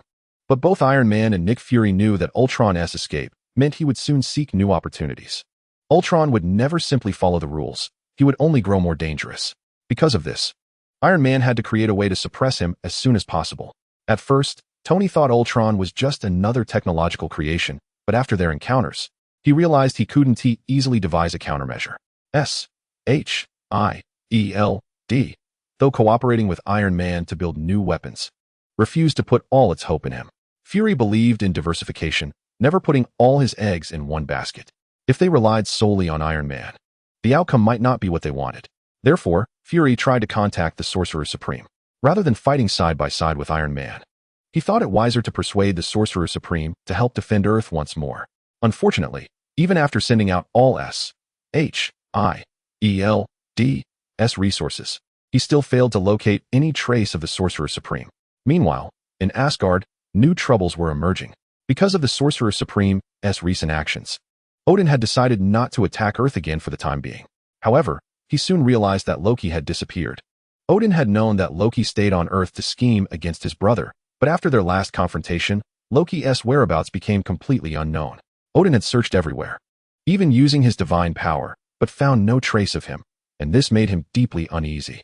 Although Loki wasn't his biological son, Odin had raised him for many years, and he had long since become like family. Now, with Loki missing, Odin couldn't shake his worry. Could those old enemies have returned? With that thought, Odin once again unleashed his power to strengthen Asgard's protective barrier. He wanted to see whether those beings had really returned. The moment Odin stepped into the abyss, he felt the darkness and cold immediately close in around him. As that oppressive force surrounded him, Odin instantly realized those creatures truly had come back. At that thought, everything became clear. Loki's disappearance was no coincidence. In fact, Odin was shocked to realize that Loki had most likely been captured by them. Otherwise, with all his divine senses and search spells, he should have been able to find Loki's presence easily. Long ago, Odin had given Loki a small gift, a magical item that allowed Odin to sense Loki's location at any time. Now, although he could still faintly sense the existence of that item, he could no longer sense where Loki himself was. That could only mean one thing: the frost giants were involved. They must have taken Loki and used their own magic to conceal him, severing Odin's divine connection. Otherwise, there was no reason he could sense the artifact, but not Loki's life force. Deep within the dark abyss, Odin searched relentlessly, releasing his divine power in waves. But even after a long while, he still couldn't find a trace of the frost giants. With no choice left, he finally returned to Asgard. It wasn't that Odin didn't want to keep looking. It was that he could feel his own power being suppressed the longer he stayed. If he continued, he risked being ambushed by the frost giants. Asgard could not afford to lose its king. But that didn't mean Odin intended to abandon Loki. The moment he returned, he contacted Thor. As Loki's elder brother, Thor naturally had a duty to protect him. Thor, who had been on Earth, returned to Asgard quickly upon receiving his father's urgent summons. He was puzzled at first, until Odin explained Loki's disappearance. Thor was shocked. Though he'd never been particularly fond of Loki, the trickster who spent his days scheming, Thor was still taken aback. Everyone in Asgard knew Loki's ambition to become the next king of gods. Even a child could see it. But Odin had never intended to give him that throne. And despite countless failures, Loki had never given up. Because of this, Thor had always kept his distance from him. Seeing Thor's reluctance, Odin spoke sternly. "He is your brother. No matter what he has done, he is still my son, still a child. As his elder brother, it is your duty to protect him." Thor hadn't expected such words. From his father's tone, he could sense there was something Odin wasn't saying outright.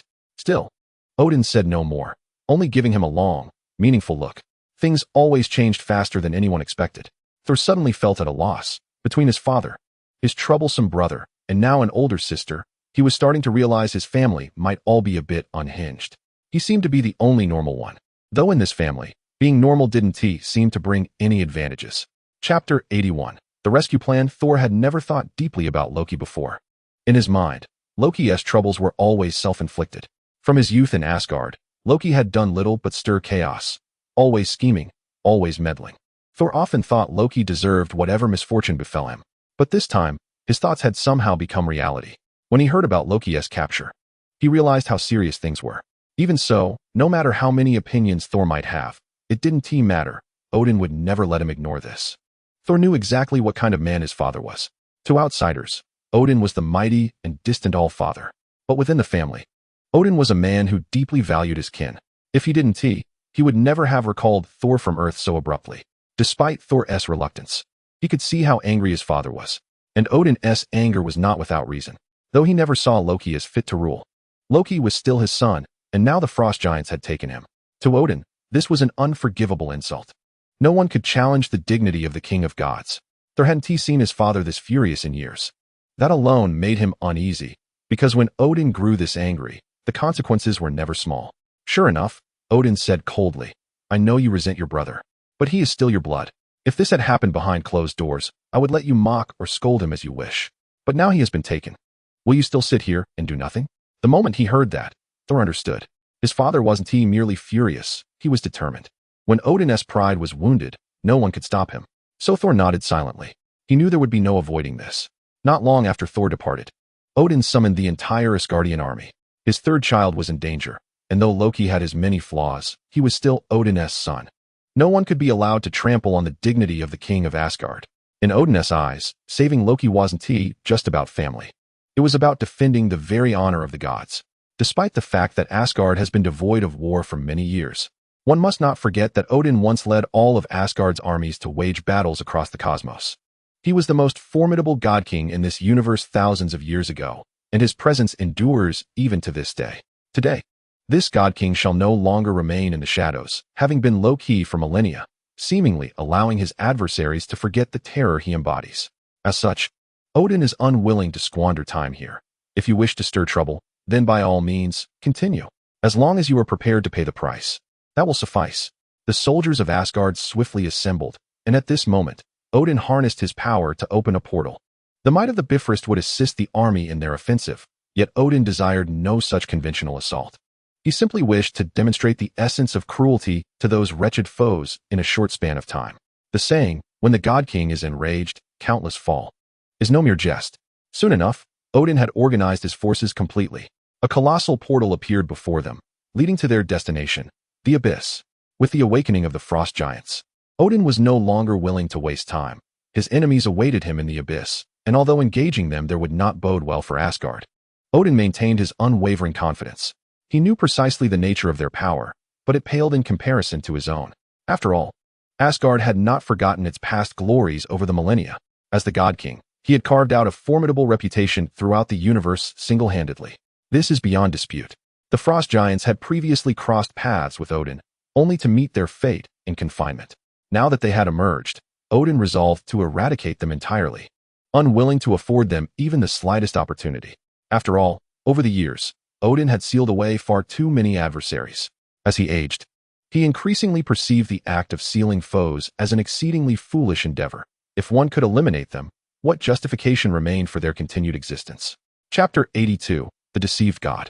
The Thunder God remained oblivious to his father's true intentions, suspecting instead that it stemmed from Odin's own pride. For so many years, Odin had been revered as the God King. Yet it seemed as though the passage of time had led some to forget what this title represented, allowing them to provoke Odin. In fact, just as Odin was about to take action, the Thunder God turned his gaze to his father, feeling an almost imperceptible aura emanating from him in an instant. He could ascertain that this aura was profoundly terrifying. With but a moment's focus, it could obliterate all who dared to confront him. It must be said that even the Thunder God found himself astonished. It turned out that throughout all this time, his father's power had remained at its zenith. Soon, the army led by Odin successfully breached the Abyss. The current Abyss differed greatly from the one Odin had previously encountered. He had only sensed a chill before, but now, the Abyss was rife with the traces of wind and snow, rendering the temperature nearly non-existent.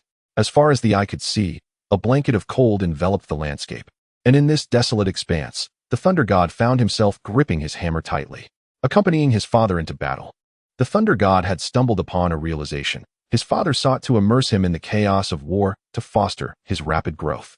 Regrettably, the Thunder God had discerned his father's true intentions long ago. In this conflict, he exhibited no concern. For years, Odin had rarely intervened, yet as Odin's offspring, the Thunder God understood more than others what the name Odin truly represented. For millennia, the title of God King had loomed over the hearts of countless races throughout the universe. Odin's prior actions had nearly quelled all powerful beings within the cosmos. It was no mere exaggeration to say that even the primordial gods had once grappled with him. Because of this, Odin's dreadfulness, while perhaps fading with time, was not a reflection of diminishing strength. The Frost Giants, a race the Thunder God had previously learned about, were indeed formidable. However, that was merely a remnant of the past. Odin, wielding his might, had almost entirely dismantled them in just 2 battles. It must be acknowledged that Odin was truly fearsome. Yet now, the Frost Giants had finally emerged, and rather than fleeing, they sought to establish a base within the abyss. Was that not a delusion? Concurrently, the Thunder God began to ponder the matters surrounding Eugia and his own resolutions. In truth, ever since the last incident, Eugia had nearly become a nightmare for him. For within the Thunder God's mind, he could not erase the memory of Eugia's instinctual strike. At that moment, Eugia had been unprepared, acting almost whimsically, and by mere coincidence. The Thunder God had found himself caught up in it. Unfortunately, this mistake had allowed the Thunder God to react, not only to his sister, but also to a formidable deity, and even his brother-in-law had displayed a terrifying power that made him tremble uncontrollably. This was no jest. It was an exceedingly real situation. Long before, the Thunder God had calculated his own strength more than once, particularly after being educated by the Destroyer on Earth.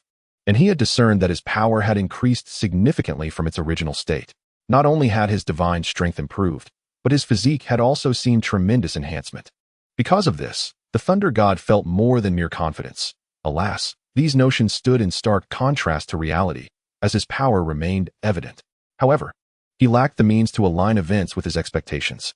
The power displayed by Eugia, possibly unbeknownst to Eugia himself, lingered in the Thunder God's memory, reminiscent of an explosive display of strength. Moreover, that power was undoubtedly not the extent of Eugia's capabilities. In the Thunder God's eyes, it seemed as though Eugia had merely acted casually. Soon, the Thunder God cast aside these thoughts. He understood better than anyone that a great battle was imminent, and dwelling on such matters was utterly meaningless. In a breath, a terrifying power manifested throughout the abyss, and even Odin, the God King in search of foes, recognized it. He had scoured the abyss for traces of the Frost Giants, yet despite his extensive search, he had found nothing. Yet he could sense that the Frost Giants were likely aware of his arrival. Otherwise, they would not exhibit such an aura. But what right did they have to instigate trouble here? On the other side, as Odin had surmised, the Frost Giants who had escaped their seals were deliberating on how to confront him. Although the Frost Giants had only just emerged from confinement, they had not forgotten the lessons instilled by Odin years prior. They believed that Odin's existence could not threaten them. Yet with the emergence of this thought, as Odin's path of slaughter commenced, they finally realized the extent of their own absurdity. In his prime, Odin had effortlessly subdued all the Frost Giants with his innate power alone. Just when they believed their lives were at an end, Odin disdainfully imprisoned them all. Rather than obliterating them, Odin chose to seal them away, which instilled a sense of fear mingled with a flicker of hope among the Frost Giants. Although they were sealed, they clung to the belief that if they could break free, the vast world would be theirs to explore. They did not believe Odin would relentlessly pursue them forever. Yet, aside from this, they harbored no fondness for Odin. First, he had vanquished them, and then he had sealed their entire race. Such a fate would be unbearable for anyone, especially over the span of nearly a millennium. Unfortunately, it was evident that Odin's power had only grown stronger. They could sense their opponent's specific circumstances through the abyss, and among them, the radiance emanating from Odin was the most resplendent. A mere glance was sufficient for them to ascertain this. Chapter 83. You are the sole pride of the Frost Giants. Among the remaining Frost Giants, not one harbored anything but contempt for Odin. Although Odin had spared their lives, they could not forget that the battle against him had led to the near annihilation of their entire race. Once, the abyss had been home to thousands of Frost Giants. Now, fewer than 1,000 remained. All this was due to Odin's actions, as he had ruthlessly purged all those Frost Giants who bore him hostility. Fortunately, even during their time of confinement, They discovered their own burgeoning strength, growing gradually and unknowingly. This was the best news, for no one would willingly accept such bondage, especially not for millennia. They had previously been unaware of how excruciating the sensation of being sealed could be, but once they experienced it, they understood its true torment. Even if they had gained sufficient power during this imprisonment, in their hearts, being bound was akin to being under house arrest, a loss of everything. In the past, they had been given no opportunity. This time, they would not allow such a fate to repeat.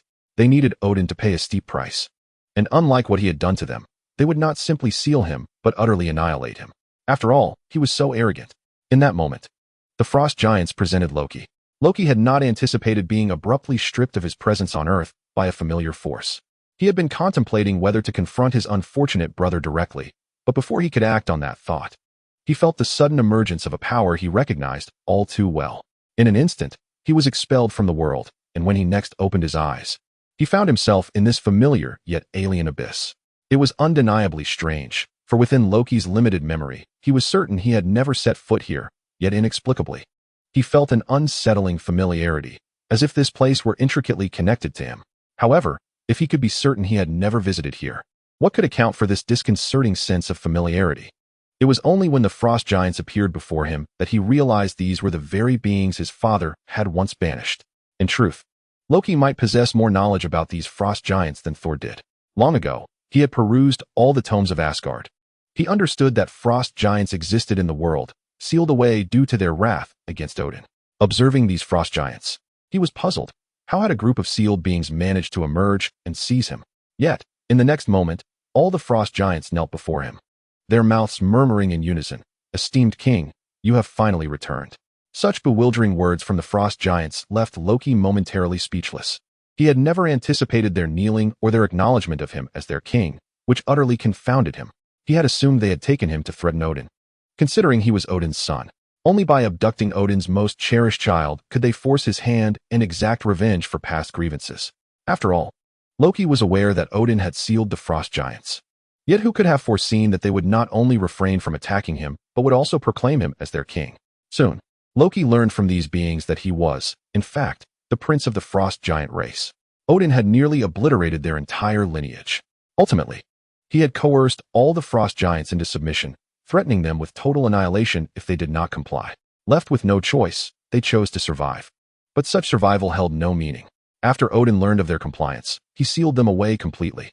Following their imprisonment, Odin's methods were brutally straightforward. He captured the youngest prince of the frost giants, believing this would compel the entire race to bow before him. Otherwise, they might harbor thoughts of rebellion upon escaping their confinement. Odin's actions were undeniably outrageous. Even now, it was difficult to believe. Until the frost giants drew blood from both Loki and themselves, merging the two. In that moment, Loki felt his very essence transform into a blue hue. The familiar self he had known seemed to fade away, replaced by a version of himself that was entirely akin to these frost giants, each one evoking an inexplicable sense of familiarity in his eyes. This familiarity did not stem from prior acquaintance, but rather from an intrinsic recognition of their shared bloodline. It was a recognition from the core of his being, and it forced Loki to acknowledge a profound truth. He had never truly been Odin's child. Grappling with this revelation was challenging for him. However, the frost giants soon disclosed their history to him. They had once been the sovereigns of this abyss, and it had not always appeared as it did now. All of this was a consequence of Odin's actions. Odin's nature was far more complex than Loki had ever imagined. In a strict sense, the frost giants had once possessed a future of unparalleled beauty, yet with Odin's arrival, everything had changed, leading to the most conspicuous disappearance of their once vibrant existence. All that remained was a desolate void. Loki struggled to accept the harsh reality, but deep down, he knew that he must confront the undeniable connection of blood between them. It could not possibly be fabricated. As a prince of Asgard, Loki understood this better than anyone. Yet, the more he thought of his father's visage from the past, the more difficult it became to reconcile with the truth. His earlier thoughts now appeared so juvenile. He had borne the weight of national grievances and familial hatred, only to end up mistakenly embracing the enemy as his father. Chapter 84, The Call to War. Loki found it challenging to accept his current identity, but alongside this struggle, a flicker of anger ignited within him. It turns out that I was the one deceived from the very beginning. The so-called hopes I harbored are nothing but a farce. As this realization dawned upon Loki, he unwittingly found himself agreeing to the Frost Giants' scheme. Long ago, the Frost Giants conceived a particularly dreadful plan. They sought to resurrect their ancient king. In the distant past, among the Frost Giant clan, there existed a being of unparalleled terror, distinguished by an unmatched power. Due to this very attribute, the Frost Giants once commanded an era. However, this era was fleeting, brief yet resplendent, and they failed to acquire greater strength during that time. Consequently, after the disappearance of their king, the Frost Giant lineage grew exceedingly weak. Nevertheless, the Frost Giants were acutely aware that in the primordial ages, they were the most formidable beings in this world. That was a glory etched deeply into their very bones. Odin's actions had rendered the Frost Giants unable to accept their fate. Thus, they aimed to summon their ancient king, a feat that required Loki's assistance. Among the Frost Giants, only Loki possessed the requisite bloodline power. Should Loki acquiesce, the Frost Giants could marshal all their resources to transform him into their king. Loki hesitated, but soon the Frost Giants inundated his mind with all that had transpired. Even Loki could not have anticipated such a revelation. And as he beheld the memories flooding his consciousness, he found it impossible to maintain his composure. The reality was stark, and the cruelty undeniable. He felt compelled to take action. While the past could not be altered, the future seemed to lie within his grasp. Could he still retain his composure? Loki did not know, but a voice within urged him, insisting that he need not, and indeed could not, remain calm. His kin were before him, and he could not remain indifferent. Ultimately, Loki acquiesced to the request of the Frost Giants, fully aware that these beings might represent his sole remaining connection to his own kind in this world. He had no justification to reject them, and indeed, as they had asserted, he had long been mistaken in identifying Odin as his father. Odin's actions were unforgivable. Thus, Loki consented to their plea. While the ancient king began to awaken, Odin, unaware of Loki's plight amidst his abduction and subsequent memory infusion, grew increasingly agitated as he traversed the abyss. He could not fathom the tribulations Loki was enduring. However, there was no doubt that the Frost Giants had instilled fear within him. Although Odin was not Loki's biological father, years of companionship had fostered a bond, with Odin regarding Loki as his youngest child, the one most cherished by any parent. This realization incited a sense of urgency within Odin. And at that moment, the armies of Asgard began to radiate outward, all forces united, prepared to harness the strength of Asgard as Odin had commanded, aiming to obliterate the Frost Giants. Yet, no one anticipated that after wandering the abyss for so long, Odin would find no trace of the Frost Giants. It dawned on him that they must have concealed themselves. In the past, when they were solitary, they had dared to reveal their presence, but now, with Odin's army advancing, they had lost both the reason and the audacity to remain visible. Thus, even in his fury, Odin found himself powerless. He could only scatter his forces as broadly as possible. This was the sole way to forge a more formidable pressure in a short time. For no one knew what calamities might unfold next. It must be said that Odin's strategy was astute and aligned closely with the current reality. The armies of Asgard swiftly displayed their terrifying might. As the search extended, Odin could no longer endure this so-called waiting. He commanded all Asgardian forces to unleash their power without restraint. They must make the Frost Giants feel the pressure. Only then could they locate them more swiftly and effectively. Thor had not witnessed Odin's fury in quite some time. It was at that moment that Thor realized just how significant his brother was to his father. Shortly thereafter, traces of the Frost Giants emerged. In truth, the Frost Giants had been hiding all along. They awaited the moment when the Asgardian forces would lower their guard to strike. However, after such a prolonged concealment, they had failed to find a suitable opportunity until Odin dispersed his forces. At which point the Frost Giants recognized their chance had finally arrived. Striking individually was the Frost Giants' optimal strategy. Soon after, Odin discovered that a small squad had suddenly lost contact. Each squad maintained a tenuous link with Odin. Though faint, it allowed him to discern their conditions. Yet, one 200-member squad had vanished without a trace. Odin immediately surmised that the Frost Giants had initiated their assault. A surge of lightning began to flicker around Odin as he realized his intended retribution had been preempted by their offensive. Given Odin's temperament, how could he possibly endure such an affront? A tempest of power surged within him, rendering his expression grim, and in the next moment, lightning erupted, shattering the abyss. Thor had never witnessed Odin in such a state of wrath, but now he beheld an unparalleled force radiating from his father. Centered around Odin, the previously dark and frigid abyss transformed completely. Most notably, under the illumination of the lightning, everything within the abyss became starkly visible. Thor even discerned numerous ice sculptures, which bore the likenesses of countless Asgardian soldiers, clad in armor. At that moment, a flicker of confusion washed over Thor. What could all this mean? Chapter 85, Another Tale. Surely, you do not believe that the conquest of the entire universe was resolved by a mere command of mine? Odin seemed to notice the peculiar gaze of Thor and, finding it strange, directly addressed him, leaving Thor momentarily taken aback by his father's sudden utterance. Subsequently, Odin recounted a different version of events.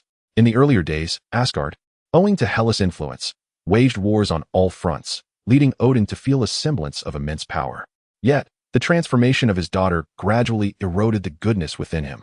Ultimately, Odin's benevolence triumphed over his madness. He concluded that there was no need for continuous turmoil. Peace could also be a viable path. Perhaps it was age that prompted Odin to abandon his ambitions of universal domination. However, it was at that critical juncture that his daughter betrayed him. Or rather, Hela failed to comprehend that it was her father who had orchestrated these events. Yet at the most pivotal moment, he chose to retreat.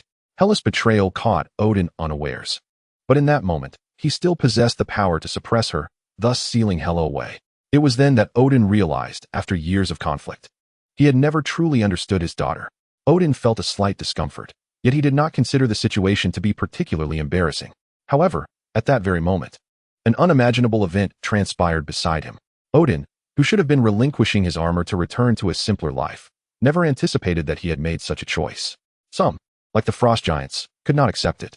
In that era, a king who could resurrect the ancient bloodline of the frost giants had finally emerged. This king harbored a simple ambition: to once again spread the glory of the frost giants throughout the cosmos. The most effective means to achieve this was to annihilate all races, as Asgard had already gained considerable renown. Thus, the frost giants began their assault on Asgard, inflicting grievous losses that compelled Odin, who had only recently laid down his desire for conflict, to reconsider. He was taken aback that merely harboring such thoughts would embolden others to challenge him. Odin swiftly rallied the forces of Asgard and launched a devastating counteroffensive against the frost giants. Although Asgard's army had been somewhat weakened by the previous two wars, one must not forget that Odin still stood resolute. Yet, who could have anticipated the sheer terror of the frost giants lurking in the abyss? Even Odin paid a steep price, with Asgard suffering the loss of thousands of soldiers, those very ice sculptures that Thor had just witnessed. Thor gazed at his father, astonished to discover that such a chapter existed in Asgard's history. However, it seemed different for Loki. For reasons unknown, Thor felt that Loki's bloodline was somehow unique. Most importantly, within Thor's mind, the details surrounding Loki remained nebulous. It was as if Loki had materialized as a brother from thin air. Even their mother had withheld Loki's story from their father, only sharing her own, which only deepened Thor's confusion. Throughout his contemplation, the most pressing matter for Thor was his unwavering belief that his father would not deceive him. Since he could not find answers here, he deemed it more prudent to swiftly locate his brother, for that was of utmost importance. A formidable power soon enveloped Odin, with his thunder emanating outward in waves. This time, the force he radiated was not merely to showcase his martial prowess. Rather, it was aimed at establishing a connection with each of his teams. Recalling the heavy toll they had paid in this abyss, the memories lingered vividly in Odin's mind, and he was determined to prevent a recurrence of such calamity. Consequently, he needed to swiftly ascertain the status of each team he had dispatched. As Odin's power erupted, the frost giants, who had been lurking in the shadows, maintained their composure. Initially, they viewed this as the perfect opportunity for a piecemeal assault. But who could have foreseen the terrifying might of Odin? As he unleashed his full power, the abyss revealed itself to be less obscured. Even the advantages previously held by the frost giants began to dwindle, forcing them into silence once more, while Odin, fatigued from the exertion of his own strength, bore a weary expression. However, this fatigue was fleeting, as Odin steeled himself. He understood that the frost giants, having taken Loki captive, would not allow matters to conclude so simply. They might exploit Loki for their own ends. And Odin was acutely aware of the frost giants' former glory and their potential to manipulate royal lineage for their designs. Nevertheless, none of this should involve Loki. He was merely his son. Yet, upon dispersing his power, Odin found the traces of the enemy increasingly elusive. His countenance darkened as he realized that his attempt to safeguard his soldiers had inadvertently caused alarm among the foes. They once again fell silent. In any other circumstance, this might not have posed significant trouble, but the current inability to locate the enemy's traces rendered his dispersal of power ineffectual. Soon, Odin sensed an unsettling presence. Two of his teams had vanished without a trace, and this disappearance occurred so swiftly that even he was caught off guard. The moment he unleashed his power, he discovered that his soldiers seemed to have evaporated into thin air. Alarmingly, there had been no prior warning accompanying this ominous aura, and Odin immediately grasped that the frost giants had struck. They were unable to maintain their composure, yet an odd occurrence transpired among them as well. It must be said that even Odin needed to muster his focus, for these adversaries were peculiarly unpredictable. Chapter 86. Loki's Pride. Unbeknownst to Odin, the tendrils of the frost giants did not originate solely from them. Rather, they were significantly influenced by Loki. In learning of the frost giants' past, Loki discovered that he was, in fact, their prince. The revelation that his parents and all that he held dear had been obliterated by Odin was a burden he could no longer bear. While Odin had once been his father, this man had erased every aspect of Loki's identity, even transforming him into his son. Loki's innate kindness was thoroughly extinguished. In swift agreement with the frost giants' ritual, the ancient power surged back into his being. The moment this power returned, Loki chose to strike at the soldiers of Asgard. Once his loyal subordinates, they now appeared to him as mere bloodthirsty executioners. Concurrently, Loki began to revel in this newfound power, astonished by the strength he wielded through the infusion of ancient bloodline energy. A squad of 200 fell effortlessly beneath his command, leaving him entranced by this overwhelming power. Yet, he could not shake the lingering essence of his father. Odin had imbued each team with his strength, ensuring that any assault on them would draw his attention. However, Loki's speed of attack was so swift that Odin scarcely had time to react. Yet he instinctively sensed that the adversary he faced was far more formidable than he had anticipated. How else could one explain the swift eradication of over 400 soldiers? Odin commanded all units to regroup. He could no longer afford to disperse them. The enemy's audacity to engage in piecemeal attacks indicated their overwhelming confidence in their ability to eliminate everyone. Barely had Odin issued his command when another squad was struck with catastrophic force. Soon, the majority of the army returned, yet a small contingent remained unaccounted for. Witnessing this, Odin fell silent. He understood all too well that those soldiers who had not returned were unlikely to ever do so, destined to share the same fate as their predecessors, eternally ensnared in this abyss. Simultaneously, Odin's aura began to waver, leaving even Thor momentarily stunned, as he sensed a far more terrifying essence emanating from his father. Long before, during Odin's fury, Thor had sensed that something was amiss with his father. The most obvious sign was that father's power seemed to be radiating uncontrollably, and the same was happening now.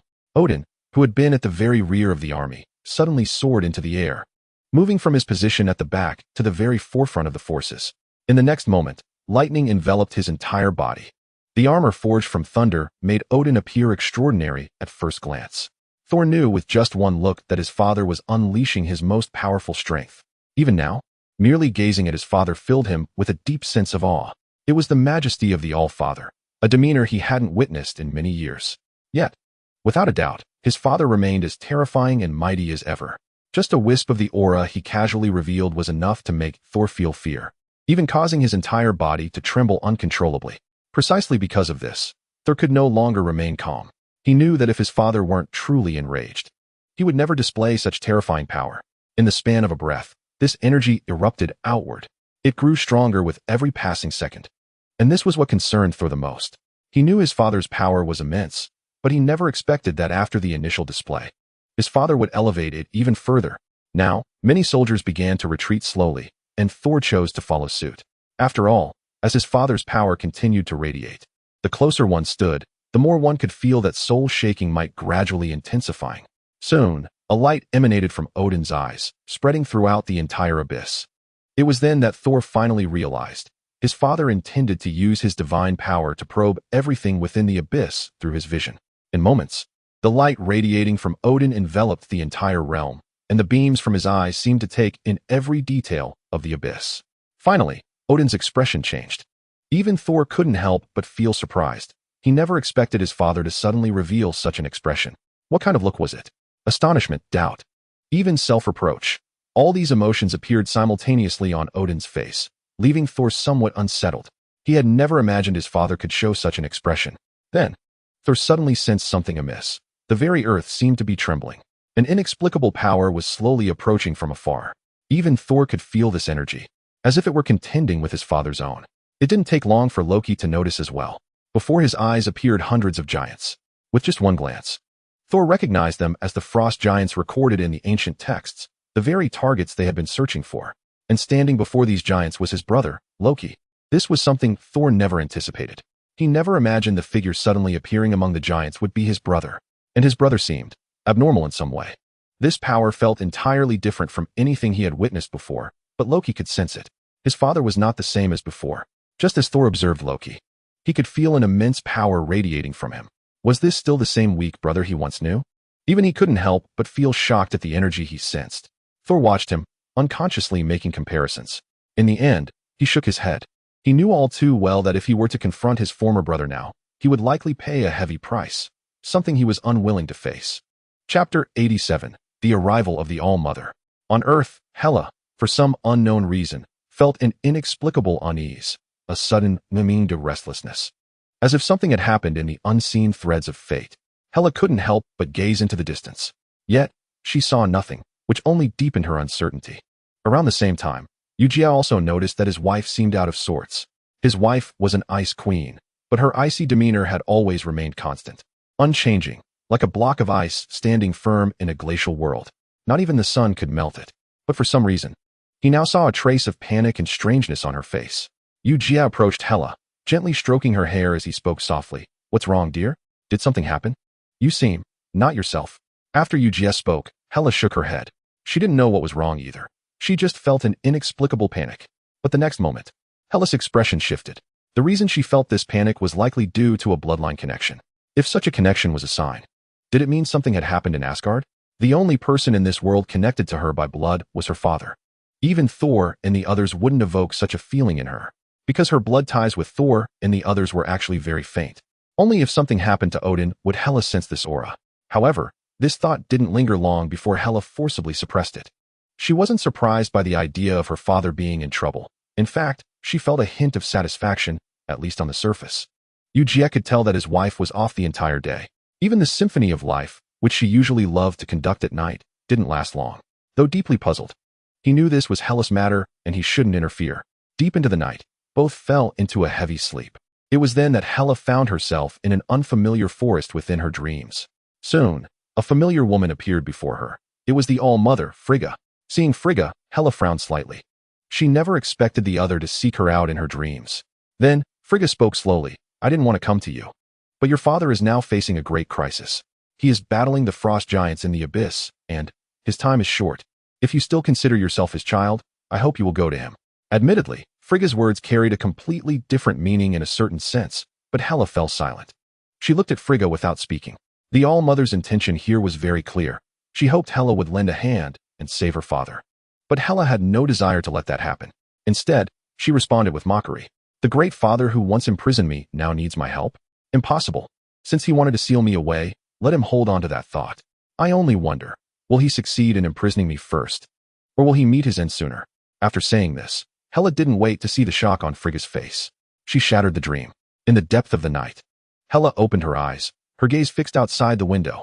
Memories of the past involuntarily surfaced in her mind. At that moment, Eugia extended his hands, one resting upon Hela's chest and the other upon her shoulder. It was only then that Hela realized that Eugia was indeed akin to her. Slowly, Eugia spoke. "I never anticipated that my wife would turn out to be the goddess of death, Hela. To be honest, it fills me with a sense of excitement." Hela was equally taken aback by Eugia's sudden address, yet the look in her eyes revealed a peculiar shift. In an instant, Hela comprehended why Eugia had discerned her true identity. It was likely due to the influence of the Queen of Heaven. As Hela surmised, Eugia had indeed learned of her identity through the Queen of Heaven, the mightiest sorceress across the 9 realms. Her knowledge far exceeded that of Odin, and most crucially, her quest to seek Hela was not merely to implore her to rescue her father. The Queen of Heaven possessed a deeper understanding of Hela's condition than anyone else. In truth, Hela was merely a secondary concern for her. Her true focus remained on Eugia. During their previous battle in the cosmos, even the Supreme Sorcerer was unaware of the events unfolding. However, as the most formidable witch in the 9 realms, the Queen of Heaven quickly grasped the identity of those engaged in the cosmic conflict. Astonishingly, it was her daughter's husband. The power exhibited by her son-in-law was exceedingly formidable, a fact the Queen of Heaven was acutely aware of. She even suspected that if her son-in-law wished, he might be concealing further secrets. At present, Odin was embroiled in a fierce battle. As the Queen of Heaven, She found herself unable to intervene directly. Yet she could certainly assist Outyin in seeking additional powerful allies, such as her daughter and son-in-law. Hela, gazing at Eugia, could not ascertain his thoughts. But she discerned a glimmer of surprise in his eyes. He did not seem to reject his identity. Hela then candidly expressed, "You are aware of my identity. Yet I remain ignorant of yours. Do you believe this is fair?" At that moment, Eugia merely scratched his nose. To him, Hela appeared entirely as a delicate woman, a side of her he had never witnessed before. Regardless of whether she was the once icy beauty or the current gentle soul, Eugia found himself quite enamored. However, Eugia calmly stated, "If you aspire to become the God King of Asgard, this is your opportunity. Nonetheless, I believe it would be prudent for you to meet your father." In Chapter 88, Hela's behavior throughout the day had not escaped Eugia's notice. He understood that her demeanor was primarily influenced by Odin. Had it not been for Odin's interference, Hela might have remained her former self. If not for her concern over past events, she would likely have appeared much more cheerful. The reality was quite the opposite, as Hela seemed somewhat preoccupied, and this realization prompted Eugia to conclude that his wife still cared for her father. Eugia's reflections were not so straightforward, for he had encountered Odin before, who had even threatened him in a dream. Who could have predicted that the tides would turn so dramatically, with the once threatening father-in-law now in need of his assistance? This thought caused Eugia to chuckle in amusement. Perhaps even Odin himself would never have anticipated such a turn of events. Hela was caught off guard by Eugia's words, but found herself not opposed to the unfolding circumstances. Soon, Hela and Eugia decided to set off. For according to the information provided by the Queen of Heaven, Odin's time was running short. At that moment, Eugia was unaware of the precise nature of Odin's predicament. Yet he firmly believed that Odin was currently the most powerful being in all of Asgard. This was undoubtedly true. One did not earn the title of God King by mere coincidence. Without adequate strength, no one would willingly submit to Odin. This understanding piqued Eugia's curiosity regarding the unfolding events in Asgard. He could not fathom what might transpire during this time frame, as he considered himself quite knowledgeable about the current Marvel Universe. While the upcoming events promised to be somewhat complicated, he felt he could anticipate some of them. It must be said that surprises seemed to arise when least expected. Soon, Hela divulged to Eugia information he had never anticipated, revealing that the frost giants currently battling against Odin were, in fact, a terrifying presence from ancient times. Their primordial bloodline was such that even Odin might struggle to contend with them. This had been known long ago, yet at that time, the ancient bloodline had not fully awakened. Consequently, neither Odin nor Hela had considered the possibility that after so many years, such a bloodline could awaken within them. This realization caused Hela to understand that the situation was likely more complex than she had imagined. The awakening of the frost giant's bloodline indicated that Odin's predicament could be even more dire than she had conceived. While claiming to harbor no thoughts about Odin, the reality was quite different. Harnessing the power of the Queen of Heaven, Eugia and Hela swiftly returned to Asgard. The moment they arrived, Eugia was astonished to notice a flickering energy emanating from his wife. At that instant, Hela addressed Eugia, stating, "I am still somewhat injured and require time to recover. You may go and check on them first." Eugia was taken aback, completely unprepared for the revelation that his wife bore wounds. He looked at Hela, perplexed. However, Hela offered an explanation, assuring him that once she returned to Asgard, her strength would rapidly replenish, and her past injuries would heal with just a little time. Even Eugia had not anticipated such a phenomenon. Nevertheless, since Hela had spoken, he saw no reason to linger. With the Queen of Heaven's guidance, Eugia soon arrived at the abyss where the frost giants resided. Upon entering the abyss, he sensed that everything within was far more astonishing than anything he had encountered in his previous world. The most striking aspect was the power present, which instilled a palpable chill, a truly unfathomable experience. Eugia possessed the powers of a Superman template and the Life Codex. Under normal circumstances, neither extreme cold nor sweltering heat could affect him in the slightest. Yet, the unfolding events before him seemed to communicate that this abyss harbored an enigmatic force. His body instinctively registered something amiss. Just then, Eugia noticed a fierce battle not far away, not only between Asgard and the frost giants, but also involving Thor and Odin. Their combined efforts were directed against none other than Loki. Could it be that the one possessing the ancient bloodline was Loki? In that fleeting moment, Eugia connected the dots regarding the identity of the ancient bloodline Hela had mentioned, never anticipating such a dramatic transformation. As Eugia gazed upon the unfolding scene, he ascended gracefully into the air, and in the next instant, a surge of speed and power erupted from his being.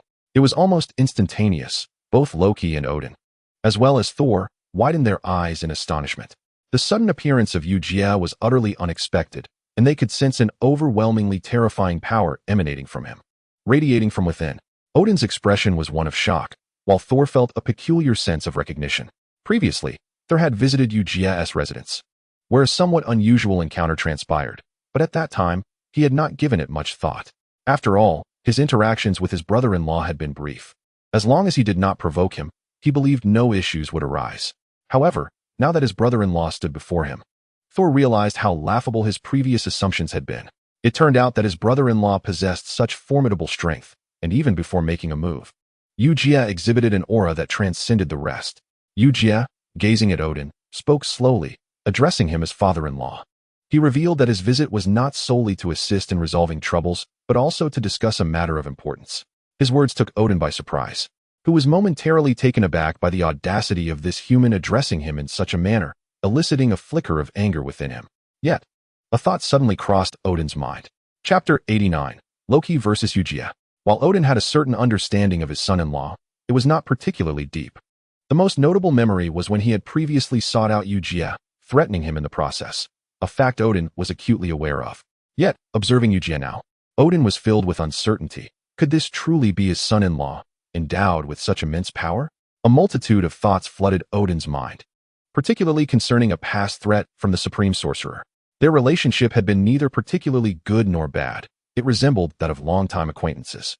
Many things could be inferred without direct conversation, and previously, Odin had been puzzled by the Supreme Sorcerer's threat, but now, witnessing Eugia's transformation, it all began to make sense. Odin could not help but voice his realization. The human who fought against the Devourer must be you. Odin had not forgotten the creator god who had appeared beyond Earth. He understood well that this being was capable of standing against eternity itself, and in some respects, was even more formidable. Having once battled the creator god, Odin was acutely aware of the terrifying nature of such entities, yet it seemed he had underestimated Eugia. To Odin's inquiry, Eugia did not shy away from answering. Rather, he nodded in affirmation. There was nothing to conceal, and he believed it would not take long for those around them to learn the truth. With that in mind, why should he hide anything? Eugia's openness left Odin momentarily speechless, and at that moment, he and Thor exchanged glances before gradually descending from the sky. Both understood that with Eugia joining the fray, there was no longer any necessity for them to continue their battle. Eugia's power was evident, and if they could not resolve the conflict with his assistance, the fault would lie with them. A terrifying force radiated from Eugia. As he looked at Loki, he was acutely aware that this individual was his brother-in-law, though he could not fathom how Loki had transformed into this formidable being. Moreover, a chilling aura emanated from Loki. Could this be the essence of ancient bloodlines? Eugia gently shook his head. There was no need to engage in dialogue with him. The ongoing battle had altered Loki significantly, and Eugia had little desire to converse with his opponent. In the next instant, Eugia propelled himself towards Loki like a cannonball, channeling all his strength into his right hand, which coalesced into a fist that struck Loki's chest with tremendous force.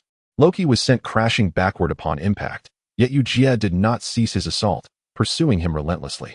His fists rained down upon Loki's chest, as if they were of no consequence, and Odin and Thor watched this unfold, their expressions reflecting their astonishment. The two exchanged glances, each perceiving the shock mirrored in the other's eyes, as they struggled to comprehend the unfolding events. The most glaring realization was that they were utterly bewildered by how the situation had escalated to this point.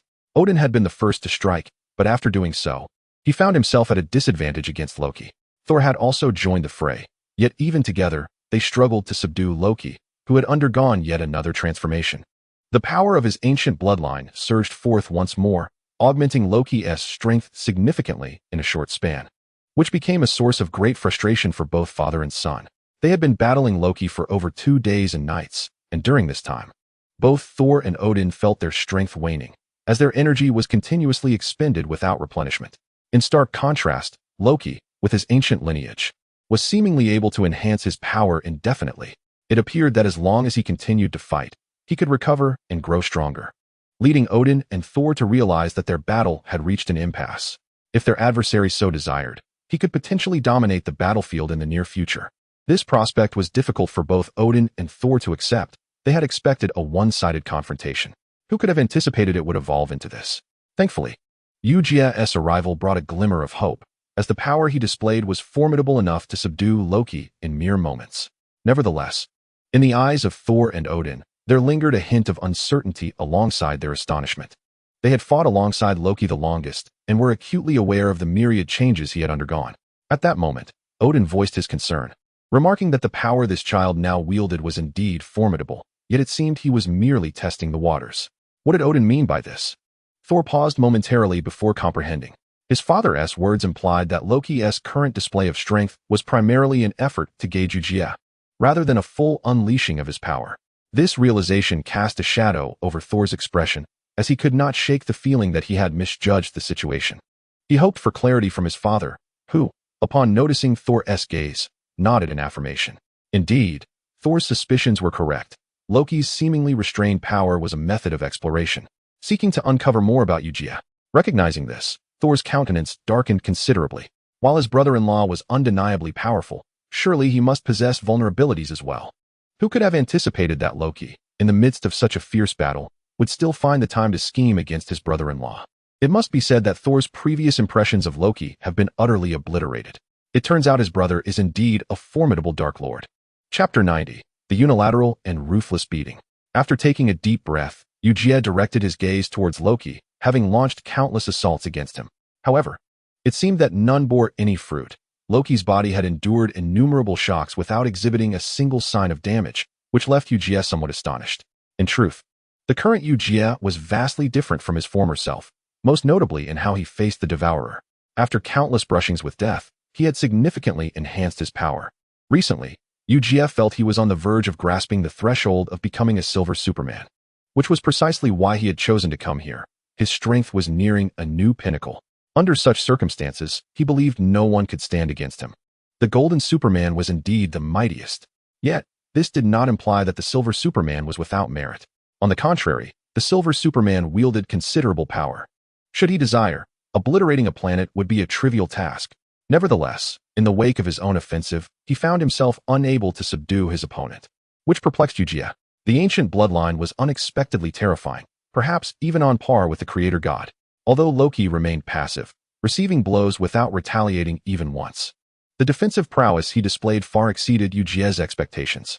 After a prolonged assault, Eugia abruptly ceased his attacks. He instinctively felt that continuing his barrage was futile. Not only could he not breach Loki's defenses, but he also failed to leave even a trace of a decisive victory.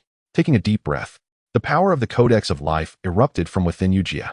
Until now, he had relied solely on his own strength to combat his foe, refraining from taking more extreme measures. However, upon sensing the stark difference in his opponent's power, Eugia understood better than anyone else that maintaining his composure was no longer an option. He needed to resolve the conflict in the shortest time possible, for he was unaware of what other hidden cards Loki might possess. Rather than squander time, it would be more prudent to strike decisively. A terrifying force began to emanate from him, swiftly overpowering his adversary. This time, Eugia sensed a distinct change in Loki compared to before. Most notably, he felt capable of breaching his opponent's defenses. As he breathed, a smile crept upon Eugia's face. He was unafraid of how fearsome his opponent could be. More importantly, the slight difference he perceived allowed him to see the fruits of their prolonged engagement. Despite not witnessing what he had hoped for throughout the battle, Eugia now felt a shift, sensing that something extraordinary was about to manifest from his adversary. Indeed, shortly after this thought crossed his mind, he observed Loki's body undergoing a gradual transformation. If the previous Loki had merely matched his height, he now towered over 3 meters. Moreover, it appeared that Loki was poised to grow even larger. Eugia was momentarily taken aback by this sight. He had never anticipated that his opponent possessed such capabilities. Suddenly, he recalled prior descriptions of Loki, the power of ancient bloodlines. This implied that Loki would, to some extent, transform into an ancient frost giant. The term frost giant alone conveyed a wealth of significance, prompting Eugia to shake his head slightly. He was uncertain about the unfolding events, but it was undeniable that his opponent was about to unleash something he had overlooked. In the next instant, Eugia charged forward, unleashing a terrifying force that radiated from him. In an instant, the brilliance surrounding Eugia collided with Loki, who had now grown into a giant over 5 meters tall. Yet, with a single punch, Eugia sent him crashing to the ground. Struggling to rise, Loki's face was etched with disbelief. He had refrained from fully unleashing the power of his ancient bloodline, testing Eugia instead. However, Who could have foreseen that after he unleashed the full might of his bone-chilling bloodline, he would not achieve the desired outcome? Eugia was even able to suppress him, acutely aware of the pain surging through his body, leaving Loki astonished as well.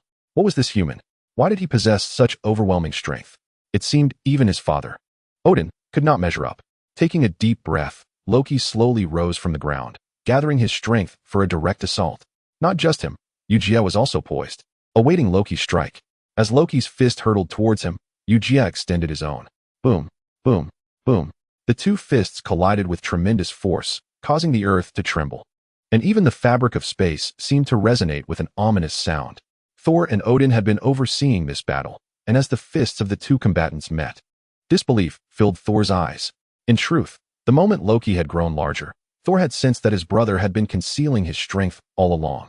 Yet, who could have predicted that even after revealing his hidden power, he still could not vanquish Eugia? Previously, it seemed as though Loki had been in control, wielding secrets others had failed to uncover. But now, it appeared to be a mere farce. Everything Loki had employed seemed to devolve into a trivial joke, one utterly unworthy of attention. The next moment, an even more terrifying force erupted. In the blink of an eye, Eugia's voice struck Loki's body. Loki could hardly react. Eugia's speed was so astonishing that it felt as though time itself had conspired to favor him alone. He could not even discern the locations of Eugia's successive strikes. Yet, his body relayed a dire message. If he allowed Eugia to continue fighting unchecked, he risked complete annihilation in a very short span. Faced with this realization, Loki could not help but furrow his brow, finding himself utterly at a loss. Chapter 91. Resolving the issue. Eugia had fully unleashed his power. As he did so, a more terrifying aura began to emanate from him, centered around his being. Loki had been fixated on Eugia, his curiosity piqued by the latter's presence. In truth, Loki had previously gathered information about Eugia. While on Earth, he had been secretly observing Thor's every move, including Thor's visit to Eugia's estate. At that time, Loki had been perplexed as to why a god like Thor would choose to stand alongside a mere mortal. It was a conundrum that baffled him. Now, witnessing Eugia display such formidable power, Loki felt as if he was beginning to comprehend. It was not the thunder goddess' desire to instigate matters here. Rather, it was the sheer terror of the power exhibited by the human before him that compelled such actions. This was undeniably a force that transcended what one would expect from a mere mortal. The frost giants had once manifested ancient bloodlines, and under the enhancement of such primordial lineage, they could unleash truly horrifying might. This very fact rendered Loki, to a certain extent, almost invincible, and it was precisely due to this that he harbored unwavering confidence in his own abilities. However, he could never have anticipated that, in the presence of Eugia, he seemed to possess no opportunity whatsoever. For from the moment Eugia had made his move until now, an overwhelming power had been radiating forth every single second. This force was far from simplistic. It was evident that, as the power surged closer, a sense of impending doom began to swell, igniting Loki's curiosity. How could a human wield such formidable strength? Even the thunder god, or his own father, could not possibly possess such might. Yet, alas, Loki found himself with no one to provide answers. As Eugia charged forward, his terrifying power swelling with each passing moment. It should be noted that prior to this, while Eugia had indeed augmented his own strength, it had been under impeccable control, exhibiting no discernible fluctuations. However, witnessing Loki's intent to further complicate matters, Eugia had no time to squander. What should have been a straightforward encounter had become convoluted due to the opponent's interference, a situation Eugia had no desire to witness. The power of the Codex of Life enveloped Eugia in the blink of an eye. He could feel himself drawing ever closer to the status of the Silver Superman, as Superman's might had been gradually growing within him. Yet Eugia was acutely aware that even Superman's strength demanded ample solar energy for enhancement. Without sufficient solar sustenance, his power would stagnate. Fortunately, the solar energy within him had surged to an astonishing degree over time, which was why he could now access the strength of the Silver Superman. With this solar energy bolstering him, the possibilities before Eugia were virtually limitless. Moreover, with the presence of the Codex of Life within him, he surged forward once more. In a moment of sheer astonishment on Loki's face, Eugia's fist struck his chest with tremendous force, leaving Loki utterly unprepared for the overwhelming sensation that coursed through his body. It felt as though he might be shattered by the impact. Loki looked on in disbelief. He understood that Eugia was far from ordinary. Yet how could a mere human unleash such a terrifying and seemingly insurmountable power? He was perplexed. Yet a flicker of doubt crossed his mind. This human was far more formidable than he appeared. If he wished to defeat him, he would need to further amplify the power of his bloodline. Although the ancient bloodline had manifested within Loki, such power required time to be fully realized. Of course, Loki could actively enhance this bloodline power, but it would necessitate a significant sacrifice. Before the battle commenced, Loki had only managed to activate his bloodline to approximately 30%. Now, feeling the immense pressure Eugia exerted, Loki could no longer maintain his composure. In an instant, the power of his ancient bloodline surged to 50, nearly doubling his strength. Simultaneously, a chilling aura began to radiate from Loki. The ancient bloodline not only augmented an individual's power, but also reverted one to a primal state. The frost giants had thrived for millennia, primarily due to their fundamentally different constitution. Moreover, since Loki had yet to unleash the full extent of the frost giant's power, he bore immense pain while grappling with this newfound strength. After a deep breath, Loki shook his head, realizing his thoughts were somewhat naive. The opponent standing before him would not engage in reason. Ultimately, he needed to unleash his strongest abilities. He could not afford to grant his adversary any chances. Enduring the pain coursing through him as he charged toward Eugia, mirroring the assault Eugia had once launched against him. Unfortunately, Eugia had been observing Loki closely, anticipating that he would indeed seek to amplify his strength. However, it was not merely a matter of combat. Eugia could already feel that his own power had reached the stage of the Silver Superman. The current clash with Loki was less a battle and more an experiment of his own abilities. To Loki, he was merely a living target, a fact he remained oblivious to. Yet soon, Loki began to realize something was amiss, for upon reaching Eugia, he found himself unable to launch an attack. Eugia's speed was astonishing, allowing him to traverse the battlefield in mere moments, leaving Loki desperate to close the gap and alter the tide of battle. Yet he found himself utterly incapable. His opponent's power seemed to swell with each passing second. Furthermore, as Eugia's strength increased, so too did his speed, resulting in Loki's expression growing increasingly grim. Chapter 92, The Frost Conclusion. The Thunder God and Odin had been closely monitoring the unfolding battle, and it was precisely this vigilance that allowed them to keenly discern the dynamics of the battlefield. Among them, the Thunder God was the most astonished. He understood that Eugia was not as simple as he appeared, yet he had not anticipated that his seemingly ineffectual brother could exhibit such strength. For so long, Loki had been perceived by the Thunder God as possessing minimal power, which had led him to regard Loki with indifference, never considering the potential for any unexpected outcomes. However, now, in the Thunder God's eyes, he witnessed Loki unleashing such formidable force. It appeared as though he could engage Eugia in a back-and-forth exchange. After taking a deep breath, the Thunder God shifted his gaze to his father, noting that Odin's expression was equally peculiar. It was not only the Thunder God who found the current combat peculiar. Even Odin entertained similar thoughts. Having observed the battle unfold, he was acutely aware of what transpired. However, what preoccupied Odin's mind more than anything was the question of how this human possessed such formidable strength, and why Loki wielded such power. It was understandable that Loki could tap into the bloodline of the frost giants, and if he could fully unleash this power, his future would indeed be exceedingly bright. Yet why should a human possess such tremendous strength? The words of the Supreme Mage echoed repeatedly in Odin's mind. Long before, Odin had sought the Supreme Mage, believing he should provide him with answers. Yet who could have anticipated that the Supreme Mage would not only refuse, but would also declare that Earth was no longer within Odin's reach? At that moment, Odin found himself rather perplexed. How could the Supreme Mage speak to him with such audacity? It was only after witnessing the formidable power exhibited by Eugia that Odin began to comprehend. The reason for the other's arrogance lay predominantly in the overwhelming strength that Eugia displayed.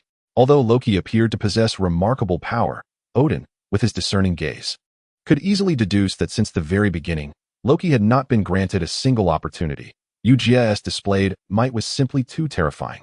It seemed as though Eugia had yet to exert himself earnestly, which was the most disconcerting aspect. Prior to this, the opponent's strength had indeed been substantial, yet it had not reached the astonishing level that left one speechless.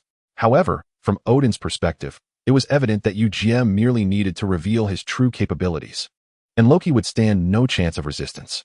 Sure enough, in the next moment, Eugia moved once more, and a visible radiance enveloped his entire being. This brilliance cloaked him from head to toe, rendering him akin to a being of pure light from a distance. Odin narrowed his eyes at this moment. He was the most vigilant observer of the battlefield. Any slight shift in the atmosphere would be captured by him. and the information he gleaned now was increasingly difficult to accept. Most notably, Eugia's power had, astonishingly, surged once again compared to before. It was worth noting that previously, Eugia had already unleashed a formidable force, one that had even astonished Odin. Now, he had erupted with even greater strength. And in the blink of an eye, his fist struck relentlessly against Loki. It was evident that Loki was being forced to retreat, not out of a lack of desire to continue the fight. Indeed, he wished to unleash his own power, but he found himself without any opportunity. Eugia's assaults were simply too dreadful, with his strength escalating every second, and he was seamlessly integrating this power into the battle. The terrifying force, expanding with each breath, seemed to coalesce everything in the vicinity. It is important to note that Loki was no fool. He could sense the tremendous power his adversary was showcasing. Thus, he contemplated a strategic retreat, hoping to liberate his own strength for the ensuing confrontation, which he deemed essential. Yet, he could not have anticipated that Eugia, upon striking, would decisively suppress him. Currently, he had no means to activate the latent power within him, and the prospect of unleashing his strength in such a combative atmosphere was utterly implausible. A flicker of struggle appeared in Loki's gaze. Earlier, he had believed that the battle might shift in his favor, but he never imagined it would impact him so severely. Reflecting on his prior thoughts now seemed utterly foolish, as the power Eugia exhibited far surpassed his previous estimations, growing stronger with every passing moment. Due to Eugia's overwhelming dominance, even the frost armor Loki had solidified upon himself using his bloodline powers was gradually dissipating.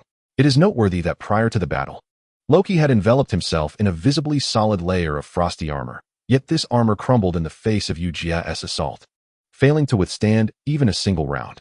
In fact, Eugia could sense that if he so desired, he could utterly shatter the armor. However, Loki's expression was constantly shifting. He knew he had to seek an opportunity and could not allow his opponent to continue unchecked. Just as this thought crossed his mind and he attempted to retreat, he found Eugia had also stepped back, only to charge forward once more before he could react. This time, a dazzling light flickered from Eugia, even more terrifying than before. With a single punch, he struck Loki squarely in the chest, causing Loki's armor to disintegrate before his very eyes. The armor shattered with such ease that it barely held together. It was then that Loki grasped the true horror of his opponent's strength. He had believed he could rely on his bloodline power to engage Eugia in combat for a while longer. But who would have thought this was merely a figment of his imagination? Chapter 93, A Direct Overthrow. Loki gazed at Eugia in disbelief, utterly astonished that Eugia could unleash such formidable power. Earlier, while engaged in battle with Eugia, he had sensed his opponent's might, but he never expected to be suppressed so swiftly. Although the strength he had displayed seemed straightforward, it was, in truth, incredibly powerful. It would not have granted his adversary any opportunity to exploit. Who could have anticipated that his thoughts would prove so naive at this moment? The shattered armor upon his body seemed to mock him, as if to say he had been dreaming. Odin and Thor exchanged glances, both having witnessed the entirety of the battle unfold before their eyes. It was precisely because of this that they understood the true magnitude of the power Eugia now wielded. Odin realized that Eugia was not merely powerful. He had been suppressing him from the very beginning. Eugia had not unleashed his full strength as they had, for they too had fought Loki before. Back then, Loki had donned his armor, and the most vexing aspect for them had been this very layer of armor. They had unleashed their strength, but failed to shatter it. This realization made it evident to them that to defeat Loki, the most crucial task was to destroy the armor enveloping him. Once the armor could be breached, it would be only logical to vanquish Loki thereafter. Yet, who could have predicted that their efforts would yield no results, while Eugia demonstrated that with sufficient power, one could alter the course of events without the need for supposed effort. For instance, Loki's armor was dismantled without even a moment's struggle, completely obliterated by Eugia. Subsequently, Eugia's fists rained down upon Loki once more. Little did he know that if he were to strike, he must not afford his opponent any chances. After all, Loki was no longer in a position to mount any form of retaliation. With swift precision, Eugia delivered blow after blow, causing Loki's breath to gradually diminish, suppressing the ancient bloodline power within him. Although it still resided within Loki, Eugia's overwhelming strength effectively sealed this power within him, leaving Loki with no opportunity to retaliate. Because of this, it was only a matter of time before Eugia descended from above. In Eugia's grasp was a Loki who resembled a defeated dog. This scene astonished both Odin and Thor, who knew Eugia was formidable, but to dispatch Loki so swiftly was beyond belief. At that moment, Loki and Thor exchanged another glance, both able to see the astonishment reflected in each other's eyes. Some things, if merely heard, might not warrant much attention. Yet, if witnessed firsthand, they take on a far more terrifying dimension.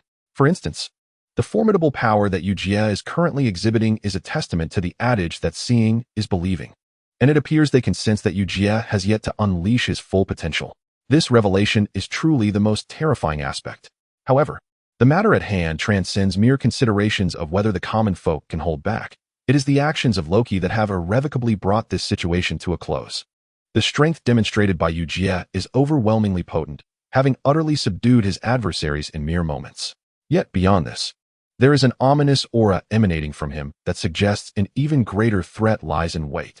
This very apprehension has silenced Thor and Odin, both of whom are acutely aware that the events have unfolded as they have, in no small part due to Eugia's extraordinary might. Were it not for Eugia's immense power, the circumstances would undoubtedly not have escalated to this point. As the situation evolves, it ceases to hold particular significance for Eugia, for the power has always rested firmly in his grasp.